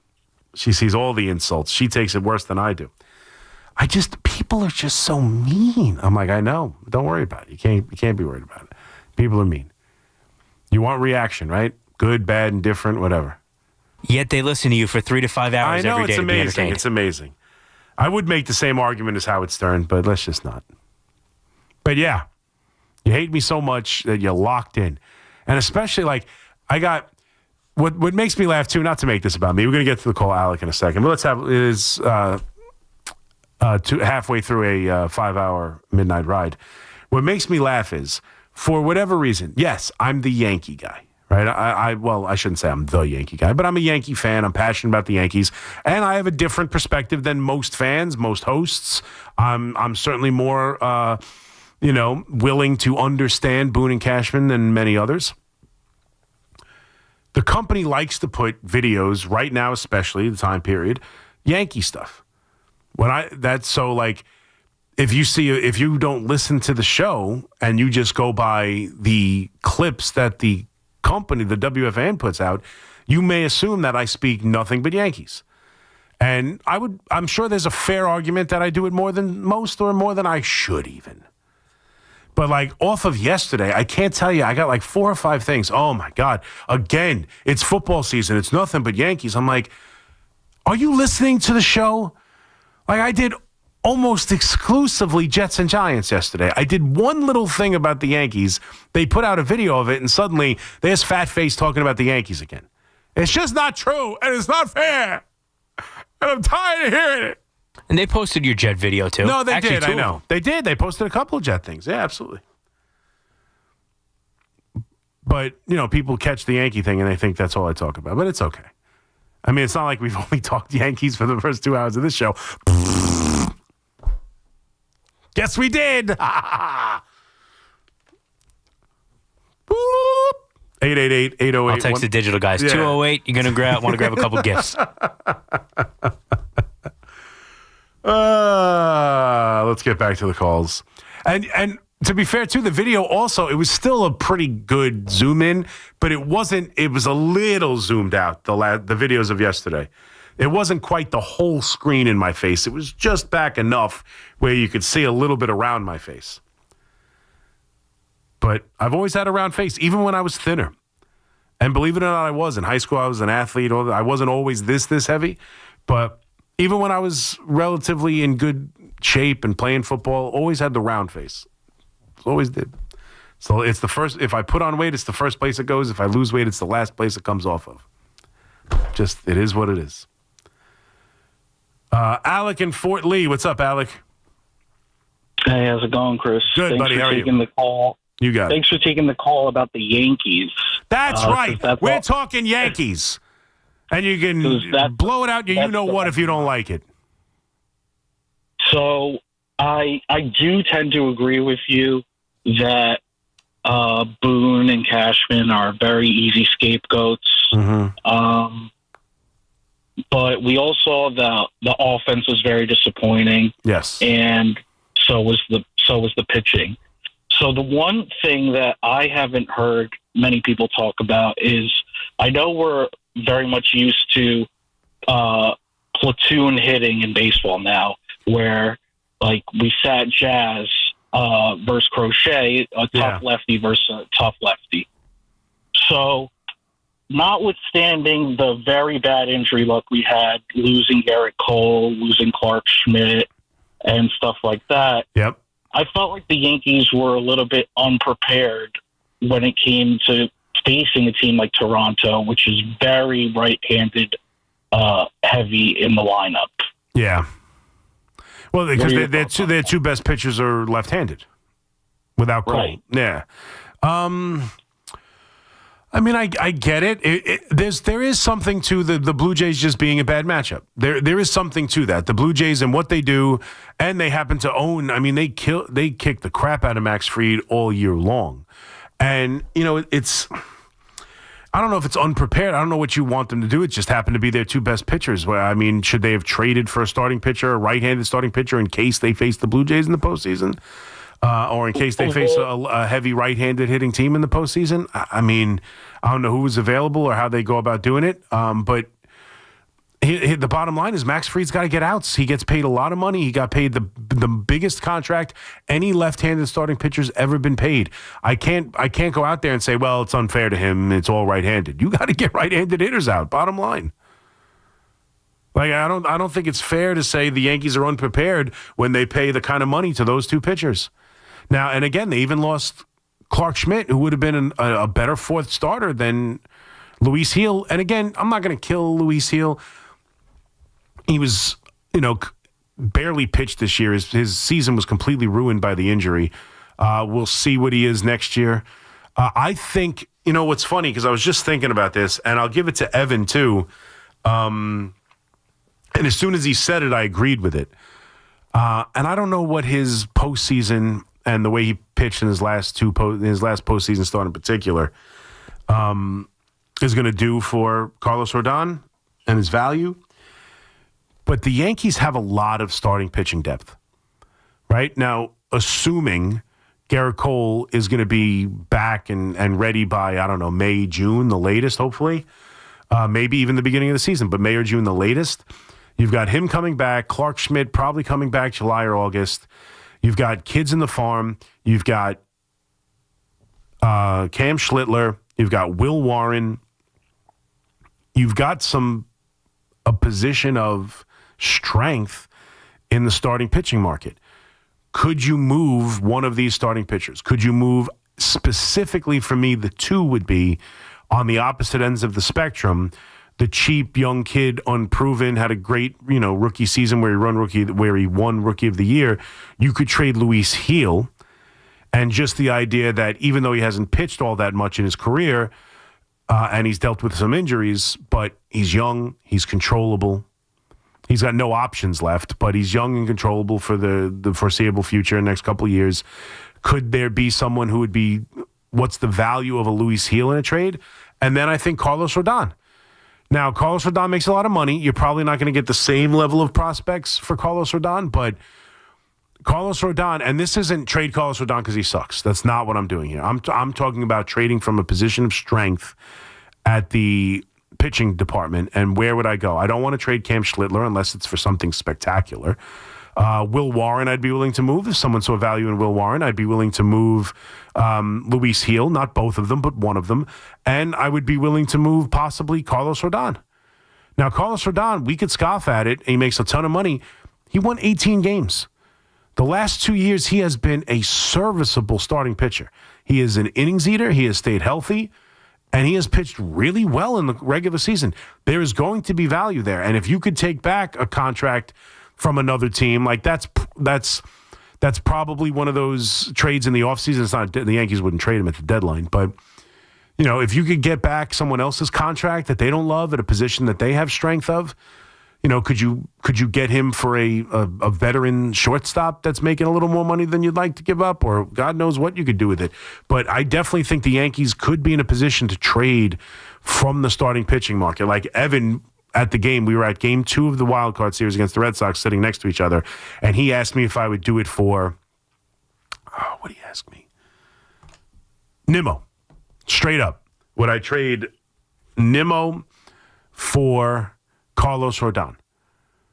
Because obviously the Mets need some pitching. You don't trust him in a big game, but he has been a consistent regular season performer. He immediately fits into the top of your rotation as a Met fan. Nimmo is part of this core you're looking to change. Had a very up and down season. He's this very, very streaky player. His on-base percentage has gone down pretty much every year of his career. His defense, he turned himself into a pretty damn good center fielder for a year or two. It's kind of gone the opposite way. You're looking to change that core up. Would you trade Nimmo? Now, I don't know if the Yankees are looking for another outfielder, but that's the kind of trade. Like another veteran, you know, guy who's making some money to offset the money that Rodon's contract. Like, I could see Rodon being moved. I could see Luis Gil being moved. I could see Will Warren being moved. Not all of them, but any one of them. And I think the Yankees might do that because the free agent market is not all that impressive this year. You might have to get creative and pull some trades if you're going to look to change the team in any way. And if they don't, for whatever reason, the only way they're looking to make major changes is if they cannot sign Cody Bellinger. If the Yankees fall short on signing Cody Bellinger, then I think everything's up for grabs, and you could look to see this team really change significantly, make moves, do different things. I don't think they're just going to go with, you know, Judge and 2 young kids and Spencer Jones and Dominguez. And I don't know if they'd be willing to, if they lose out because they don't want to pay Cody Bellinger, I doubt very much they're going to turn around and pay Kyle Tucker. So I don't know. I don't know. But there is definitely pitching depth that you could trade from. Teddy and Yonkers. What's up, Teddy? Hey, Chris. Chris, just a couple of points. You remember this expression, I taught for 40 years. You can satisfy some of the people some of the time, but never all the people all the time. You're a great host. You're knowledgeable. You're articulate. And the heck with some of these people, man. That's the way it is. I hear you. I'm just having some fun with it. You know, I believe me, I've got thick skin. You're good, Chris. I better, otherwise I would just, you know, fall out of myself. So I've got a nice thick skin. Okay. Chris, when you were in high school and you played football, what position? I played offensive, defensive line, mainly senior year. My coach, and if Matt McLeese, Coach McLeese, if you're listening, I'm still bitter about it. No, I'm just kidding.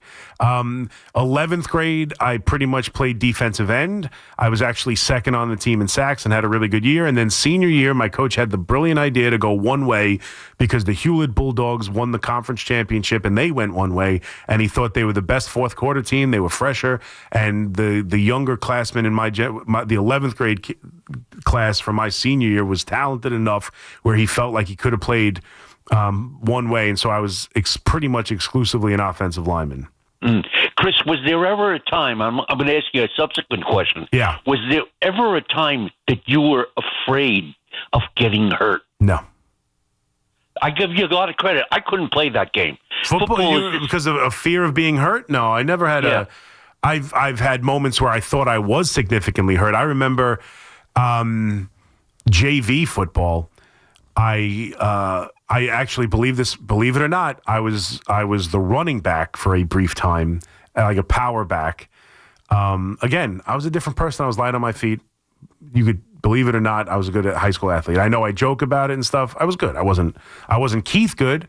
BT apparently played, high level college baseball. I wasn't that, but I was pretty good for the school I was at. I was pretty good. Anyway, I was running back for a little bit, and I made a cut, and a guy fell on me, and I thought I heard like a real crunch in my ankle, and I was convinced. Like, it was painful, and I heard the crunch. I remember laying on the floor convinced my ankle was going to be, like, pointing in the wrong direction or something. I was screaming at the top of my lungs because I was convinced it wasn't even so much the pain. I heard, like, a crunch, and I was like, oh, man, I just completely messed up my ankle. And I was screaming, and I remember the look on the umpire's face when he saw me screaming, and he was like, he did the whole wave, like, come on out. And then, like, within like 35 seconds, I realized I was completely overreacting. I stood up. I was fine on it. And the coach was like, no, you sit down. I think we were up a couple touchdowns, and I never got back into the game. And I always kicked myself for that because I was playing. I didn't get to run. I wasn't running back all that much. And we were winning, and he was letting me play running back for a while. And I'm like there on the ground crying like a baby because I thought I heard more than I felt. I had a devastating ankle injury, and it turned out to be nothing. And I was fine. I could have went back out there. I always kick. There are things that you remember for whatever reason.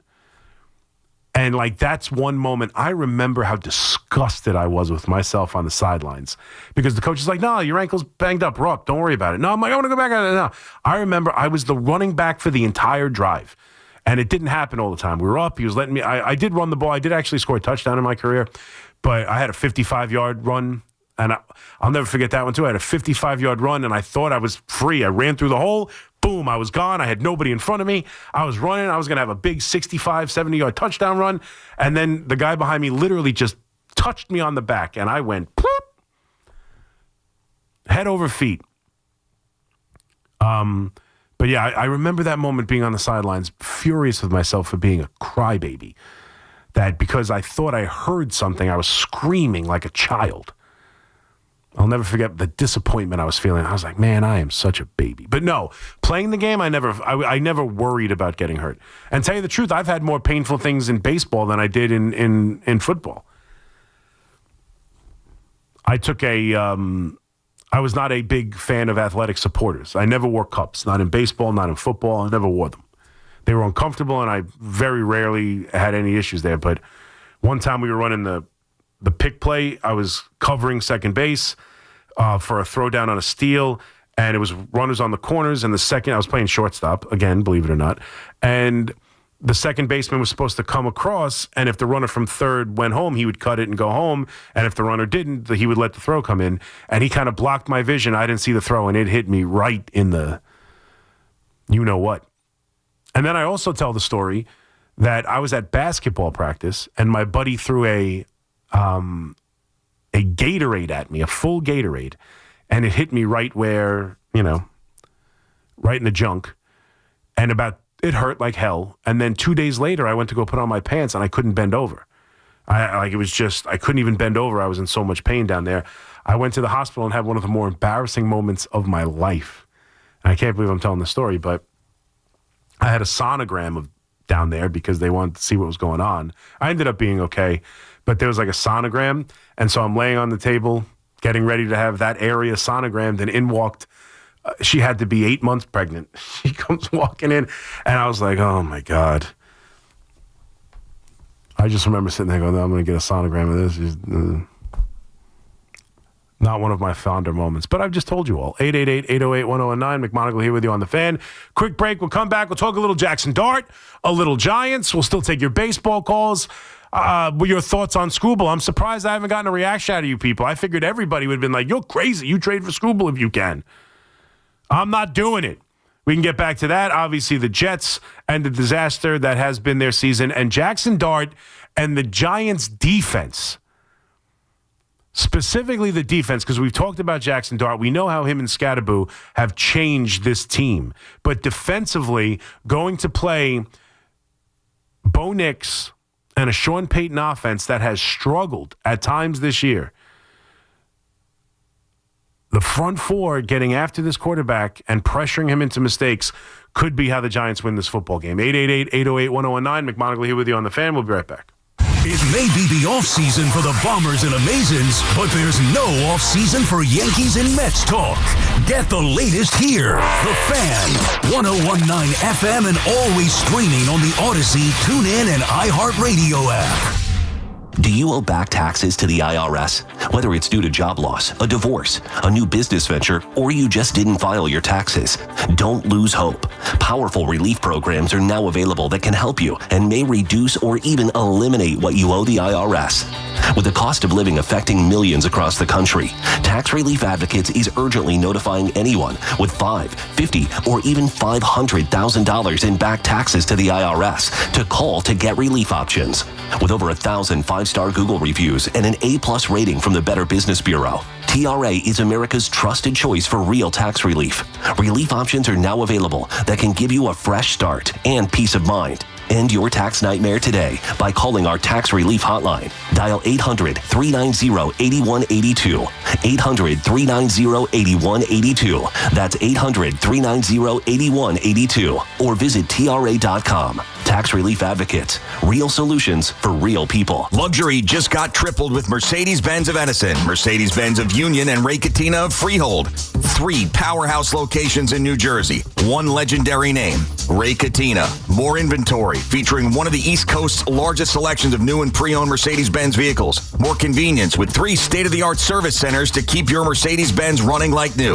And of course, legendary Ray Cattina customer service, where you always come first. Experience the power of 3 at benzfam.com. Injured? Don't be a whiner. Call me, attorney Mark Miner. I'm Mark Miner, and I have over 30 years of experience handling personal injury cases. If you or a loved one has been injured in an accident, don't whine. Call 1-800-LAW-LINE. You can trust that the personal injury law firm of Zalman, Schnurman, and Miner will treat you with respect and fight for your rights. Don't whine. Call 1-800-LAW-LINE for a free consultation. Our goal is to transform your pain into payment. If there is no recovery, there is no fee. We handle all type of accident cases and value the opportunity to help you. The sooner you call, the better. If you are injured, call 1-800-LAW-LINE so we can discuss how to transform your pain into payment. Don't be a whiner. Call Zalman, Schnurman, and Miner at 1-800-LAW-LINE. Zalman, Schnurman, and Miner, personal injury attorneys. Don't whine. Call 1-800-LAW-LINE. That's 1-800-LAW-LINE. Are you searching for a warm and welcoming community for mom or dad? River Spring Living just may be the right option. Set on a 32-acre campus right there along the beautiful Hudson River, there are plenty of chances to engage in activities, wellness programs, and so much more. From independent living to assisted living and memory care, specialized teams are dedicated to making everyone feel right at home. I've seen firsthand what makes life at River Spring Living so special. Visit riverspringliving.org today. At Town Fair Tire, New England's largest name brand discount tire dealer, you get it all. The guaranteed lowest price, the most free services, and we accept all valid rebates from any manufacturer and from our competition. Yes, we accept them all, even competitor rebates. Town Fair Tire, New England's largest discount tire dealer, now with over 120 stores from Connecticut to Maine. Nobody beats Town Fair Tire.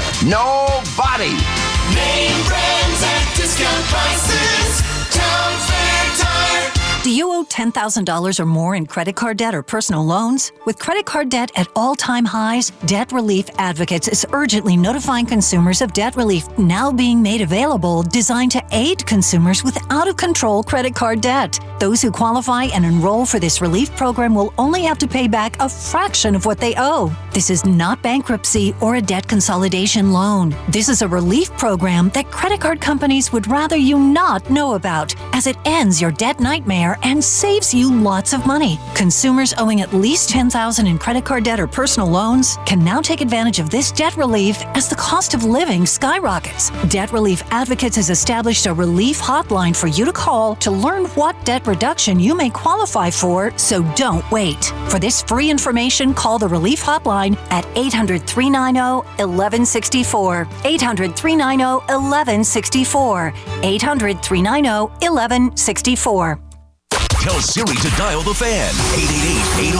888-808-1019. Powered by Paramount Plus. Count on Sundays all season long with the NFL on CBS. We are now halfway through our 5-hour midnight ride. We got you till 5 a.m. on the fan. 888-808-1019. A lot of baseball to start the show. We'll revisit the Skubal conversation because I find it interesting and fascinating that the Tigers would even, consider moving him right now. It sounds like they would. I guess you have to if he's not going to sign. But we'll get to that. We'll get to Jackson Dart. I'm just looking. We talked a little bit of Rangers as well. I'm looking at the basketball. We get ready for this. This next season, baby. Next Wednesday, Cleveland begins the season. And this is at home, Madison Square Garden, Wednesday night, ESPN television, 7 o'clock.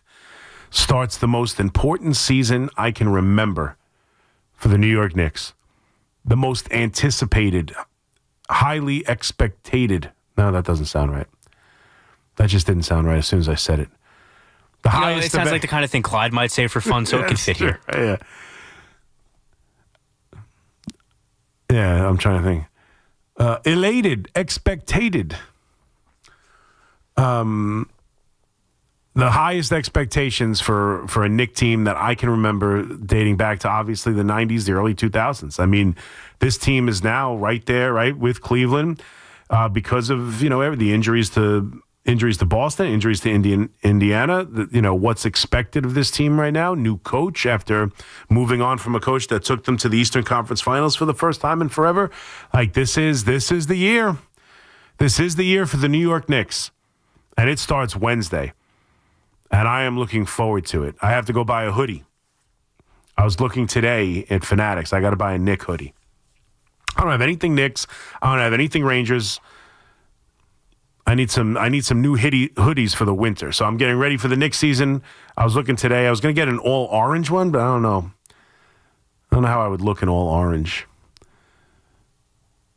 Keeps me safe when I'm jogging at night. It fits this month. Yeah, I know. I don't know if you want it the other 11. Yeah, that's true. But yeah, no, I need some Knicks stuff because I am ready. This is a big season, man. This is a big season for the Knicks. Big season for obviously the captain. Let's see if we get everybody in their best shape because we know what we need, right? You know who needs to show up in good shape. He's getting dogged all offseason. He needs to show up. He needs to be in good shape. He needs to be ready to go. It is a big season. It's a big season for everybody on the team. It's a big season for Mikal Bridges, big season for OG.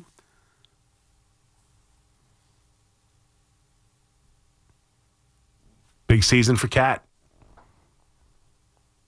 Looking forward to it. Let's talk a little Knicks, though, let's talk a little Giants. We'll get to the Knicks as we get closer to Wednesday.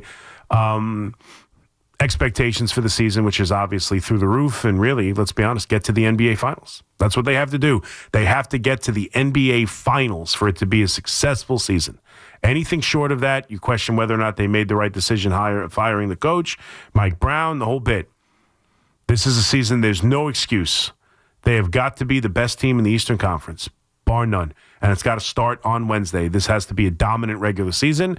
This has to be, they have to set themselves up for the best. They have to play home games in the postseason. Game 7s need to be at Madison Square Garden. That's it. Big season for the Knicks. But let's get to Jackson Dart, the New York Giants, going up against the Denver Broncos on Sunday, 4 o'clock. We've talked so much about this offense, right? And what Jackson Dart's abilities are. And now, look, he's had 2 big wins against real quality opponents at home. He beat a Chargers team that was 3-0 at the time when a lot of people didn't think that was the right time to start him. And he absolutely was, and he played a great game. And then, obviously, now beating the Eagles last week and everything that goes about it. Now they're going to have the extra 3 days. Obviously, Denver is traveling back from London and beating the Jets 13-11. And that offense, if you watch that Jet team, who's played better defensively as of late and probably played their best game defensively this week, part of it was that Denver knew that as long as they didn't make mistakes, the Jets weren't going to beat them. This is a tough game. This is a tough team and a tough game. And to go into Denver is not easy. They could not go into New Orleans and beat the Saints. So this is a tough game. Offensively, it's going to be a tough game. For Jackson Dart, it's going to be a tough game. That defense is ferocious. But I'm thinking today, before we get too close to it, we'll obviously continue to talk about it tomorrow and Friday. Friday on a Football Friday, we'll go through all the picks. We have 5 hours tomorrow as well. But today I was thinking about this Giant defense. Because it does feel like the matchup is Jackson Dart versus this Denver defense, right? Sure, Sean Payton's the offensive, mind of the team and the head coach and one of the better offensive minds in football, former offensive coordinator of your New York Giants, and a Bill Parcells disciple. So well known around here. And even though that's the head coach, it's felt like the matchup we're discussing is Jackson Dart versus that defense. When, let's be honest, part of the reason, now I know the Eagles are struggling. Obviously, there's a lot going on there. They did not hand the ball off to Saquon Barkley at all, practically, against the Giants. It was a weird, after the first 2 runs went for about 30 on 2 carries, you thought there was going to be a long day with Saquon Barkley running all over the Giants. That wasn't the case. Obviously, Hurts not playing his best football right now. Brown unhappy. The whole bit. Everything going wrong. The offensive coordinator's not meshing with the quarterback. The defense was a mess. Injuries. No Carter. They lose Mitchell halfway through the game. We all know what happened. But it's still an impressive win to double up 34-17, a Super Bowl champion and a team in your division that you've owned forever. But defensively, they played tough too. They made it very difficult for the Philadelphia Eagles in that game. Outside of 2 touchdown drives, they made it very difficult for the Eagles, and they were tougher. And they beat up an offensive line. There's been some injuries there too, obviously, for Philadelphia. But Saquon Barkley really couldn't get anything going. And by the end of the game, it looked like he was afraid of contact. Maybe afraid's too strong, but he wasn't looking to take it on. And that defensive front that was running stunts, that had all 4, down with their hands in the dirt. I thought Abdul Carter really and Burns were a really dynamic duo. The 2 of them were running stunts. Now, Burns was the one getting home. Burns was the one cutting it up inside off of the stunt. But Carter played a role, and despite the fact that there's no stats on him, he didn't have a tackle. He obviously didn't have a sack. He really didn't have any, stats to speak of. I thought Abdul Carter played one of his better games. It was impactful in the game. And Burns has been on fire, and Thibodeau has really emerged here. I got to be fair, because I've been critical of him. I've talked about him as pretty much strictly a third down pass rusher, right? In passing situations, he can put his hand in the ground. He can get after the quarterback fairly well. Right? That's all I've ever said about Thibodeau. That he is a serviceable, better than average edge rusher on pass downs and doesn't impact the game much else besides that. And that I was disappointed in that kind of production from someone who's drafted in the position he was drafted in. And this year it's felt different. This year it's felt like he's impacted the run game. This year it's felt like he's really done an incredible job of setting the edge at times and funneling the run back towards the middle and sexy Dexy. He's gotten after the quarterback pretty well on all downs. I think Thibodeau is playing by far his best football. I think Burns is playing the best maybe of his career, probably of his career, and certainly as a Giant, even though he had a good year last year, he's been dominant to start. I think he's tied for the second league lead in sacks so far. The one guy who hasn't played all that well is Dexter Lawrence, and I'm looking for him to really make a big step up because they're going to want to throw the football. And getting after Bo Nix is going to be a major key in this game because as good as he's played and as well as he played as a rookie, and he took that team to the postseason, and you watch him play now, he is dangerous. He can move. He can scramble and get you 6 yards on 3rd and 5. He's very good at that. He's very adept at that. He can throw the football. They do have some receivers there. They have Mims. They have Sutton. They have Franklin. They have some guys who can make plays.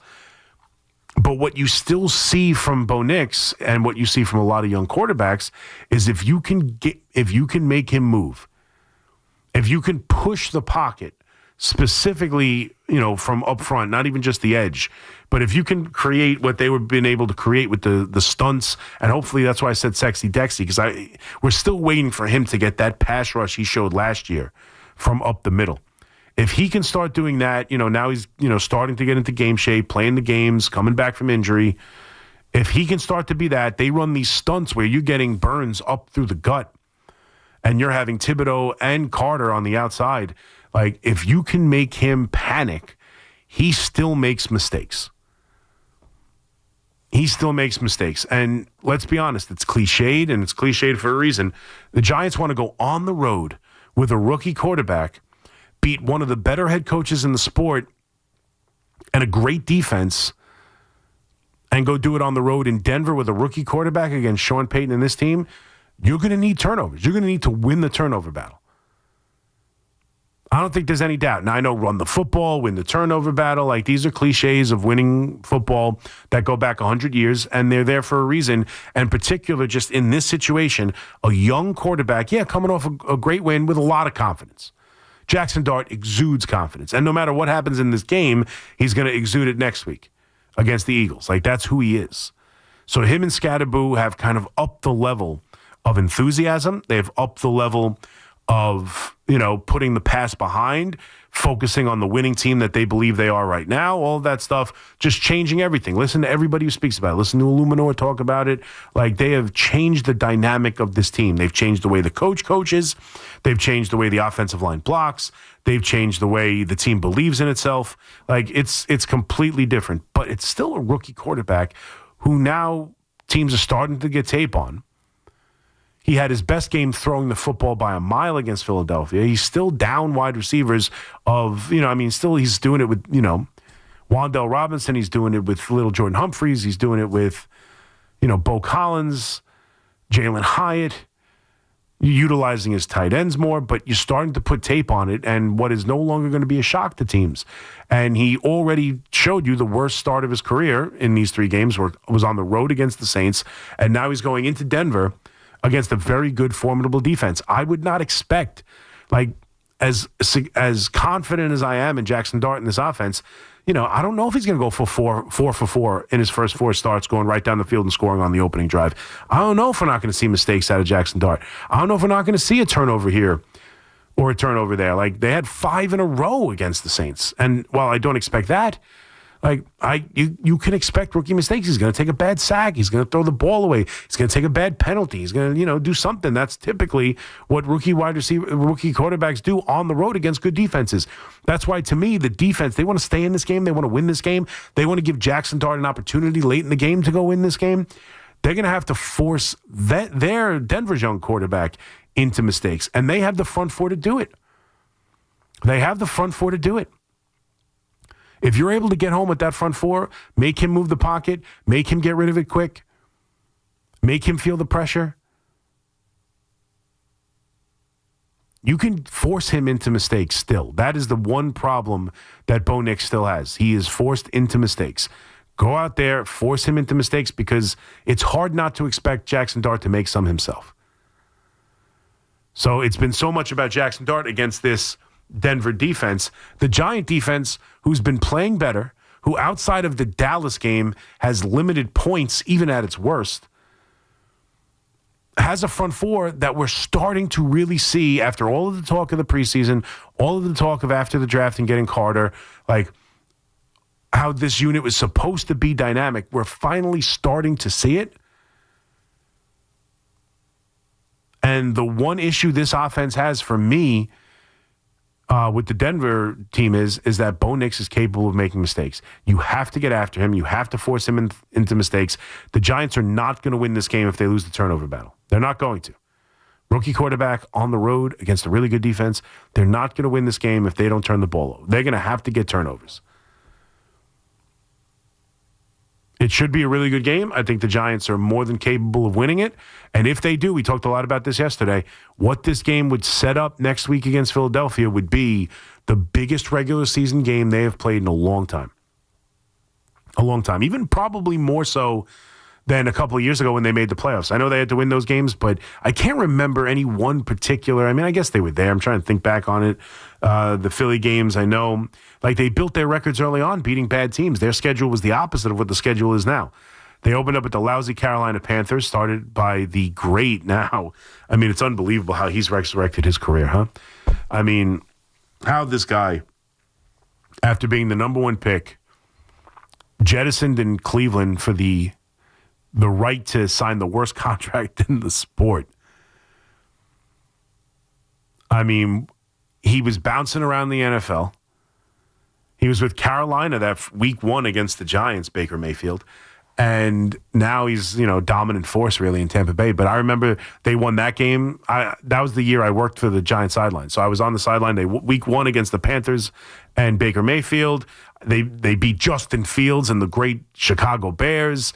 Like, they did beat Aaron Rodgers in London. They did win at home, down 10 points in the fourth quarter against the Baltimore Ravens. So those are some big regular season games. But if they get to 3-4 and they're going into Philadelphia to try and beat them twice in as many weeks, really, that would be, considering the opponent, considering the ass kicking they gave him 2 weeks prior, considering that this season was on life support and left for dead. And if they win that game, they're 4-4 and right in the mix in the division. That would be the biggest regular season game I can remember for the Giants. So go out there and take this one.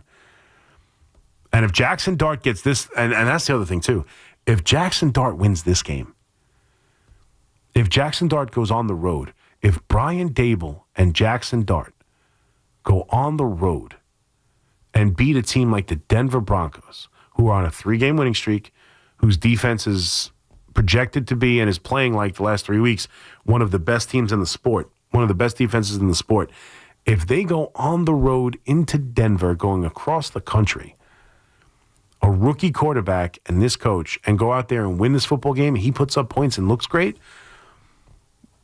the conversation around Jackson Dart's really going to start to get loud. Like, it's really going to start to get loud about what this kid could be. Right now, he's special. He's uplifted the team, the enthusiasm, all of that, along with some really solid play and changing the way the offense has worked. But he hasn't necessarily gone out there. He played very well against the Eagles, no doubt, very well. But the talk of the town isn't, my God, the talent jumps off the page. Look at this throw. Look at this throw. Look at how he's winning games. Look at it's a little bit like that, but it's not really loud. It's more of just like, hey, he looks like he's confident, the pocket presence, like for a rookie, really, that's the conversation right now for the most part around Jackson Dart. He goes on the road and beats the Denver Broncos and that defense and puts up points. The conversation around Jackson Dart really starts to change into how special a young quarterback have the Giants found here. Like, how special. Because right now, I'm sure many of you are screaming at your radio or watching me on the live stream going, Chris, shut the hell up about Jackson Dart. He's won 2 games. He's not that good. He couldn't beat the Saints. He's going to get his ass kicked on Sunday. He's going to get his ass kicked in Philadelphia. And that may all be true. But if it's not true, if he goes on the road and beats the Denver Broncos in Denver against that defense and puts up points and looks the same he looked against Philadelphia, the conversation is going to start to change into really how special is Jackson Dart. And all of a sudden, he's going to be the talk of the NFL. He's going to be one of the main stories of the NFL. He goes and wins this game. Philadelphia and Denver back-to-back. Denver on the road. Transforming the Giants to a dead team at 0-3. To a team now that would be 3-4. He becomes one of the major talking points of the NFL. He wins this game. And that Eagles-Giants game in 2 weeks becomes one of the bigger games of that NFL slate. 888-808-1019. Let's get to Val in the Bronx. What's up, Val? Brother Mac, what's going on this morning? How you doing? What's going on, sir? How are you? I'm all right, man. I'm all right. I think I finally kind of got over it and getting out of it. But you weren't feeling well, buddy? Nah, well, with the Yanks, I spoke to Captain Hoff on the overnight on Friday, and I told him I had to skip the podium for a little while. That's why I haven't talked to you. I speak to Fierce, none of them. I just had to leave it alone for a minute and just kind of it hurt to see them get out like that. I thought I had a Game 5 coming, but that's water under the bridge. Now we're moving on to next year, I guess. Okay, I got you.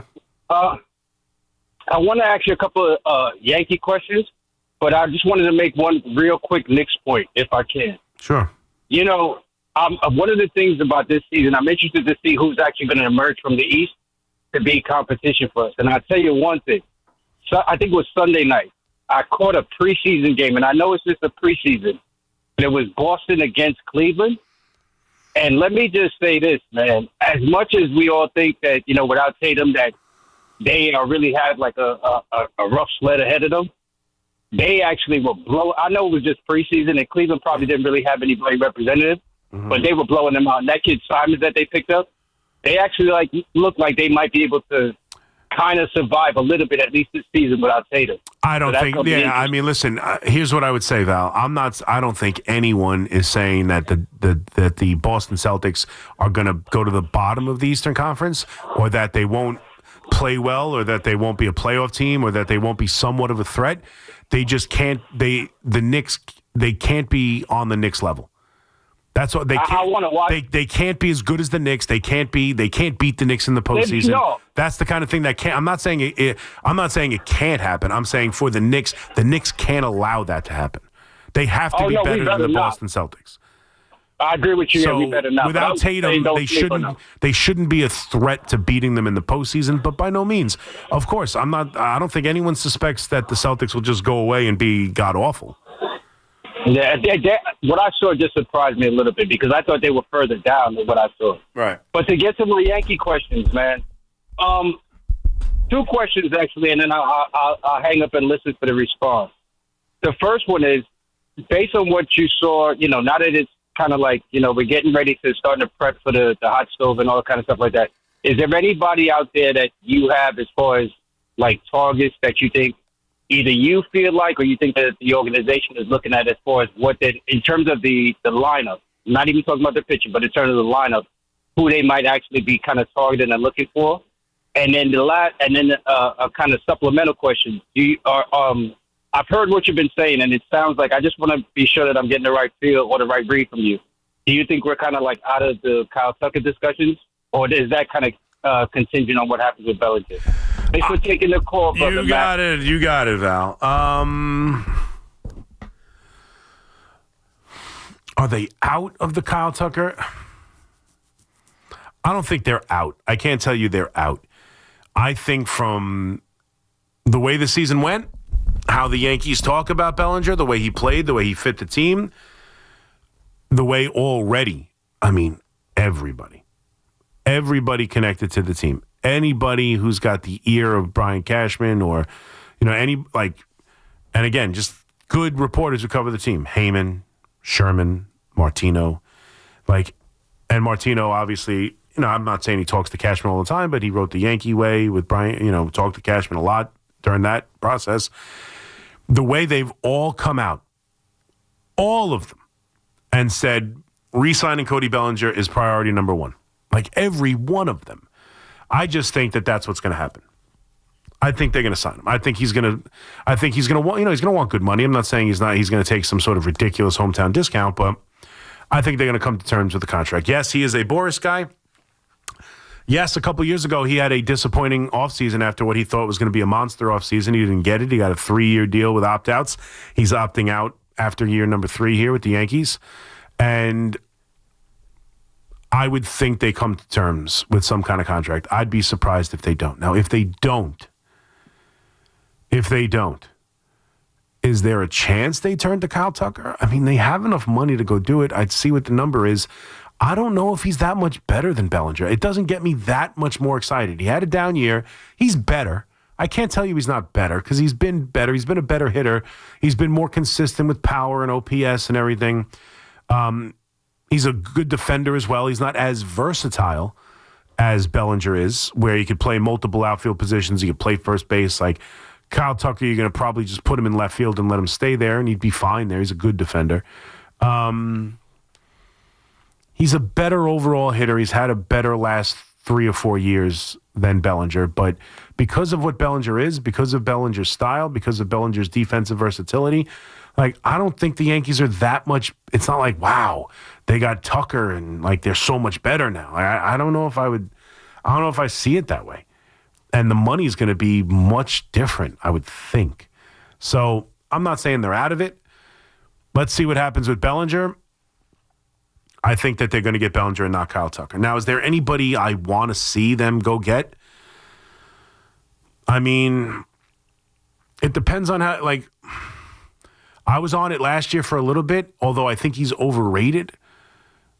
I do, as much as I'll tell you that the Yankees aren't built in a manner that they cannot win, I do think they could use contact hitters. That's why, and it's not like they don't ever do it. Like, they brought in DJ LeMahieu knowing that that was a part of the game they could use. They brought in Bellinger knowing that he's that kind of guy. Like, I don't buy into the idea that they just want everybody to hit home runs at every swing. Like, they are willing to change who they are a little bit and want different things. You know, Jazz was talking about swinging at 70% a lot this year. I don't remember anyone saying, well, no, you know, that's not the ticket. Like, it is what it is. They want guys to be successful in the manner in which they play the game. So, like, could I see, even with him being terrible defensively and really no spot at DH with Stanton still, Luis Ariz, I think I would love to see another shortstop, but I don't know if they go out and do something like Bo Bichette, which I think is, you know, wouldn't happen. But could you, like, I've seen a lot of people say trade for Nito out in Anaheim. Again, are they going to block Lombard with a young shortstop? Could they see him transitioning to third base, or, you know, put Nito to third base when it's time for? That's what I would want. I would want a contact shortstop, good hitting shortstop, good defensive shortstop. That's what I would want. I'm ready to move on from Anthony Volpe. I don't think they are. I don't think that's what's going to happen. That's what I would do. I would move on from Anthony Volpe. I just think everything about it now, it's become one of those toxic situations we see happen with the Yankees. We see Aaron Hicks happen. We see, you know, these guys who just, it becomes, when you are at the focus of the fan base's hatred, it's tough. And right now, that's what he is. So I would look for a shortstop. Like, I mean, I don't know. Go trade for Kwan and Ramirez. That'd be great. That'd be great. Get a leadoff hitter, get a third baseman. I don't care what you do with McMahon. Figure it out. Play him at first base. Play Ramirez at first base. There really isn't a lot of great free agents. They're going to have to get interesting. They're going to have to get very creative. I think it's going to be Cody Bellinger, bullpen arms, and some minor pieces. I think that's what you're looking at. And you're going to play the young kids. I would also consider a catcher. I mean, Wells had a really down year. I think you have to consider bringing in a veteran catcher that could be someone who overtakes him as starter. Like this, see what is Ben Reicher starting first baseman? They have questions to answer. We'll see how they handle it. 888-808-1019. McMonigle here with you on The Fan. 3 hours down, 2 more to go as we take you to 5 o'clock in the warm-up show right here on The Fan. It's Evan and Tiki. Afternoons on The Fan, 101.9 FM. It's not just the new energy of Cam Scatterbo. Like, defensively, and we've seen signs of it this year. It hasn't been complete, but we've seen signs of what they're capable of. Listen to Evan and Tiki on demand on Apple Podcasts, Spotify, or wherever you get your podcasts. Your debit card doesn't have to be boring. With the Cash App card, you can actually customize it to your specific style. On top of that, you're getting discounts on brands you already use and even early access to major concert tickets. Download Cash App today. Use code WFAN10. Send $5 to a friend within 14 days and get $10 back. Terms apply. That's money. That's Cash App. Cash App is a financial services platform, not a bank. Banking services provided by Cash App's bank partners. Prepaid debit cards issued by Sutton Bank, member FDIC. Direct deposit, overdraft coverage, and discounts provided by Cash App, a Block Inc. brand. Visit cash.app/legal/podcast for full disclosures. This is Alex Shulman of Shulman & Hill, New York's premier injury law firm. We'll always fight for you if you're injured at a construction site. If you've ever wished you've had a lawyer in the family, now you will. At Shulman & Hill, it's never one and done. Once you're a client, you're always part of our family. New Yorkers in every borough and on every block know us by name. Shulman & Hill. Get your free consultation at hurtny.com. That's hurtny.com. Hey! My dad is bringing home the best birthday cake ever! It was my 5th birthday, and my dad was bringing home the cake. Should have been here a half hour ago. The cake never made it, and neither did my dad. 911, what's your emergency? That was the day a drunk driver killed my dad. Daddy? Impaired drivers take lives. Think. Sponsored by the New York State Governor's Traffic Safety Committee. Aired in cooperation with the New York State Broadcasters Association. With over 90 years of combined legal experience representing the law enforcement community, Decolator Cohen & DePrisco, LLP, continues to strive to educate police officers of their civil rights to sue in line-of-duty accident cases. The 2025 Police Officers' Right to Sue newsletter can be viewed on policeofficersrighttosue.com and provides successful results in varying line-of-duty accident cases. These results include damages recovered from RMP accidents involving the City of New York and civilian motorists, station house defects, ricochet injuries from the range, private premises slip and falls, sidewalk slip and falls, construction defects, snow and ice cases, and injuries emanating from defective RMPs. In any LOD accident, it is important for the officer to take photographs of any defects, injuries, or damage. It is also essential to draft the line-of-duty report and detail the cause of the accident in the paperwork. Remember, there's a 90-day time limitation to file a claim against a municipality. If any law enforcement member has a question regarding a potential lawsuit, contact Decolator Cohen & DePrisco, LLP at policeofficersrighttosue.com or call 1-800-901-1529. Imagine a gentleman's club with over 200 gorgeous exotic dancers every week. Hey, big boy. From the people who make fantasies come true, Gallagher's 2000 in Long Island City is the place to be. Gallagher's 2000, a gentleman's club for today, gentlemen. Gallagher's 2000 features 2 floors, 3 stages, discounted drinks, VIP, champagne rooms, and dinner specials every night. Gallagher's 2000 offers complimentary lunch Thursdays and Fridays with any drink purchase. Come on down, big boy. Gallagher's 2000 is New York's largest upscale gentleman's club, and Gallagher's 2000's bachelor parties will blow you away. For their bachelor party specials, call 718-361-1348. Gallagher's 2000 is located at 4319 37th Street in Long Island City, Queens, just a half a block north of Queens Boulevard. Call 718-361-1348. Gallagher's 2000 is unlike any club in New York. Come tonight for the time of your life. Gallagher's 2000. Let your imagination run wild. Looking for the lowest price on name brand tires? Get to Town Fair Tire and get the guaranteed lowest price on any name brand tire. Nobody beats a Town Fair Tire deal. Nobody. Town Fair Tire. Do you owe $10,000 or more in credit card debt or personal loans? With credit card debt at all-time highs, Debt Relief Advocates is urgently notifying consumers of debt relief now being made available, designed to aid consumers with out-of-control credit card debt. Those who qualify and enroll for this relief program will only have to pay back a fraction of what they owe. This is not bankruptcy or a debt consolidation loan. This is a relief program that credit card companies would rather you not know about, as it ends your debt nightmare and saves you lots of money. Consumers owing at least $10,000 in credit card debt or personal loans can now take advantage of this debt relief as the cost of living skyrockets. Debt Relief Advocates has established a relief hotline for you to call to learn what debt reduction you may qualify for, so don't wait. For this free information, call the relief hotline at 800-707-6152. 800-707-6152. 800-707-6152.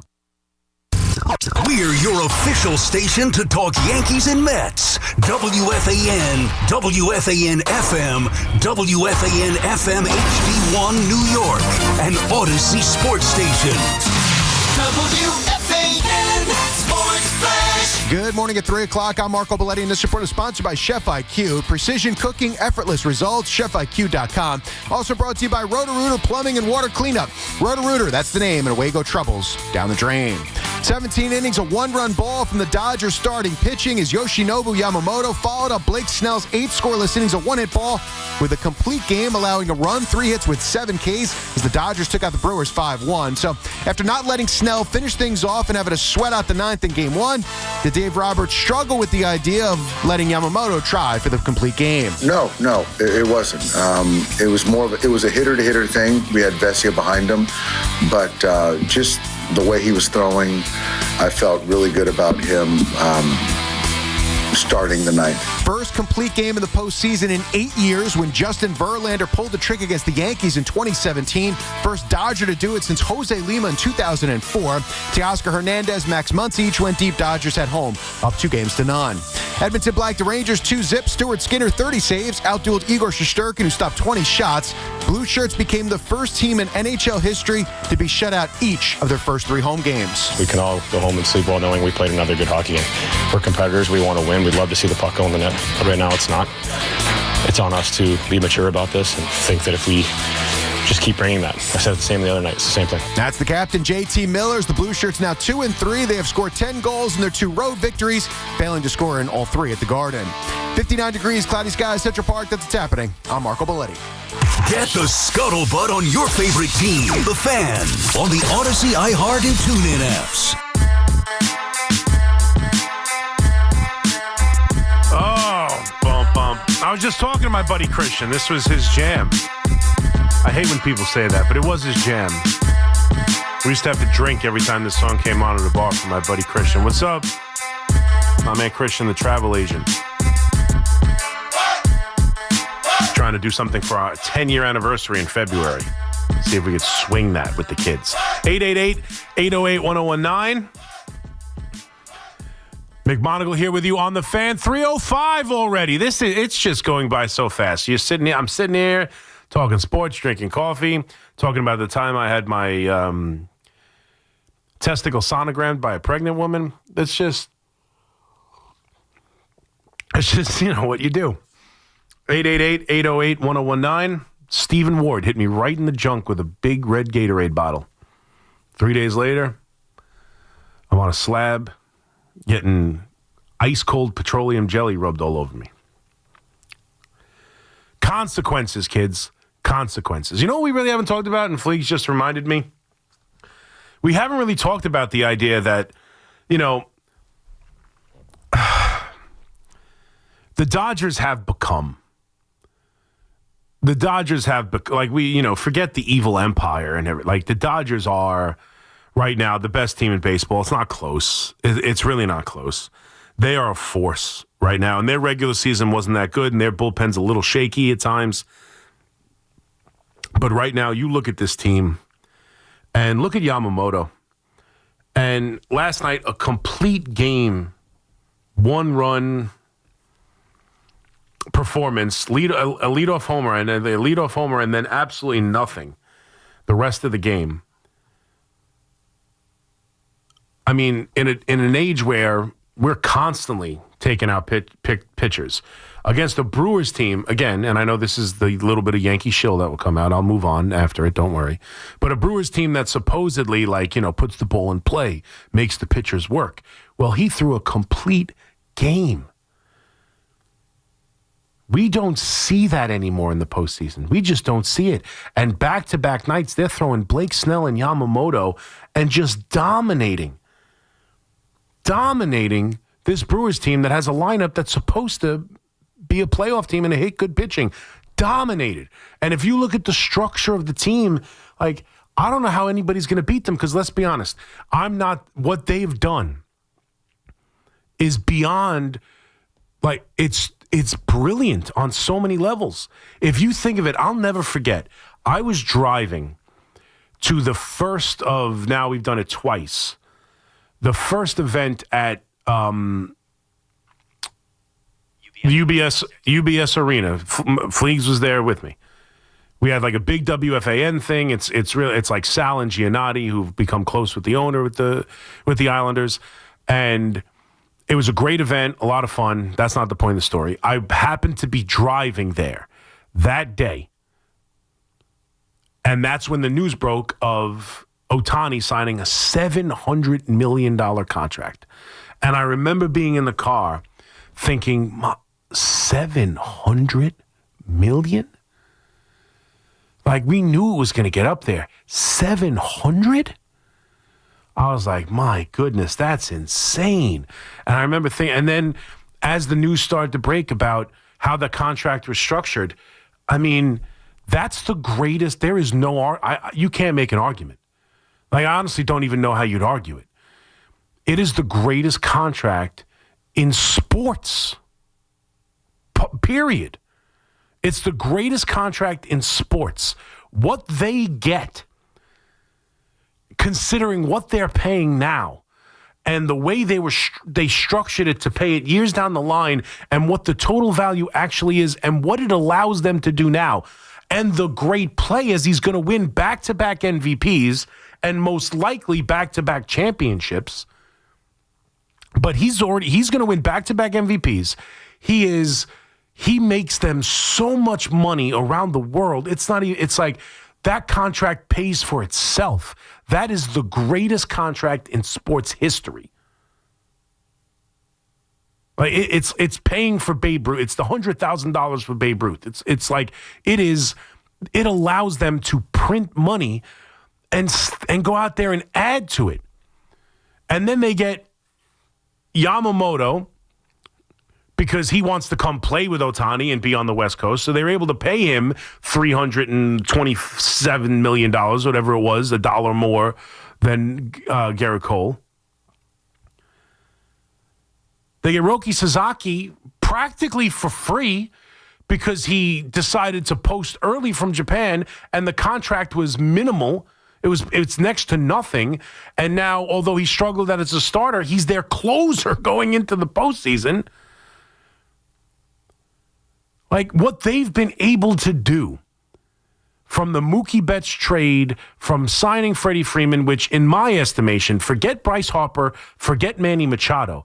To me, the biggest miss that the Yankees ever made was not signing him. Instead of going cheap again with Rizzo. You want to complain about Steinbrenner? Here you go. Instead of going cheap again with Rizzo, who, by the way, was pretty good for them up until that injury, but still, they could have had Freddie Freeman at first base. Instead, they went with Rizzo. But they signed Freddie Freeman. They trade for Mookie Betts. And then they get the contract that allows them to become just the impossible team. And what they're doing right now is just, they are dominant. And they're starting pitching. Blake Snell, Glasnow, Yamamoto. Like, it never ends. It never ends. And shame on the Yankees for not taking advantage when their starting pitching wasn't in this position last year. But, I mean, they're just so freaking good. And to watch him go out there, and I know I joke about the Brewers, but let's be honest. We knew, I'm sorry, I was saying it, Brewers aren't winning anything. These mid-market teams who have these great years and put together these lineups, they don't win. They don't win.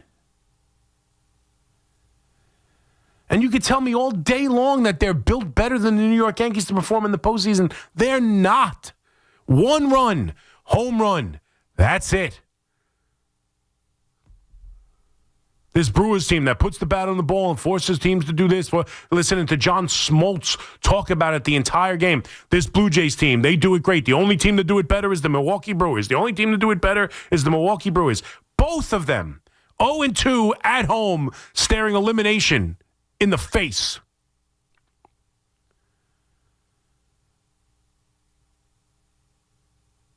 And the Dodgers just keep trucking on, and I don't know how you beat them.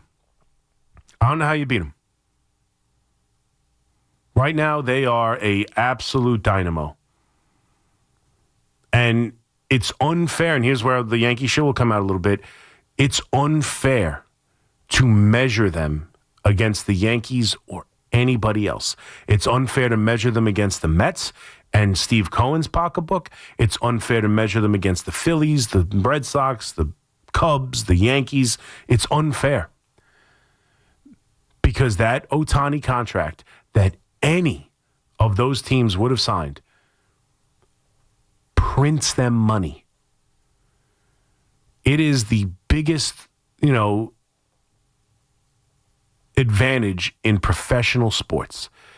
They have a guy who can start for them and a guy who can hit 50 home runs, steal 50 bases, win back-to-back MVPs, and they have to pay him $1 million right now for it. Think about that. They're hardly paying him, and he's winning MVPs and championships. And it's just an advantage that no other team has. And I'll never forget driving in, hearing $700 million, thinking, my goodness, that's absolutely nuts. The Dodgers are crazy. 700, he's not going to be able to even pitch next year. It's crazy. And then little did I know that it was the biggest coup in professional sports. It has put them in a position to be this force for a while now. Who knows what the ramifications of this new CBA agreement is going to be at the end of next year? Maybe you're not allowed to push money off like this after this, or maybe you're just not allowed to use the salary cap this way, which I think I agree with. Like, I don't care when you pay the guy. I don't care when you pay him. You could pay him you could pay him $1 a day for the next, 100,000 years. I don't give a damn. But it should be on the books. Every year, the amount of years divided by the total money. Like, that's, I feel, I don't care when you write the check, but 10 years, $700 million should be $70 million a year on the payroll. That's how I view it. I think it's BS to do it any other way. If he wants to take the money so that they're not actually spending it and they're willing to go over the luxury tax and they don't have to write the check and so they're comfortable with that, that's fine. But I think on the books, counting towards the luxury tax, or let's see if a salary cap is coming. I doubt it, but maybe. 10 years, $700 million should be $70 million a year on the payroll. Because this is an advantage that is just, it's too much. It's too much. Now, they also do really good things. They trade for Tommy Edmonds. Again, I didn't think he's a solid little player. He's a good little pickup. But he kills it in the postseason. Kike Hernandez. They've developed a great hitting catcher in Smith. They've done nice things. I'm not saying they haven't, but, I mean, let's be honest. It's not developing anybody. Maybe some prospects that got them trades, but, they traded for Mookie Betts. They signed Freddie Freeman. They've signed Ohtani. They signed Yamamoto. They signed Blake Snell. They traded for Glasnow. It's not like their farm system is producing all of these great players. They're spending money. And over the last couple of years, Ohtani has allowed them to spend at an exorbitant number and bring everybody they want. And then because of who they are, where they play, they get free excellent closers for nothing. Oh yeah, I want to go play with my buddies. It's crazy what's going on with the Dodgers right now. Crazy. And just an incredible performance from Yamamoto. Now look, he's got to go out there and pitch well. It's not like Max Fried made a hell of a lot of money. We all called it a great signing. Part of Plan B, the pivot. Great. He got lit up in Toronto. So Yamamoto can make all the money, and I can tell you all this. Those players got to go out there and perform. They definitely do. And they absolutely have. And if you tell me their manager's great, we're going to have another argument because I don't think he's very good either. Call me up if you think Aaron Boone would ruin the Dodgers right now. 888-808-1019. Tommy in Astoria. What's up, Tommy? Yeah, Chris, speaking about the Dodgers, we've talked before. It's amazing. They were down 2-1 to San Diego. Yep. And, people had them on the ropes. And if they would have lost that series, Roberts is out of a job. Maybe. I mean, because the narrative was they hadn't won a World Series in a full season since '88. Yeah. And they won the last two games, and it turned it all around. It really is incredible. I mean, just as a baseball fan, you're a huge baseball fan or a baseball fan. Yep. You got to give them that credit. I mean, Betts didn't even have a great year. No. Their left fielder all year was Conforto. He was under 200. No, I know. I mean, Betts started the year with some sort of stomach issue where he couldn't eat. Right.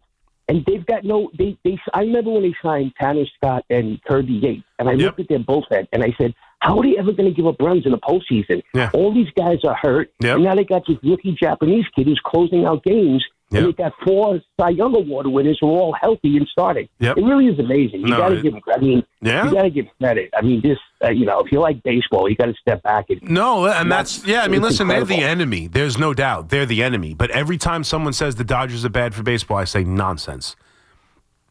Nonsense. The Dodgers aren't bad for baseball. The Pittsburgh Pirates are bad for baseball.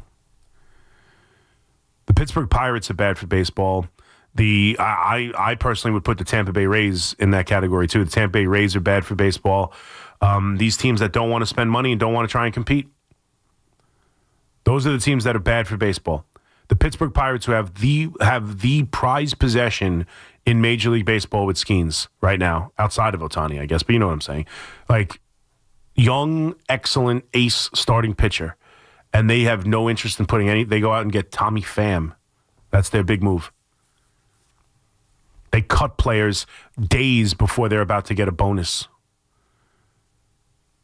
They're the problem in Major League Baseball. They are, not the Dodgers. The Dodgers are the enemy. The Dodgers are the team that we all are striving to beat, and it's the team that we're all going to want to see fall on their face, but they're not the problem in Major League Baseball. The teams that don't want to spend are. Look at the Cubs. The reports just came out about, how much teams make and how much they spend. The Yankees are probably, I shouldn't even say probably, the Yankees aren't as good as they should be. The Cubs are a disaster.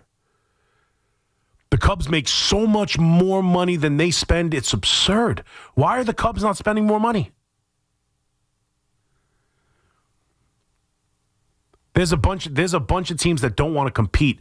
They're the problem, not the Dodgers. The Dodgers are playing by the rules. I think they should change the rules a little bit, but the Dodgers want to win. Plain and simple, the Dodgers want to win. The Dodgers saw an opportunity to sign that contract and said, you know what? This contract allows us they don't even know if they're going to sell the team in the near future. They're like, you know what? This contract has afforded us an opportunity to have a ton of money on our hands.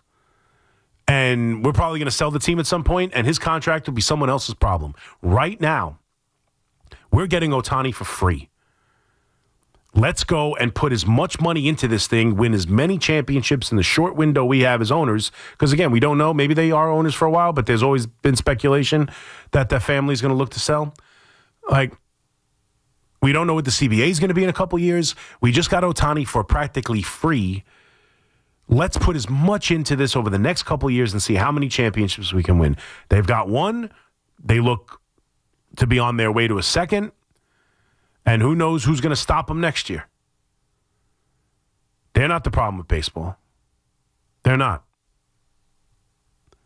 The Pittsburgh Pirates, the Tampa Bay Rays, the dregs of Major League Baseball who don't want to spend money. They're the problem. Steve in Staten Island. What's up, Steve? How you doing? Great show as always. Die-hard Dodger fan my whole life, 60 years. I'm going to give you some truths here. Number one, I know all about Ohtani. Forget the contract. Yes, they're going by the rules, but in the long run, it's really in the fair. I mean, truthfully, like you said, the less market teams don't have this kind of money. But let me tell you a couple of things they may not be aware of. Number one, the Dodgers do develop players. They do take players that are in the toilet and wind up being stars, like Max Muncy and Justin Turner, and they do have players like Andy Podges that develop and have pitchers. So they. I mean, they have a couple, but I'm saying the team isn't what they are because they're excellent at developing players. They went out there and spent a ton of money. Yeah, but let me say this to you. I don't know if everybody knows this. Ohtani is 2 for about 35 in the playoffs. I consider him a compiler. Yeah, he hits 50 home runs, but 40 of them are either make it 8-2 or 10-1. Either way. I appreciate the call, Steve. I'm up against the break, and thank you. I do want to thank you. It's good to know that even Dodger fans pull this crap. It's good to know that we're not the only fan base, or we're not the only people around here who say this nonsense. Look, I hear what you're saying. He is struggling in the postseason right now. He was great in the postseason until the World Series. He got hurt. And then in the World Series, he didn't do much against the Yankees. But, come on. He had 50 home runs, but 40 of them were when they were up 8-2. It's just a nonsensical argument. We've been hearing it since Alex Rodriguez. Judge gets the same stuff. Juan Soto this year, although I don't know. They weren't all not important. He just happened to hit a lot of solo home runs, but a lot of them were still early in the game or important, no doubt. You can't hit 50 home runs and have 90% of them be meaningless. Just stop. Stop. He's the best. He's the best, and I know do I even want to say this and possibly start this debate over again? I'm as soon as I went to go say it, I was like, let me not say it. The dude is the best all-around baseball player I've ever seen. And he's probably the best all-around baseball player to ever play the game. Like, he throws 6 shutout innings and hits 50 home runs. Like, he's going to win his, what is it? It's going to be his 4th MVP? 4th MVP? He's as good as it gets. You can't be better. I know he doesn't get any outs. Only the outs that he, pitches. Only the 18 outs he gets in a start. Even if he is struggling, which he is right now, they talked about on the broadcast, how much game planning and time gets spent going into how to attack him from a pitching standpoint. So all of the other team's energy is focused on how you get Ohtani out. Yep. No, that just by default helps everybody around him. Yeah, no, there's no doubt. I mean, the guy is incredible. He's as good as it gets. Again, if you took every player who ever lived and took him down to like the Sandlot, and we were picking teams, I don't know how you don't pick Ohtani first. You've got an ace starting pitcher, and someone who's going to hit you 50 home runs. He's. Now I know he hasn't been an ace starting pitcher, but he's capable of it. You see him pitch? Like he's filthy. He's got to do it more, but when he does, and I also hate the rule they made for him. I think it's bull crap. I hate that they made this rule specifically just for him so that he could DH and pitch. I hate it. I hate any rule that's made specifically for one person. That was made so Ohtani can do both. That's the only reason they created the rule. So I hate that. They cater to him. All that's true. Fine. He's fantastic. I mean, come on. He's crazy good. We haven't seen this, man. I know Babe Ruth did it for a short time. Babe Ruth wasn't, doing it like this, and I know he's been hurt, so we haven't seen it. If we see it on a regular basis for an entire season, you can't debate what he is. It's crazy.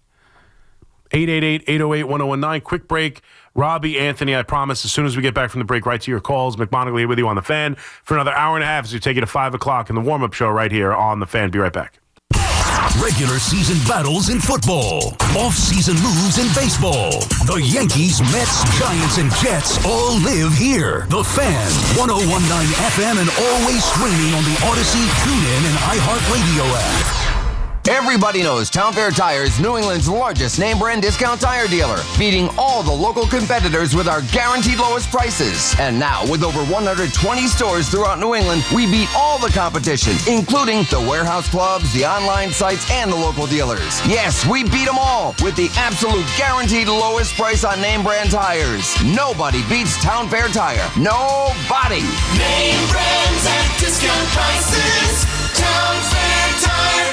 Injured? Don't be a whiner. Call me, Attorney Mark Miner. I'm Mark Miner, and I have over 30 years of experience handling personal injury cases. If you or a loved one has been injured in an accident, don't whine. Call 1-800-LAW-LINE. You can trust that the personal injury law firm of Zalman, Schnurman, and Miner will treat you with respect and fight for your rights. Don't whine. Call 1-800-LAW-LINE for a free consultation. Our goal is to transform your pain into payment. If there is no recovery, there is no fee. We handle all types of accident cases and value the opportunity to help you. The sooner you call, the better. If you are injured, call 1-800-LAW-LINE so we can discuss how to transform your pain into payment. Don't be a whiner. Call Zalman, Schnurman, and Miner at 1-800-LAW-LINE. Zalman, Schnurman, and Miner, personal injury attorneys. Don't whine. Call 1-800-LAW-LINE. That's 1-800-LAW-LINE. Kick off the new season in a Mercedes-Benz from Mercedes-Benz of Edison. Looking for an SUV with extra space and style? You'll find an impressive lineup of GLC, GLE, and GLS models in stock and ready for immediate delivery. Or take advantage of their exclusive loaner-to-owner program. Buy or lease a 2025 X-Loaner and enjoy the experience of a like-new Mercedes-Benz. Don't wait. Upgrade your drive this fall at Mercedes-Benz of Edison, the Tri-State's premier destination for luxury driving. Attention, have you racked up $10,000 or more in credit card debt? Are you barely getting by making minimum payments? With credit card debt reaching all-time highs, National Debt Relief is notifying consumers about significant debt relief options currently being made available to help those with overwhelming credit card debt. These options may reduce a large portion of credit card debt for those who qualify. You don't need to declare bankruptcy or take out a consolidation loan, and you may only have to pay back a fraction of what you owe, even if you have bad credit. National Debt Relief has already reduced the credit card debt for more than 550,000 consumers, so don't wait. If you owe $10,000, $20,000, or even $100,000 in credit card debt, you can now take advantage of this financial debt relief as the cost of living continues to skyrocket. To check what debt reduction you may qualify for, call 800-750-2525. That's 800-750-2525. Again, that's 800-750-2525. Tired of the same old golf routine? The Rock Golf Club is for the select few who understand golf is more than a game. Join me at the best club on Long Island. No tee times, just incredible greens and great people. It's premier, it's exclusive, and we're intentional about who joins us. Located just 25 minutes from the Hamptons on the North Fork, the Rock Golf Club is a place where the focus is solely on the sport. Visit playtherockgolfclub.com to learn more about this one-of-a-kind experience. That's playtherockgolfclub.com. Imagine a gentleman's club with over 200 gorgeous exotic dancers every week. Hey, big boy. From the people who make fantasies come true, Gallagher's 2000 in Long Island City is the place to be. Gallagher's 2000, a gentleman's club for today, gentlemen. Gallagher's 2000 features 2 floors, 3 stages, discounted drinks, VIP, champagne rooms, and dinner specials every night. Gallagher's 2000 offers complimentary lunch Thursdays and Fridays with any drink purchase. Come on down, big boy. Gallagher's 2000 is New York's largest upscale gentleman's club, and Gallagher's 2000's bachelor parties will blow you away. For their bachelor party specials, call 718-361-1348. Gallagher's 2000 is located at 4319 37th Street in Long Island City, Queens, just a half a block north of Queens Boulevard. Call 718-361-1348. Gallagher's 2000 is unlike any club in New York. Come tonight for the time of your life. Gallagher's 2000. Let your imagination run wild. Everybody knows Town Fair Tire is New England's largest name brand discount tire dealer, beating all the local competitors with our guaranteed lowest prices. And now, with over 120 stores throughout New England, we beat all the competition, including the warehouse clubs, the online sites, and the local dealers. Yes, we beat them all with the absolute guaranteed lowest price on name brand tires. Nobody beats Town Fair Tire. Nobody. Name brands at discount prices. Town Fair Tire. New York sports is more than a game. It's a lifestyle. WFAN is the only place where Yankees, Mets, Giants, and Jets fans come together and sound off. The Fan, 101.9 FM, and always streaming on the Odyssey, iHeartRadio, and TuneIn apps.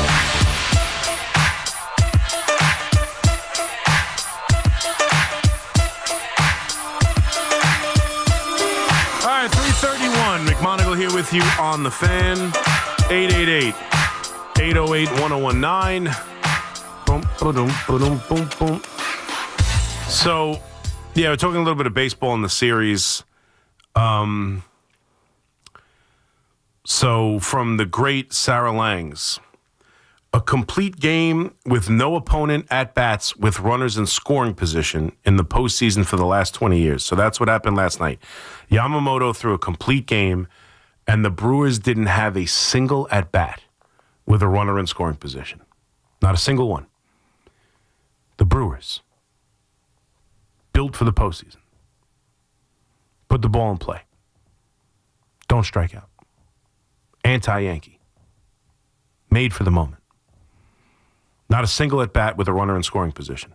They can hit good pitching. They have the kind of lineup that can hit good pitching.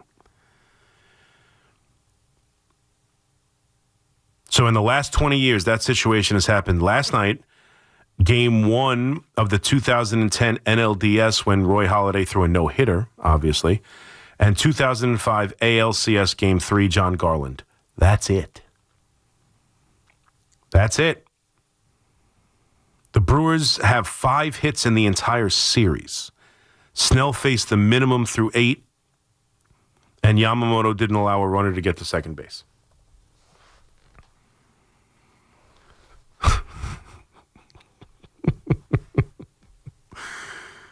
Those Brewers, they're built perfectly for the postseason. Good pitching doesn't slow them down. They can hit good pitching. That's the problem with the Yankees. They can't hit good pitching. The Brewers can, never mind the fact they've scored 2 runs in 2 games, and both starting pitchers absolutely dominated them. Snell faced the minimum through 8. And Yamamoto pitched a complete game, gave up a solo home run to the leadoff hitter, and then never allowed anybody to get to second base for 9 consecutive innings. He gave up a home run to the leadoff man and then got 27 consecutive outs without allowing a single runner to get to second base. Tell me again how you're supposed to build an offense for the postseason. Tell me again how you know how to make it work. What's the secret formula? Oh, just put the bat in the ball. The only team that does it better than the Blue Jays is the Milwaukee Brewers. If John Smoltz said it once, he said it 10 times during that series with the Yankees and the Blue Jays. 10 times. Over and over again. Blue Jays, put the bat in play, put pressure on the offense. They're the second best team in baseball to do it. The only better team is the Milwaukee Brewers. They couldn't get a runner to scoring position. Just saying. Just saying. And that was at home. And that's at home. And now they go on the road to L.A., yeah. At home. And the Blue Jays, same thing. Completely shut down. Completely shut down after dominating the New York Yankees. And yes, that makes the Yankees look bad, no doubt. And I still think they have something on the Yankees. Again, I'm not saying they're cheat. I want to make sure I am not saying the Blue Jays cheated or did anything wrong. The same way the Yankees are not cheating or doing anything wrong when they're tapping on their helmets at second base or giving the arm wave. That is legit. That sign stealing on the field, that's been going on forever. It is absolutely fair game. It's up to you to make sure they don't have something on you. You can't tell me the Blue Jays didn't have something on the Yankees. I don't know what it is specifically on Max Fried. They had something on him. They had some sort of tell. They had something because they were on everything. And now the Mariners come in and completely shut them down? They had something on him. Something. And I'm not saying it's cheating. They legitimately, fair and square, might have had something on him. But these two teams that are built for October, this is how you win. Why aren't the Yankees more like this? Yankees need to do this. Yankees need more Clements. Yankees need more Lucases. Yankees need to be more like the Milwaukee Brewers. And yet, they're getting their asses kicked. And their offenses are doing nothing at home. Can't get into scoring position. In an age where no starting pitcher goes deep, back-to-back days. Snell is famous. What's Snell's most memorable moment? Getting taken out in the 6th inning because Snell doesn't go deep into games. That's his signature moment. Unfortunately for him, it's not his fault. But Cash took him out in the 6th inning of a World Series game. He goes 8, faces the minimum, and Yamamoto throws a complete game without allowing a runner to get to second base. But they know how to build a postseason team. Should be more like that. Yankees should be more like that. If the Yankees put forth that kind of performance, this show would be nothing but Yankee calls about how terrible they are. But that's how we should build it. That's the formula. Do you know when the last postseason complete game was? Then was it the no-hitter from Holiday? The last postseason? 8 years ago last night, October 14th. 8 years ago, so that would be 2017? Oh, was it, well, October 14th is too early. October of 2017. I don't think the Yankees got thrown a complete game against them, did they? Against them? Justin Verlander, game 2? Yeah. That's the last time there was a complete game in the postseason. 2017. That was the one the Astros walked off when the throw home was in time, but Gary Sanchez couldn't corral it. So think about that for a second, right? We're complaining the Yankees have been built wrong for the entire Aaron Boone era. The entire Aaron Boone era from 2018 till present day, they have been built in the wrong way. They've been managed in the wrong way. They do everything wrong. They're not built for the postseason. It's an out-and-out disaster. How they think about building a baseball team, the way they should build it, is like the Milwaukee Brewers, and they just gave you the most inept performance in the postseason in any of the years Aaron Boone's been manager of the New York Yankees.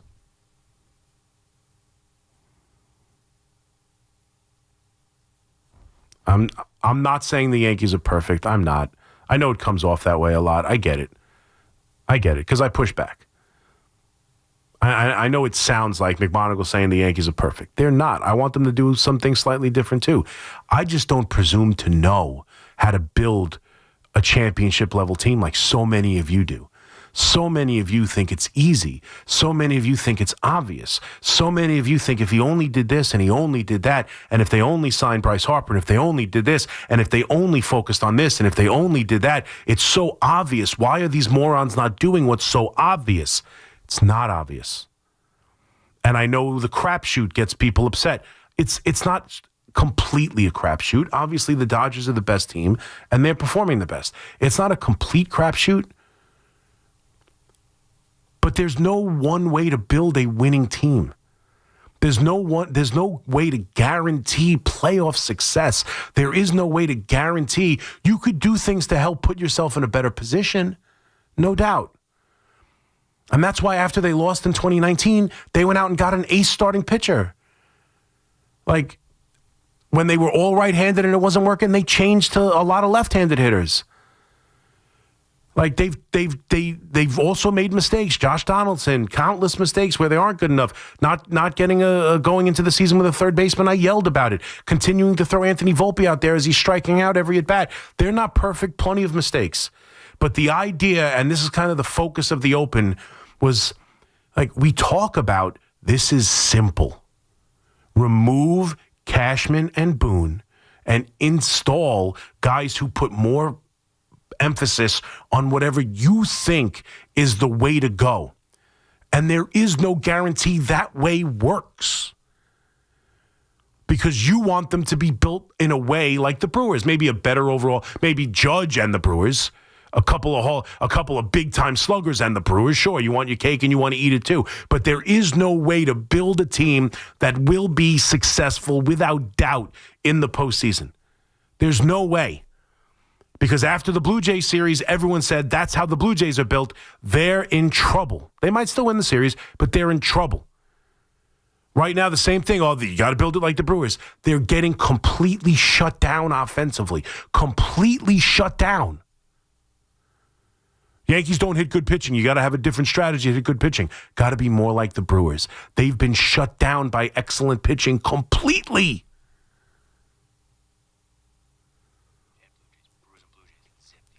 Yeah. Brewers and Blue Jays, 4 games, all at home, no wins.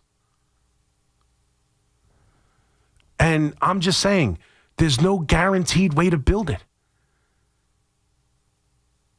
All you can do, and I've said this for years, and this is why maybe I align with Brian Cashman in some thoughts, and that's why I've become this Cashman shill. In my mind, all you can do is build a team that's going to be successful over the 162 and hope it translates into the postseason. There are fine-tuning, no doubt. You need that one little, you're short a bullpen arm. You need an ace starting pitcher. Your bench isn't strong enough. Like, there are certain things you can absolutely do to fine-tune a team and make them more suited for the postseason, and the Yankees have failed at that. But the overall premise of how they build a team, that their belief in on-base percentage and home runs, their powerful, explosive offense that only beats up on bad pitching, blah, blah, blah, blah, blah. The spunky little team who throws the bat at the ball doesn't win either.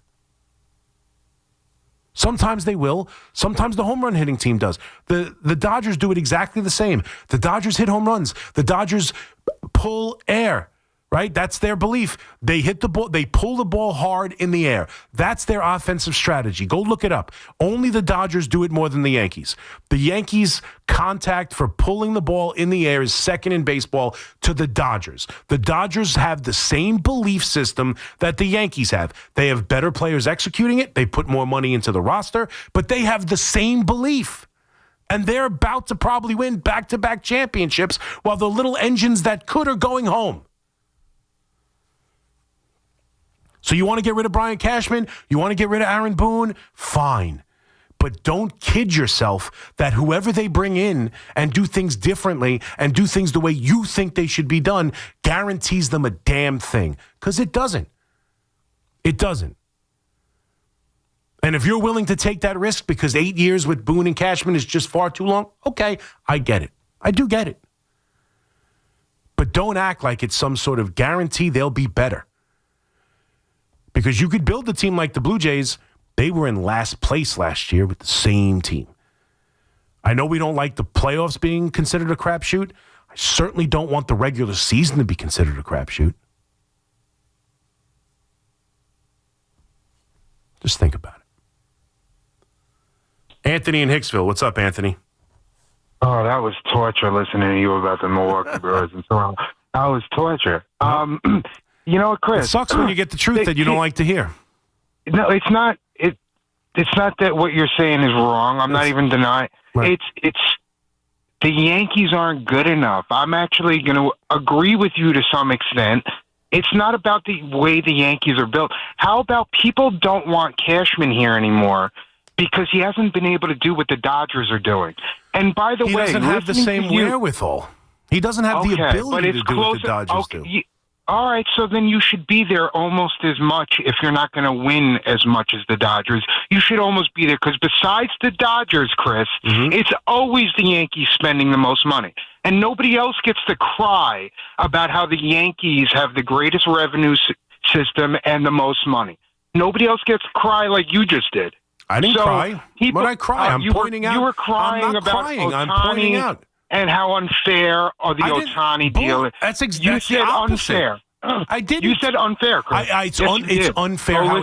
Can you listen to me? Listen to me. Yeah. I will tell you what I said. I know it. I don't have to have it read back to me. There's another great. You said that you didn't say it was unfair. You said it unfair. This unfair contract. Nope. I know you don't like the deal. No. Yes, you did. No, you I didn't. The word unfair. I did. Yeah. Do you want to know how I used the word unfair? I used the word unfair. I used the word unfair on how it's applied to the luxury tax. I have no problem with paying him and giving him the contract that they gave him. It should not be where if you give him and pay him that it doesn't count on the luxury tax. I agree. They're going to make a change. Let's just get past this one because they're going to. I agree with you on that. The contract's not fair, and I also said they're not the problem with baseball. The Pittsburgh Pirates are. I'm not blaming the Dodgers. I heard that part too. I'm not saying that you said it was a complete and utter. This is the Dodgers thing, and now that they're over on everybody, that you can't beat them. It's not like you said that, but. You did use the word unfair, and about I heard how it it's a little put on different. the luxury tax. It should be $700 million, 10 years, $70 million. Okay. Yeah, I agree with that. Well, here, let's go back to this Cashman point. Yeah. People want Cashman to be better. The Yankees aren't that great. They're just not. You lost the division to Toronto. Yeah. Great team, and not good enough. Yeah. It's not about how being built. I know you want to drum that home. Well, that's what it's really, people say. I know they say that it's that's been a bit of an issue. It's but analytics. Especially this I year, hear it constantly. It's analytics. It's analytics. Yeah, and you know what? It helps these other teams, Chris. I mean, Milwaukee doesn't have the same payroll, and they win a lot of games. I do disagree in a way too about maybe the playoffs are a bit of a crapshoot, but ultimately, in a lot of cases, the best teams win, or teams with the best pitching win. So Cashman signed Max Fried.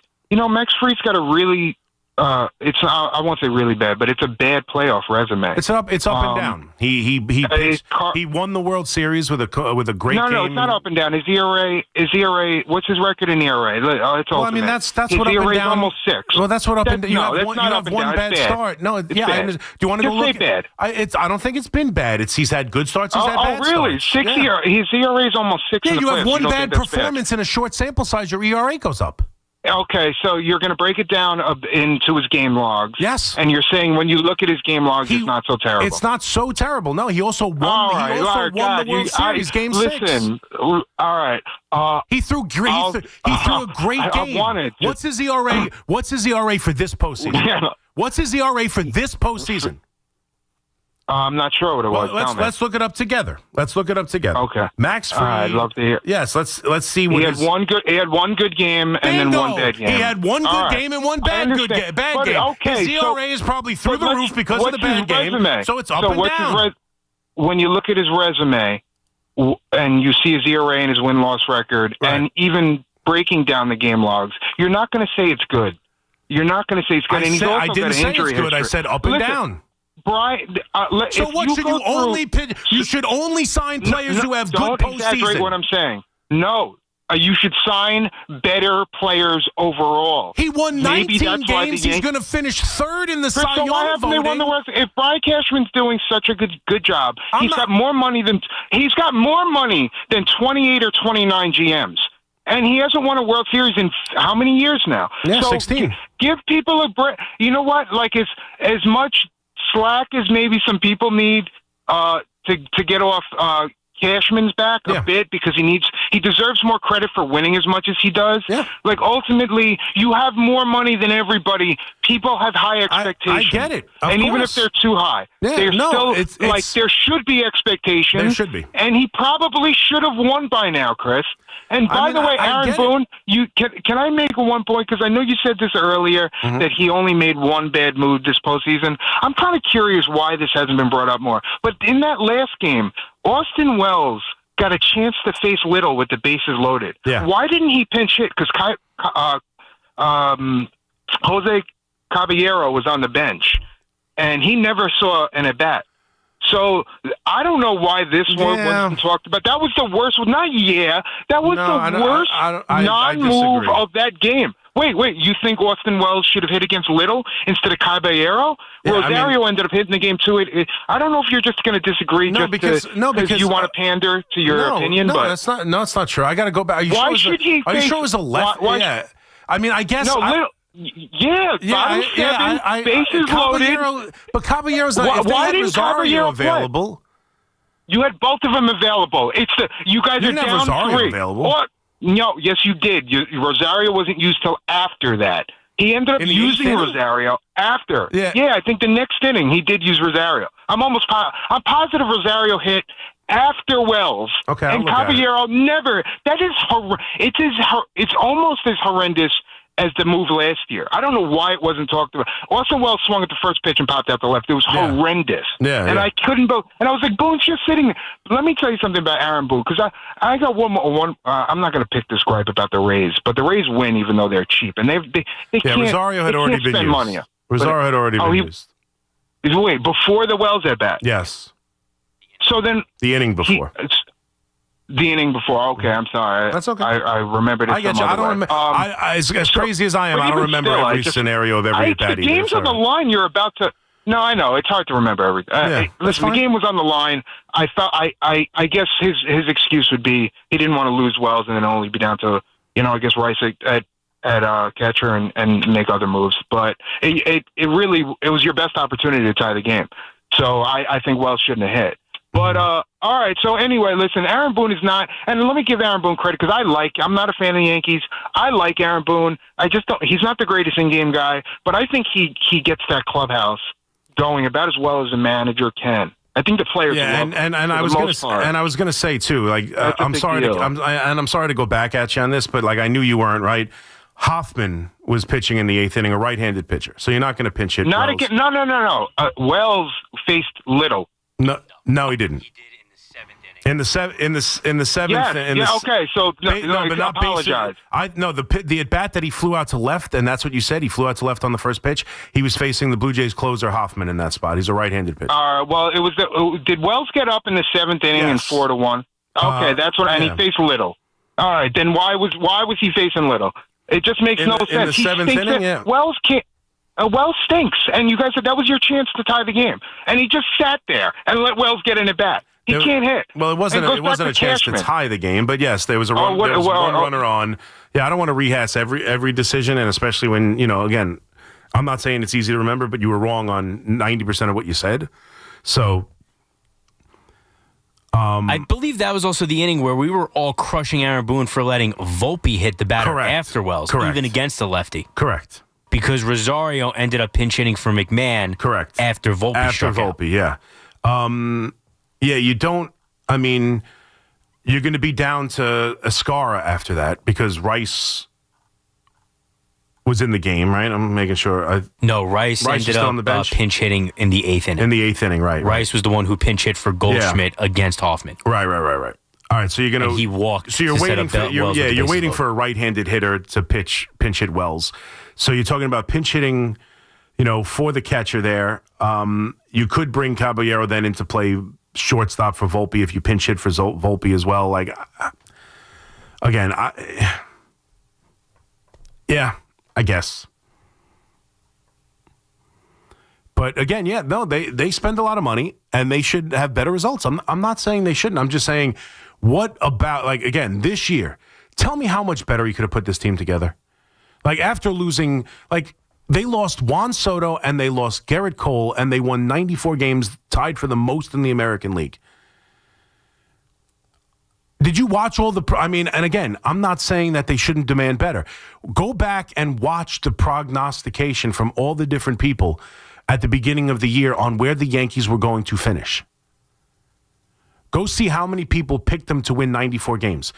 Now, less people picked the Blue Jays to win 94 games, but see how many people picked the Red Sox to be better, how many people picked the Baltimore Orioles to win the division. Like, they lost Juan Soto and they lost Garrett Cole. I had Yankee fan trolls telling me they're not going to make the playoffs this year, and they won 94 games and missed and finished with the best record in the American League. He was able to pivot off that, and you want to kill him from Max Fried because Max Fried didn't start and didn't have a good start? What is he supposed to do? Only go through people's postseason performances? You're gonna have a lousy team if you sign a bunch of David Ecksteins, man. I'm telling you right now. You're going to have a team that doesn't win. You can't do that. You can't build a team for the guys who only perform in the postseason, because otherwise it would be a bunch of teams of Polanco and Steve Pearce and David Freese, and those guys won't win you 94 games.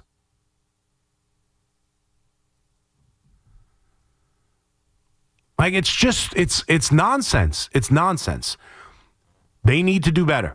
After 23, I was willing to move on. Hell, if they fire Brian Cashman and Aaron Boone today, I'm not going to complain about it, but explain to me how you're getting better. Explain to me who's coming in and doing better. If you want change for change's sake, fine, but explain to me how you're getting better. Explain to me how the team should be built when I'm watching teams that are built the way you think they should be built lose as well. That's it. 888-808-1019. McMonigle here with you on The Fan. Quick break. Back after this. It's Boomer and Gio. Mornings on The Fan, 101.9 FM. All you want to see is some guy who's out there giving every single bit of what he has on every single play. And he's like a regular guy that maybe your son's friends with that you think is nuts. And you're like, oh, you going out with Cam tonight? Oh, crap. Listen to Boomer and Gio on demand on Apple Podcasts, Spotify, or wherever you get your podcasts. We all hear the radio ads about the IRS. They tell you to be afraid, to be scared, and they try to frighten you into calling. I'm not here to do that. Tax Relief Advocates is different. TRA is here to tell you that if you owe money to the IRS, whether it's $5,000, $50,000, or $500,000, we have a solution. It doesn't matter if you're sitting in your car, at work, or with your kids. No matter where you are, call now. 800-575-6986. Don't lose hope. TRA can eliminate or reduce what you owe to the IRS. Generous programs are now available that can give you a fresh start. Our passion is taxes and helping individuals fix their IRS problems. We have over 1,000 5-star reviews on Google and an A+ with the Better Business Bureau. You don't need to be afraid of the IRS any longer. End your tax nightmare today by visiting us online at TRA.com or call 800-575-6986. That's 800-575-6986. Tax Relief Advocates. Real solutions for real people. Right now, police are stepping up patrols to make sure drivers and pedestrians obey our crosswalk laws. Why? Because every year in New York, people are injured or killed just crossing the street. So remember, pedestrians, obey traffic signals and use crosswalks. And drivers, yield to pedestrians in crosswalks. If you don't, we will educate you on the law, and you may get a ticket, because tickets get attention, and that saves lives. A message from the Governor's Traffic Safety Committee. With over 90 years of combined legal experience representing the law enforcement community, Decolator Cohen & DePrisco, LLP, continues to strive to educate police officers of their civil rights to sue in line-of-duty accident cases. The 2025 Police Officers' Right to Sue newsletter can be viewed on policeofficersrighttosue.com and provides successful results in varying line-of-duty accident cases. These results include damages recovered from RMP accidents involving the City of New York and civilian motorists, station house defects, ricochet injuries from the range, private premises slip and falls, sidewalk slip and falls, construction defects, snow and ice cases, and injuries emanating from defective RMPs. In any LOD accident, it is important for the officer to take photographs of any defects, injuries, or damage. It is also essential to draft the line-of-duty report and detail the cause of the accident in the paperwork. Remember, there's a 90-day time limitation to file a claim against a municipality. If any law enforcement member has a question regarding a potential lawsuit, contact Decolator Cohen & DePrisco, LLP at policeofficersrighttosue.com or call 1-800-901-1529. Hey, New Yorkers! Fast, reliable internet can be yours when you switch to Fios.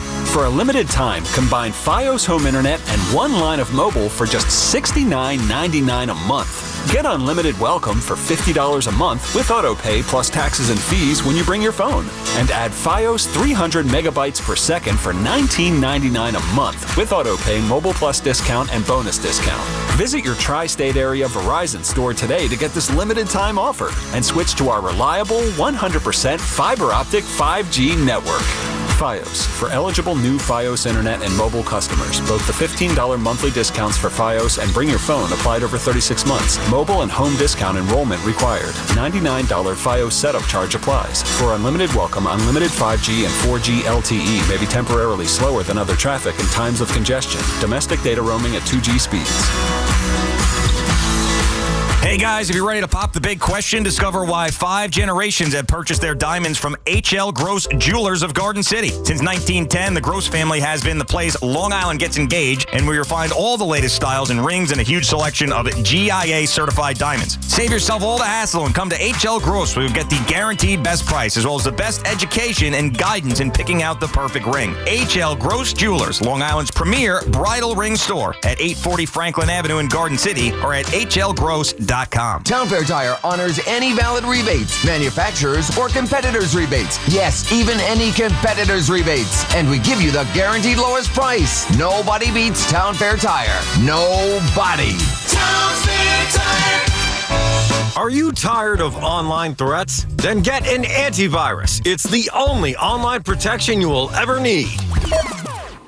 Disclaimer, an antivirus is just half protection online. It will not protect you from snoopers or encrypt your traffic. So get better online protection with NordVPN. NordVPN will encrypt your traffic, protect you from malware and phishing, and stop annoying ads. Save 77% on NordVPN and get 3 extra months. Life insurance. Why are you putting it off? Can't afford it? Too much hassle? Think you don't need it? There's lots of excuses for putting off life insurance. But if you weren't there, who would pay the mortgage and other bills? With Ethos, you could be covered in 10 minutes and boom, family protected. Ethos, fast and easy online term life insurance. Up to $2 million in coverage with no medical exam. Some policies as low as $1 a day. Answer a few health questions and get your free quote at ethos.com/radio. That's ethos.com/radio. Sports with Evan and Tiki. Afternoons from 2 to 7. WFAN, WFAN FM, WFAN FM HD1, New York, and Odyssey Sports Station. WFAN Sports Flash. Good morning at 4 o'clock. I'm Marco Belletti, and this report is sponsored by Chef IQ. Precision cooking, effortless results, chefiq.com. Also brought to you by policeofficersrighttosue.com. Yoshinobu Yamamoto put forth a masterpiece, went the distance, giving up a run on 3 hits, 7 Ks as the Dodgers erased the Brewers 5-1. First postseason complete game since Justin Verlander in 2017. Teoscar Hernandez, Max Muncy each went deep. Shohei Ohtani knocked in a run. LA is halfway home to another World Series appearance. They go home with a 2-0 series lead. Edmonton shut down the Rangers 2-0. Stuart Skinner stopped all 30 shots he saw, while Igor Shesterkin stopped 20 out of 21. Felt we limited the grade A's and got some big saves from Chesty when we needed them, and just another good hockey game. It sucks to be on the losing end, but it's a good test for us as a group right now for our mindset, and I love the way we're playing the last couple games, so let's just keep plugging away. That's the captain, JT Millers. That's 3 straight games the Rangers have been shut out at home to begin the season. First time that has ever happened in NHL history. 59 degrees, cloudy skies, Central Park. That's what's happening. I'm Marco Belletti. Put WFAN in your contact list. 888-808-1019. Powered by Paramount Plus. Count on Sundays all season long with the NFL on CBS and Paramount Plus.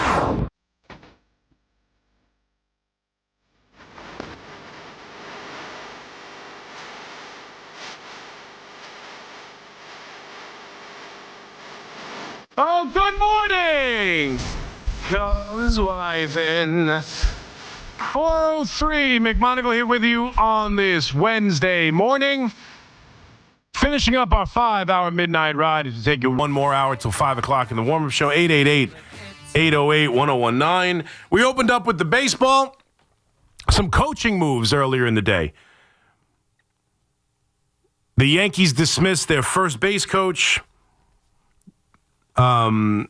Travis Chapman. They dismiss Mike Harkey, the bullpen coach for the last 16 years, which is an odd one. But they make some decisions. They also call up both teams. Mets and Yankees make some coaching decisions. Both the Mets and Yankees call up their minor league hitting instructors or, batting development guys and bring them up to the staff, which tells me how they're going to handle their young kids. I would expect all of these young kids to play for both of these teams. And the Mets even hire Kai Correa as their next bench coach. A young coach. He was born in 1988. So, the one thing that jumps out at me about it, one, I'm sure he's brilliant. I'm sure he's an analytical guy. I'm sure he's very much in the thinking of Stearns.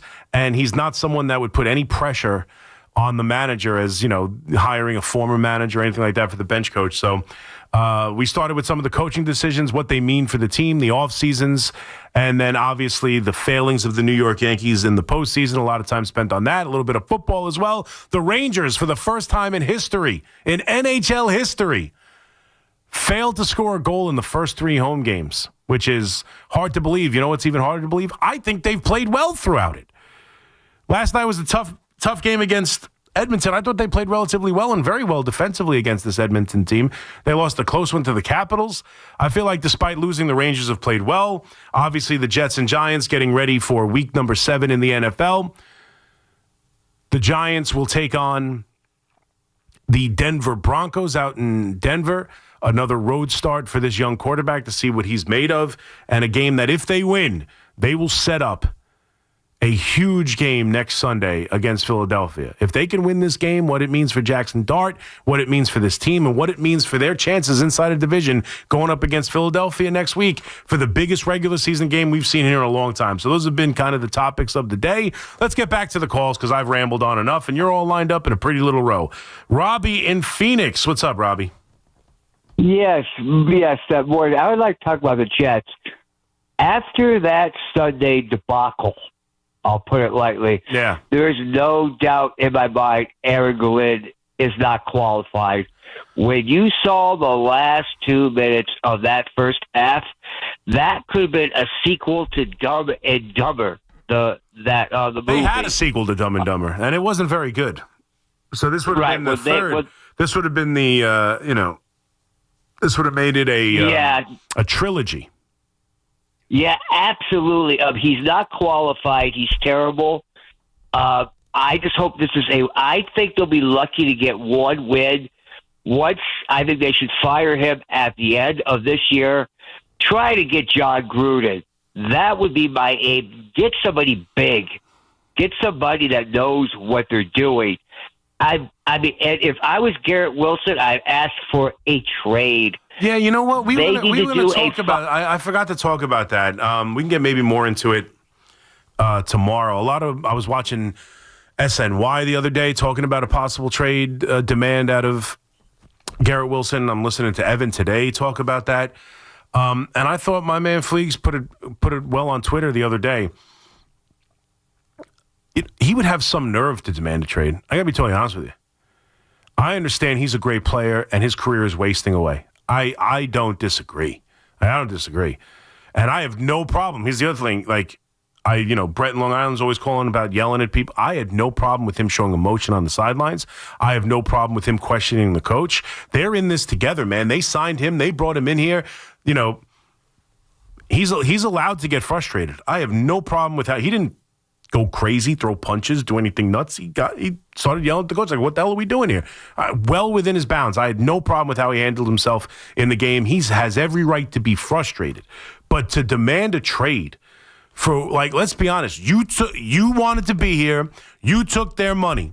You showed very little interest in wanting to keep Aaron Rodgers. I would think, after the end of the year, despite having as many targets as you've had at any point in your career, when Davante Adams came in and became the number one target for a quarterback who is just trying to figure out a way to make this offense work. So he went back to a guy he's been familiar with. All of a sudden, despite all the targets you had, big problem that you became number 2 to Davante Adams, one of the best wide receivers of the generation, who's still kicking ass in L.A. right now. That was a big problem. Aaron Rodgers had to go. You and him couldn't see eye to eye. Then, let's bring in your college quarterback. Let's bring in the guy you were successful with Ohio State. Let's go out there and recapture that glory of your college days. And it's been an out-and-out disaster. You wanted to stick the path. You could have, you didn't have to sign the contract. You could have changed things. You wanted Aaron Rodgers out, or at least were part of the group probably that thought about Aaron Rodgers out. It's your college quarterback they brought in who's a disaster. Like, you signed on for every part of this. Every part of this. And this is a silly argument because he hasn't demanded a trade. I'm just saying, I know he was frustrated on the sidelines. And I would be surprised if he did demand a trade for the reasons I just said. Because he was on board for every bit of this. No more Aaron Rodgers, thank you, please. My college quarterback, thank you, please. Give me the money, I'm in, thank you, please. Now he's going to demand a trade? I understand he'll get frustrated, and maybe he will. But if and when he does, and again, he hasn't yet, so I'm not killing him. I'm just talking it through because it's been a talking point that he'll get so frustrated that eventually he'll get there. He hasn't yet, so I'm not killing him. I have no problem with how he's handled himself so far. But if it got to that point where he was so frustrated he demanded a trade from this lousy organization, he should remember it's on his hands too. It's on his hands too. And as far as Aaron Glenn goes, yeah, I did the show open on yesterday. I've been talking about the last 2 days. If they had a quarterback in place that I believed can play, if they weren't staring the most important decision in the face over the next 5 years of the future of the Jets organization, if that decision wasn't looming come April, I would probably have a different opinion. I would be willing to allow him to learn. I would say, hey, as ugly as Sunday was, as bad as it was, I still believe he's probably a very good, smart football man. I have no doubt in that. I have no reason not to believe that. He's learning how to be a coach in the NFL. It's an impossible job. It's a lousy organization. There's lawsuits hanging overhead, an owner who's inept, a franchise that's been in the toilet for forever, and he claimed he understood it. He claimed he knew the media. He claimed all this stuff. Clearly, he was wrong. He did not understand the media. He doesn't understand the market with his comments in the postgame. He doesn't understand the fan base with his comments in the postgame. And he doesn't know how to operate and run a team the way he handled the end of the first half and the idea he never changed the coach. It was a disaster. But can he learn from it? Absolutely. The next day he talked about some things and began the process of learning from it. So, I don't know, it's year one. To me, it's all about the decision that is coming in April and the season that follows. It's about picking the right quarterback and helping develop him. And with the way he's handled this quarterback, and the way this team has schemed a game plan for the skill set of this quarterback, his decision to jettison Aaron Rodgers and bring in Justin Fields and only Justin Fields, like that was the guy. They went right to Justin Fields, paid him a lot of money. The guy can't play the position. He looks like he has no idea what he's doing. He's a defensive-minded head coach. The offensive coordinator just game planned one of the worst offensive schemes I've ever freaking seen. And now this is supposed to be part of the group that's going to handpick and then develop the franchise quarterback in April. I have real trepidation about that process being led by this team. I have real issues. The idea that he's going to be part of the thought process to go get a quarterback, and that this offensive coordinator and him are going to develop him. That's where I have a problem. Because of the decision that's looming ahead, incompetence is unacceptable at the moment. It's unacceptable at the moment. You can't be this bad. You can't be this inept. You can't mishandle the quarterback position that badly and then expect me to feel confident in you handpicking and developing the new quarterback when we just saw another coach in Callahan out in Tennessee get fired. It is now the last 4 first overall quarterbacks picked in the NFL draft have all seen their coaches fired before the end of season 2. All of them. I don't want to go into a season allowing him to make the decision, believing in him to handle the situation, and go in on the hot seat of having a miserable first year. I just think it's all set up badly to move forward with him. That's the main reason, and pretty much the only reason why today I feel like it's in the best interest of the New York Jets to have a one-and-done situation with Aaron Glenn. Not because he's completely inept, although he's shown that. Not because he can't learn from his mistakes. Not that he can't eventually be a good head coach. It's because of what's going to happen in April and how important next year will be. And I can't have a coach learning on the job as I'm handing him the most precious piece of a team you can have and the most important piece of a franchise you can have, the quarterback. And the way he handled the quarterback on Sunday makes me really nervous. Steve in Rockland, what's up, Steve? Well, Chris, you were talking about Ohtani. I never knew that you could sign a guy for $700 million and defray $680 million of it. That's crazy. All right? Yep. Wait, that's number one. But number two, think about this, and you were running down. Now think about this. What's to stop the Dodgers from letting him do middle relief or close once he gets even a little bit older? He may not be able to pitch 6 or 7 innings a game, but he could be like a closer forever. Yeah, I don't know. I don't know what I'd have to go and double check because he hasn't done it. I'd have to go and double check the rule that they made and how it would work with him as a reliever. I think that's probably tough because, what is he going to do as the DH? Say he's DHing the game because he's obviously an offensive player. He's going to go run out to the bullpen to warm up, or he's not going to warm up. He's just going to go on the mound and do the 8 pitches. Like, it's just, I don't know how that works. What's to stop? Well, what does he do? Run out to the bullpen and warm up? What if his spot in the lineup comes up? Oh, Chris, you should know that I don't know the answer to that question. Well, that's what I'm saying. But I know. Say they want to bring him in the 8th inning, but he's up third that inning in the bottom of the 7th. How does that work? Where there's a will, there's a way with these guys. I mean, and who knows what they'll sneak into the I guess they could warm him up in not in the bullpen, but down in the corridor or something. In the tunnel. In the tunnel, I guess they could. I don't know. Oh my God! But yeah, the 6 and the idea that I never knew that you were allowed to do that. That's within the rules. Did they make that rule up? No, there's been deferred money. There's been deferred money, not to that extent, because who would do it? Who would do it? Why Ohtani? I don't know why Ohtani did it. He's costing himself millions of dollars. Millions. Hundreds of millions of dollars. He's not going to see they project it's going to be somewhere in the value of like $450 million. That's why it's 45 on the payroll instead of 70. That's my only issue with it. If he's willing to take that contract, I remember when Brian Cashman was asked about it, Brian Cashman said, I wouldn't have insulted him with that order. Or with that offer. I would have never even thought to ask if he was interested in that kind of offer in fear of insulting him. It was Ohtani's idea. I have no problem with him taking that. If you want to play for a team badly enough and you want to set them up for success in the way he set them up for success, God bless him. I have no problem with that. I have no problem with the Dodgers or whomever paying when. I have no problem when the check is written. I don't care if the check is written tomorrow, 10 years from now, 20 years from now. I don't care. My only point is moving forward, I firmly believe that you can defer the money. But whatever the total is, if that contract was 10 years, $700 million, then it should be $70 million a year on the payroll. It should count towards $70 million towards the luxury tax and the penalties. That's my only complaint about the contract. And I'm not complaining about the Dodgers. Again, God bless them for doing that contract. They're playing within the rules. It's not unfair. It's not cheating. It's not anything. I think they should change the rule moving forward. But God bless them. And everybody says they're the problem with baseball. They're not. The Pittsburgh Pirates are. That's who the problem with baseball is, the Pittsburgh Pirates. They're the team that I have a problem with.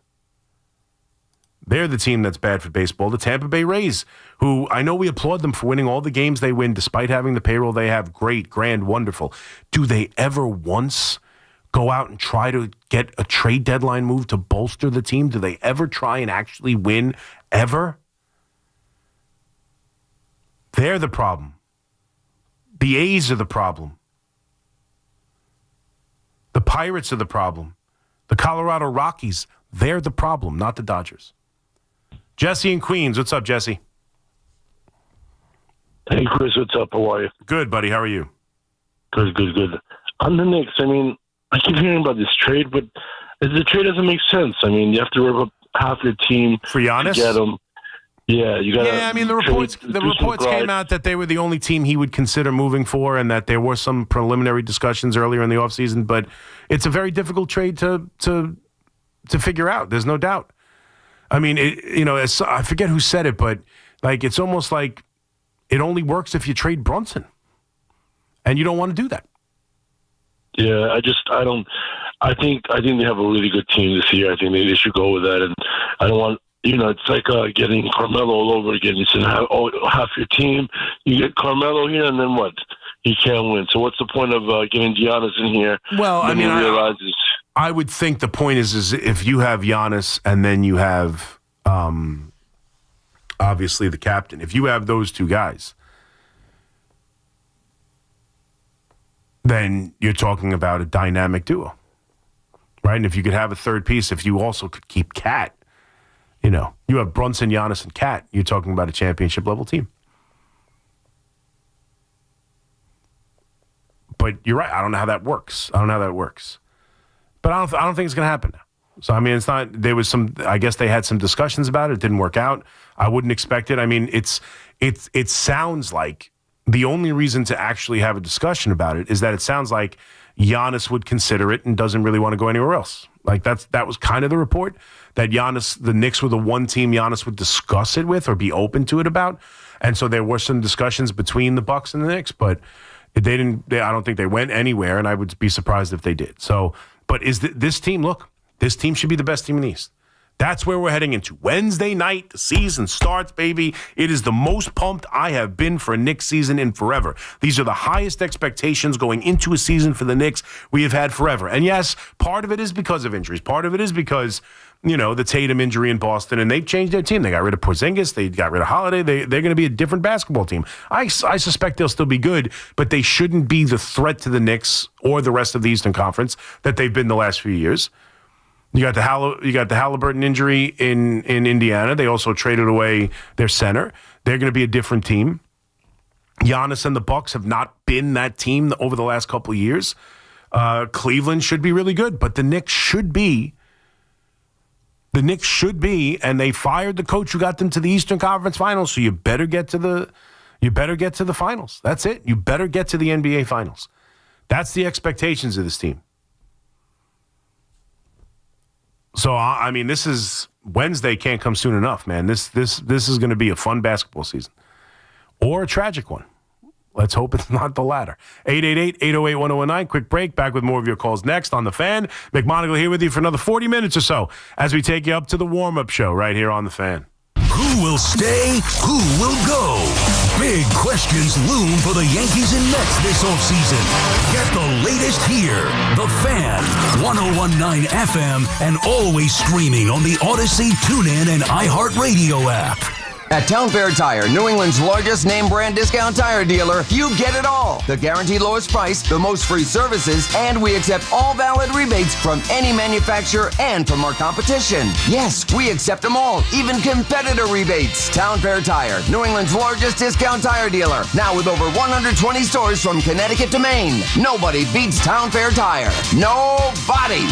Name brands at discount prices. Town Fair Tire. Injured? Don't be a whiner. Call me, Attorney Mark Miner. I'm Mark Miner, and I have over 30 years of experience handling personal injury cases. If you or a loved one has been injured in an accident, don't whine. Call 1-800-LAW-LINE. You can trust that the personal injury law firm of Zalman, Schnurman, & Miner will treat you with respect and fight for your rights. Don't whine. Call 1-800-LAW-LINE for a free consultation. Our goal is to transform your pain into payment. If there is no recovery, there is no fee. We handle all type of accident cases and value the opportunity to help you. The sooner you call, the better. If you are injured, call 1-800-LAW-LINE so we can discuss how to transform your pain into payment. Don't be a whiner. Call Zalman, Schnurman, & Miner at 1-800-LAW-LINE. Zalman, Schnurman, and Miner, personal injury attorneys. Don't whine. Call 1-800-LAW-LINE. That's 1-800-LAW-LINE.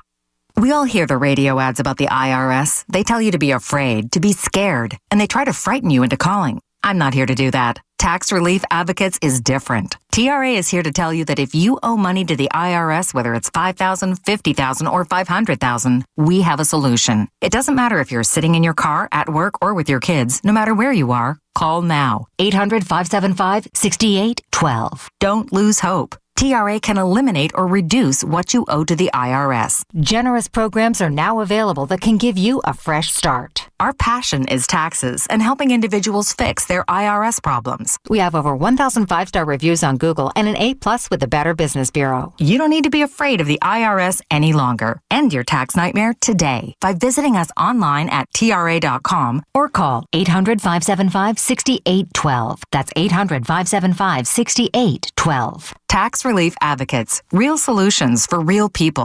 This is J.J. Hill of Shulman & Hill, New York's premier injury law firm. We'll always stand up for you if you're injured in a slip and fall. If you've ever wished you had a lawyer in the family, now you will. At Shulman & Hill, it's never one and done. Once you're a client, you're always part of our family. Shulman & Hill. We're not just New York's law firm, we're your law firm. Get your free consultation at hurtny.com. That's hurtny.com. When it comes to affordable term life insurance, everyone's whistling the Big Lou tune. If you're over 50, maybe a bit porky, or have type 2 diabetes, $1 million of term insurance may only cost about $200 a month. Even if you're not in perfect health, call Big Lou, because he specializes in finding big chunks of affordable term life insurance for just about everyone. Don't let diabetes or other health glitches keep you from owning $500,000 to $1 million or more of term life insurance. For affordable term life insurance, call Big Lou. Don't hesitate. Call 800-700-6898. 800-700-6898 or visit biglou.com. Call Big Lou, don't hesitate. 800-700-6898. Call Big Lou, don't hesitate. 800-700-6898. Visit biglou.com. Town Fair Tire honors any valid rebates, manufacturers or competitors' rebates. Yes, even any competitors' rebates. And we give you the guaranteed lowest price. Nobody beats Town Fair Tire. Nobody. Town Fair Tire. Talk New York sports here. The Fan.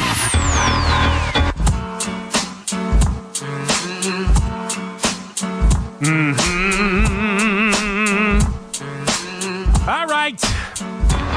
We're almost at the end of our 5-hour midnight ride. It goes by so fast, doesn't it? Thank you for all of you on the chat. I appreciate it. I haven't commented as much as I sometimes do. I appreciate you guys being there. Over 150 people still on. 4:20 in the morning. Guys talking about the Slayton contract. I love it. So thank you guys for hanging out. Thank all of you for listening. Still got another half hour as we take it to the warm-up show at 5. Let's get back to the calls. Jason in the Bronx. What's up, Jay? Hey, how you doing, Chris? Good. How are you, buddy? I think Cashman did a great job when he was going for the trade. It wasn't him who made them pitch bad when they started. He upgraded us. He kept us in the good. And I think sometimes he gets a little bit of bad rap, but I do agree if you're going to do a change for sake of change, I'm okay with it. Yeah, I think that's how I feel. I feel like I'd be okay with it. It's not Cashman's been here for a while. I'll tell you that if they announce Cashman's gone, I mean, I don't know about you, but I would be I would just immediately thank you very much, Brian Cashman. I mean, you did an amazing job. Thank you very much. I know many people disagree, but I would be very grateful, very thankful. And then I would hope whoever comes in does better. But he's been here forever. I don't know how anyone could be. He's been here for 30 years. If they move on from him, I don't know how anyone, Cashman, Schill, whatever, it's been a long freaking run. If it ends, it ends. And same thing with Boone. I don't think Boone's the problem. I don't think they can't win with him. I think he's a fine manager. I think he's done a solid job in these 8 years, but he hasn't won. And if they decide to move on from him, how could I argue with it? I'm kind of with you. I think it's fine if they stay. I don't think they're doomed. I think they're good at their jobs. I think the Yankees can go win the World Series next year without question that they're capable of building a team and managing the team to do so. But if the owner decided to move on, okay, thank you guys very much. Let's hope the next people are better. What people aren't seeing is we get Cole back next season. Yes. Cole. No, the starting pitching should be really good. Yes, and hopefully they bring back a couple of guys, but hopefully they do give the young guys a shot and give Dominguez a real true shot at being an everyday guy out there. Yeah. No, I mean, listen, I don't disagree. But again, hey, Cole's been on the mound and spit the bit. Cole was the starter of the 21 wild card game in Fenway and got lit up. You can only. Max Fried's been great all year. He got lit up in Toronto. It's not anybody's fault. You could tell by his postseason performances. All right, so don't sign players who, in the short sample size, don't have good postseason performances. I mean, come on. Who is better than Andy Pettitte? He gave up 14 runs in a World Series game. That's not on. It just happens, man. Even to the great ones. You can't build your team based on guys who just perform in the postseason. It won't work. I promise you. You'll end up missing the postseason. But as far as Dominguez, look, I think they have every expectation of putting Dominguez in the outfield, and I think they had every expectation of giving him a long run this year. And then Trent Grisham went off, and they're not going to just ignore that. They're not going to ignore the guy who's far better defensively, hitting 35 home runs or 34 home runs, however it was. They're not going to ignore that. Dominguez is a rookie, was a rookie, a young player. There's we all yell that Volpe got the immediate push to being the starting shortstop and will never get taken off that position, and we all get mad at it. What did he do to earn that? Oh, and we also get mad that Dominguez didn't play enough. He's a rookie. He's got plenty of time. He wasn't very good defensively, and Trent Grisham went off. What is he supposed to do? Not play the better player? But I think he's going to get a run this year, and they brought up to join the hitting staff their minor league hitting instructor and their hitting program advisor, guy who's been with all of these guys. He's been with Wells. He's been with Volpe. He's been with Dominguez. He's been with Ben Rice. He's been with Spencer Jones, who probably is going to make an impact on this team coming up. So they've got young kids. They're going to roll them out. I'm telling you, it's going to be this offseason is Cody Bellinger and not much else. Cody Bellinger and bullpen arms and figuring out the bench. That's this offseason. I'd be surprised if it's anything more than that. I'll be pleasantly surprised if it's anything significantly more than that. And it's going to be the young kids. Ben Rice is going to have a chance to make an impact. I don't think he should, but Anthony Volpe is going to have a chance to make an impact. Austin Wells is going to have a chance to make an impact. They're going to have to. And then, the rotation should be excellent, but that's if they come back from injury. If everything goes fine with Cole and he's back, I don't know if he'll be ready for the start of the year, but April or May at the latest, that'd be nice. Clark Schmidt, obviously a full season of Cam Schlittler. Max Fried, Carlos Rodon, who, again, we don't trust in a big game, but over the course of a regular season, you feel pretty good about having him in the rotation every fifth day. Like, that's an excellent starting rotation. See how they go about winning. Because you know what? I know nobody cares about this, but see you in October. We know that. Andy in the Bronx. What's up, Andy? All right, McAdoo, and the Jets are running the Mr. Fields, Abbott, and Costello offense. But regardless of that, with the Babe, first of all, the American kids, if they're good athletes in high school and college and they could hit and pitch, they don't let them hit no more. They use the DH, so they never have a chance to be like Ohtani. Like, listen, Babe still holds 2 pitching records, 9 shutouts for a left-handed pitcher in the American League. He shares it with Guidry. 14-inning complete game pitching performance, which started his 29-inning scoreless streak with the 13 innings was shut out.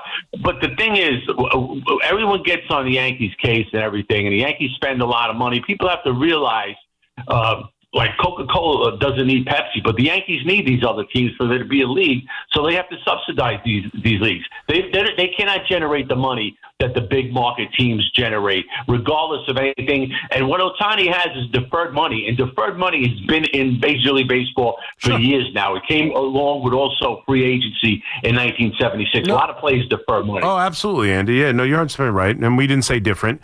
I just don't like the way it's put on the salary cap.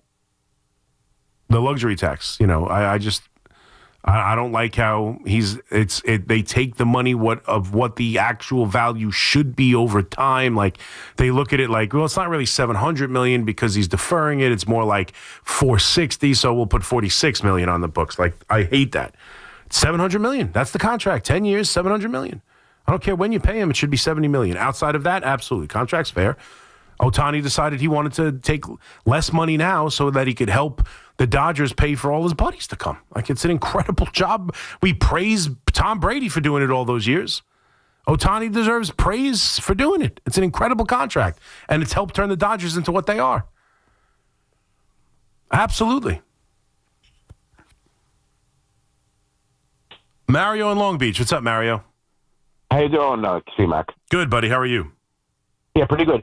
Jets, let me ask a question. Have you been looking at any of the college quarterbacks? I saw this guy Sellers. I was watching a few tapes on YouTube. I haven't. Really, I mean, we're only in week 6 of the NFL season, and thankfully, as a New York Giant fan, I haven't had to give it much thought. So, no, not as of yet. As of yet, I haven't. I know the kid in Indiana, kid in Oregon. There's like a couple of.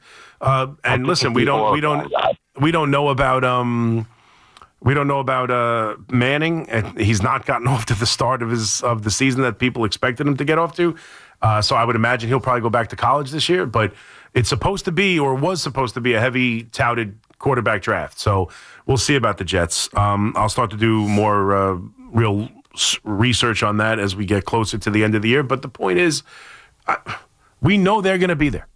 They're going to be drafting a quarterback. They would be fools not to. They're drafting a quarterback at the end of this year. Who's making that decision, and then who is developing that quarterback? And is that the right spot for Aaron Glenn? That's the question. Jose in Waterbury. What's up, Jose? Hey, what's up, C-Mac? Quick thing, I want to make 2 comments. One, the person who called a little while ago said he was stressing about getting guys who have good postseason resumes or what have you. I mean, that makes no sense. If that's the case, you'd never sign Aaron Judge because people say he doesn't have a good postseason. No, they should have traded him before this year. Yeah, if that's the case, Ohtani's right? hitting 100 this postseason. They should probably move on in L.A. Right, and, right. I thought of course. That was ridiculous. No, that was a ridiculous statement. Go get David Freese out of retirement because he was hitting massive home runs for the Cardinals. Like, Steve Pearce won a World Series MVP. You can't build your team around guys who have numbers in short sample sizes. It just doesn't work. Now, if it's something where it's, and thank you for the call, if you're debating 2 players for a position and one has excellent postseason numbers, okay. Maybe that you add that, to help tip a scale and making a decision. But you can't just target guys, again, to me. And I know many of my Yankee fan brethren disagree with me. I've always said this. It's how I felt about baseball before this argument even started with Brian Cashman and how they build the team. All you can do, like the 98 Yankees, right? Like they weren't built necessarily. It's not like, we don't really care about the 162. This team should be good in the postseason. Or like it's all you can do is build the best team you can for 162 and then hope they perform. Yeah, I know I said the word hope. That's what it is. The Brewers sure hope they perform better out in L.A. than they did in Milwaukee. All you can do is build the team for 162 and then hope that 162 success translates to a short series. That's it. There's ways to fine-tune it, and the Yankees are good enough where you know they're going to get there, so some decisions can be made on bench pieces or different like starters. And sure, again, and Evan brought this up on the show after the Yankees were eliminated, they have adapted in some ways, right? Like they were all right-handed. They're mostly left-handed now. They were, really station to station. They got a bunch of guys who are more athletic. They were bad defensively. They pivoted. They got Bellinger, who can play multiple positions defensively. Judge back in right field as opposed to center. They moved Jazz to second base. They brought in Ryan McMahon, who's a great defensive player. Like Wells has good framing numbers as a catcher. Like they were a better defensive team this year, despite stretches of not showing it, and certainly when LeMahieu was at second and Jazz at third. But like they have changed different things. They've had changed some elements of their team. They just weren't good enough to win. And the bottom of the lineup, especially with Anthony Volpe being an absolute zero, and Ryan McMahon, outside of the one home run he hit in this series, really is not much of has not been a hitter in a Yankee uniform. Like, they got to get better. But there is no formula to be successful in the postseason. And the game hasn't passed. And this is where I'll argue with the Brian Cashman stuff. People say the game has passed them by. 2 years in a row, he's finished with the best record in the American League. Like, I know they failed in the postseason, but the game has passed you by when you build a team that has the best record in the American League, I think is silly. He could do this better. He could do that better. He should be focused on this. There's arguments. But the idea like he's lost it, the game has passed him by, he's an idiot, when he's had consecutive years of having the best record in the American League, I don't know how you can say that. I don't know how you can call him stupid and idiot, the game has passed him by, when he's building the best record in the American League back-to-back seasons. That's all.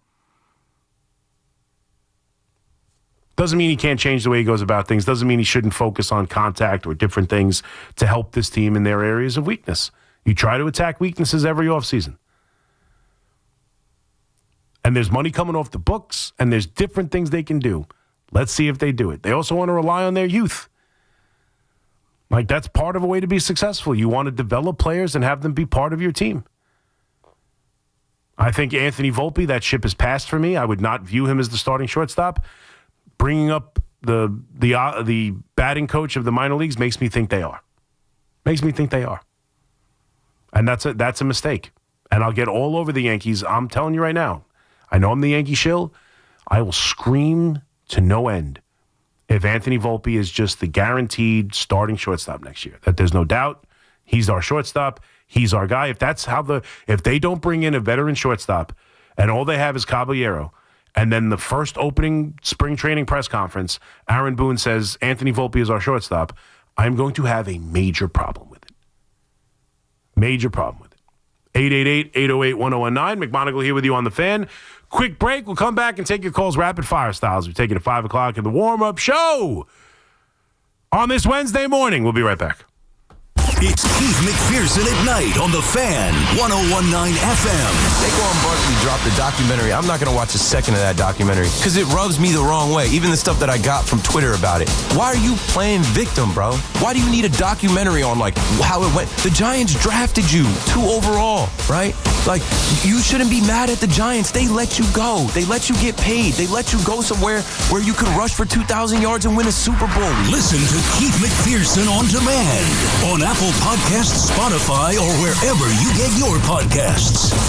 Imagine a gentleman's club with over 200 gorgeous exotic dancers every week. Hey, big boy. From the people who make fantasies come true, Gallagher's 2000 in Long Island City is the place to be. Gallagher's 2000, a gentleman's club for today, gentlemen. Gallagher's 2000 features 2 floors, 3 stages, discounted drinks, VIP, champagne rooms, and dinner specials every night. Gallagher's 2000 offers complimentary lunch Thursdays and Fridays with any drink purchase. Come on down, big boy. Gallagher's 2000 is New York's largest upscale gentleman's club, and Gallagher's 2000's bachelor parties will blow you away. For their bachelor party specials, call 718-361-1348. Gallagher's 2000 is located at 4319 37th Street in Long Island City, Queens, just a half a block north of Queens Boulevard. Call 718-361-1348. Gallagher's 2000 is unlike any club in New York. Come tonight for the time of your life. Gallagher's 2000. Let your imagination run wild. Hey, New Yorkers! Fast, reliable internet can be yours when you switch to Fios. For a limited time, combine Fios home internet and 1 line of mobile for just $69.99 a month. Get unlimited welcome for $50 a month with autopay plus taxes and fees when you bring your phone. And add Fios 300 megabytes per second for $19.99 a month with autopay, mobile plus discount, and bonus discount. Visit your tri-state area Verizon store today to get this limited time offer and switch to our reliable 100% fiber optic 5G network. Fios, for eligible new Fios internet and mobile customers. Both the $15 monthly discounts for Fios and Bring Your Phone applied over 36 months. Mobile and home discount enrollment required. $99 Fios setup charge applies. For unlimited welcome, unlimited 5G and 4G LTE may be temporarily slower than other traffic in times of congestion. Domestic data roaming at 2G speeds. Everybody knows Town Fair Tire is New England's largest name brand discount tire dealer, beating all the local competitors with our guaranteed lowest prices. And now, with over 120 stores throughout New England, we beat all the competition, including the warehouse clubs, the online sites, and the local dealers. Yes, we beat them all with the absolute guaranteed lowest price on name brand tires. Nobody beats Town Fair Tire. Nobody. Name brands at discount prices. Town Fair Tire. House stealing. It's a nightmare that's real. It's the FBI's term for thieves stealing your home's title and draining your equity. Just one fake document filed with a recorder, and scammers can own your home on paper, drain your equity, and do it all without you even knowing. Imagine waking up to a foreclosure or eviction notice. Listen to former title thief Matt Cox.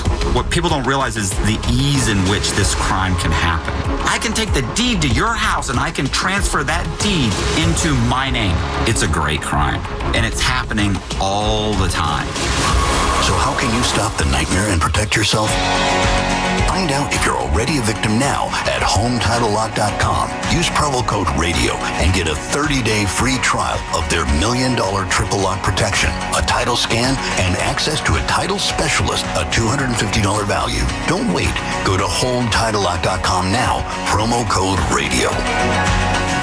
We all hear the radio ads about the IRS. They tell you to be afraid, to be scared, and they try to frighten you into calling. I'm not here to do that. Tax Relief Advocates is different. TRA is here to tell you that if you owe money to the IRS, whether it's $5,000, $50,000, or $500,000, we have a solution. It doesn't matter if you're sitting in your car, at work, or with your kids. No matter where you are, call now. 800-575-6812. Don't lose hope. TRA can eliminate or reduce what you owe to the IRS. Generous programs are now available that can give you a fresh start. Our passion is taxes and helping individuals fix their IRS problems. We have over 1,000 5-star reviews on Google and an A+ with the Better Business Bureau. You don't need to be afraid of the IRS any longer. End your tax nightmare today by visiting us online at TRA.com or call 800-575-6812. That's 800-575-6812. Tax Relief Advocates. Real solutions for real people. Real sports talk for real fans with real opinions. The Fan, 101.9 FM, and always streaming on the Odyssey, iHeartRadio, and TuneIn apps.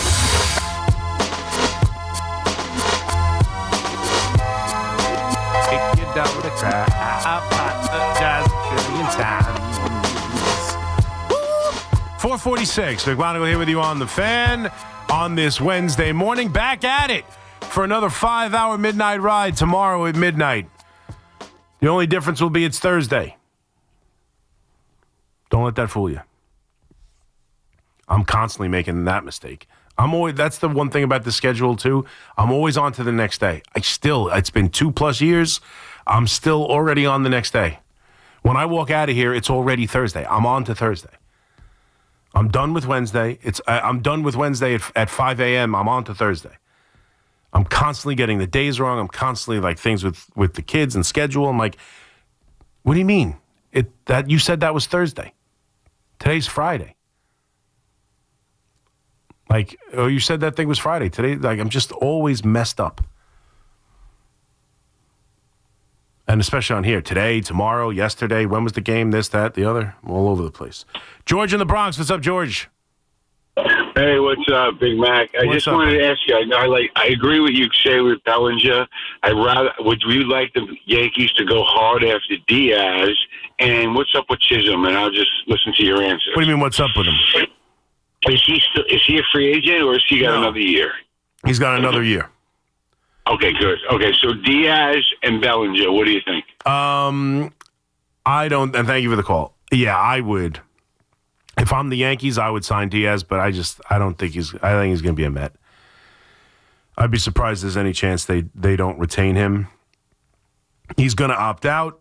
He's going to go to free agency. I would think the Mets are going to sign him. If he's available, Yankees need bullpen arms. Right now, they have Bednar, they have Doval, they have Bird. If you remember, they made that trade and then sent them right to the minors.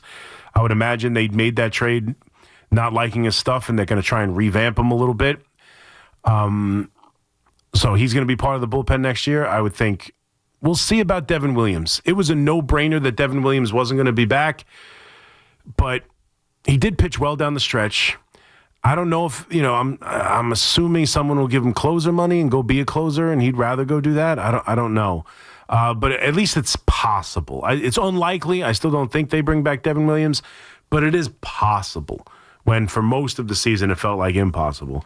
But no Weaver. No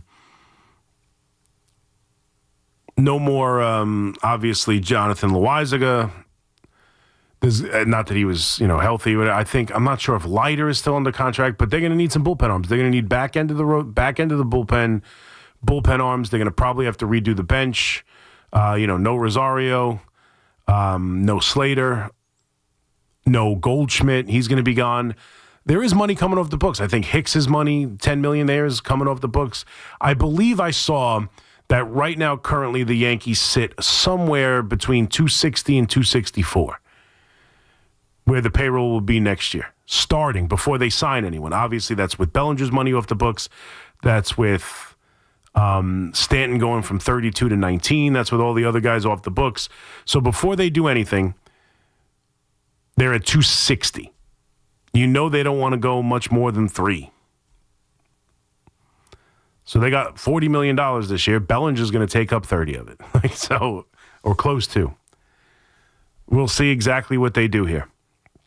But again, there's trades to be made. They do have pitching depth in the starting rotation that they could try and deal from. But I don't know. I don't think it's going to be a very exciting offseason. I think they're going to run it back for the most part. Now, if they get better starting pitching, if Cole is healthy and they get certain things go their way and their bullpen isn't a disaster for the 3 months of the summer, 2 months of the summer, they could be the best team in the American League if they run it back. I know nobody wants to hear that, but it's true. If they run back the same team, make a couple of tweaks, add some bullpen arms, get a better year out of Anthony Volpe, which wouldn't be hard, get a better year out of Wells, which shouldn't be hard, bring Bellinger back, Dominguez takes a step forward, they could be the best team in the American League next year.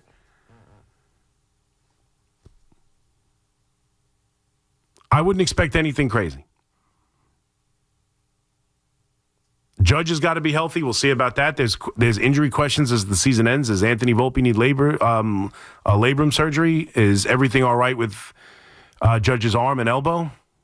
Because that would be a disaster. So there's a lot to get through before we get to the winter meetings, before we start signing people. 888-808-1019. You can also hit me up on Twitter, on the chat as well. If you guys want to hit me up with any last-minute questions on the chat. You guys have been great tonight.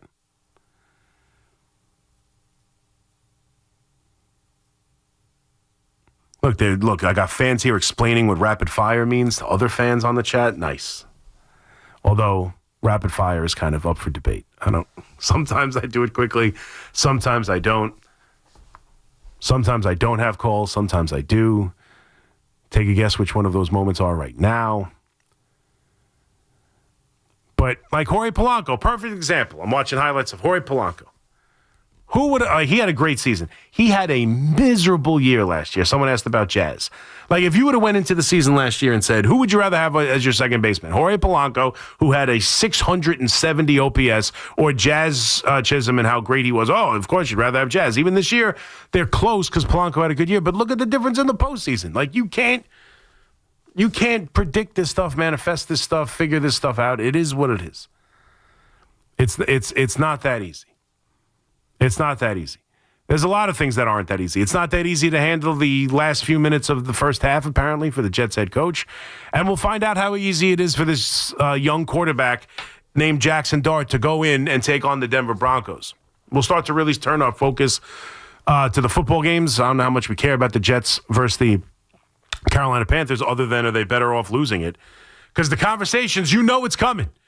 It's coming. My main tank conversation is coming. When is it best for the Jets to start losing every single game? When is that what's best for the Jets? Let me ask Fleegs real quick. Oh, he's on the phone. Is it tanking when you can't win a game, giving it your all? You're a former Jets fan. When should the Jets start losing every single game? Years ago. I mean, as soon as this year started, I thought the Jets would actually be like a maybe 5-6 win team and take themselves out of getting the best quarterback in this draft. That was this our is the best fear. season they could have possibly had. Remember our fear at the beginning of the year is like get the number one pick and maybe hire the right head coach this time. Yeah. Offensive mind. Yep. No, I'm with you. But our fear, talking in this, I remember Fleegs and I having the same conversation about worst case scenario for the Jets. What's worst case scenario? Worst case scenario is 6-7 wins, 8 wins, just missed the playoffs in the middle of nowhere. Justin Fields does just enough to fool people into thinking he's the franchise quarterback, or at least they're stuck with him now for the next year or two. It might be so pleasurable because we thought the coach might be instilling this kind of winning culture and do enough where the owner's like, screw it, we got to give Justin Fields a long-term contract. He just won 7-8 games. That was the fear. I don't think we have that fear anymore. And so we're going to start talking about tanking. And again, tanking doesn't mean lose on purpose. I want to be very clear. So tanking really isn't the right word. They should they shouldn't have the gall to actually start winning now. That's pretty much what the only thing that tanking means for them, really the only thing with this team on the field, it means where last week Aaron Glenn should have benched Justin Fields for Tyrod Taylor to win the game. Don't do it now, anymore. Stick with Justin Fields. Stick with Justin Fields. That's it. Stick with Justin Fields. If Garrett Wilson's knee is bothering him even in the slightest, why rush him back? Those are the kind of decisions you make when tanking. No one trade Breece Hall and Quinn Williams, but to be honest, you were going to do that anyway. With 2-4, 0-6, that doesn't make a difference. Yeah. Especially with Breece, who you're not signing anyway. Yep. No, trade away the pieces that could be traded away. Give the guys who could use the break. Stick with struggling players in the name of development. But coach to win the game, play to win the game. No one is suggesting that, players lose on purpose, throw incomplete passes on purpose, drop balls on purpose, fumble the ball on purpose, miss tackles on purpose. Like no one is suggesting that. It's just you get to a point where losing benefits you, and unfortunately the Jets are already there. Anthony in Brooklyn, what's up, Anthony? Hey, great show as always. Oh, listen, thank you. Not to try and upset you before you get off, but. No, I'm not. Listen, Corey Bellinger, okay, great during the year. I mean, I guess we have to re-sign him, or we're going to re-sign him. But listen, the problem that I have is before this playoff run, okay, him and Judge had about the same games, 60-something to 70-something games. Corey Bellinger's playoffs, stats were worse than Judge. And, we all until this year, everybody was all over Judge. And again, this year, the guy batted like .211. One home run, which was, in a mop-up towards the end. Is this what we're going to get for the next 4 years with him? Do we just keep our fingers crossed that he somehow turns around? Because playoffs, he's a .211 hitter. Yeah, you gotta hope that's a small sample size, that eventually he's going to have a good postseason. Was he I thought he had, in the World Series, in that run to the World Series in 17, I thought he played well. And then in 19, right, he won the year he had the MVP.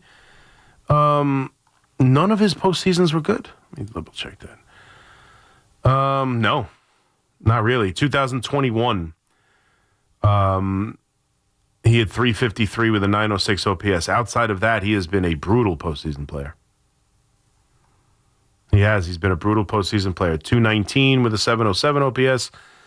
115 with a 385, 211 with a 549, 212 with a 770, 353 with the 906, 143 with a 286 OPS in 3 games. And then this year, 214 with a 651. Yeah, he's not been a good postseason player. But again, you can't sign players on that, man. You can't. You tell me you're not going to sign Cody Bellinger because he hasn't hit in the postseason after what he did for the regular season, the way he can play multiple positions, what he does for you, everything he did for them. You're going to focus on the 214 in the postseason and not the great regular season over 162. This is the prime example of what I'm talking about. This is the prime example. He doesn't strike out, right? He does exactly what we want him to do, what the Yankees need. He struck out 90 times, which in today's day and age is through the roof. Last year, he struck out 89 times in 32 less games. He played 152 and struck out 90. That's probably the best of his entire career. His strikeout rate was the best of his entire career. He had 272, 813 OPS, a 125 OPS plus, and completely played a brilliant outfield. At center, at left, he even played a couple games at first. He had a 5 WAR. It's a winning player. It's a really good player. When you're putting a team together, he's got the 2-strike approach. He's got everything you want. Are you focused on the 162 and how he can help you? Or do you look at the 211 in the postseason and say, I can't bring this guy back. He sucked in the 7 games we played. You can't view it that way. You just can't. That's exactly what I've been talking about a lot of this show. You can't view it that way. Thank you guys for calling. Thank you for listening. I appreciate it. I'll be back for 5 more tomorrow. If you've missed out, don't worry. Omar, I apologize I couldn't get to you. I got 5 hours tomorrow. Let's go. Thank you guys on the chat, streaming us live on YouTube. I appreciate it. Fleague's on the other side. The warm-up show is coming up next. Again, back for another 5-hour midnight ride tomorrow. I'll catch you then. Enjoy the rest of your Wednesday. I'm out of here. Bye-bye. Sports Radio 101.9 FM.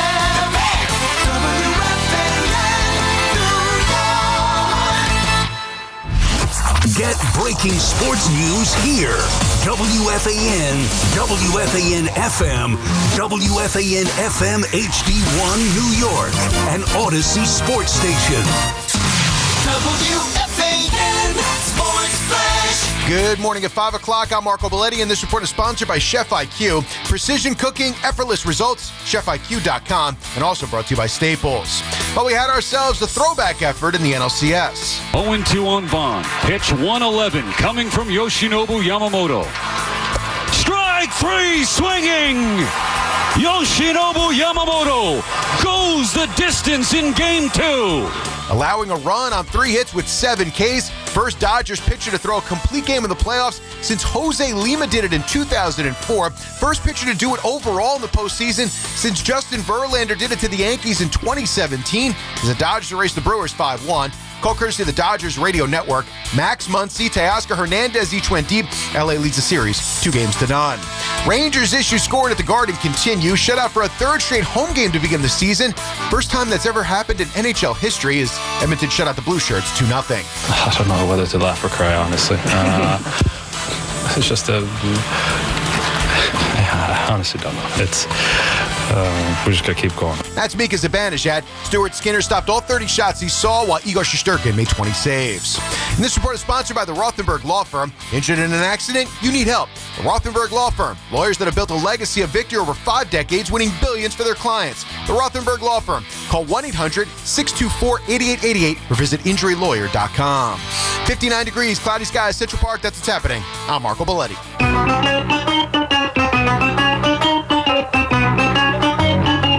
Good morning, campers. Alan Jerry. Don't worry, it's only an hour long, and most days it doesn't suck. All right, 5:02. It's Wednesday. What a difference a week makes. The Eddie Schizzeri. How you doing, Al Dukes? What's going on? Good morning there, Jerry. You know, yes. I was going to say, do you know what we were discussing last Wednesday at this time? Last Wednesday, I do not. A 6-1 Yankee victory. Oh. Jumping right back into their series with the Blue Jays. And you know who was getting set to make the start that night in Game 4? Cam Schlittler. That's right. Oh, just to go back a week, Jerry. What a difference a week makes. Sure does. Isn't that crazy? Yeah. And then yesterday we sat here, we talked about this very rare play, the 8-6-2 double play. Yeah. We got, I believe, an even rarer thing yesterday, which was a complete game by a single pitcher in the year 2025. What a shocker. And what's even crazier about that is it should have been 2 in a row had that dummy Dave Roberts let Blake Snell pitch the 9th inning on Monday night. And his pitch count was, I think, 102. Here's the thing about Yamamoto last night. I don't know how much of this you looked into. CS, complete game, 3-hitter, phenomenal. Only gives up the 1 run, and it was early. It was early in the end. It was the first inning, I think. You realize he threw 111 pitches, 81 for strikes. Think about that number for a second. That's efficient right there. That is That is phenomenal. That's being, you know what they call that? Controlling the strike zone. Sure did. And now the Dodgers are up 2-0. Going home. Yeah, going home. Yeah. So pretty good. And they got, I think Glass now is going to pitch tomorrow night. So they're set up to kind of move into the World Series, but 2 more games to go. Man, I love the Brewers. Like, I love everything about the Brewers. I love 1980s American League. I know you do. I know. Like, the Brewers, you know, they should be in the American League still. They're just like, that's who they are. I hear you. But they are just putting up no fight whatsoever against the Dodgers. They've gotten beat these last couple of nights, no doubt. And an interesting to note. A note. This was, so they're going back to L.A. now? Yeah. So they were in Milwaukee for the 2 games, and the Brewers put their opponents up in a haunted hotel. Why did the Brewers have any control over that? I don't know true? who controls that, but this happens in Tampa St. Pete also. The opposing teams come in, and they get put up in this, like, haunted hotel. Really? Yeah. Same thing goes on in Milwaukee. I believe it's pronounced Pfister Hotel. This thing was built and opened in 1893. Wow. And there's ghosts in there. This is what they say. Teoscar Hernandez had to find another hotel room, not because he's afraid of ghosts, because he says he has stayed there many times. Right. But his wife is afraid of ghosts, and she was accompanying him on this trip. So she would not left hotels? He had to leave he did not stay in the team hotel. Because his wife was afraid of ghosts? Correct. So is this hotel, like, vacant all year round? No. So the ghosts only come out when opposing teams come in? No, I guess the ghosts are always out. Well, why would anybody go there then? People go to ghost hotels. They're weird. How many rooms does this place have? I'm not sure. But listen, Teoscar Hernandez said, I don't believe in ghosts. I've never felt ghosts. I don't. But there are other people, there are other teammates, he says, that hear footsteps, things open and close. Right. You feel a breeze. There it is, the Pfister Hotel in Milwaukee. How many? Dude, this hotel is enormous. Yeah, it's enormous. Filled with ghosts.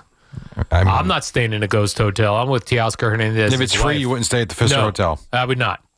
As soon as I hear it's haunted, I am out. It says it has stunning architecture and a warm, inviting atmosphere. Oh, yeah. The place looks beautiful.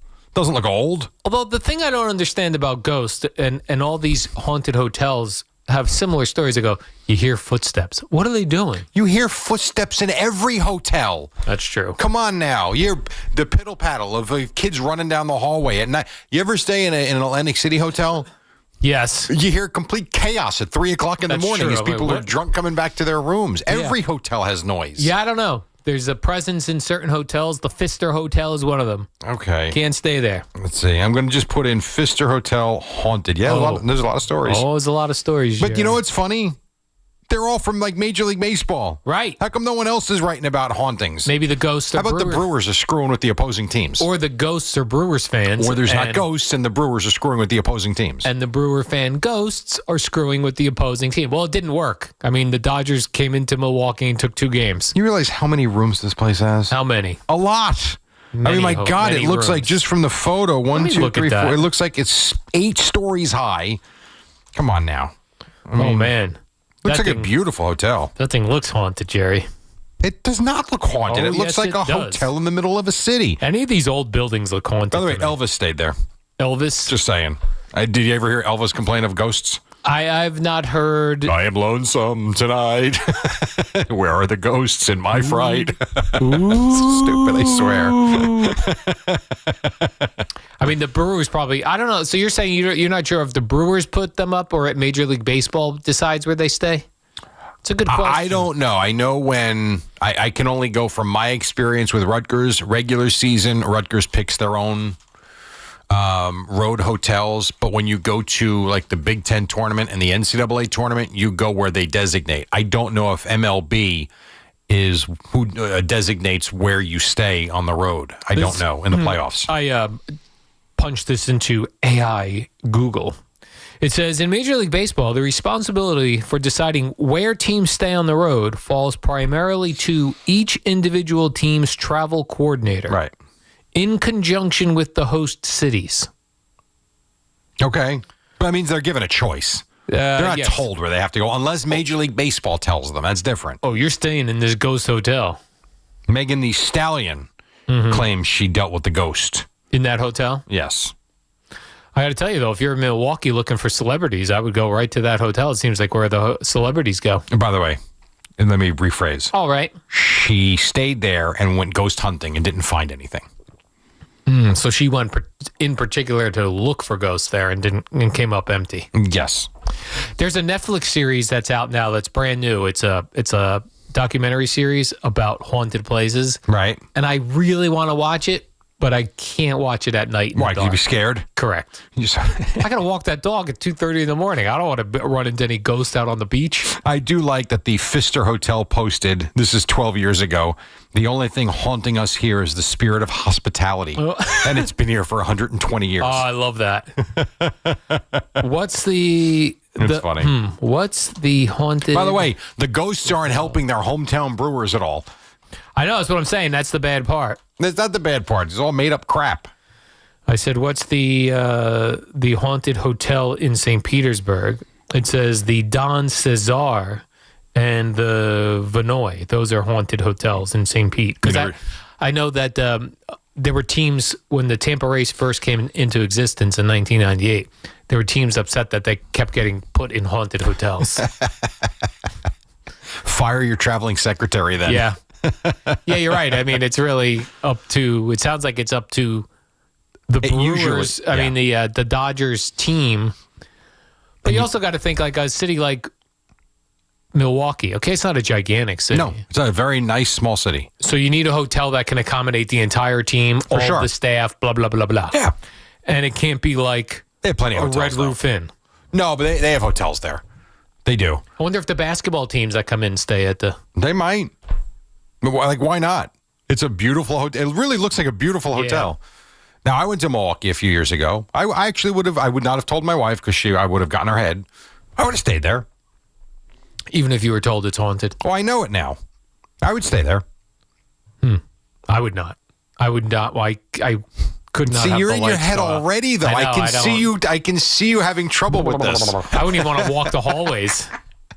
What do you think is going to happen? Ghosts. It's been there for 150 years. Yes. Probably been a lot of deaths in that place. Al, do you remember when we stayed at the Ohika Castle? Yes. That was creepy. That was creepy. No, it wasn't. It was a beautiful hotel. Scary. There was nothing scary about that place. I thought that place was awesome. It was huge. I'm not a believer, Jerry, but I was creeped out. By what? Just the feel of it. Yeah, the feel. Just because it was old? It was not just the age. It was just the way it was set up. Well, it felt historic. I agree.